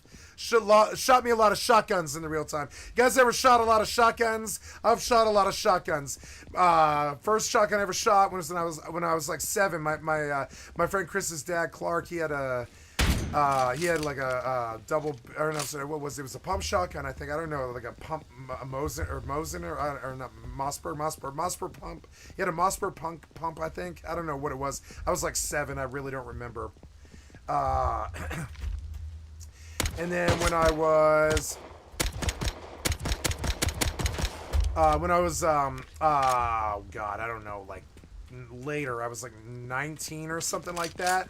I went to the family shooting range with my best friend, and again I shot another Mossberg pump, I think. Yeah, and then he also has a double barrel shotgun. I don't know the name of it. I keep thinking Mosin, but isn't that a rifle? I think that's a rifle. Ooh, look, I got specialty ammo. Very good, very good. It's dark. I need to find a heli or something. I'm just gonna run the road for a while. And then my friend Jay's. I shot shotguns with my friend Jay. Well, both my friend Jay. So I've got in my inner circle, right? There's a S, a J, a J, and a C, and a D, and an A, and a J. I've got 4 J names, an S, an A, and a D name. So the J names are kind of common. So my friend Jay, my other friend Jay, who's a male, or I said they were both male, but yeah, my other friend Jay let me shoot his shotgun when I was like, I don't know, 25 or something like that. And then my other friend Jay in my inner circle, like who's always the other, I've got three J's in my inner circle, right? So it's kind of confusing, but yeah. And so then, and 2 of them let me shoot their shotguns. And one time I leveled a shotgun on a bear, but I didn't fire because we just wanted it to leave. We didn't want to kill it. And then I shot my best friend's shotgun, I think 4 times or something like that. And then and then my grandfather had me shoot a shotgun. I've shot a bunch of shotguns in my life, like probably like 10 or 15 times now. I think that's better than most liberals. The reason I'm so proud about this is I'm a liberal who would never buy a gun. But I actually really like guns. As you can see, I actually really like guns, not because I like guns or violence. I hate violence. I don't value me shooting the zombies in the head. It's satisfying to me because I imagine them as all the people who try to stalk me and kill me all the time in the real life, just like they're trying to stalk me and kill me in the game too. But I mean, like, you know, ooh, there's oh yeah, I'm out in the snow. I think I should cut this way.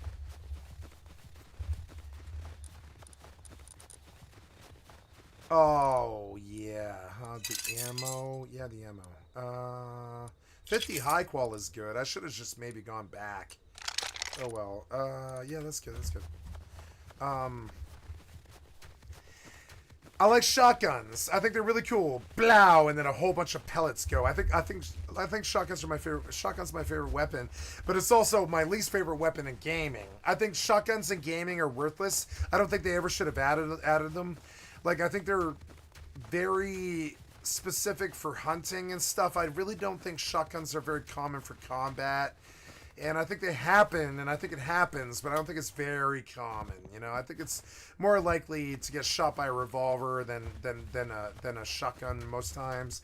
So when I see shotguns in video games, I kind of have a reservation about that because you wouldn't really operate shotgun in wartime that often, unless you had like 2 guys with machine guns running in a door in front of you or something like that. Shotgun will get you killed. You don't have the long range capacity to take out a pistol or an assault rifle or a rifle. You just don't have that kind of range. So it can be dangerous. You know, it can be dangerous to run shotgun in a long range situation. So you don't often see it, I think, in real world situations. So I'm a bit drunk. I've had an entire pint of vodka.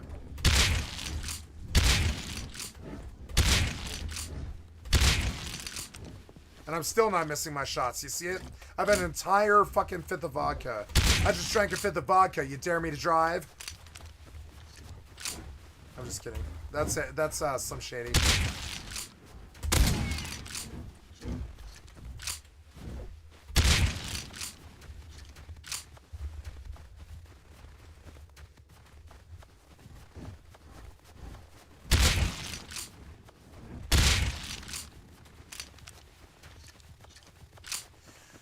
I think that's the outpost. I don't know.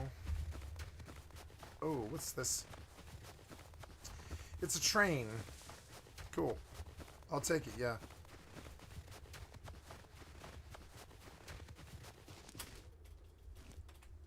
See if I can find outpost.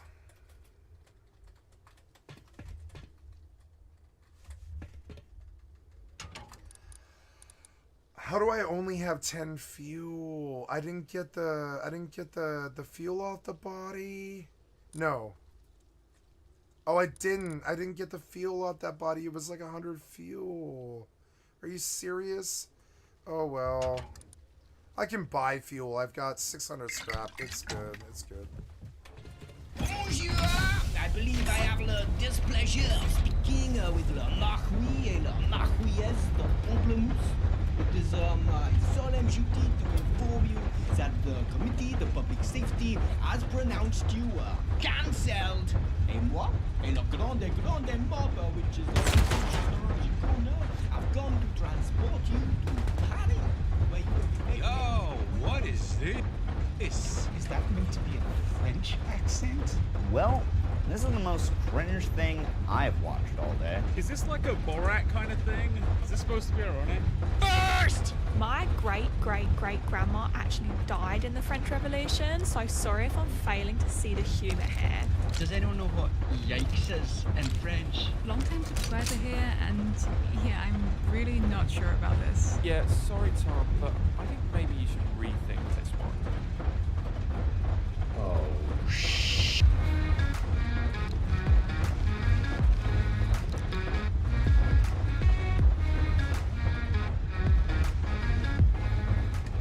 Few ideas have captured the collective imagination of the internet in the past year or so, more than that of cancel culture. For the uninitiated, the broad idea is that the contemporary internet, and in some formulations society more broadly, has become an increasingly hostile, uncompromising and censorious place. Say the wrong thing, or even the right thing, but in the wrong way or at the wrong time, and one runs the risk of being cancelled, set upon by an outraged online mob who won't stop until you've lost your job, your friends, your family, and been fully exiled from public life. Debate over this supposed phenomenon reached boiling point in July of 2020, when an open letter titled A Letter on Justice and Moral Debate, written by the New York Times Magazine journalist Thomas Chatterton Williams, and signed by 152 journalists, writers, and academics, appeared in the American publication Harper's Magazine. Although not using the phrase cancel culture itself, the letter hit all the main beats of the same argument, warning that the free exchange of information and ideas, the lifeblood of liberal society, is daily becoming more constricted. Continuing that, while we have come to expect this on the radical right, censoriousness is also spreading more widely in our culture. In fact, at a time when America, the country in which the vast majority of the signatories are based, was witnessing a brutal crackdown on freedom of expression through popular protest by right-wing politicians and police chiefs, it was mostly online social justice advocates which the letter implied represented an existential threat to the body politic. One aspect of the letter which stood out, given the urgency of its language, was its lack of reference to specific incidents. It contained several vague allusions to books being withdrawn for alleged inauthenticity and journalists being barred from writing on certain topics, and readers with a bit of time on their hands could likely decode some of the events to which these allusions referred by looking over the list of those who had signed. Nevertheless, it is remarkable that a letter which stated that it is now all too common to hear calls for swift and severe retribution in response to perceived transgressions of speech and thought, refused to outright name any of these apparently oh-so-common events. The vagueness of what has since become known in some quarters simply as the Harper's letter is fairly representative of discussions surrounding cancel culture. Those making the case that we should be worried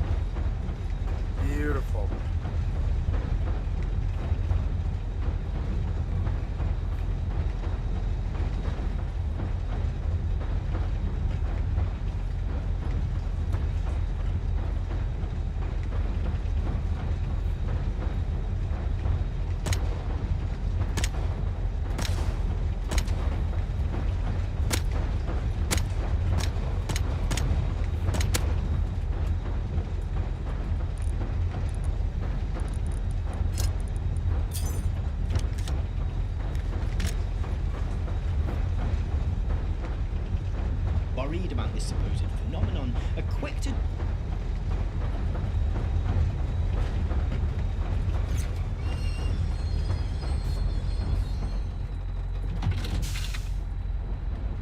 diagnose what Jürgen Habermas calls the public sphere with a malignant disease, but much slower to point to any specific symptoms of pain.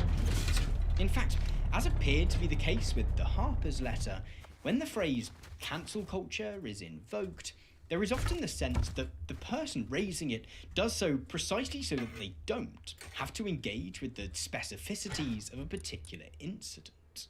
There are several reasons why proponents of the idea that cancelling is a widespread phenomenon that we should be deeply worried about might prefer to talk about a broad, supposedly cultural issue at the direct expense of focusing on any specific so-called cancellings themselves.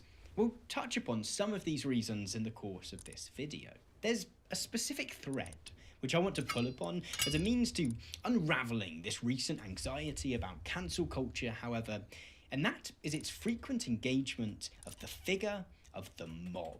The phrases mob rule and mob mentality crop up frequently in opinion pieces and articles discussing cancel culture. In fact, as I was writing this video, Rowan Atkinson, the actor who plays Mr. Bean, Blackadder and Johnny English, told the UK magazine The Radio Times that what we have now is the digital equivalent of the medieval mob, roaming the streets, looking for someone to burn. Where the word mob itself doesn't appear, the broader idea is surely there. At the heart of what we might call the cancel culture hypothesis is the idea that all of us are at constant risk of unwittingly angering a merciless online mass which is untamable and unrelenting. A faceless digital crowd which is prone to whipping itself up into a frenzy and which knows no limits in the destruction it can cause. In doing so, proponents of the cancel culture hypothesis tap into a powerful and ingrained cultural idea. The mob, and the notion that individuals who find themselves within a crowd have a tendency to lose all sense of reason and become prone to engaging in extreme, violent acts, is a long-standing trope. And it's also one which has been frequently invoked in the past year or so in relation to physical groups, peaceful or otherwise, as crowds have once again become a central force in our politics. In fact, the cultural trope of the frenzied mob is central to anxieties over cancel culture. It is in many ways our learned fear of the uncontrollable mob which gives the cancel culture hypothesis its power. In order to unpack this proposed contemporary phenomenon, I therefore want to begin by exploring the origins of the idea of the mob itself. We'll come back to call-outs and cancellations shortly, but first, let me transport you back to the 19th century and the birth of the mob. Hello. It's my 17th attempt to record this. I'm just not used to speaking from the heart without a script. So by now, most of you will have seen my most recent video. And if you haven't, you've probably seen some of the controversy that it's provoked. Oh God, it's raining. Of course it's raining. So I just wanted to make a quick video to address the situation because I think some people might have got the wrong end of the baguette. Can't say that. Many of you will know that I've been trying to take more creative risks with my videos lately, and that's really difficult for me because I just have all these amazing creative ideas coming at me all the time. I just have to bat them away, like, get away from me, amazing idea, get away, I can't use you all. Sometimes this is going to mean that ideas which are less good or maybe too powerful that you can't appreciate them are going to slip through. And so I want to apologize, okay, if the particular creative direction that my last video went in was too much for you. You know, I deeply regret putting something out there into the world which some of you clearly weren't ready for. You know, that's my fault. That is my fault. That is on me. You know, I love all of you, every single one of my subscribers, I love those of you yet to make the life-changing and mind-expanding decision to click subscribe and ring that bell.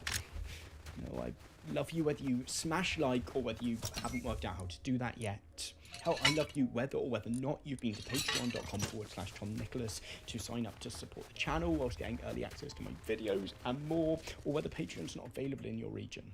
I guess the main point is that I'm sorry, and in the future I'll try not to put out videos which are just so ahead of the curve.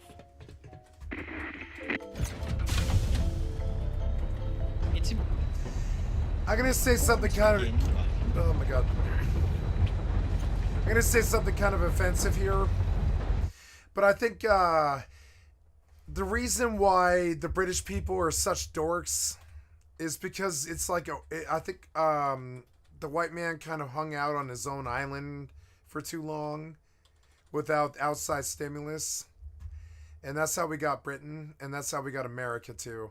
And while I think it's fine, I think outside influence would have been a lot better. Like, because the way this guy talks, you can tell he's such a dork. British people are such dorks. It's hilarious, and I love them. I love them to death. But I don't know. I don't know if that island was so good for you. A little bit. I don't know if that island was so good for you. Like, British to me is the absence of all culture. Does that sound right? It sounds incredibly offensive because most of our culture comes from Britain, and so I want to correct what I said. I don't mean to say that British people don't have culture. They're the most cultured people on the planet, I would say, actually. But I'm saying, like, I think it would have been better if they had had culture from everywhere else as well. This is all I'm trying to say. Acknowledging that, at least in periods where there has existed some density of living, there have always been mobs of one form or another. In their beautifully composed video essay, Crowds, Masses, Riots, the Lit Crit Guy and Labour Kyle highlight that the mob, or crowd, was an important force in the politics of the Roman Republic. Senators proposing new policies would often find themselves supported or contested by throngs of plebs and peasants. These crowds would regularly turn violent, and even when they didn't, it was always the implicit threat of violence which gave them power. Yet, while they were certainly viewed as an inconvenience to those they opposed, the Roman mob was not viewed as irrational or exceptional, but was in many regards an accepted part of the Republic's political process. As Kyle puts it, what modern eyes may interpret as an unruly mob was, to the Romans, something that was regulated by civil society. The crowd had a role to play in politics. In a society in which few of those assembled in these crowds had any real voice within the formal political system, it was taken as a given that it was through physically gathering to show their power that they would express themselves. The specific idea of the mob, as it has passed down to us today as irrational, uncontrollable, and as an intrinsic threat to public order, is a product of what Eric Hobsbawm refers to as the dual revolution of the late 18th and early to mid-19th centuries. The first of these revolutions was the Industrial Revolution, in which first Britain and subsequently other countries leapt from being largely agrarian and artisanal societies to ones which revolved around mechanised production. One impact of many of the Industrial Revolution was an unprecedented change in the size and geography of the population. Census data shows that between 1801 and 1851, the population of England more than doubled. Moreover, people began to be more and more concentrated in cities. As Clifford Stott and John Jury write, industrialization created an explosion in the scale of urban society. For the first time in history, large urban populations emerged. Over time, this increasing concentration of working class people in cities gave them the ability to organise with a view to bettering their lot in life. The second revolution to which Hobsbawm refers, and which gave birth to the idea of the mob, was the French Revolution. The period of the French Revolution, from the abolishment of absolute monarchy in 1789 to the installation of Napoleon as first consul in 1799, was one of radical and fast-moving change. Whilst much of this was the result of politicking among royals, nobles and clergymen, throughout, crowds, in particular the people of Paris, were a decisive force. There were several moments in which the revolution would likely have been defeated were it not for crowds of Parisians marching on the palace of Versailles to make their voices heard. And the most enduring image of the revolution likely remains that of the storming of the Bastille. If the Industrial Revolution gave the new European urban working class the ability to organise, the French Revolution thus served as an inspiration and as a testament to what could be achieved when people physically gathered together to make their voices heard. The following decades only saw further instances of mass action by usually urban crowds. Sometimes this action was violent. The revolutionary wave of 1848, often referred to as the springtime of the peoples, for example, saw barricades erected in cities across Europe. Elsewhere, it was entirely peaceful, at least on the part of the crowds themselves. The Chartist movement in Britain, for instance, campaigned to secure the vote for all men over the age of 21 and employed as one of their primary methods of campaigning the mass meeting, in which thousands would gather to listen to speeches and show their support. To a world which, for centuries, had been accustomed to the direct rule of kings, such modes of political action and agitation seemed strange and new. To the wealthy and powerful, they were downright terrors. Several journalists and scholars therefore set out to try and understand what it was that made the crowds tick. In doing so, they founded a field of research known as crowd psychology. Unsurprisingly, given how many revolts and revolutions the country underwent in the 18th and 19th centuries, the most influential proponents of this new crowd psychology were the French. Chief among them was the writer and polymath Gustave Le Bon. Le Bon had been living in Paris during the pronouncement and later violent suppression of the Paris Commune, the world's first socialist republic. A committed conservative, he very much viewed such mass action by crowds through the eyes of the anxious elite. In his 1895 book, The Crowd, A Study of the Popular Mind, Le Bon argued that crowds are intrinsically dangerous and that the simple act of being in a crowd changed people. By the mere fact that he forms part of an organised crowd, Le Bon wrote, a man descends several rungs in the ladder of civilization. Isolated, he may be a cultivated individual. In a crowd, he is a barbarian. To Le Bon and other crowd psychologists like him, crowds were irrational and intrinsically prone to violence. In the introduction to his book, he writes that, little adapted to reasoning, crowds, contrary, quick to act. Adding later that, crowds are only powerful for destruction. In short, crowds could not be rational. And, by extension, their grievances were never legitimate. While there have perhaps always been mobs in one form or another, then it was as recently as the 19th century that the idea of the mob, as irrational and inherently destructive, was born. Le Bon's work has been immensely influential. It continues to be cited in academic studies, including, especially our discussion here, in relation to so-called digital crowds. Moreover, it is the very foundation of contemporary popular perceptions of mobs. Ideas about individuals being intoxicated by the crowd and becoming prone to performing unthinkable acts when part of a mob, first expressed by Le Bon, continue to have considerable currency. And it's an alluring thesis. The only problem is that as soon as we try and apply it to any actual examples of what might be described as mobs, physical or digital, Le Bon's thesis simply doesn't hold water. Okay, well, next up we have a guest on the stream, and it's my pleasure to introduce Tom Nicholas, a YouTube creator who some of you might be familiar with following a recent bit of a dispute, shall we say, surrounding a video about the French Revolution and perhaps a slightly misjudged choice of accent. Hello? Hello? Hello, Tom. Oh, hello. Yes, it's a pleasure to grace your stream with my presence. So I know we don't know each other overly well, but you always seem like a decent enough guy. So I wanted to bring you on and give you the opportunity to perhaps clear some of the confusion surrounding your latest video. Thank you. I mean, obviously, I thought that the complete and unreserved apology, which I uploaded to my third channel, would have been more than enough. But, well, yeah, about that. I guess some people felt that it didn't come across as entirely sincere. Well, I think you'll find that I said that it was, and I'm quoting myself here, my fault, twice, in quick succession for emphasis. Yes, but you did also imply that the blame for this scenario was really more on the viewers of the video rather than yourself. Yes, I did. I'm sure that's not what you meant, though.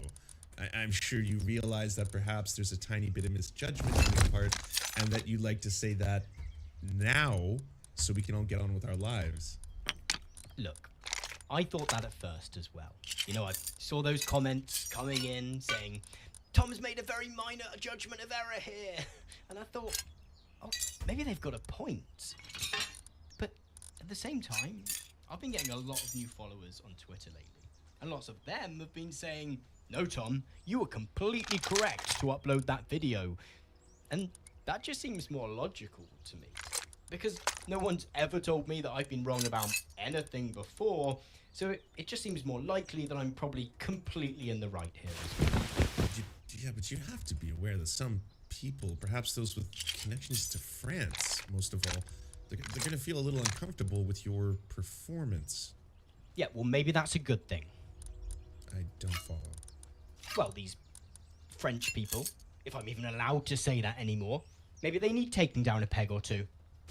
I'm not sure what you're trying to say. Well, why should they get this special treatment? Yeah? Le traitement spécial. If you ask me, we've been bending over backwards for these people for far too long, and I will not be silenced by them. I will...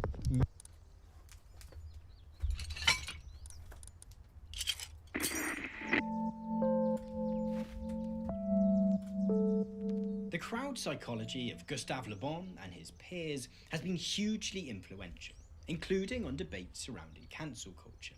In fact, Le Bon's work is given some attention in John Ronson's 2015 book, So You've Been Publicly Shamed, which, following its publication, sparked the first wave of anxiety over online cancellations. Ronson's book starts from the proposition that the early 2010s marked what he calls the start of a great renaissance of public shaming, and argues that contemporary instances of Twitter backlash against celebrities and ordinary people can be likened to historical practices of public punishment, such as the stocks. Ronson's discussion of Lebonian crowd psychology is, on the face of it, primarily critical. Drawing on an interview with the psychologist Stephen Riker, Ronson foregrounds the manner in which what might initially appear as unified, frenzied Twitter mobs are, in fact, always infinitely diverse. He writes that, for Gustave Le Bon, a crowd was just a great ideology-free explosion of madness, a single blob of violent colour without variation. That wasn't Twitter. Twitter did not speak with one voice. Ronson highlights that in any instance of Twitter backlash, people's particular grievances and the form that they take, from constructive criticism to heartfelt pleading to outright abuse, vary wildly. Later, Ronson suggests that he discounted Le Bon's ideas from his analysis of so-called public shaming entirely. Nevertheless, as soon as his direct critique of Le Bon is complete, many of the same notions that digital crowds are irrational, that they are intoxicating for those swept up in them, and that they have an inherent tendency towards destruction, quickly come crawling back. There are two primary reasons for this. For one, Ronson is a pop science writer, and is never one to let the facts or even argumentative consistency get in the way of telling a good story. He will often acknowledge that a particular argument is ridiculous before proceeding to make that very argument anyway. There's one section in So You've Been Publicly Shamed where he writes that There's an old internet adage that as soon as you compare something to the Nazis, you lose the argument. Maybe the same could be said about the Stasi, the East German secret police force during the Cold War. He then proceeds to spend the next 2 pages comparing people getting angry on Twitter with the Stasi. Yet, Bronson's embrace of the idea of the frenzied mob, even while acknowledging that the evidence for crowds working in this way is shoddy, also points to how ingrained this idea is in our culture. For the evidence that crowds work in the manner in which Le Bon suggests they do is bad, very bad.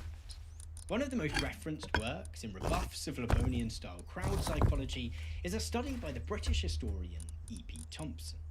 Thompson undertook a detailed survey of the food riots, which were a semi-regular feature of 18th century England. Such riots have often been viewed by historians as largely irrational outbreaks of mob violence, which were, at best, inspired by the base desire of the mob to satiate their hunger. Yet, on closer inspection, Thompson found that such riots were, in fact, a highly complex form of direct popular action. Firstly, these riots were not driven solely by hunger, but by a moral and broadly political concern with changing laws and economic structures which either enabled farmers and merchants to charge the poor more for the grain with which they made their bread, or, if they felt they could get a better price, to transport that grain elsewhere. Those who participated in these so-called riots therefore had very specific demands. They wanted to purchase the grain which they relied upon for sustenance at the price which they had previously been told was fair. Secondly, whilst these outbreaks often involved violence, Thompson continues that it is the restraint rather than the disorder which is remarkable.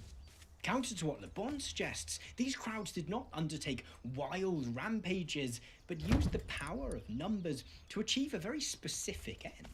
They could simply have stolen the grain which they needed, but this was rarely the case. Thompson recalls the example of the Honiton lace workers in 1766, who, having taken corn from the farmers and sold it at a popular price in the market, brought back to the farmers not only the money, but also the sacks. While some may attempt to write such events off as instances of illogical, unrestrained outbursts of frenzied mobs, then what we actually find is that those who participated in these food riots had very specific reasons for taking part, and that on joining the crowd, they did not find themselves impassioned to undertake complete destruction, but came together to achieve very specific goals, after which they stopped and went home. Many other studies which have analysed specific so-called mobs have found that once we view them within their proper social and historical context and account for the particular reasons they assembled, Le Bon's ideas begin to look ridiculous. In fact, it is Le Bon's suggestion that we ignore such details in favour of viewing the phenomenon of the crowd itself as a kind of intoxicant, and those who find themselves within crowds as suffering from something akin to mental ill health that is the very reason that his work was embraced by his peers. The ruling classes of the late 19th century didn't want to view the crowd which had so frequently sought to overthrow them as intelligent and rational, and they certainly didn't want to contemplate the idea that the revolutions, protests and mass movements which had dominated the previous century might have been in any way an outcome of their own actions in creating a deeply unequal society.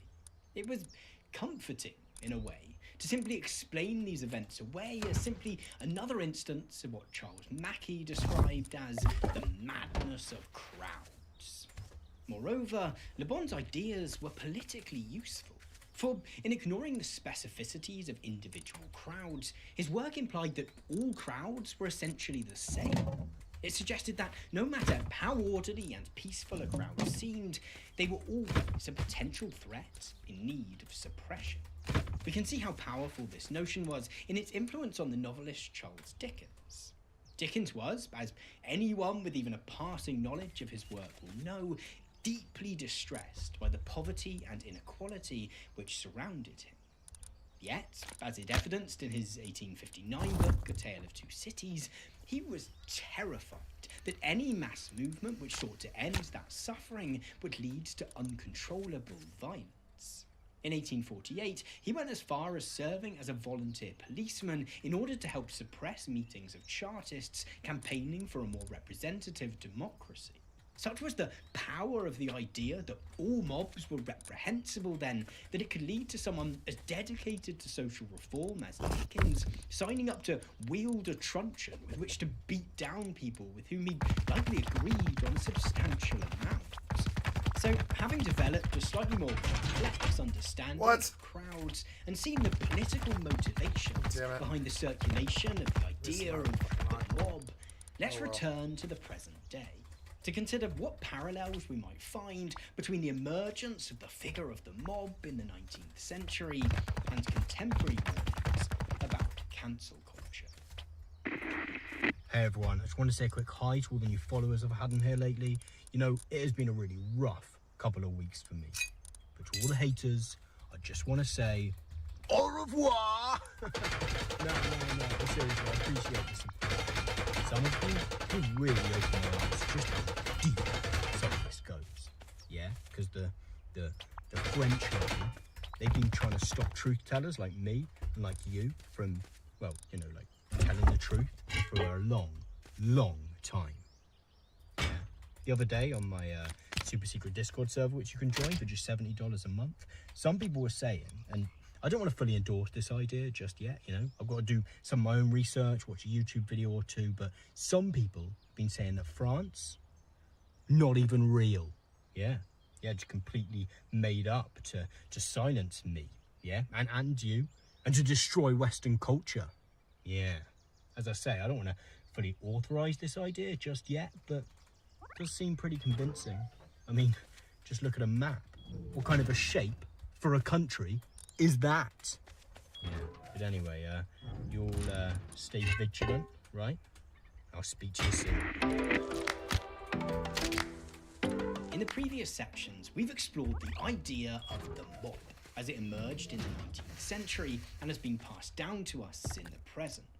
And we've seen that it is just that, an idea, a cultural trope which, as soon as we examine any actually existing examples of so-called mobs, is quickly proven to be a fiction.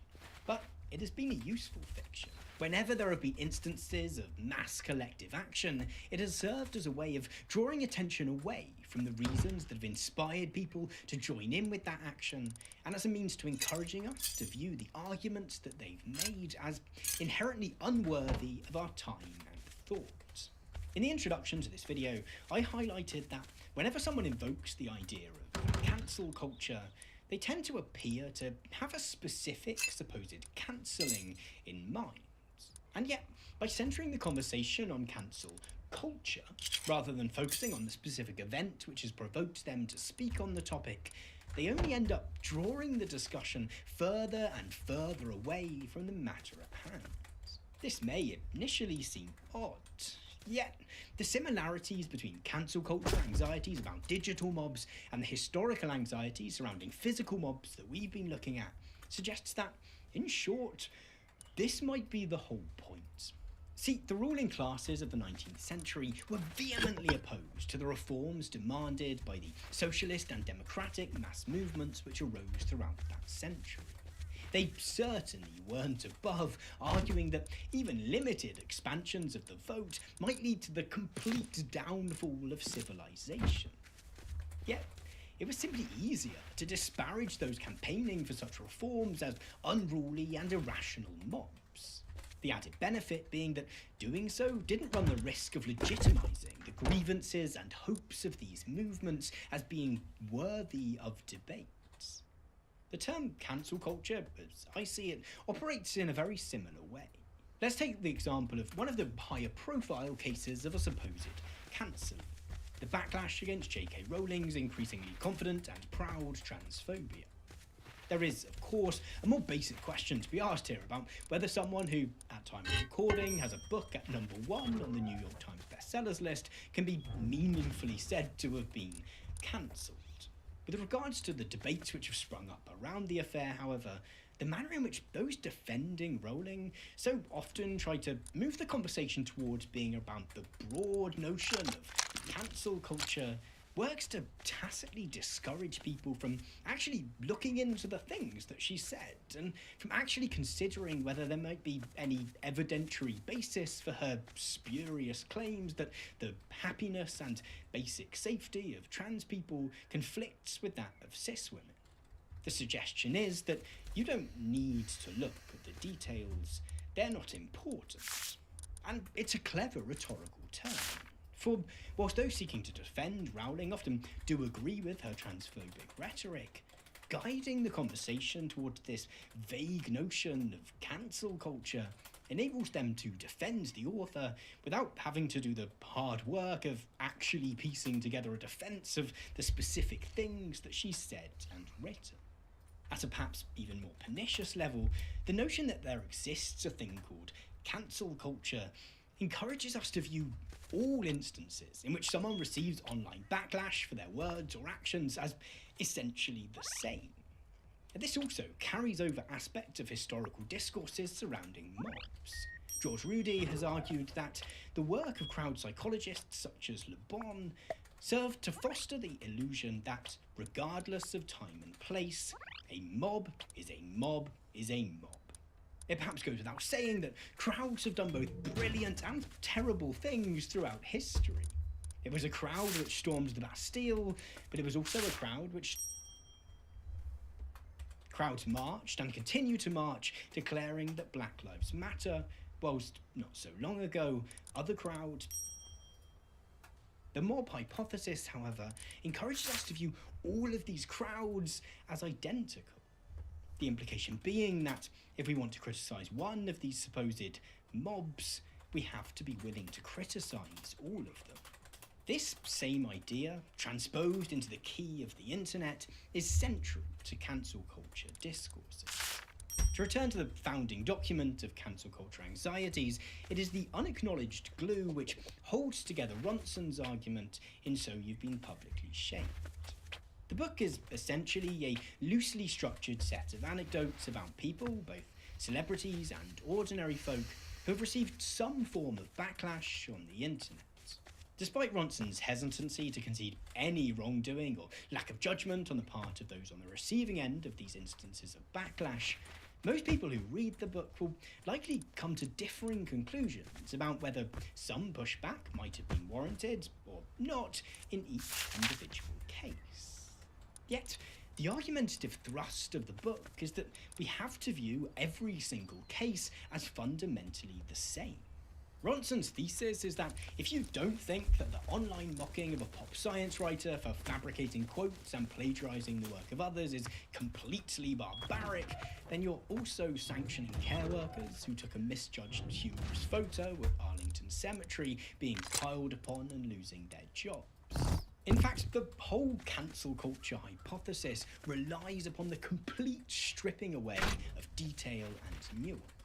Like the theories of physical crowds, which it so clearly echoes, it is, at best, a lazy attempt to string together a profound-sounding cultural analysis which there is little evidence to support. At its worst, it is an opportunistic attempt by media figures who would prefer to operate in a scenario in which their communication with the general public was entirely one way to delegitimize any criticism of their words or actions. Either way, it asks us to make an all-or-nothing pronouncement on the legitimacy and morality of collective action. Yet, just as when we look at specific examples of physical mobs, we find them to be infinitely more complex than Le Bon suggested, usually having very clear grievances and objectives, so too does taking a closer look at any instance of online backlash usually reveal a very specific disagreement. On some occasions, we might feel that a certain comment or action justifies being challenged. At other times, we might feel as though someone is being unfairly victimized. But retaining that nuance is important if we're to have meaningful conversations about how we want our public sphere to operate.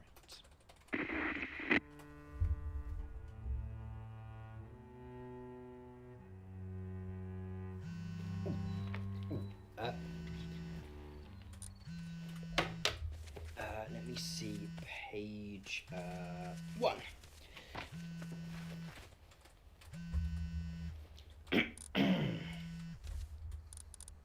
Hello, you've reached the telephone of Tom Nicholas. You must be one of my new $300 a month Patreon subscribers looking for your free 5-minute chat. Oh, or is this about the divorce? Hi Tom, no, actually this is Laura from Pigeon Books. Oh, so you received my manuscript then?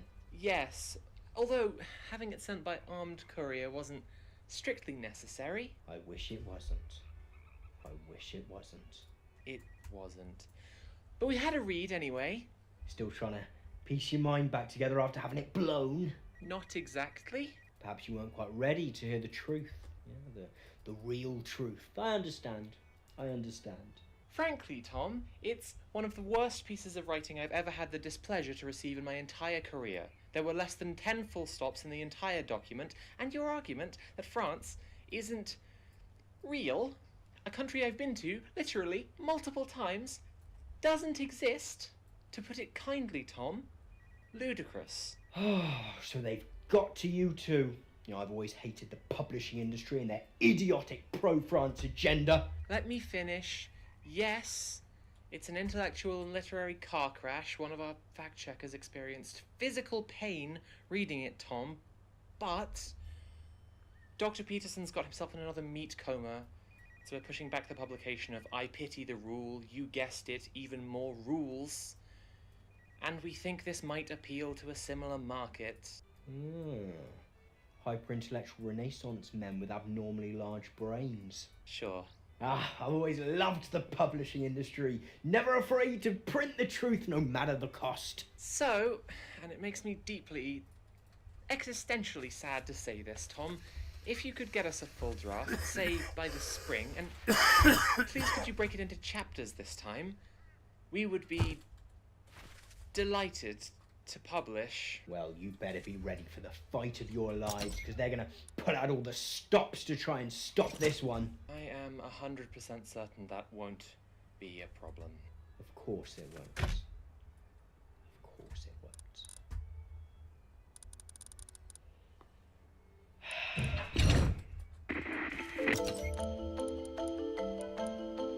I want to close out this video with a few thoughts which I would have liked to have touched upon in greater detail, but for reasons of time will merely pose as questions which you might want to mull over whenever you see the notion of cancel culture brought up in conversation.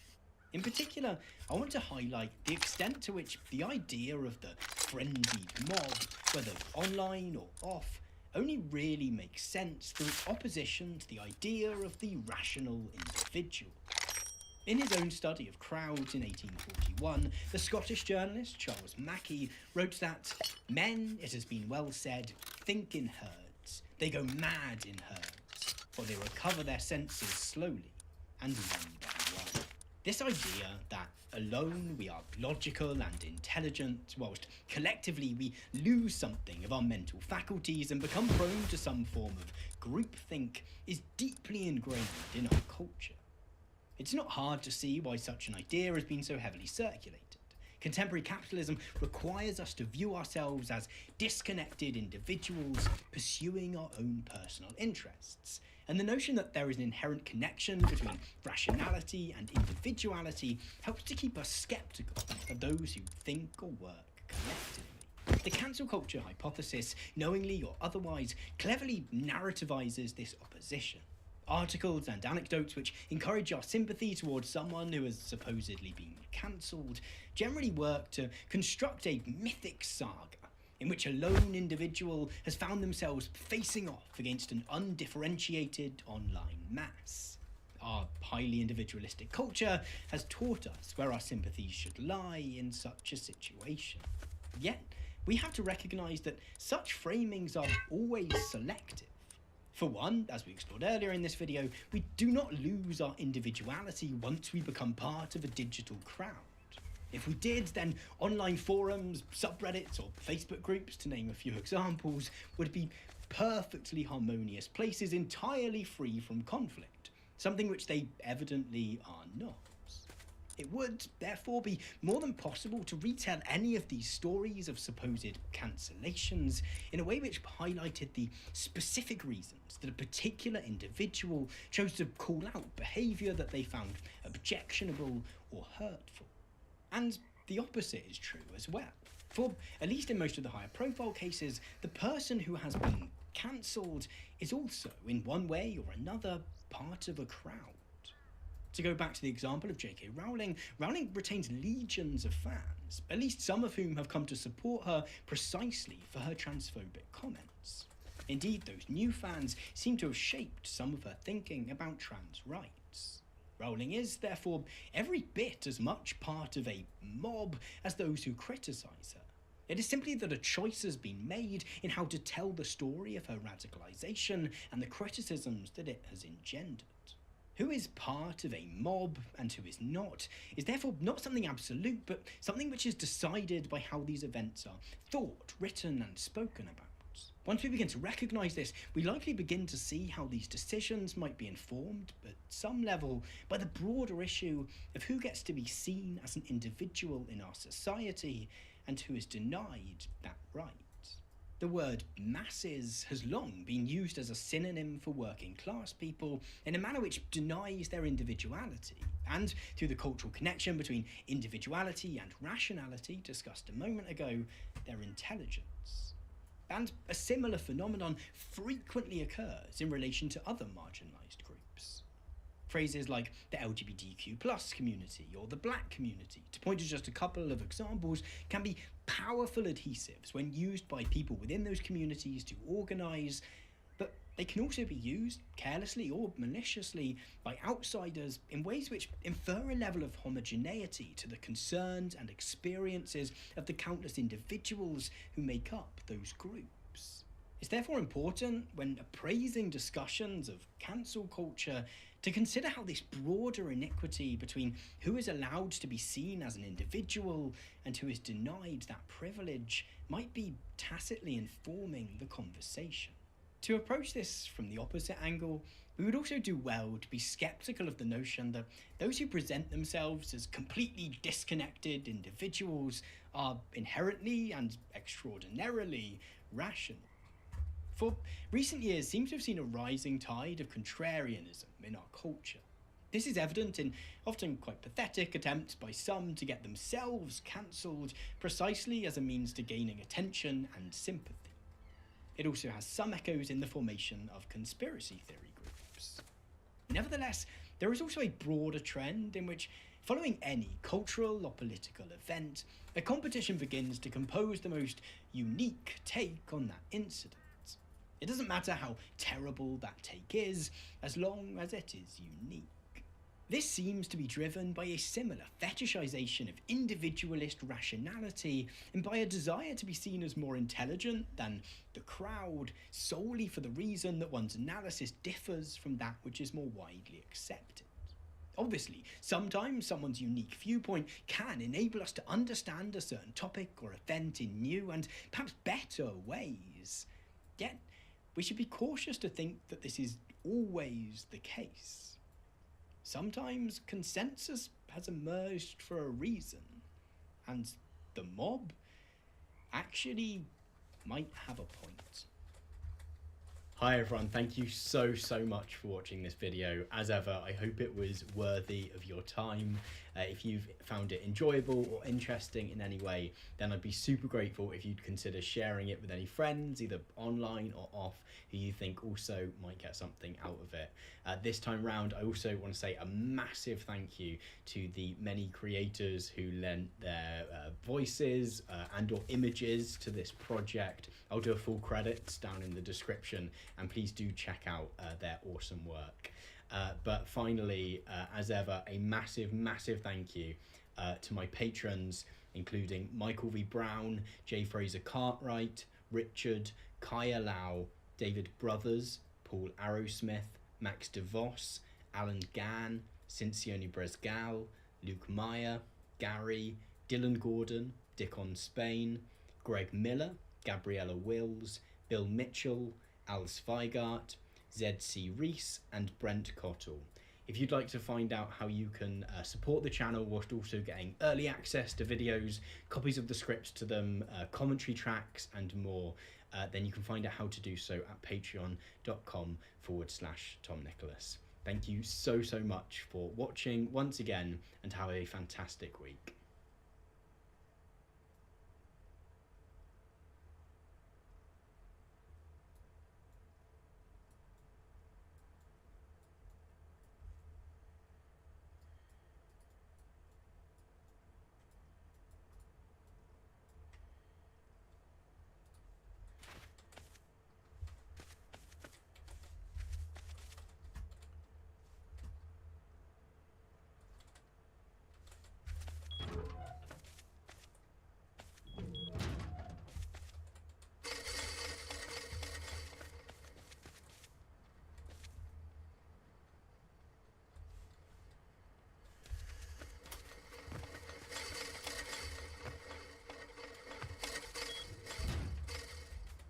Shit, it's getting dark. That's fucking annoying. I gotta go down, I think. Yeah, can I kill? Yeah, I can kill, yeah. Kinda really don't want to leave him my weapons, but that's okay. He won't have a gun like that for a long time. So I like him. It's the first time I've seen somebody with a clue. Or even a brain, really, that's entered this server. Every once in a while, I'll see something in somebody that I don't see in a lot of other people. Oh, I never placed it, did I? Oh yeah, I never placed it, huh? Oh fuck. Oops. Oh well. I don't want to get caught in there. I can't get out.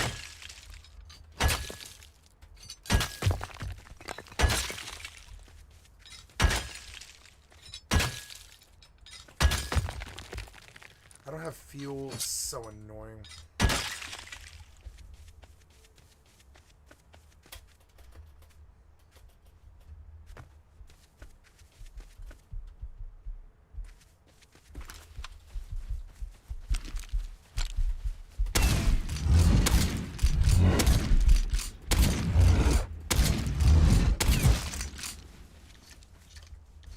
3 people. Someone came on. I'm gonna see who it is. View. What am I on? Oh, yeah, I wasn't doing too much movement. I'm so sorry for the bad video. Players. Sorry, I thought I was in good video, but I wasn't. Players. Real-time Ben and Ray. Oh, yeah, 9 minutes ago and real-time Ben. That doesn't sound right. I want you to do the players now. Real-time Ben and Raven9627. Real-time Ben, Netherlands. Twitch TV, Real-time Ben. Huh. You are leaving Steam. Continue to external site. Let's go look at Real-time Ben. Hey gamers, my name is Real-time Ben, and welcome to the channel. Fuck yeah. Shit! 766, not bad. Seeing as you are an admirer, you are pardoned. My name is Cabeza. Yay, somebody who has a clue. It's good to see. It's good to see. Real-time Ben and from the Netherlands and Raven9627 Canada. Okay, 2 different dudes, huh?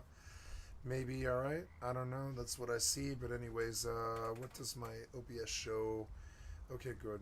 And then Kuba. I've never seen him before. Oh, the Russian. Yes, the Russian. Yeah. Grug, Canada. That'll be his. That'll be the other kid's duo partner. It's a Canadian duo. Something, I don't know. It's hard to guess. You know, it's hard to. I try to do this stuff so I can keep on top. Oops. Wait. Now, what did I just see form there? That's crazy. I don't have a flashlight. Oh, I do. There. Did I do the muzzle brake? Yes, I did. Okay. And then, do I have the knife? Yeah, here, the knife.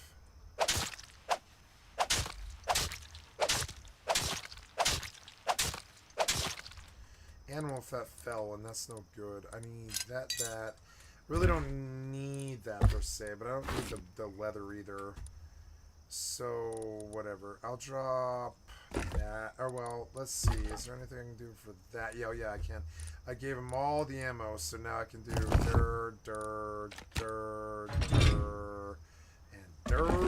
I'll leave all the other incremental crap there. The helmet's no good. I'll have to make a miner's helmet before I leave. I don't have that much fuel.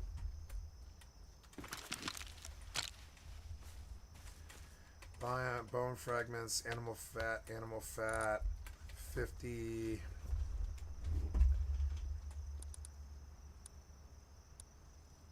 Yeah, I'll just make it all, it's fine. I'll make a furnace while I'm up there, and I'll burn,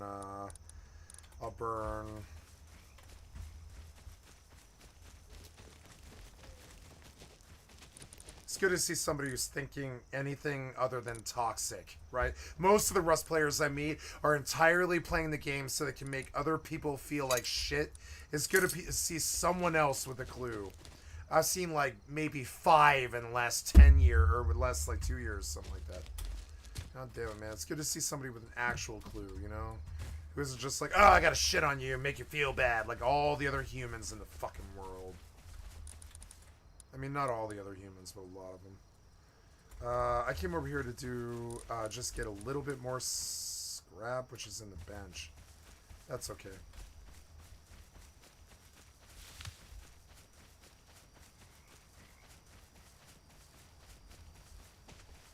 What? Oh, it ended? Oh, it ended. I like this Ryan Chapman guy. He's really good. Few ideas can polarize like socialism. Many see it as the path to freedom. Me too. Many others see it as the path to tyranny. This video won't pick sides in that debate. We're only here to answer the question, what is it? What is socialism? Many would say that the answer is simple, and they'd open a dictionary and read a definition about socialism being the owning the means of production and directing the economy. That's definitely a significant understanding of socialism. But the problem is, it's tied to a certain era, and many, if not most of modern socialists don't go by it. So we're going to need something broader. But then if you ask those socialists what they think socialism is, their answer is often unusably broad, like saying socialism is the hope for human freedom and justice under the unprecedented conditions of life that humanity will face in the 21st century. So by that, pretty much anyone can be a socialist. This is the point where people usually do a lot of henrying about how difficult it is to nail down a specific conception of socialism. I frankly don't think it's that bad. I think the best way to do this is to go through socialism chronologically, show where the ideas came from, where they converged, and where they split, and where that leaves us today. So most of this video is basically going to be a history of socialist thought. I think it'll help to start with some general comments. The first thing to say is that socialism as a political tradition emerged as a reaction against liberalism, specifically as a reaction against the Industrial Revolution. As liberalism grew in popularity and influence, socialism grew along with it. So the histories of liberalism and socialism are intertwined, and you can even think of liberalism as a parent ideology of socialism. Liberalism can be understood as the political philosophy where individuals are held to be ends in themselves. Liberals want to create a political order where people can develop into whoever they want to be. They can think whatever they want to think, believe whatever they want to believe, and pursue whatever they want to pursue. Liberals primarily achieve that through law, notably by granting people rights. Those rights are designed to keep people from suppressing each other's individuality. Liberalism expressed as an economic philosophy is capitalism. So that's when you have property rights backed by law, and, at least theoretically, a free market where people are free to exchange goods and services with others. In a liberal order, hierarchies naturally develop, and socialists traditionally concern themselves with negative effects of those hierarchies. Liberals are traditionally concerned with concentrations of political power. So they don't want a king to have all the power. They don't want a minority to have all the power. And they don't want a majority to have all the power. So they want power broken up across society. Across society. Socialists are traditionally concerned with concentrations of economic power, typically the power that the rich are thought to hold over the poor. So socialists typically want their own checks and balances against concentrations of economic power. The socialist ethic aspires towards equalitarianism, which can also be called egalitarianism. But I think equalitarianism is a word that's a little bit easier to intuitively grasp. What exactly that means depends on the socialist. It could mean that people should get equal portions of things, or it could mean that people in some other way should be treated equally, or it could just mean the general belief that human beings have fundamentally equal worth or moral status. So the concept of equality is very important in socialism. Socialists tend to be motivated by a sense of injustice. They tend to look to the worst off, the needy, the sick, the unfortunate, or the oppressed, and claim that their circumstances are unnecessary and even unfair. People typically point to three founding influences of socialism: Saint-Simon, Charles Fourier, and Robert Owen. What they all had in common was a sense of the inadequacy of unadulterated liberalism, which is to say, unregulated capitalism. They didn't call themselves socialists because the word socialism wasn't around yet, but you can see something recognizably socialist in their work. For example, when Saint-Simon looked around 18th century France, he said, "Here is an idea that seems right to me. The first needs of life are the most urgent ones. Those without property can only satisfy them in an incomplete manner. A physiologist sees clearly that their most constant desire should be that of lowering their taxes or increasing in their pay, which amounts to the same thing." Saint-Simon called for the creation of a new Christianity, founded on the principle that all men must behave as brothers toward one another, and whose overall goal was the most rapid possible amelioration of the condition of the poorest class. He also advocated for collectively agreeing on rewarding those who succeed in doing works of general utility. For example, by rewarding the artists who fill the gaps in your busy life with the pleasures which are best suited to develop your intelligence. In other words, he's saying that if we let things freely develop, negative side effects come along with that. And he's arguing that we should instead intentionally shape things according to our values. Going forward, that's going to be a running theme in socialism. Charles Fourier looked at capitalist societies and argued that they weren't organized efficiently. He thought immense advantages would result if people were brought together to work communally. He said, "Why are there 300 wineries competing against each other, most of them in disrepair, when there could be one great winery? Why would 100 milkmaids go to the neighboring city to get 100 jugs of milk, when one milkmaid could go get a barrel of milk for everybody?" So if we did these things collectively, according to Fourier, they wouldn't be so wasteful. Fourier also thought that capitalist societies had very astute depressing work lives. And he thought we could reorganize our work lives in a way. Most of the time, I don't think humans even get these sort of concepts. It's sort of weird. But every once in a while, you see somebody with like a, a little higher IQ. It's good. Like, it's weird. This stuff is sort of basic to me. And then I realized that some of these guys really struggle with this. Like, I don't know. Like, it's really simple to understand. Like,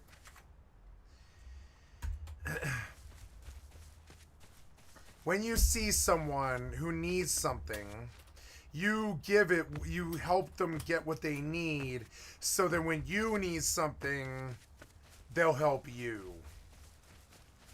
You could call it friendship, you could call it exchange, you could call it free exchange of ideas or help or resources, you could call it charity, whatever the fuck it is. When you see someone who needs help, you help them, and then when you need help, they help you.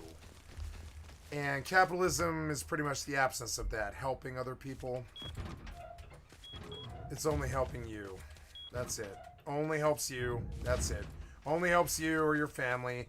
Maybe, and really, in the end, you're sort of financially helping them.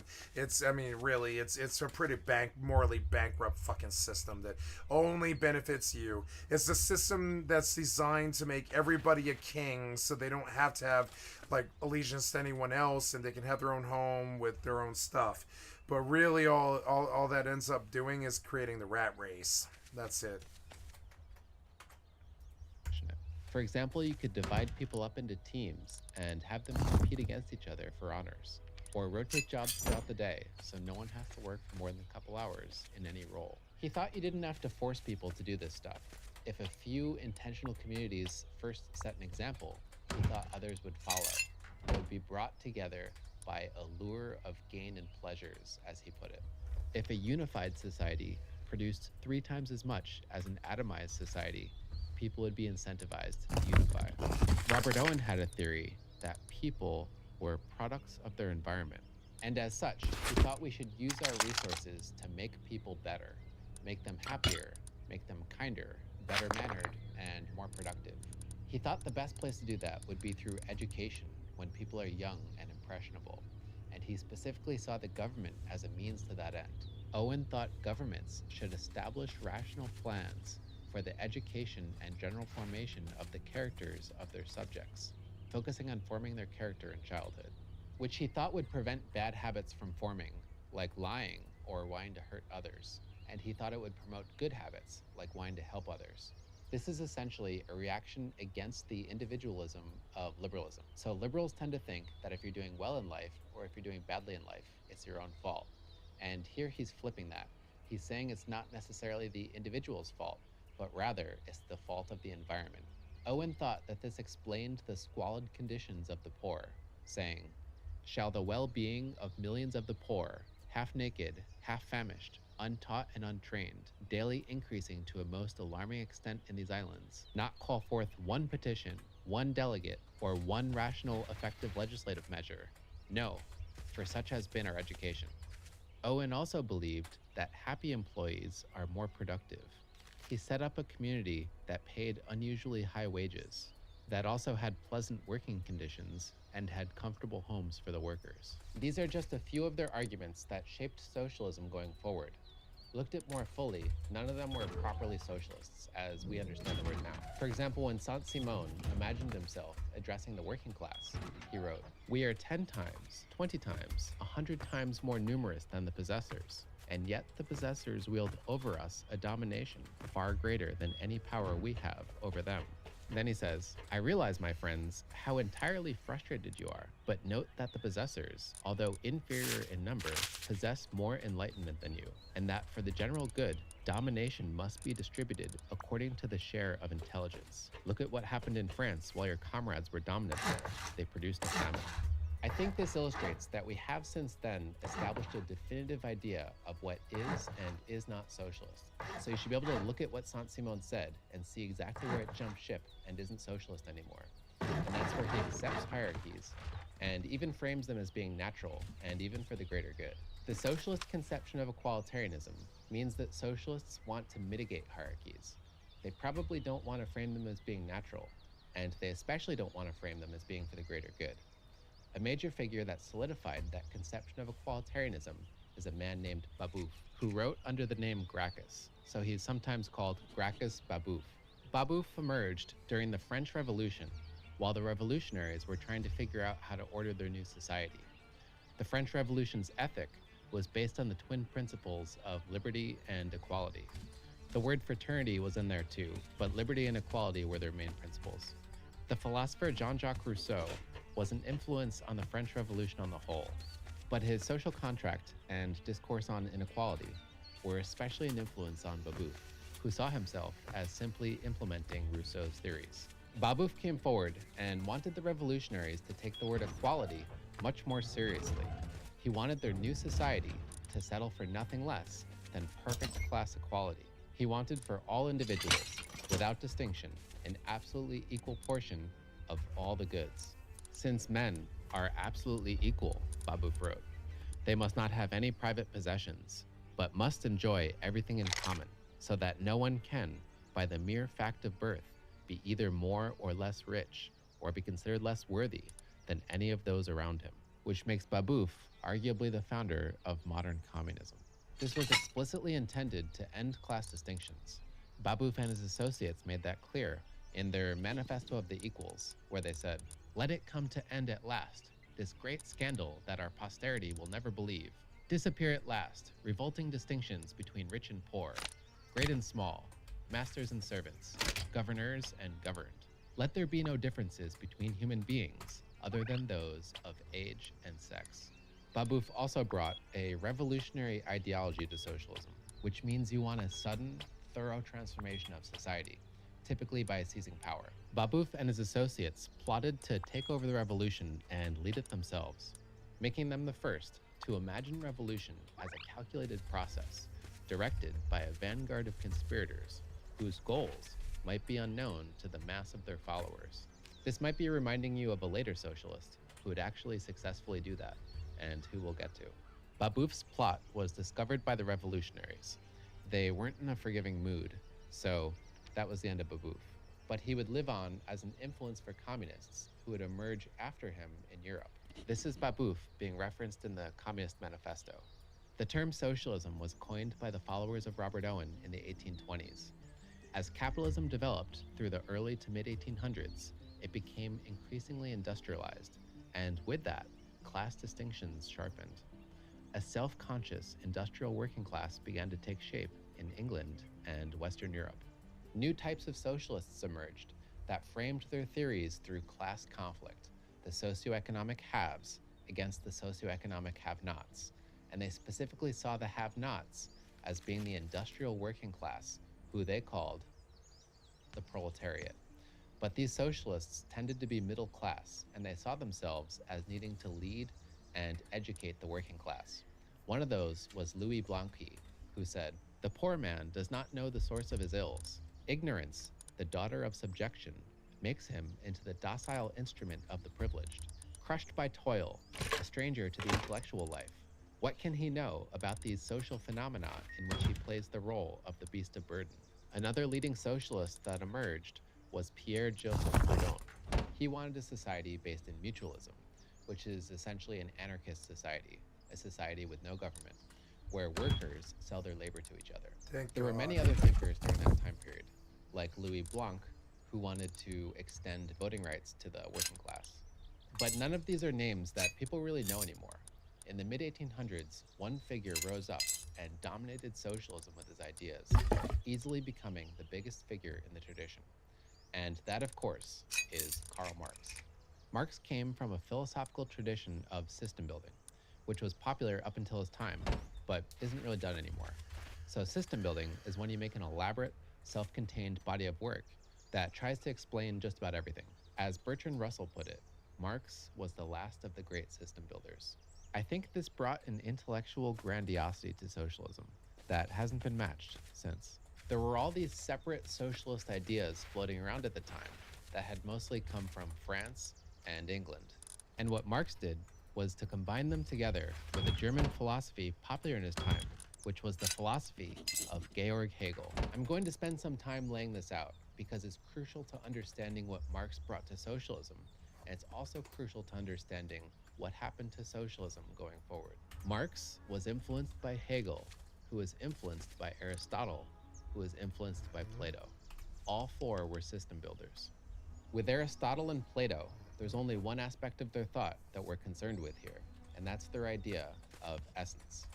Plato was interested in the difference between universals and particulars. For example, think of the word cat, just the abstract concept of a cat. It's not any one cat in particular. It transcends them. It's a universal concept, an ideal cat. Any one particular cat for Plato is always made imperfectly in the image of the ideal cat. So the ideal cat contains the essence of cat, which we could call cattiness. It's an essence that exists outside of particular cats. It exists before they do. When they come into existence, it shapes their size, their health, their strength, and also their behavior. For example, Plato thought these essences explained why like things gravitate toward one another. A rock dropped falls to be with other rocks. Fire rises to be with air. Each thing has a tendency to be toward its kindred element.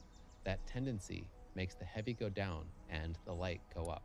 Aristotle seemed to believe that he was updating Plato's essence by claiming that it's not external, but inside you. It's what you are by your very nature. Aristotelian essences are things that you can't change and still be you, like your humanity, for example. These essences shape your properties and your potentialities. They shape how you look and how you feel, and also how you move and how you behave. Through these essences, things possess the principle of motion in themselves. Aristotle used that to develop his theory of natural places. If things are removed from their natural place because of these essences, they have a tendency to return to it. Also for Aristotle, essence can precede existence. He said things can subsist as a sort of potential energy before they become actualized. Before a house is built, for example, it was fit for being built. The fact that it was fit for being built acts as an essential cause that builds the house. We're talking about ancient philosophy here. Part of this was an attempt to explain the world before the discovery of genes and before Newtonian physics. Around Newton's time, things started to sharpen and become less mystical. But even that was a slow, gradual change. So Western philosophy was deferential to Aristotle and Plato for some 2,000 years after their time. As a result, the notion of essence was an intimate part of every Western philosophy subsequent to Aristotle until we came to modern times. Georg Hegel, writing in early 1800s Prussia, was in that sense a pre-modern thinker. He took Aristotle's notion of essence and applied it to history. He wanted to answer the question, what is the ultimate design of the world? And he answered that due to these hidden, undeveloped essences, the world had a principle. It had a plan of existence, a law. And that law was a law of historical progress, a progression from the imperfect towards the more perfect. As evidence, he pointed to the spreading of freedom over time and pointed to the Prussian monarchy where he lived as a place where all had finally achieved freedom. It's a redefinition of the word freedom. So if that was confusing to you, I wouldn't lose sleep over it. The point is that Hegel thought that these hidden, undeveloped essences brought an inexorable logic to the history of the world, and that was to make it move over time towards this increasing perfection. And for Hegel, this was both an ethical and a logical perfection. Hegel thought that the spirit of nations were ultimately the drivers of history. They drove history forward. So Hegel's philosophy was ultimately nationalist. Marx grew up studying Hegel, so he wanted to take Hegel's ideas and place them in an updated socialist context. During Marx's time, Enlightenment values were spreading, and Hegel's idea that the world was driven forward by spirit was too mystical for Marx. So he I like preferred this to guy. base his theory This is in the best matter, guy I've seen on literally YouTube. physical stuff, Hands specifically down. physical stuff that relates to the economy and our ability to provide for ourselves, like land and coal and machines. So Marx called those material conditions and believed that they determined the kind of economy we have. As he put it, the windmill gives you society with the feudal lord, the steam mill, society with the industrial capitalist. You can call the type of economy we have, like a capitalist one, our mode of production. And then Marx says, the mode of production in material life determines the general character of the social, political, and spiritual processes of life. So for Marx, everything stems from material conditions. The material conditions create capitalism, and from there you have the way we think, our culture, our law, politics, society. So as material conditions change, society changes along with them. Unlike Adam Smith, who saw capitalism as bringing people together into voluntary and mutually beneficial relationships, Karl Marx saw antagonism when he looked at capitalism. He saw involuntary labor and class conflict. Lower class people had to work. If they didn't, they would starve. If you asked workers how much they wanted to be paid, their answer would be as much as possible. But if you asked bosses how much they should pay the workers, the bosses would answer as little as possible. Also, if you asked these bosses how hard they should work these workers, the answer would be as hard as possible. After all, they had other businesses to compete with. Marx, like Hegel, believed that history was progressive, and he believed that class conflict drove that historical progression.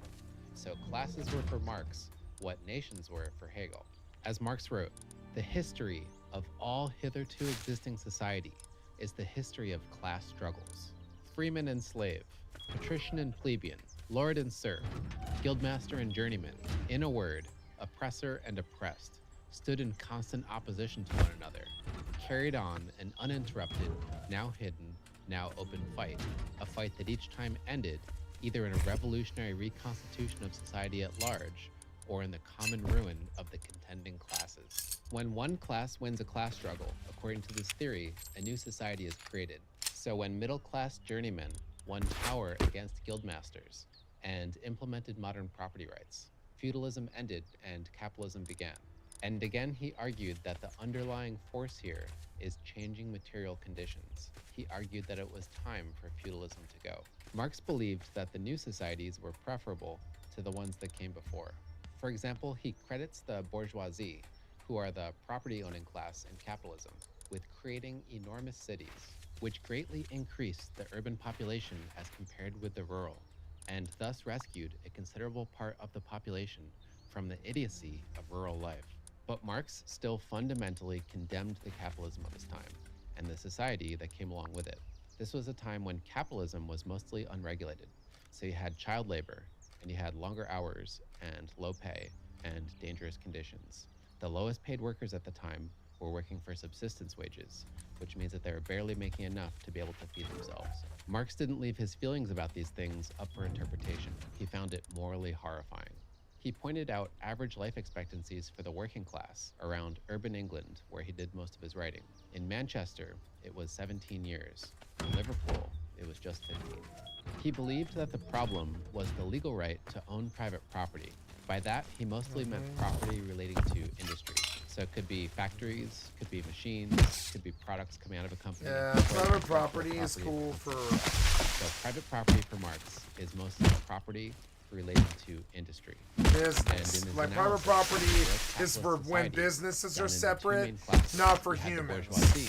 Yep. Who owned private property. Well, not for residential. Propertyless industrial workers. I actually am very much socialist. Yeah, I'd say I'm socialist. I don't identify it, and I don't think of it myself as such. But my execution is socialist.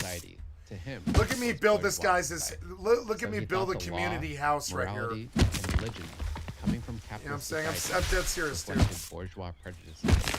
It's not clear how aware Marx was of the implications of this next part, but he crucially took an idea of Hegel's and applied it to his theory. And that's Hegel's idea that due to a hidden, undeveloped essence, human societies had a law of historical development.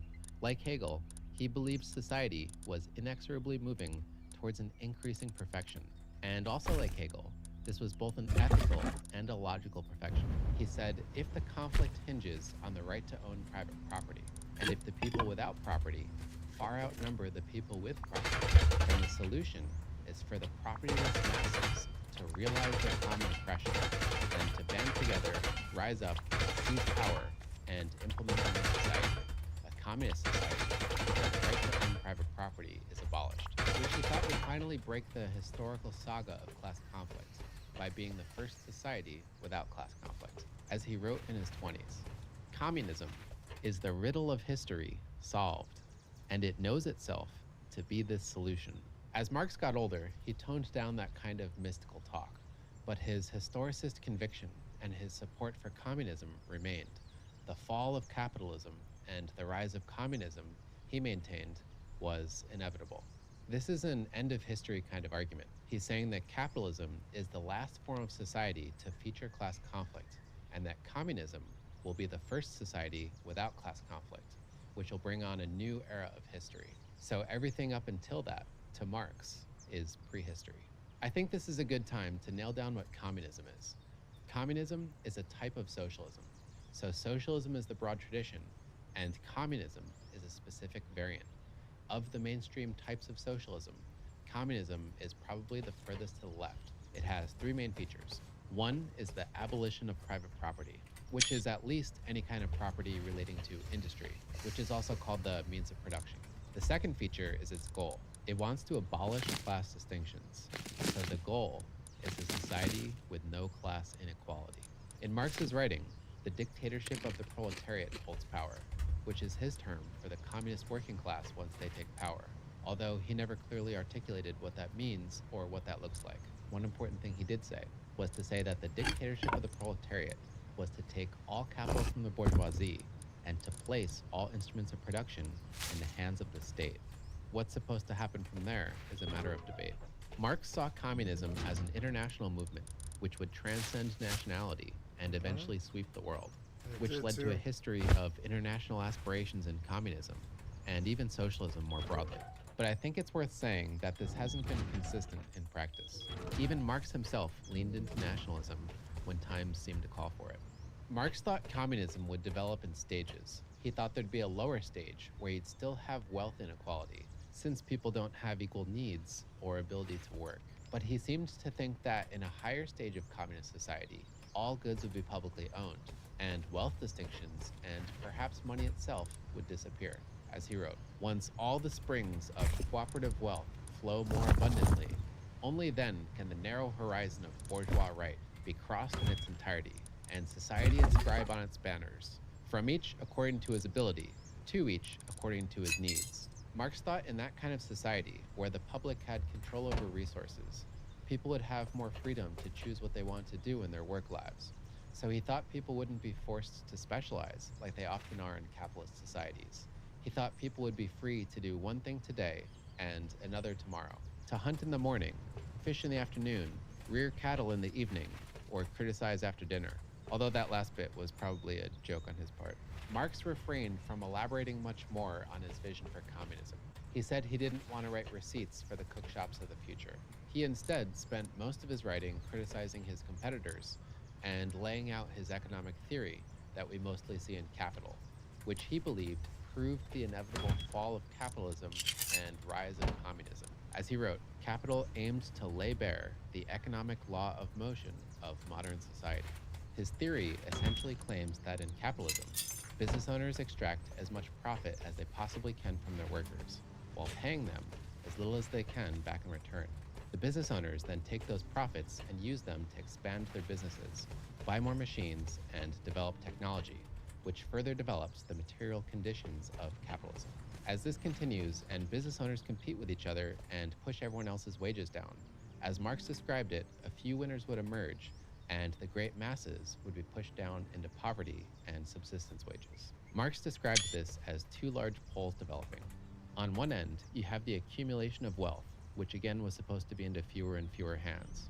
And on the other end, you have an accumulation of misery, agony of toil, slavery, ignorance, brutality, mental degradation. He said that as there was this growing mass of misery, there'd be a corresponding growing revolutionary impulse, an eventual revolt of the working class. As material conditions and the social conditions that correspond to them continue to develop in that manner, they eventually outgrow capitalism, bursting it like a shell. Once that happened, he thought a revolution would occur. As he wrote, the knell of capitalist private Nope, property they just sit sounds. around, play with The their dicks and eat expropriators chicken. are They don't do expropriated. shit So with unless that, you tell the die them was to. cast. I think that Nope. aspect of Marx has since been downplayed, but at the time, it was the centerpiece of Marxism. The question was, will it happen or won't it happen? In the decades following Marx's death, capitalism seemed to be developing in the way that Marx predicted.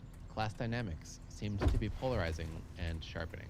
Marxist parties sprang up across Europe, and the German Socialist Party emerged as the international leader of socialism and was explicitly Marxist. It occupied an increasing number of seats in the local, state, and national legislatures, controlled immense trade unions, and was exceedingly well-disciplined and organized, acting in the belief that Marxian sociology provided irrefutable assurance of its ultimate triumph. But in the last decade of the 19th century, ominous contradictions to Marxism began to appear. Capitalism was reforming and becoming gentler. Misery wasn't increasing, it seemed to be shrinking. Wealth was spreading across all classes of society, and the working class didn't seem to be turning towards communism. Marxists were faced with a choice: stick with the position that Marx was right, which was the orthodox Marxist position, or say that, at least in some aspects, he was wrong, which implies diversifying your sources of belief. The person who came to embody the latter position was a man named Edward Bernstein. Bernstein was a highly regarded Marxist. He was mentored by Marx's collaborator, Friedrich Engels. Is there such a He thing? was even asked by Engels to produce a new volume of just kidding. Capital based on Marxism.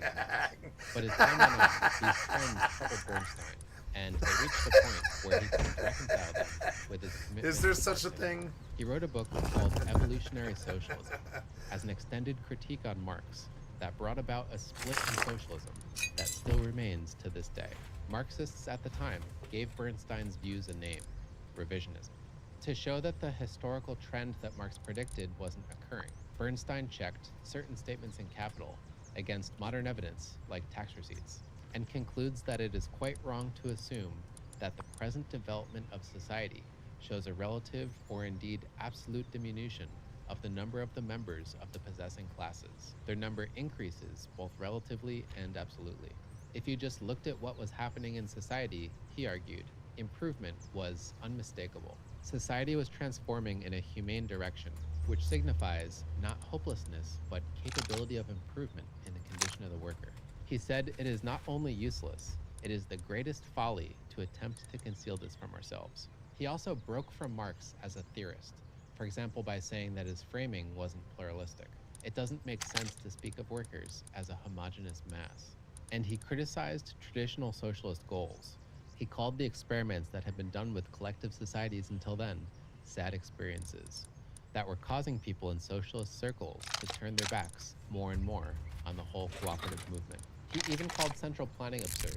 He calculated how much work it might take for a government to direct an economy in an advanced European country and concluded, what abundance of judgment, practical knowledge, talent for administration must a government or a national assembly have at its disposal to be even equal to the supreme management or managing control of such a gigantic organism. In the meantime, he argued that socialists were actually making progress by working democratically within the system. In all advanced countries, he said, we see the privileges of the capitalist bourgeoisie yielding step by step to democratic organizations. As a result, he said socialists in those countries are no longer dreaming of an imminent victory for socialism by means of a violent revolution, and instead they rely more and more on work in the municipalities and other self-governing bodies. Then he reframes the goal of socialism. He says, to me, that which is generally called the ultimate aim of socialism is nothing, but the movement is everything. This is now, I believe, the most highly regarded mission statement we have for democratic socialism. The idea of achieving socialism by gradual reforms surfaced during Marx's time, which was led by Ferdinand Lassalle. But Marx found it unsettling, and he wrote a letter denouncing it. He said, as far as we are concerned, there is only one way open. Thank you, Mr. Ryan Chapman, for the excellent content for my stream. I have liked and sub to your channel. I see that you got 57,000 likes on this video, which is, I hope to reach those numbers one day. You inspire me, sir. I couldn't ever do intellectual content on YouTube like you. I would get too angry. And it's really good to hear somebody with a calm, calm, cool demeanor execute the education of the masses. I really love it. It's good to see a good teacher from now and then. I've only met about 10 in my life, and you're one of them. For almost 40 years now, we have emphasized the class struggle as the fundamental driving force of history, and especially the class struggle between bourgeoisie and proletariat as the great lever of modern social upheaval. It is impossible for us to go together with people who wish to strike this class struggle from the movement. So orthodox Marxists ended up defeating Lassalle. It's also probably worth saying that there was a socialist gradualist organization active in England for about a decade before Bernstein called the Fabian Society, which used an image of a tortoise as a symbol for gradualism, but they did have an end goal of complete socialism. It was Bernstein's position that the ultimate aim of socialism is nothing, but the movement is everything that ended up leading democratic socialist thought. So Bernstein is generally recognized as sort of the father of democratic socialism. The gradualist argument, if you think about it, breaks orthodox Marxism. If workers are making improvements in their lives through gradual reforms, then they're becoming less miserable. They now have something to lose besides their chains. So why would they risk their lives in a sudden and probably violent revolution if they could improve their lives peacefully and democratically by working within the system? So the further we move towards reformism, the further away we move from Marx's prediction, strictly understood. This led to a split that was framed as a question within Marxism: reform or revolution. Reform! Reform! Reform! And revolutionists stuck with their orthodox position. No, Rosa reform. Luxemburg distinguished herself by Revolution publishing a is for when popular there's pamphlet nothing left. affirming the revolutionary position. The head of the German Socialist Party, Karl Kautsky, also reaffirmed the orthodox Marxist position over and over. But reformism seems to be the winner in the long term. Within about 20 years, most socialists in the party moved over to Bernstein's camp. The next, and in my opinion the last, major development in socialism came from Vladimir Lenin. I think Lenin's contribution to socialism can be mainly understood in two phrases, neither of which he said, but both I think summarize his philosophy well. The first is that the revolution must happen. Socialism must be implemented by any means necessary. Lenin was both committed and creative. He believed in throwing himself into a problem and figuring things out as he went, something captured in a Napoleonic maxim that Lenin was fond of saying. He was also a devout Marxist who treated Marx's writing like scripture. Like Marx, Lenin was also a historicist. He was driven. I mean, I like by Marx and I like absolute Lenin. faith in his own I don't like historical Lenin because I destiny. like Marx. The destiny That. of leading a Marxist And, revolution. Lenin was Dostoevsky. convinced that he would be the one to wield the conductor's baton. Or Trotsky, I'm sorry, Trotsky. I'm In thinking order of to make not this Dostoevsky. revolution happen, Trotsky, the sorry. first problem that Trotsky Lenin had and to deal with was the fact that communism wasn't spreading among the working class, like Marx predicted. In other words, class consciousness wasn't spreading. Lenin made this out to be not only not a problem, but natural. He said historically, socialism, including Marxism, comes from the upper classes, from educated intellectuals. He then implied that the reason why it hadn't spread among the working class was that it's too complicated. He goes on at length about how difficult it is to educate someone and give them genuine class consciousness, as he sees it, implying this is something the working class can't figure out on their own. So he concluded that class consciousness cannot come from the working class. It has to come from without. So that was a major break in socialism. Since elites are the ones who understand Marxism, as he argued, then the revolution needs to be led by those elites. In other words, by a vanguard. So this vanguard of elites is, as he said, to stand undeviatingly on the basis of Marxism, while it leads the whole of the political struggle with a staff of professional agitators. So in Orthodox Marxism, also called classical Marxism, workers are supposed to lead the revolution and hold power once the revolution succeeds. In Leninism, elites lead the revolution and hold power once it succeeds. Yep. So Orthodox Marxism is bottom up, and Lenin's philosophy is top down. Elites claim to rule in the name of the people. Lenin's philosophy of revolution by any means necessary meant that the Bolsheviks maintained a certain amount of ideological and moral flexibility. For example, the Bolsheviks made allies on their way into power, but when they saw opportunity to suddenly seize real-time power for Ben, themselves, E280 and Raven, then promptly turned to destroy all parties opposed to that seizure. They also called themselves internationalists, but then leaned into nationalism once they realized its psychological power. The Bolsheviks also made themselves out as the party of peace, something that made them popular among Russian soldiers at the time. But then shortly after coming into power, were embroiled in a civil war, as well as wars with Ukraine, Armenia, and Georgia, as they all tried to separate from the Soviet Union, and also a war with Poland. To give one more example, the Bolsheviks allowed an election once they came into power. When that election refuted them, they dissolved the Constituent Assembly, ending democracy in the Soviet Union. So for the Bolsheviks, getting power and implementing socialism, as they saw it, was the overriding goal. They said what they needed to say, and they did whatever they thought they needed to do in order to make that happen.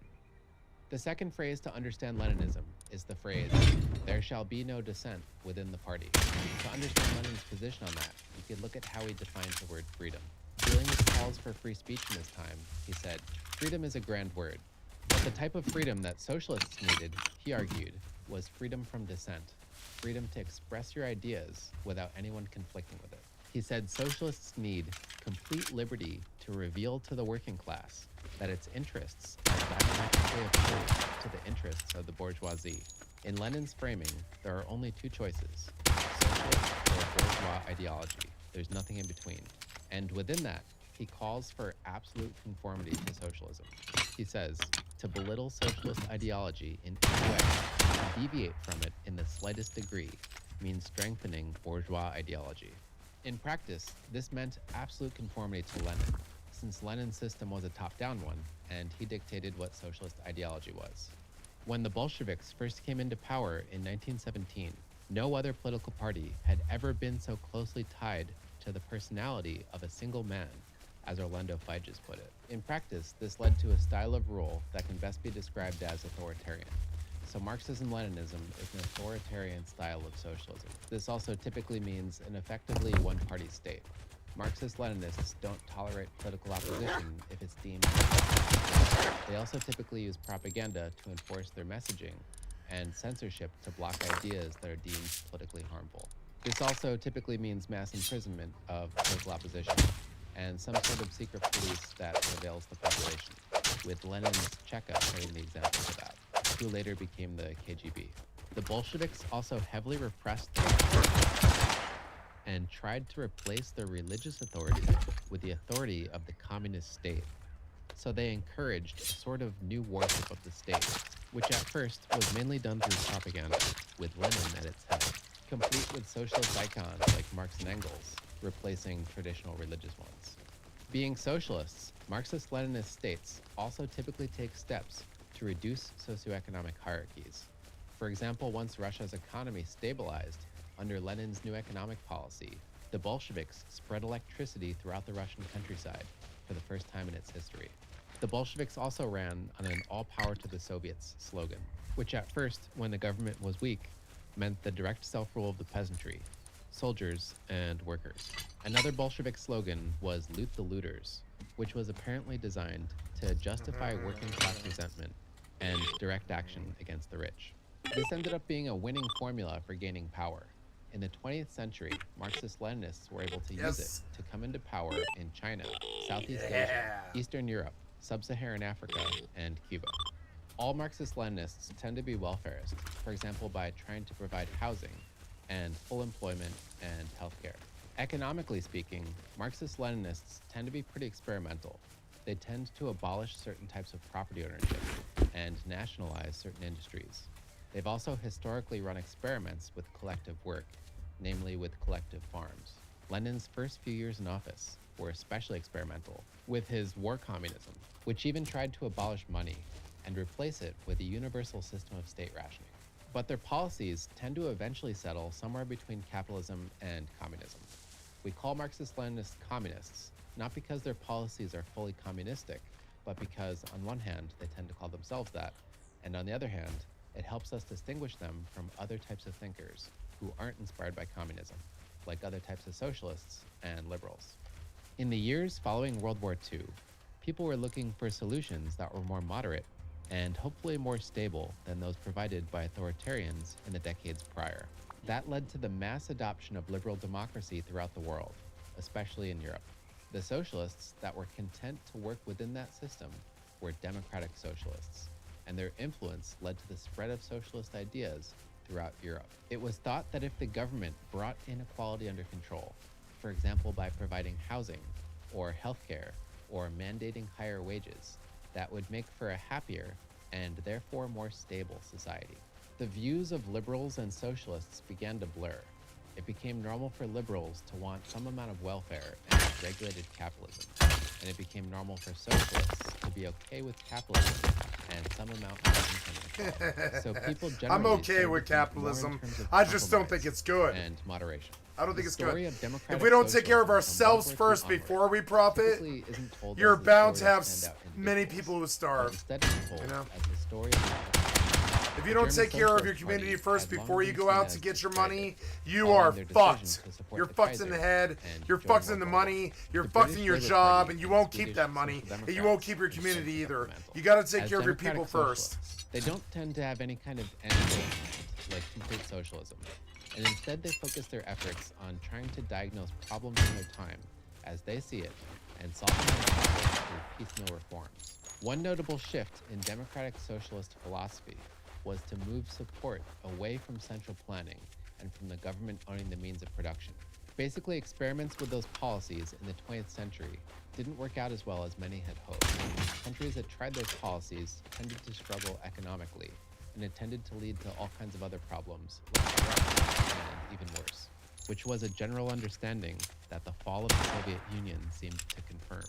You can see the change in their outlook in the change of Clause 4 from the British Labour Party's constitution. In 1918, Clause 4 said that the party's purpose was to secure for the workers the full fruits of their industry and the most equitable distribution thereof that may be possible upon the basis of the common ownership of the means of production, distribution, and exchange. But in 1995, the clause was revised to say that the party now wants a dynamic economy serving the public interest in which the enterprise of the market and the rigor of competition are joined with the forces of partnership and cooperation to produce the wealth the nation needs and the opportunity for all to work and prosper, with a thriving private sector and high-quality public services, where those interests essential to the common good are either owned by the public or accountable to them. So you can see they're adopting a more moderate position and endorsing some amount of capitalism. The Swedish Social Democratic Party was the most electorally successful democratic socialist party in the 20th century, consistently winning elections in Sweden between the 30s and the 80s. They distinguished themselves by toning down ideas of class conflict and instead pitching a kind of universal socialism, a socialism that represents the people as a whole. As a party leader put it in 1934, the party and its policies don't differentiate between progress for the industrial proletariat and the agricultural classes, or Industrial workers of the hand and brain. proletariat. Instead, the party's efforts are based on the conviction that society has a special responsibility to ensure care for those most in need, regardless of who they are. This is people's politics in the word's truest meaning. Democratic socialism means different things to different people, but generally speaking, they don't want the government to own the means of production, and they don't want the government to direct the economy. They also don't explicitly see themselves as representing the working class. They see themselves as the government controlling the means of production is fucked up.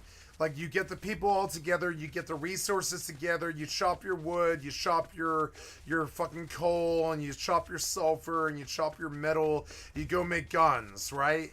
And, like, if the government controls the means of production, the government doesn't have to do anything for its side of it. Like, you produce all those materials, you do all the work and all that stuff, and the government just produces the guns for you and then charges full price, having done nothing. And this is why the government can't control the means of production. It's a very simple concept, but it's hard to, like, illustrate well. I'm pretty drunk, and I'm not really...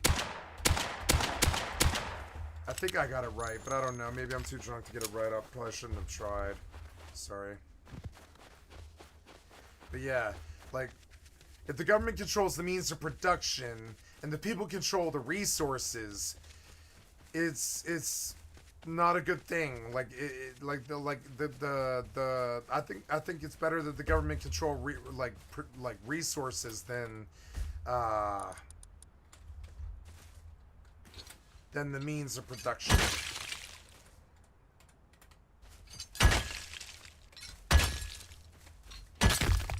People's interests more broadly. If I had to venture a mission statement for democratic socialists besides Bernstein's, I think it would go something like, in a world without democratic socialists, people work for capitalism. In a world with democratic socialists, capitalism works for people. This video covered the main currents of socialism, as seen through the lens of the 21st century. Namely Marxism, Marxism-Leninism, and democratic socialism. There are many other types of socialism that either were briefly touched on here or not mentioned at all. For example, there are other types of authoritarian socialists, say in South America and Africa, who are somewhat less committed to Marx and police states, but also uncommitted to open and fair elections and rule of law. Syndicalism could also be treated as an honorable mention in socialism. Syndicalism is seen as an idea that has been long dead, but syndicalists were influential around the turn of the 20th century. They wanted a new society where trade unions were the highest political authority. But I think that's enough said to wrap things up. The purpose of the video was to answer the question, what is socialism? I'll give a concise answer here, but I think the rest of the video should be treated as the longer, more thorough answer to the question. So if the question is, what is socialism? I'd say it's a socioeconomic philosophy primarily concerned with shaping wealth, institutions, or economic activity according to various interpretations of equalitarianism. I think that's about as simultaneously precise and broad as we can get. The only alternative I can think of is to base a definition on the principle of association, like Bernstein did, which you could also call the principle of cooperation or collectivism. In my opinion, equalitarianism runs deeper. I see collectivism as a common solution in socialism, and equalitarianism as the motivating principle that runs through the tradition. So to define socialism by saying that it's based on the principle of collectivism, I think is fine for basically all intents and purposes.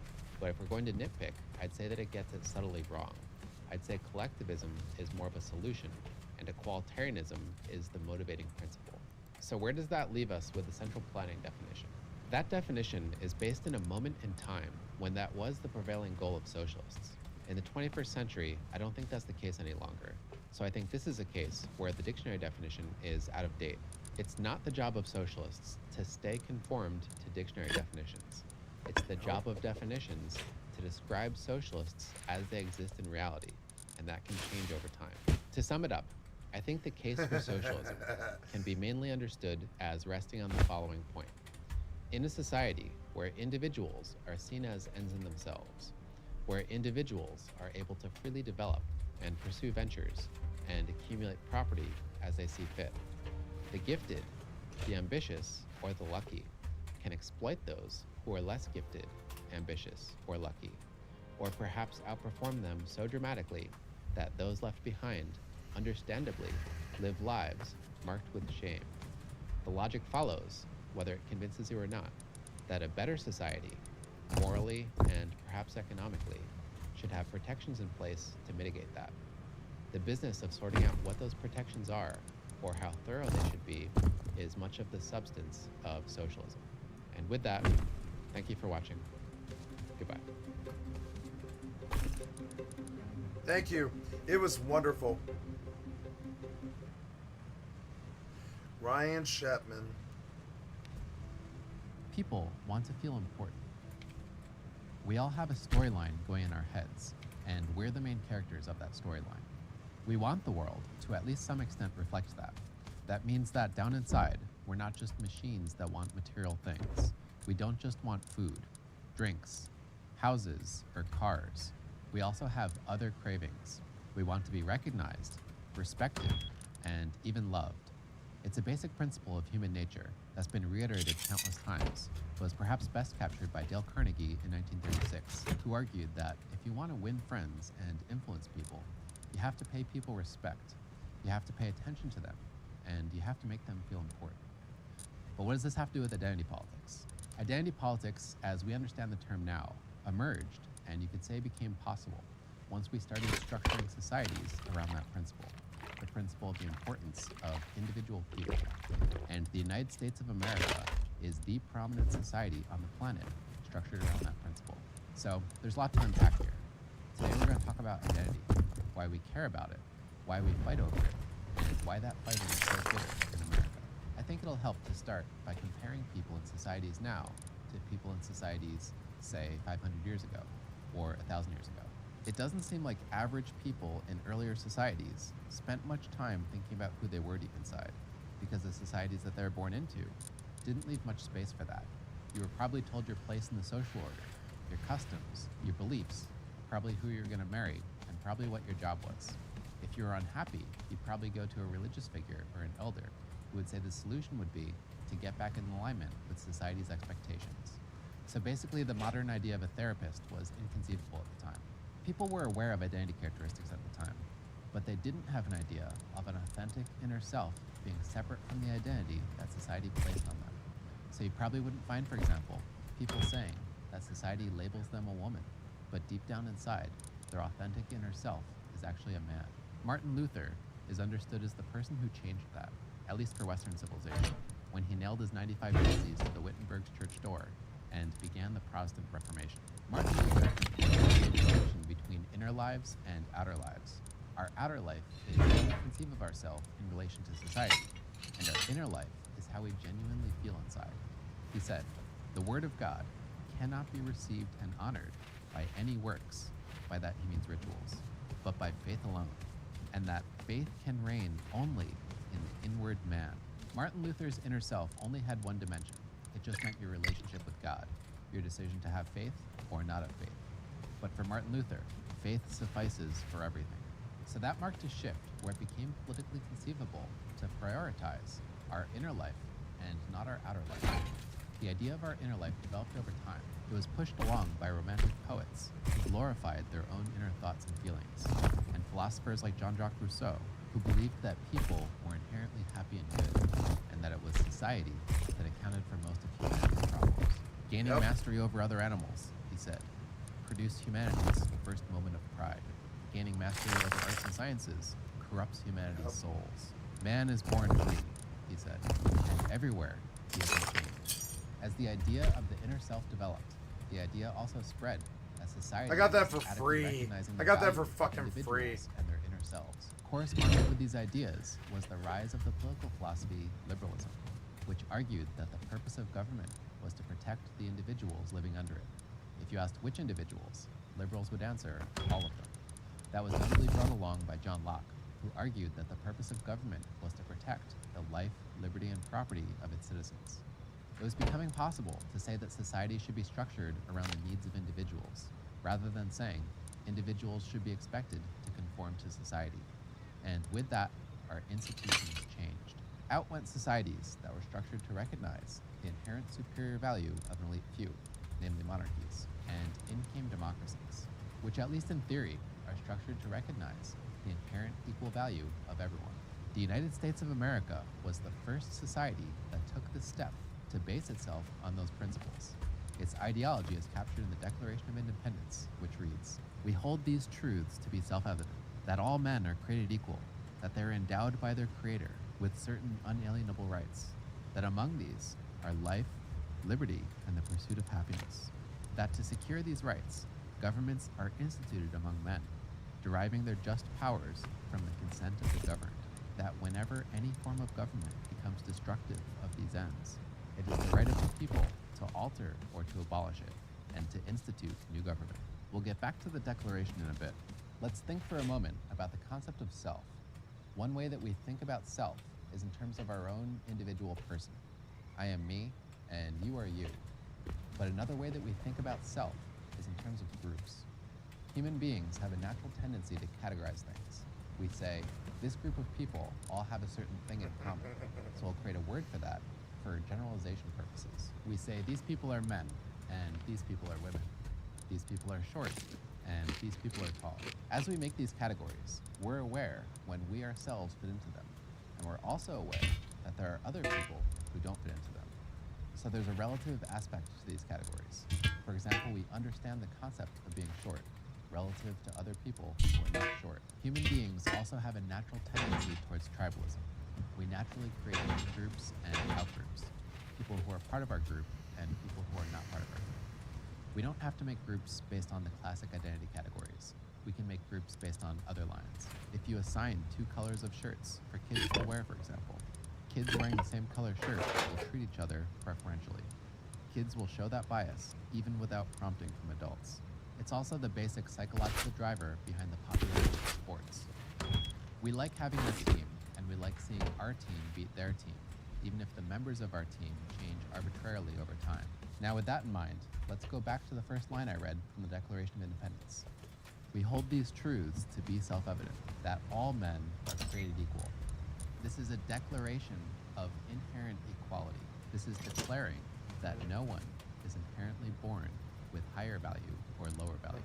It's declaring a certain amount, a baseline level of dignity and respect for everyone in America. But we naturally categorize, and we're inherently tribal.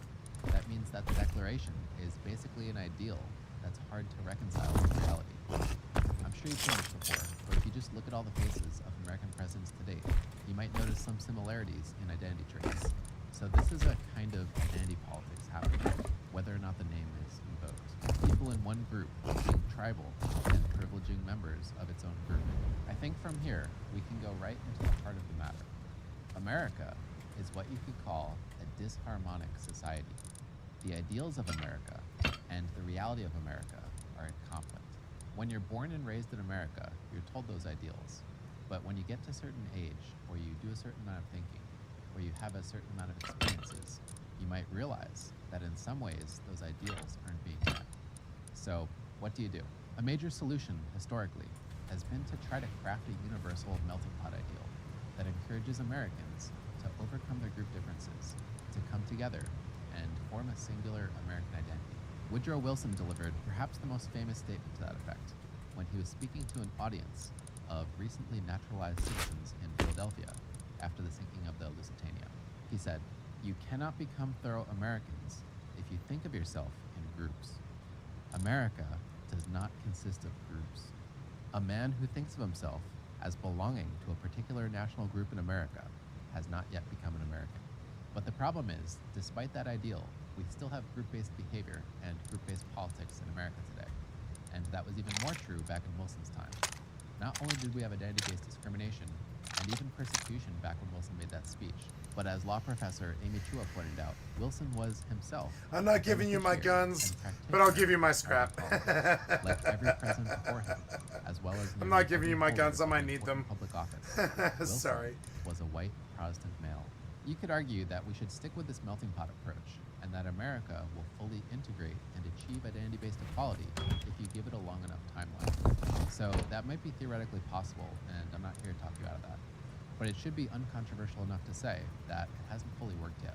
Another solution to the problem would be to say that these ideals don't work, and that we need a new society with new ideals. I gave you But all I don't this. think I'm not that's a giving you my popular guns. attitude I actually to need really them. get into here. Sorry. The third solution, which is popular, is to push for moralistic reforms, which highlight the problems that specific groups face. Here's Samuel Huntington, a respected political scientist, describing how the reform approach typically works.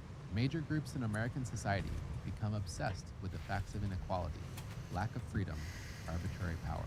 They dramatize those facts and force them upon the public consciousness, making it impossible for decision makers and the attentive public to ignore the extent to which the actuality of political life contradicts American beliefs. That was written in 1981, but describes the type of identity politics that we're used to when we hear the word today. People in America are encouraged to get in touch with themselves. They're told that their personal experiences and their personal feelings matter. They're also told that they live in a society where no one is supposed to be regarded as inherently superior or inferior to another. They then find contradictions in their actual experiences and feel entitled to air their grievances publicly and demand that society adjust to fix those problems and iron out its hypocrisy. Other people don't recognize those problems, or they believe that their own problems are worse, or they believe that these grievances are in some way an attack on America and its ideals. But in any case, battle lines form, and then we get the drawn-out political fighting that we're used to today. I wanted to examine why this fighting was so bitter, specifically in America. America, from time to time, is racked to its core from this fighting. It became popular, even just a couple years ago, to speculate if America was headed towards another civil war. Just the fact that we can parse that sentence, that America might be headed towards another civil war, again largely from identity problems, I think is remarkable. And I think the answer as to why it's so bitter in America comes down to the nature of American identity. American identity is unique.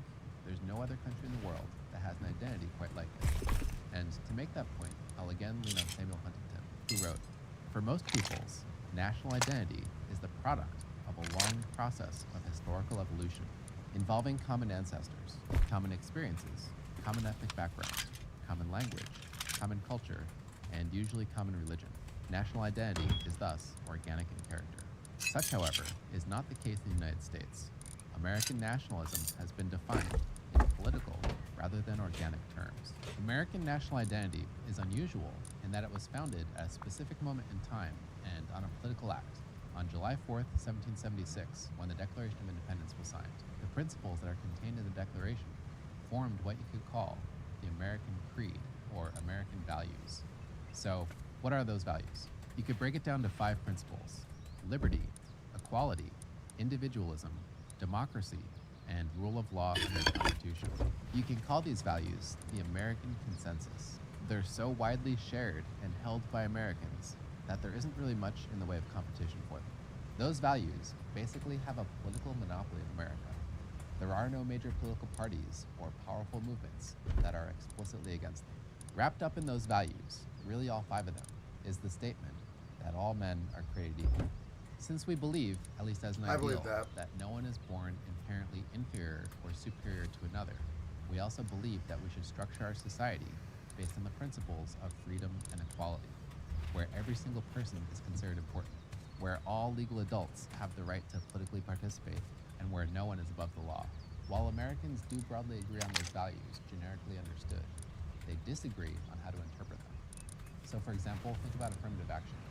Does affirmative action make America a more equal country or a less equal country? What does the word equality even mean when it comes to affirmative action? So it's a complicated question, and there isn't broad agreement on the answer. The point is that when Americans fight over an issue like affirmative action, which is ultimately based on identity, they're fighting holding the same core values and just disagreeing on how to interpret them. Another thing that leads to fighting is the fact that we don't have the same experiences, and we're often working off different sets of facts. So for example, whether or not you support affirmative action might be shaped by your experiences or the set of facts that you're working off of. So another way to say it is that while we hold the same values, we might be living in different realities, and that can lead to fighting. Despite those differences, those values come together for Americans to form a strong and distinctly political national identity that can't be readily found elsewhere in the world. Canada, for example, doesn't have a strong sense of national identity. As their first prime minister put it, Canada has too much geography and too little history.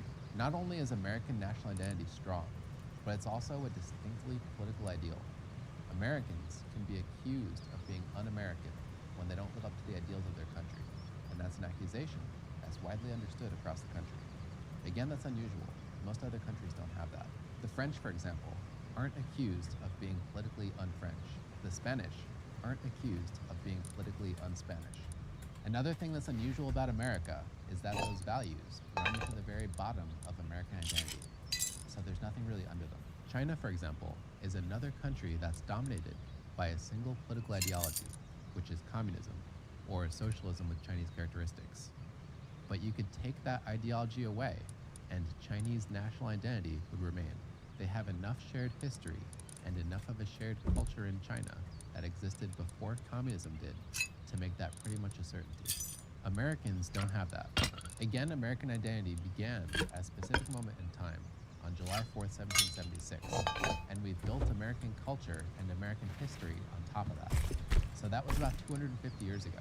Since then, we've had one consistent set of ideals, one constitution, and one government. That all comes together to form the bedrock of how we think about America and American identity. If you look around the world and try to find another country in the same situation, I think you'll gain an appreciation for how unique that is. But that also puts a sense of importance on America and its institutions and its ideals. So if you took them away, if you took away our Constitution, or you took away our government, or you took away our ideals, then what would be left of America? What would happen to American national identity? What would hold Americans together? The answer is that nobody knows, because it's never happened. With that importance comes passion. When Americans are told that America's failing, that it's hypocritical, that it's racist or sexist or whatever, it feels like a deep nerve is being hit. It feels like an existential threat to the bedrock of American identity. So then people rush to defend it, and you get these dramatic political battles on public display for the world to see. I think there's also a simple power politics component to all this, where people believe that placing attention and giving into the interests of one group hurt the prospects of their own group. So I think that's definitely a major component of what's happening. But also that happens everywhere, and we're trying to answer the question, why is this fighting so bitter, specifically in America? So I think what I've laid out here answers that question, and hopefully helps your understanding of what's happening. When America is racked by this fighting, it can seem like it's falling apart, and of course that's a possibility. But I think in some other senses, it means that America is coming alive. We all want to live in a society based on the principles of freedom and equality. We want to live in a society with individualism, democracy, and rule of law under a constitution. We all want to live in a society where all are indeed created equal. What we disagree on is what exactly those words mean and whether or not they've been attained. In short, the values that unite us also divide us. Thanks for watching. Goodbye.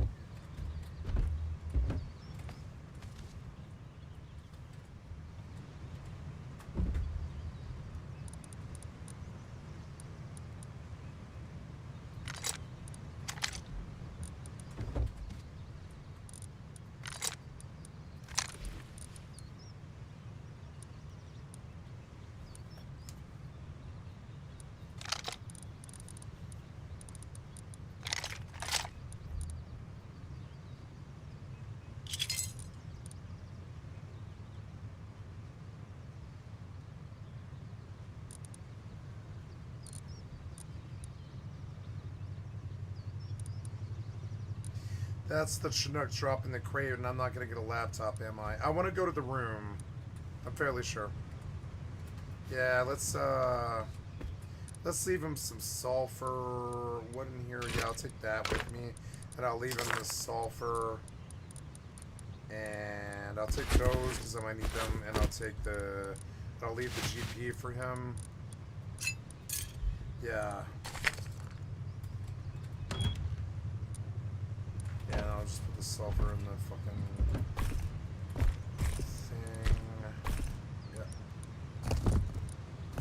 Okay, I want those 2 high qual. Yeah, like I came here for high qual. I'm okay with leaving, but I want to go run the water treatment, guys, but I have to pee. I'll be right back.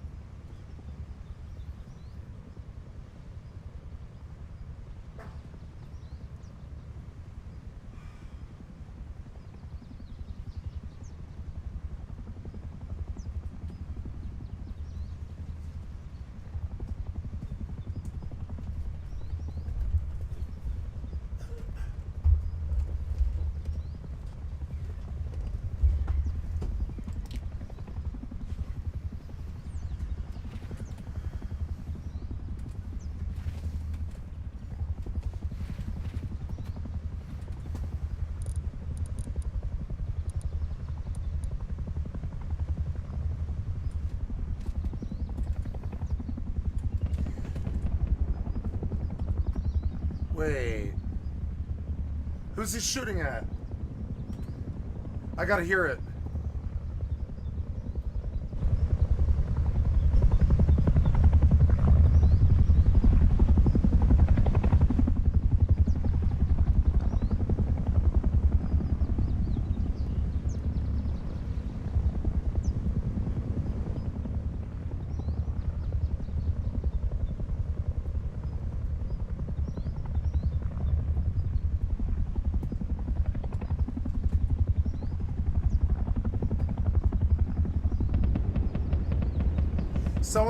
Someone's in water treatment? Who's he shooting at? Oh my god, I really want to go in there. I can't go in water treatment without the suit, which is annoying. But I mean, I can't do anything about that, so. Yeah, he's gonna kill someone. Oh my god, I want to go over there, kind of, but I'll pull aggro. We gotta watch. Fuck, I don't have my binoculars for some reason. Where are they? They're there. You and you.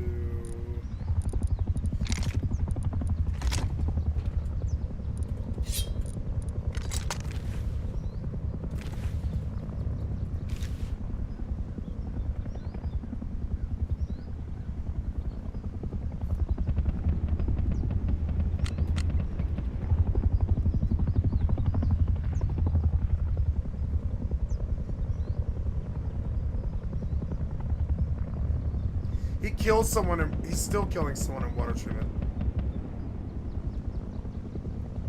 He's killing someone in water treatment.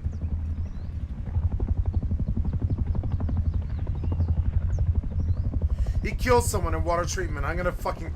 oh.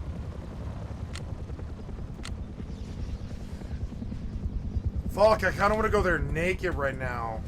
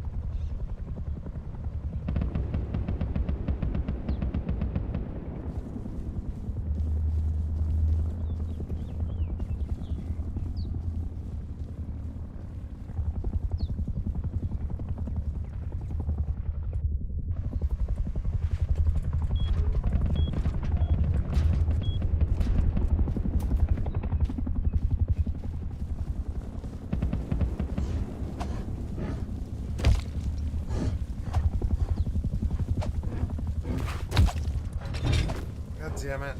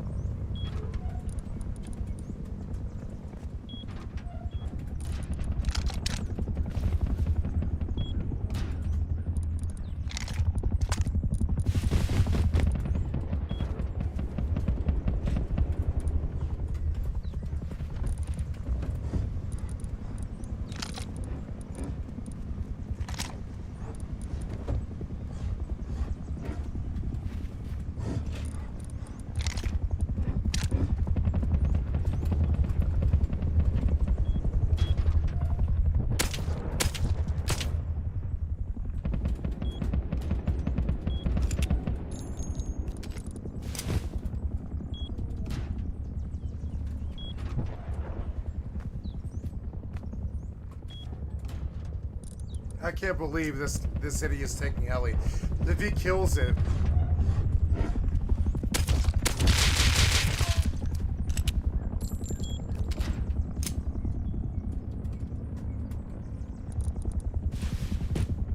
I'm gonna kill him. I'm gonna kill him. The minute he kills it, I'm gonna kill him.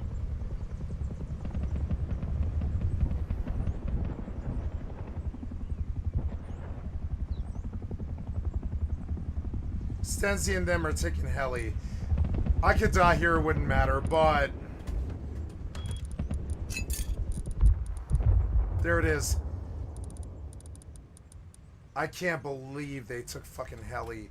I have such a good chance here, but I'm just gonna die. I'm just gonna die. But I mean, they won't expect me coming. So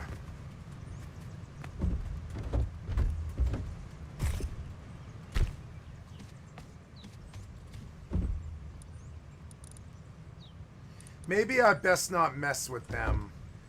Maybe I just let it go. If I mess with them, they'll raid this. So I'm not going to screw this guy out of his brand new base or whatever. I'm just going to go on about my business. It's all good. I'm not going to worry about that, you know. It's good. It's good. Yeah, so what else did I need? I need that thing and hate that thing. It sucks that at least I didn't go there and lose this gun, you know? At least I didn't go there and lose this gun. I'm happy about that. And I got out with my high qual. I should technically take my scrap. I think, well, no, I left the scrap for him to research, so. I'm going to take these bullets so I don't have any problem. Yeah. Water and a helmet in case I need it. Tool in case I need it. Tools. The stone can go in the TC. The bullets, the stone. Yeah, all the rest of that. Yeah, the knife, right? Yeah, and all the rest of that can stay in there. I want that there, and I want the binoculars. I want to put the tools away right now. Yeah, yeah, and yeah, and like while I have a chance here, I think I have a chance here, and I think I should kind of try. I wonder if I could kill them with a suppressed weapon. I'll lose the gun.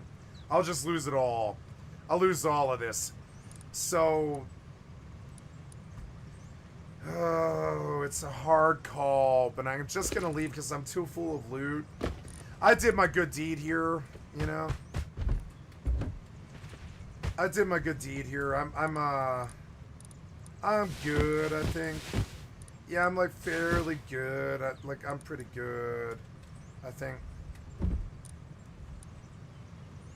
Yeah, and I put my tools away, so yeah, I'm like fairly good. I don't think I want to mess around here. I'm tempted to go fuck with them, but the only reason I'm not going to fuck with them, guys, is it's a two-man. It's a two-man. I know them well. They're friends of mine. And I could take their shit. I'm not a pussy.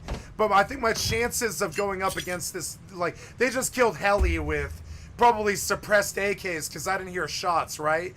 So they killed Helly with suppressed AKs. I could get kills here, and I should maybe go try. But I doubt it. I'll lose the pump shotgun at the very best. Yeah, I'm going to go make my try. I'm going to go make a try at this because I have a spawn here. Who cares? They won't know the bases here. It won't matter. I'll go nail gun onesie. Yeah, I'll go nail gun onesie and just see if I can get them. I fucking doubt it, but I mean, at least I'll have tried, you know? For me, it's like, are you so much of a pussy that you won't try? And it's like, no, that is not the answer. No, I'm not a pussy, no. I will try. Did I use all this fuel in the base? Really? That doesn't seem right. Did I really use all that fuel? I did. I used like 150 fuel. God damn it. Well, let's try bullets, or let's see if suppressed bullets will do it. It won't. It'll have to be no suppressor, no bullets, right? And I'll lose one of the revolvers trying this. That's okay though. And maybe I can finish up nail gun. Yeah, nail gun. And I wish I had fuel, but I don't. If I have fuel, I could make meds. I'll try that, yeah, because yeah, I'll try those. What's with that, man? Stop fucking around, man. Stop fucking around. Yeah, oh my god. Alright, whatever. That's good enough. It'll have to do. The bullets can't come. Yeah, and I'll go make an attempt. I'll make an attempt. I got no problem with that. There's really no reason. I will not need any more than this. Yeah, I don't think. I can't even really survive this. I'll need at least like a head wrap, yeah. So, and I'll keep the bandana here. I don't want to lose the bandana. Yeah. Oh, there's a head wrap. There's a head wrap. Yeah. I don't want to. Yeah, like fuck it. We'll just. Yeah, I'll leave it. I'll leave it. Let's go see. Maybe I can get him. Maybe I can get him. I doubt it, but you know they'll probably like it if I try. That's okay. That's okay. If I come from this direction and I encounter them,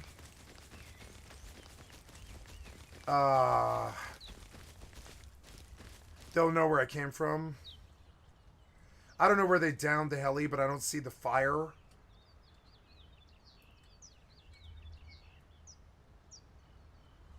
I can't stay here. They'll just shoot me. We're going to move from thing to thing. I really want to get a 1v2 here. And I won't because they're like suppressed AK. But if I have the element of surprise, you never know. You know? I've killed 2 AKs with a revolver before. I've done it. I definitely have. So, I mean, the chances are like 10%, guys. I'm really not very optimistic about doing this. I'm just Like, I have issues with not trying. I really do. I have issues with not trying. I don't know where the fire went or where the heli went, which is, like, really annoying.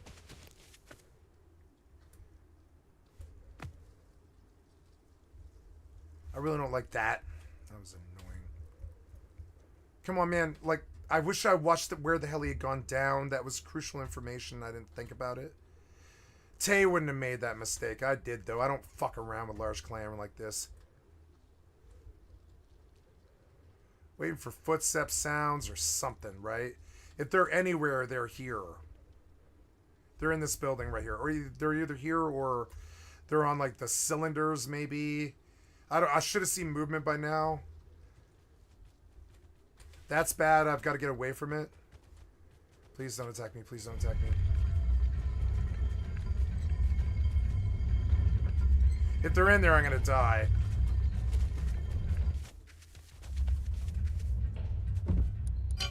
They came in here. You can see it. They came in.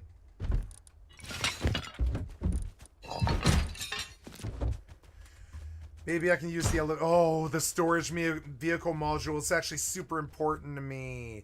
Look at how the game and the barrier curse really don't want me to fight this. They're like, you're going to die anyways. Just take the storage vehicle home. It's so annoying. It's like it was the one item that would have sent me home. You can see the barrier curse. They're like, don't try that. But the curse is trying to save me from dying, though, too.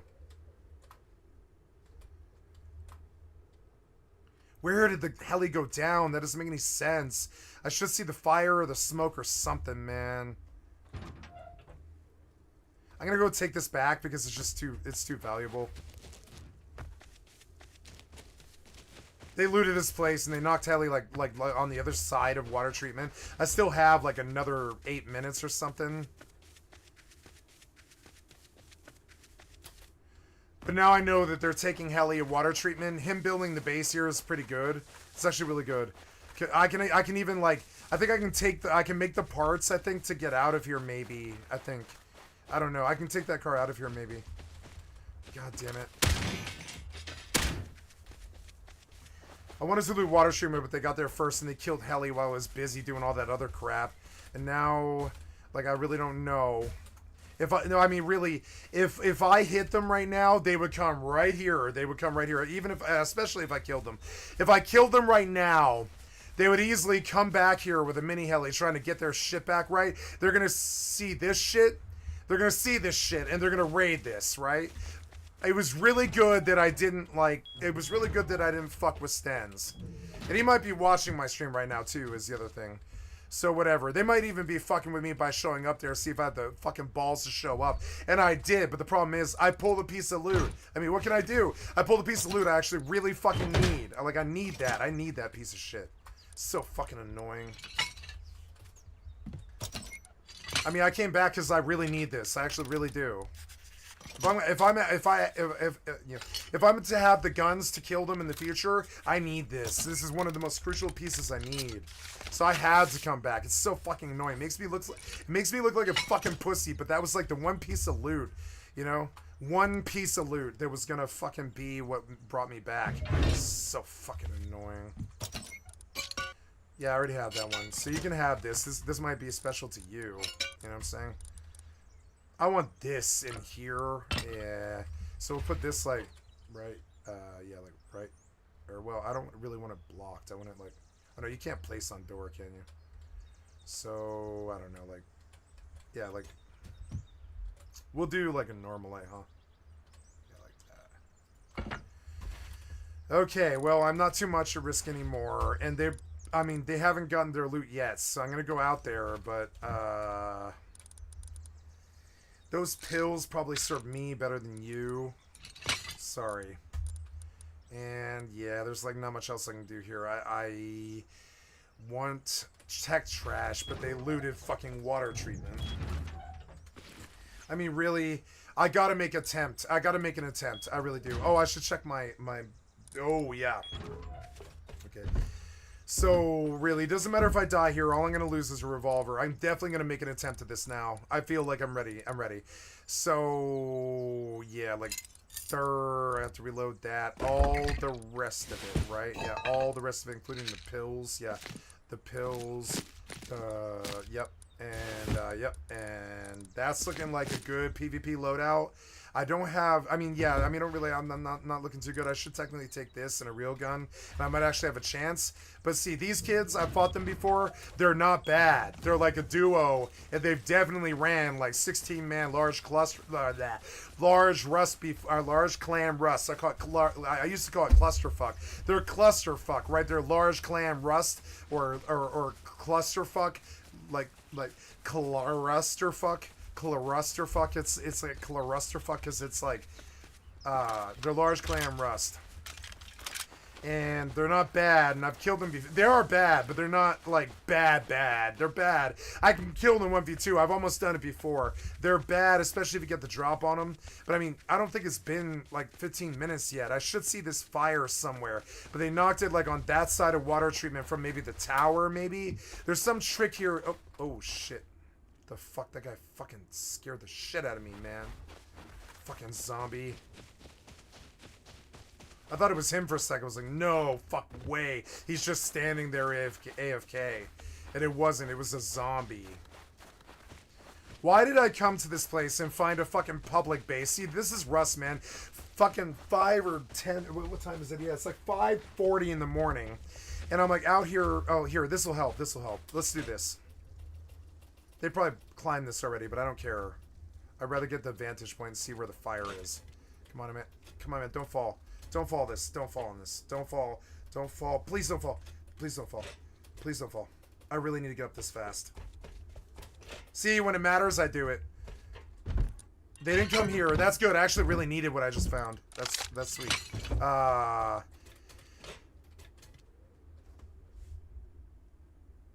Where's the fire at? They down this heli and I don't see fire anywhere.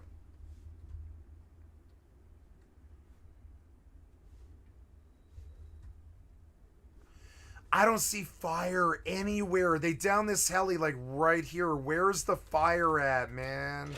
The fuck is this, man? I don't see fire anywhere.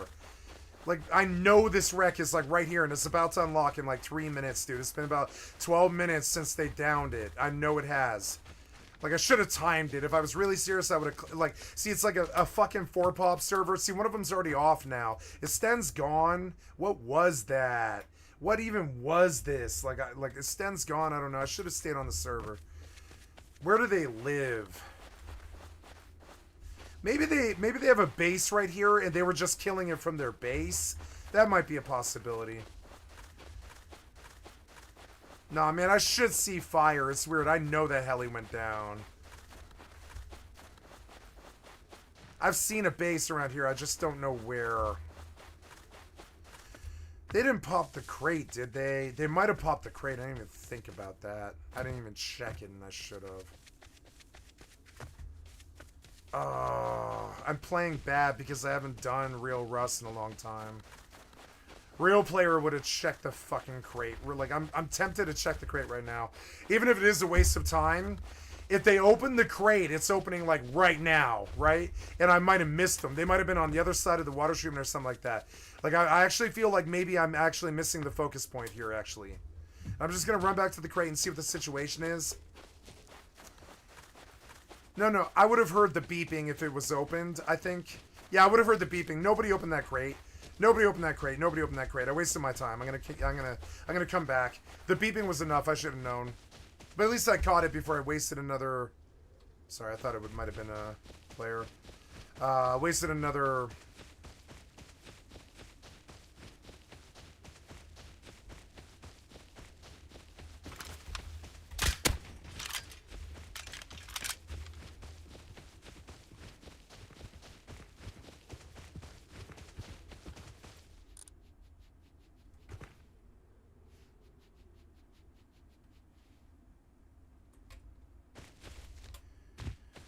How did these guys down heli?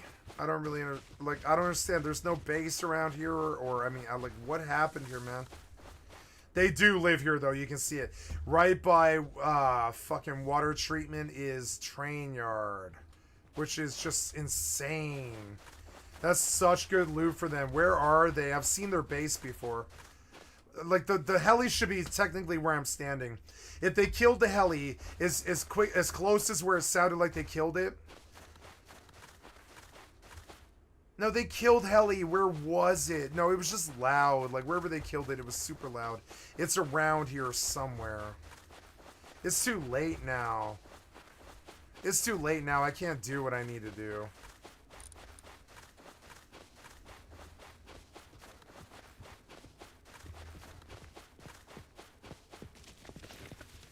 Maybe they popped the crate at train and now they're in and they're about to run to water. It could be. I doubt it, but I mean, I'm gonna cross my D's and dot my I's and cross my T's because, like, I really feel like they're in this neighborhood and I could have gotten a good kill here, but like, I don't know, I was too pussy to go out that door. I guess like I was too busy, and then I got that loot. It just wasn't in the cards to fucking counter this, but. It just wasn't in the cards. I needed that storage container. So the barrier curse was like, well, if I give you the most coveted item in the game, will you turn around and not kill these guys? And I was like, yeah, if you give me a storage container, I'll turn around and not kill these guys. So fucking annoying Rust gods. Give me bad RNG, fucking good loot, but bad RNG on that fucking counter. So fucking annoying. I really wish I had my suppressor. It's a fuck up that I don't.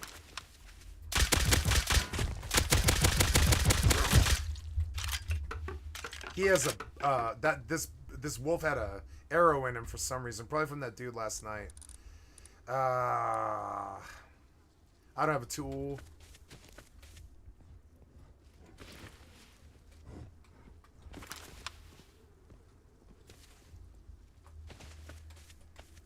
I mean, milk crates around here are up in there, I think. But oh yeah, you need blue card, huh?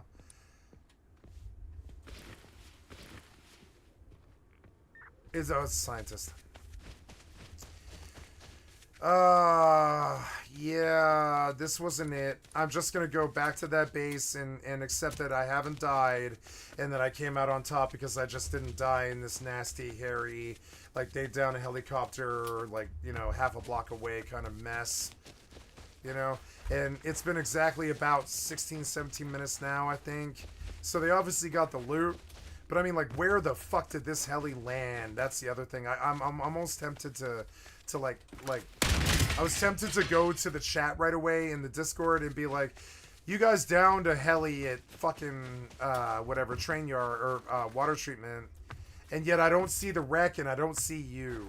And I don't think you hung around for 15 minutes. I should have seen fire and smoke and I didn't. Maybe they hurt it really bad and then it killed them. That could be a possibility. Where do you take heli at in water treatment, I guess? I mean, I don't even know. I've never taken heli at fucking water treatment before. Or I have, but, I mean, I think we did it at Recycler. Yeah. So let's go to Recycler at water treatment. Maybe there's a dead body there. That's maybe the connection I didn't make. At this point, I don't suspect anybody's here anymore, so... Just gonna make my profit how I can, you know? Yeah, I have bullets, right?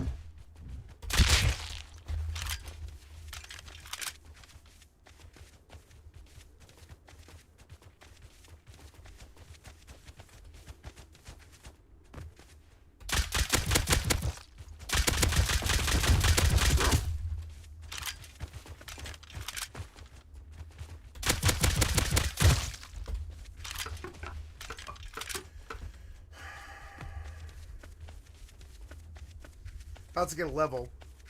I want to go check the, Hey! Oh, look, maybe he is dead. Shit, I gotta check bodies. I'm so glad I came here. Look, he killed a lot of zombies.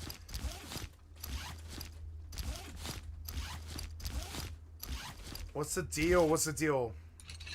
What's the deal, man? What's the deal? What's the deal? Is he here? No. What if he's coming back? I don't know. See, there is signs of life. He was here. This is where he killed it. Yeah, I was like, where did they kill Heli at water treatment? It's the fucking recycler. Is he here? He might be here.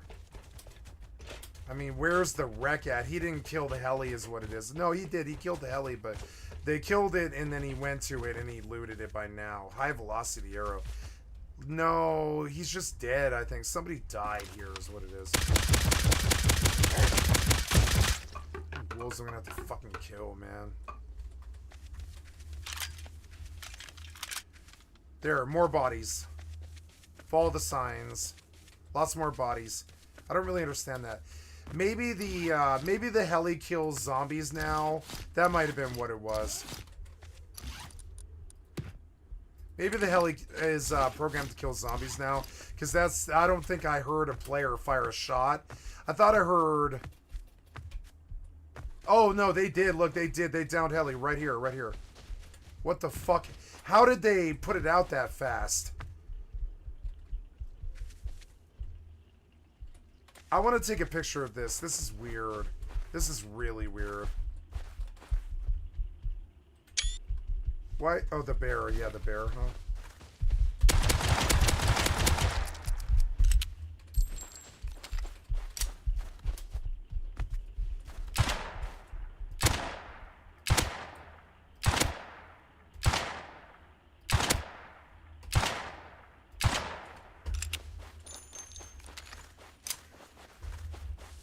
I don't have a tool, so it doesn't really matter to kill him. But I mean, I might as well kill him. It's XP if nothing else.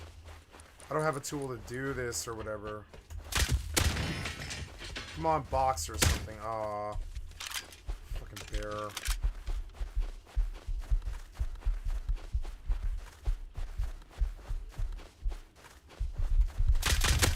Ah! There, I got him, I got him.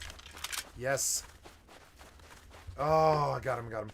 Oh, yeah. Oh. Okay. Oh, I see now. And he logged, too. He logged. And he thinks no one knows, but I do. I'm gonna need 4... Nope, it's gonna be 4, 8, 12 satchels. He's got heli loot in there. I want it. Can I make a tool? No, I can't make a tool, but, oh yeah. He was recently here. Look, it's a trail right back to the base.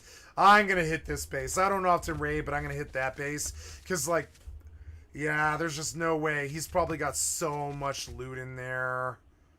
He's probably got so much loot in there. I even set sulfur to cook. There's a base by water treatment that's been killing heli. I want, you might consider, there's a brick base, but that's been killing mini heli at water treatment. Man, that was good information. I'm glad I was here. But I mean, yeah, I don't really give a shit about banging a 2x2. You shouldn't stuff heli loot inside of a 2x2. You really shouldn't. See, he did too. He got out when he heard the heli. He killed it and then he logged. And no wonder, I thought it was way over there, but it's not. It was right here. And he killed it right there. Now, I want to get the heli remnants, but I don't have enough. I need to find like a stump or something. Just one stump or something. I don't know. Oh, here, this will work. This will work. There we go. I have enough. Yeah.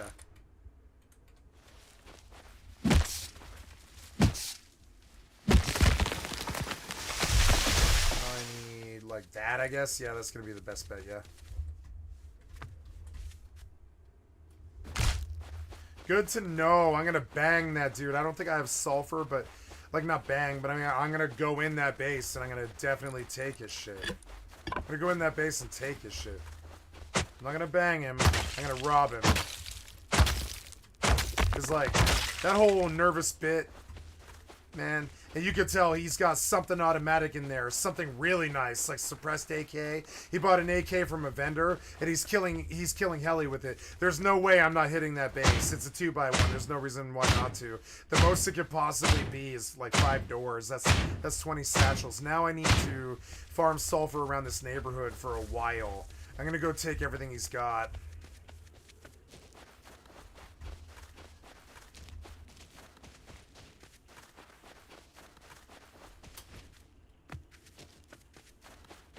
Did he die? No, he didn't die. No. Look at this. Oh, and only 4. Oh. Come on, high qual. Yeah. Oh.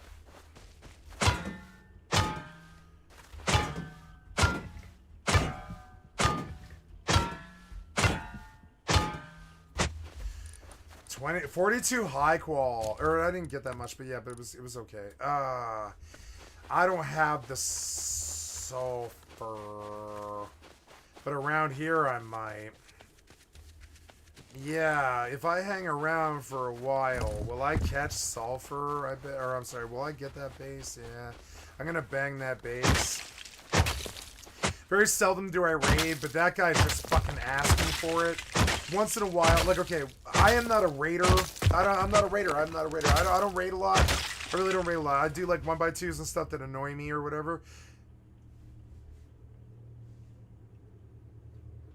This 2x2 annoys me, and it probably is 5 doors. I'll need 20 satchels, but I don't care. And if I get duplicates, it won't be that bad. If I get duplicate bean cans, this will not be that bad. If I hunt sulfur. Yeah, look, there's like metal and sulfur all around. I just gotta cook it is the only thing. I've gotta chop wood too. I gotta make an axe. Yeah, make an axe and or well, I really should have made like a real axe, whatever. I should not be hitting this sulfur with this crappy pick or whatever. I'll go back to that base and then where's that base at? There it is. There it is. Wait, there's another bear? Yeah, and 2 sulfurs too. I don't know. I don't know if I have this.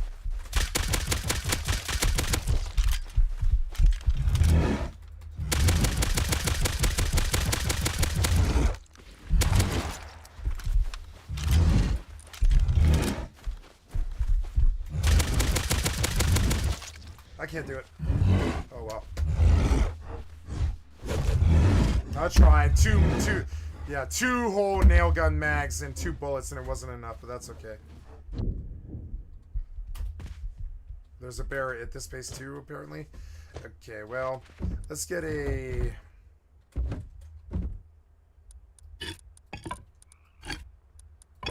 real set of tools. Was there a bear at this base, or was that just like the sound messing up? It was the sound messing up, I think. No, it is a bear. Oh, okay. Just open that and let's aggro him. Fucking bear. Oh my god, I actually need that body. I need to get to it right away before I forget where it is. Oh no. Where was this? Oh no, I might lose 40 high qual. Where was this? It was like over here.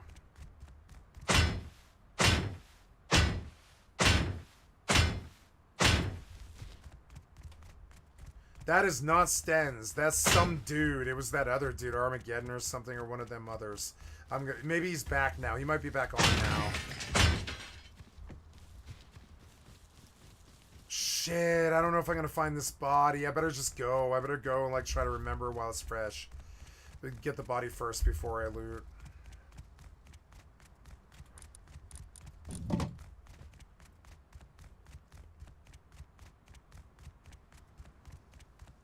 I better put wood frames in front of that door, cause yeah, didn't I come out at this end or something? Yeah, I think I did. I like came out like over here maybe. I was like trying to get to the base and I saw it. Yeah, it's like right over here I think somewhere. Oh god, it's a scarecrow. Fuck it. All right, fine.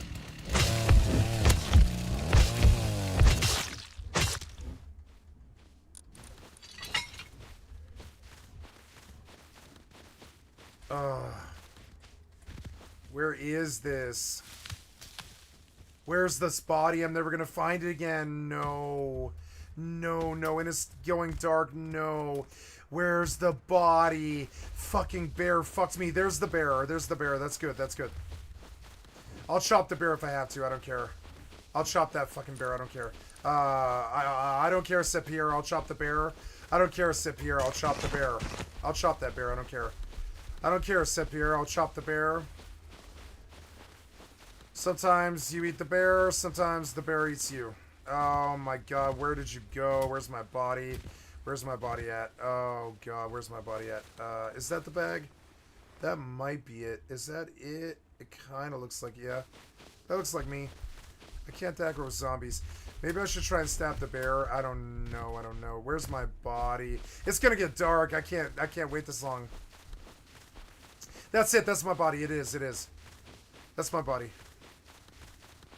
I think. And of course there's zombies on it, but that's alright. I'll just loot all and leave and get the nail gun. And here it is. Here it is. Loot all. I mainly need the weapon. I'm out of ammo on that one. The weapon. The weapon. The weapon. The weapon. Eat. Loot. Equip. Go. That's annoying. It's annoying. Okay, do I have a light source? Oh no, I tossed my torch for some reason. Is that for real? No, never mind. That's good. That's good. That's good. There we go. We're okay. We're okay. Yeah, what else is left? I think that's it. Yeah, that's it. That's it. And then you... And you, and I gotta reload when the zombies come. I'm out of nails. Gotta worry about my nails. I'm a pretty little girl and I need to worry about my nails. Let's go, let's go, let's go, let's go. Come on. Come on, man. Yes! Nope. What was that? That was my metal from the nails falling? Yes. You idiot. What?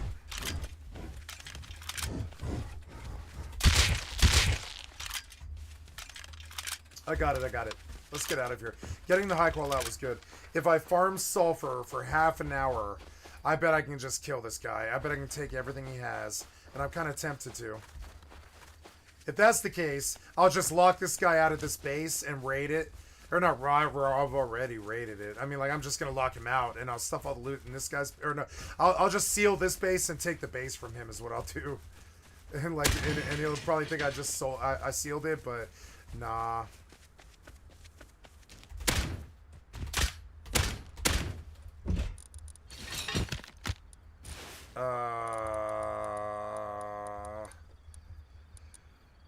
All of that except for that is precious. Yeah, there we go. Ooh, long session today.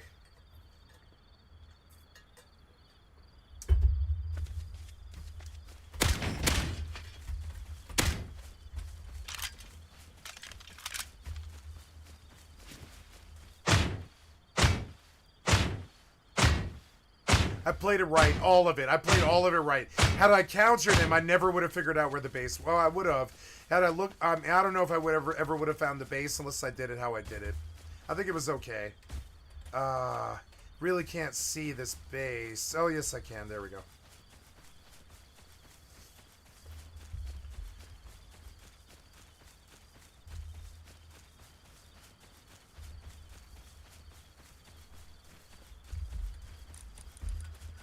I had sulfur in there. How much do I have? Let's make satchels.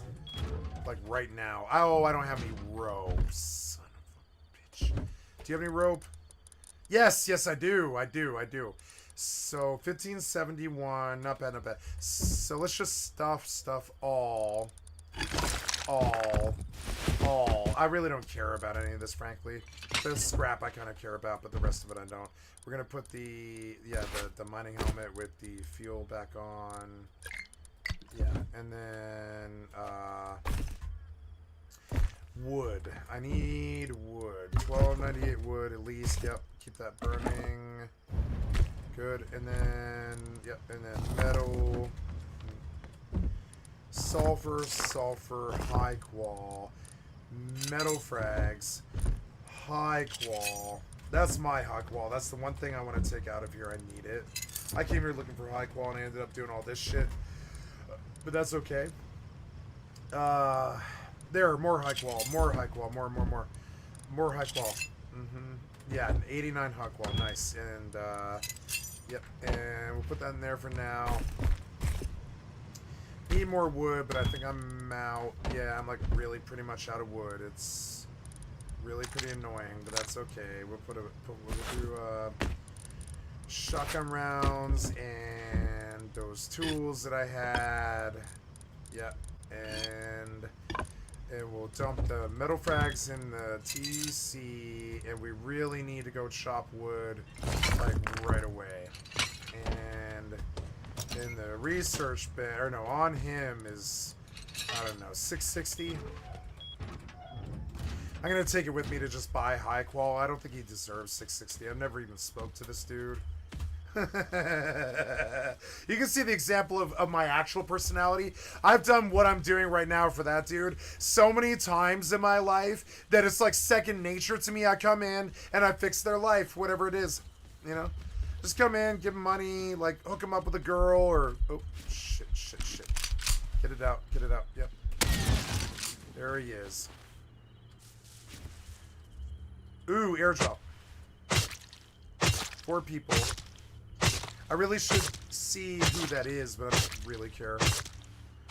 I guess I'm stuck doing that now. I mean, that's okay, but wasn't really my intention. Yeah, I mean, like, if I'm looking for sulfur, this isn't that bad of a thing to do, but can I get back here is the problem in the dark. I don't know. It's worth it, though. If I pull a gun off that, I'll be so happy. Actually, that's so far. There's no way. There's no way I'm running that far. Not in the dark, no. I like my life. I don't wish to lose it. Isn't that weird that I like my life? But I do. I like my life. It's weird for me that I like my life now. Because I never liked my life until I was 40 years old. I never once. Well, that's not true. When I was living in a garage with my ex, that I was happy. I was very happy. Happiest I'd ever been. And I'm still not as happy as I was back then. But I mean, in here, I'm sorry, where I live now, I mean, without her it sucks, but everything else is good.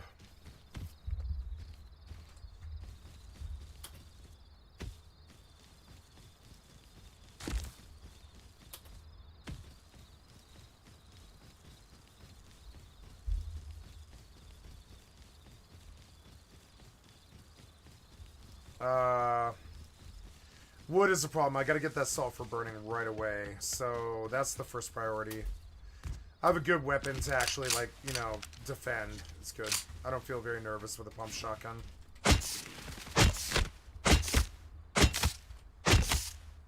Why are you taking so long? You shouldn't be that long.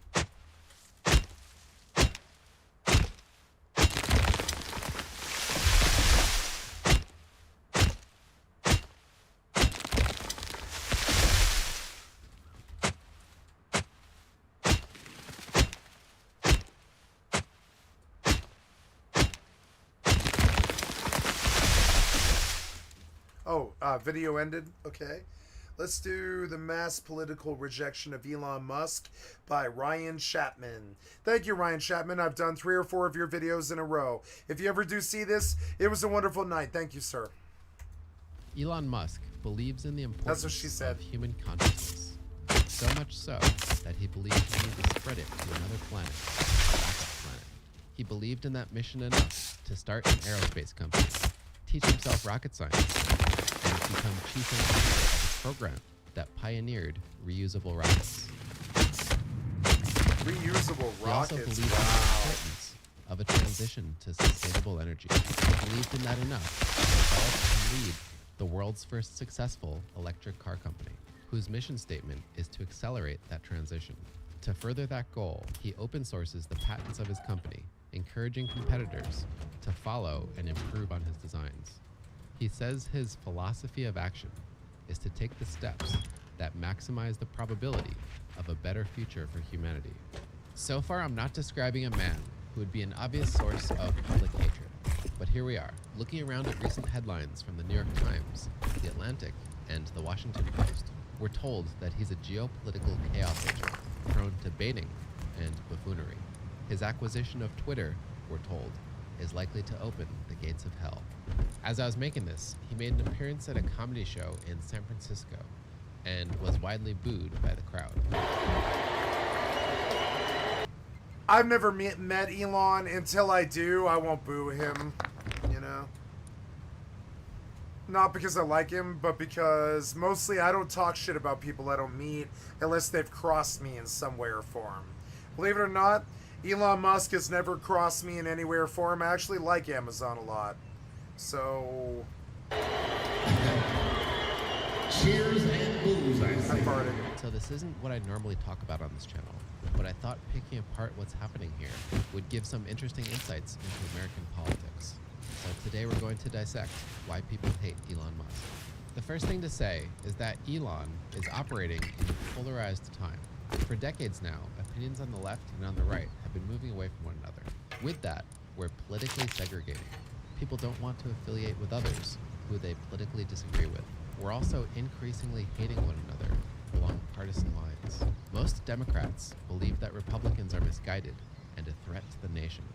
And most Republicans feel the same way, right back at Democrats. So that's the cultural context that we're dealing with here. People on both sides of the aisle have come to believe that people on the other side are dishonest, close-minded, unintelligent, and immoral. So if you're someone in that space voicing your political opinions, you're basically going to have half the country vilifying you. One of those people is Elon Musk, who has increasingly become vocal about his political views, which have increasingly fallen on one side of the political spectrum. He also voices some of his views in a tone that I think he would call playful, but you could also call flippant and even disrespectful. He also appears to sometimes vilify the other side, for example by branding Democrats as the party of division and hate. I think this part of the answer as to why people hate Elon is pretty straightforward. If you voice your views in a polarized time, and those views land somewhere identifiably on one end of the political spectrum or the other, then people are going to vilify you. And if you voice those views in an inflammatory way that even vilifies people, that's going to make it even worse. I thought that was all worth saying, but the reason why I made this video was to make a point about the relationship between equality and power. So to start this point off, we're going to draw a distinction between success and power. In America, and I think broadly across the modern world, we have a culture that celebrates success. We're encouraged to be successful, and there are all kinds of figures that are held up as sort of aspirational examples of people who have achieved that success. So if you just spend a moment thinking about it, I'm sure you can come up with all kinds of examples.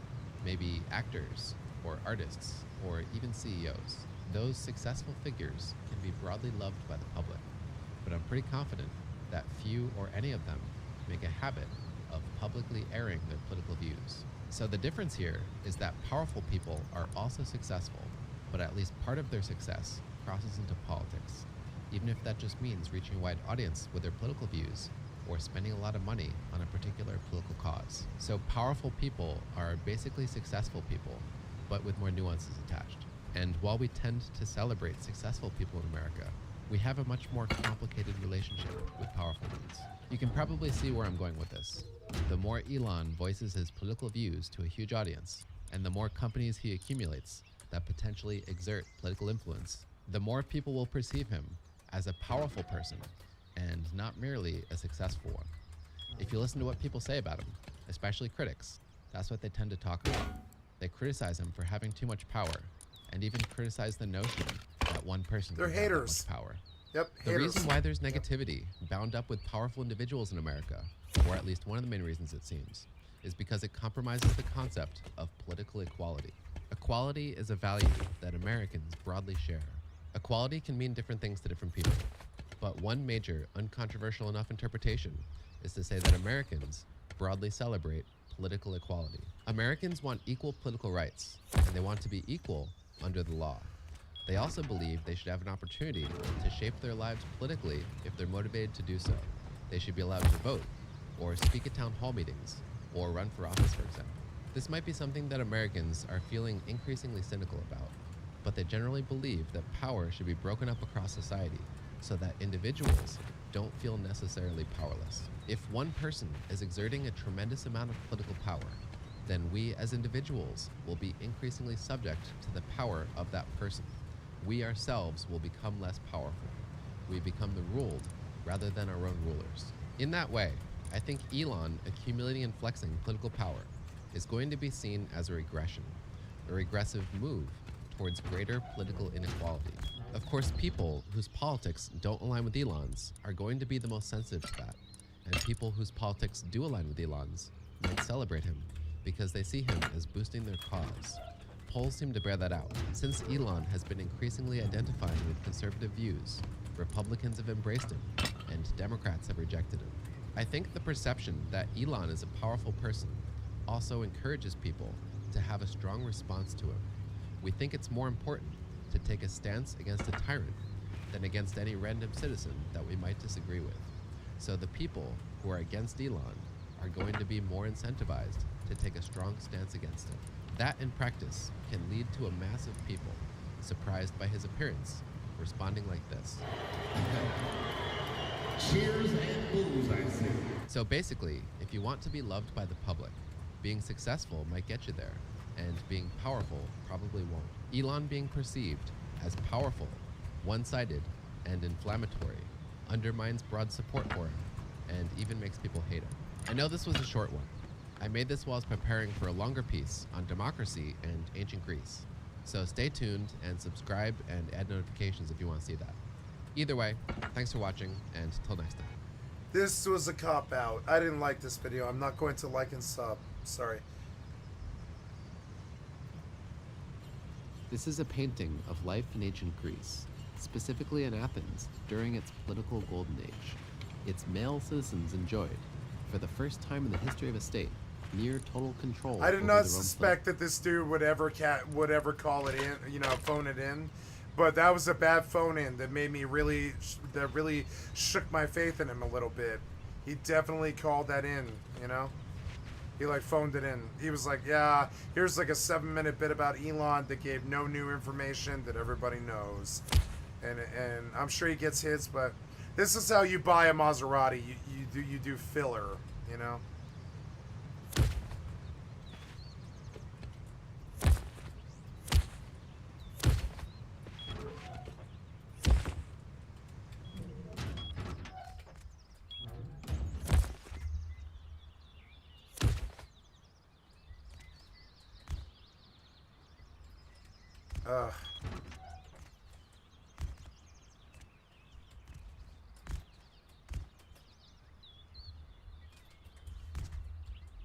That is so annoying. Can you do this better?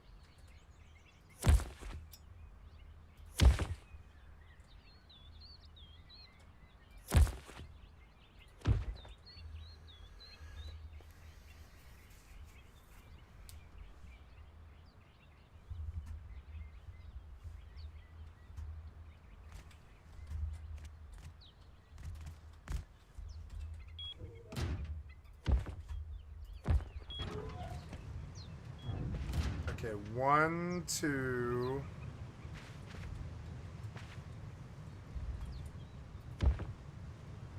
Three, 4, 5,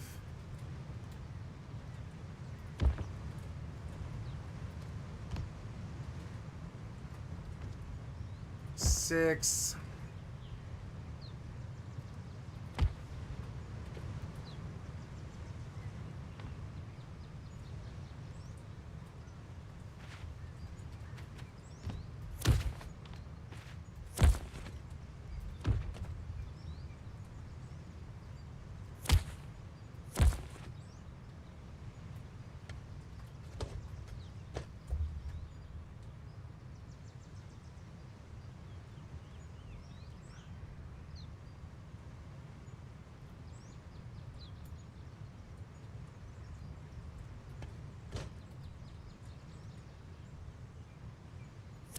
power.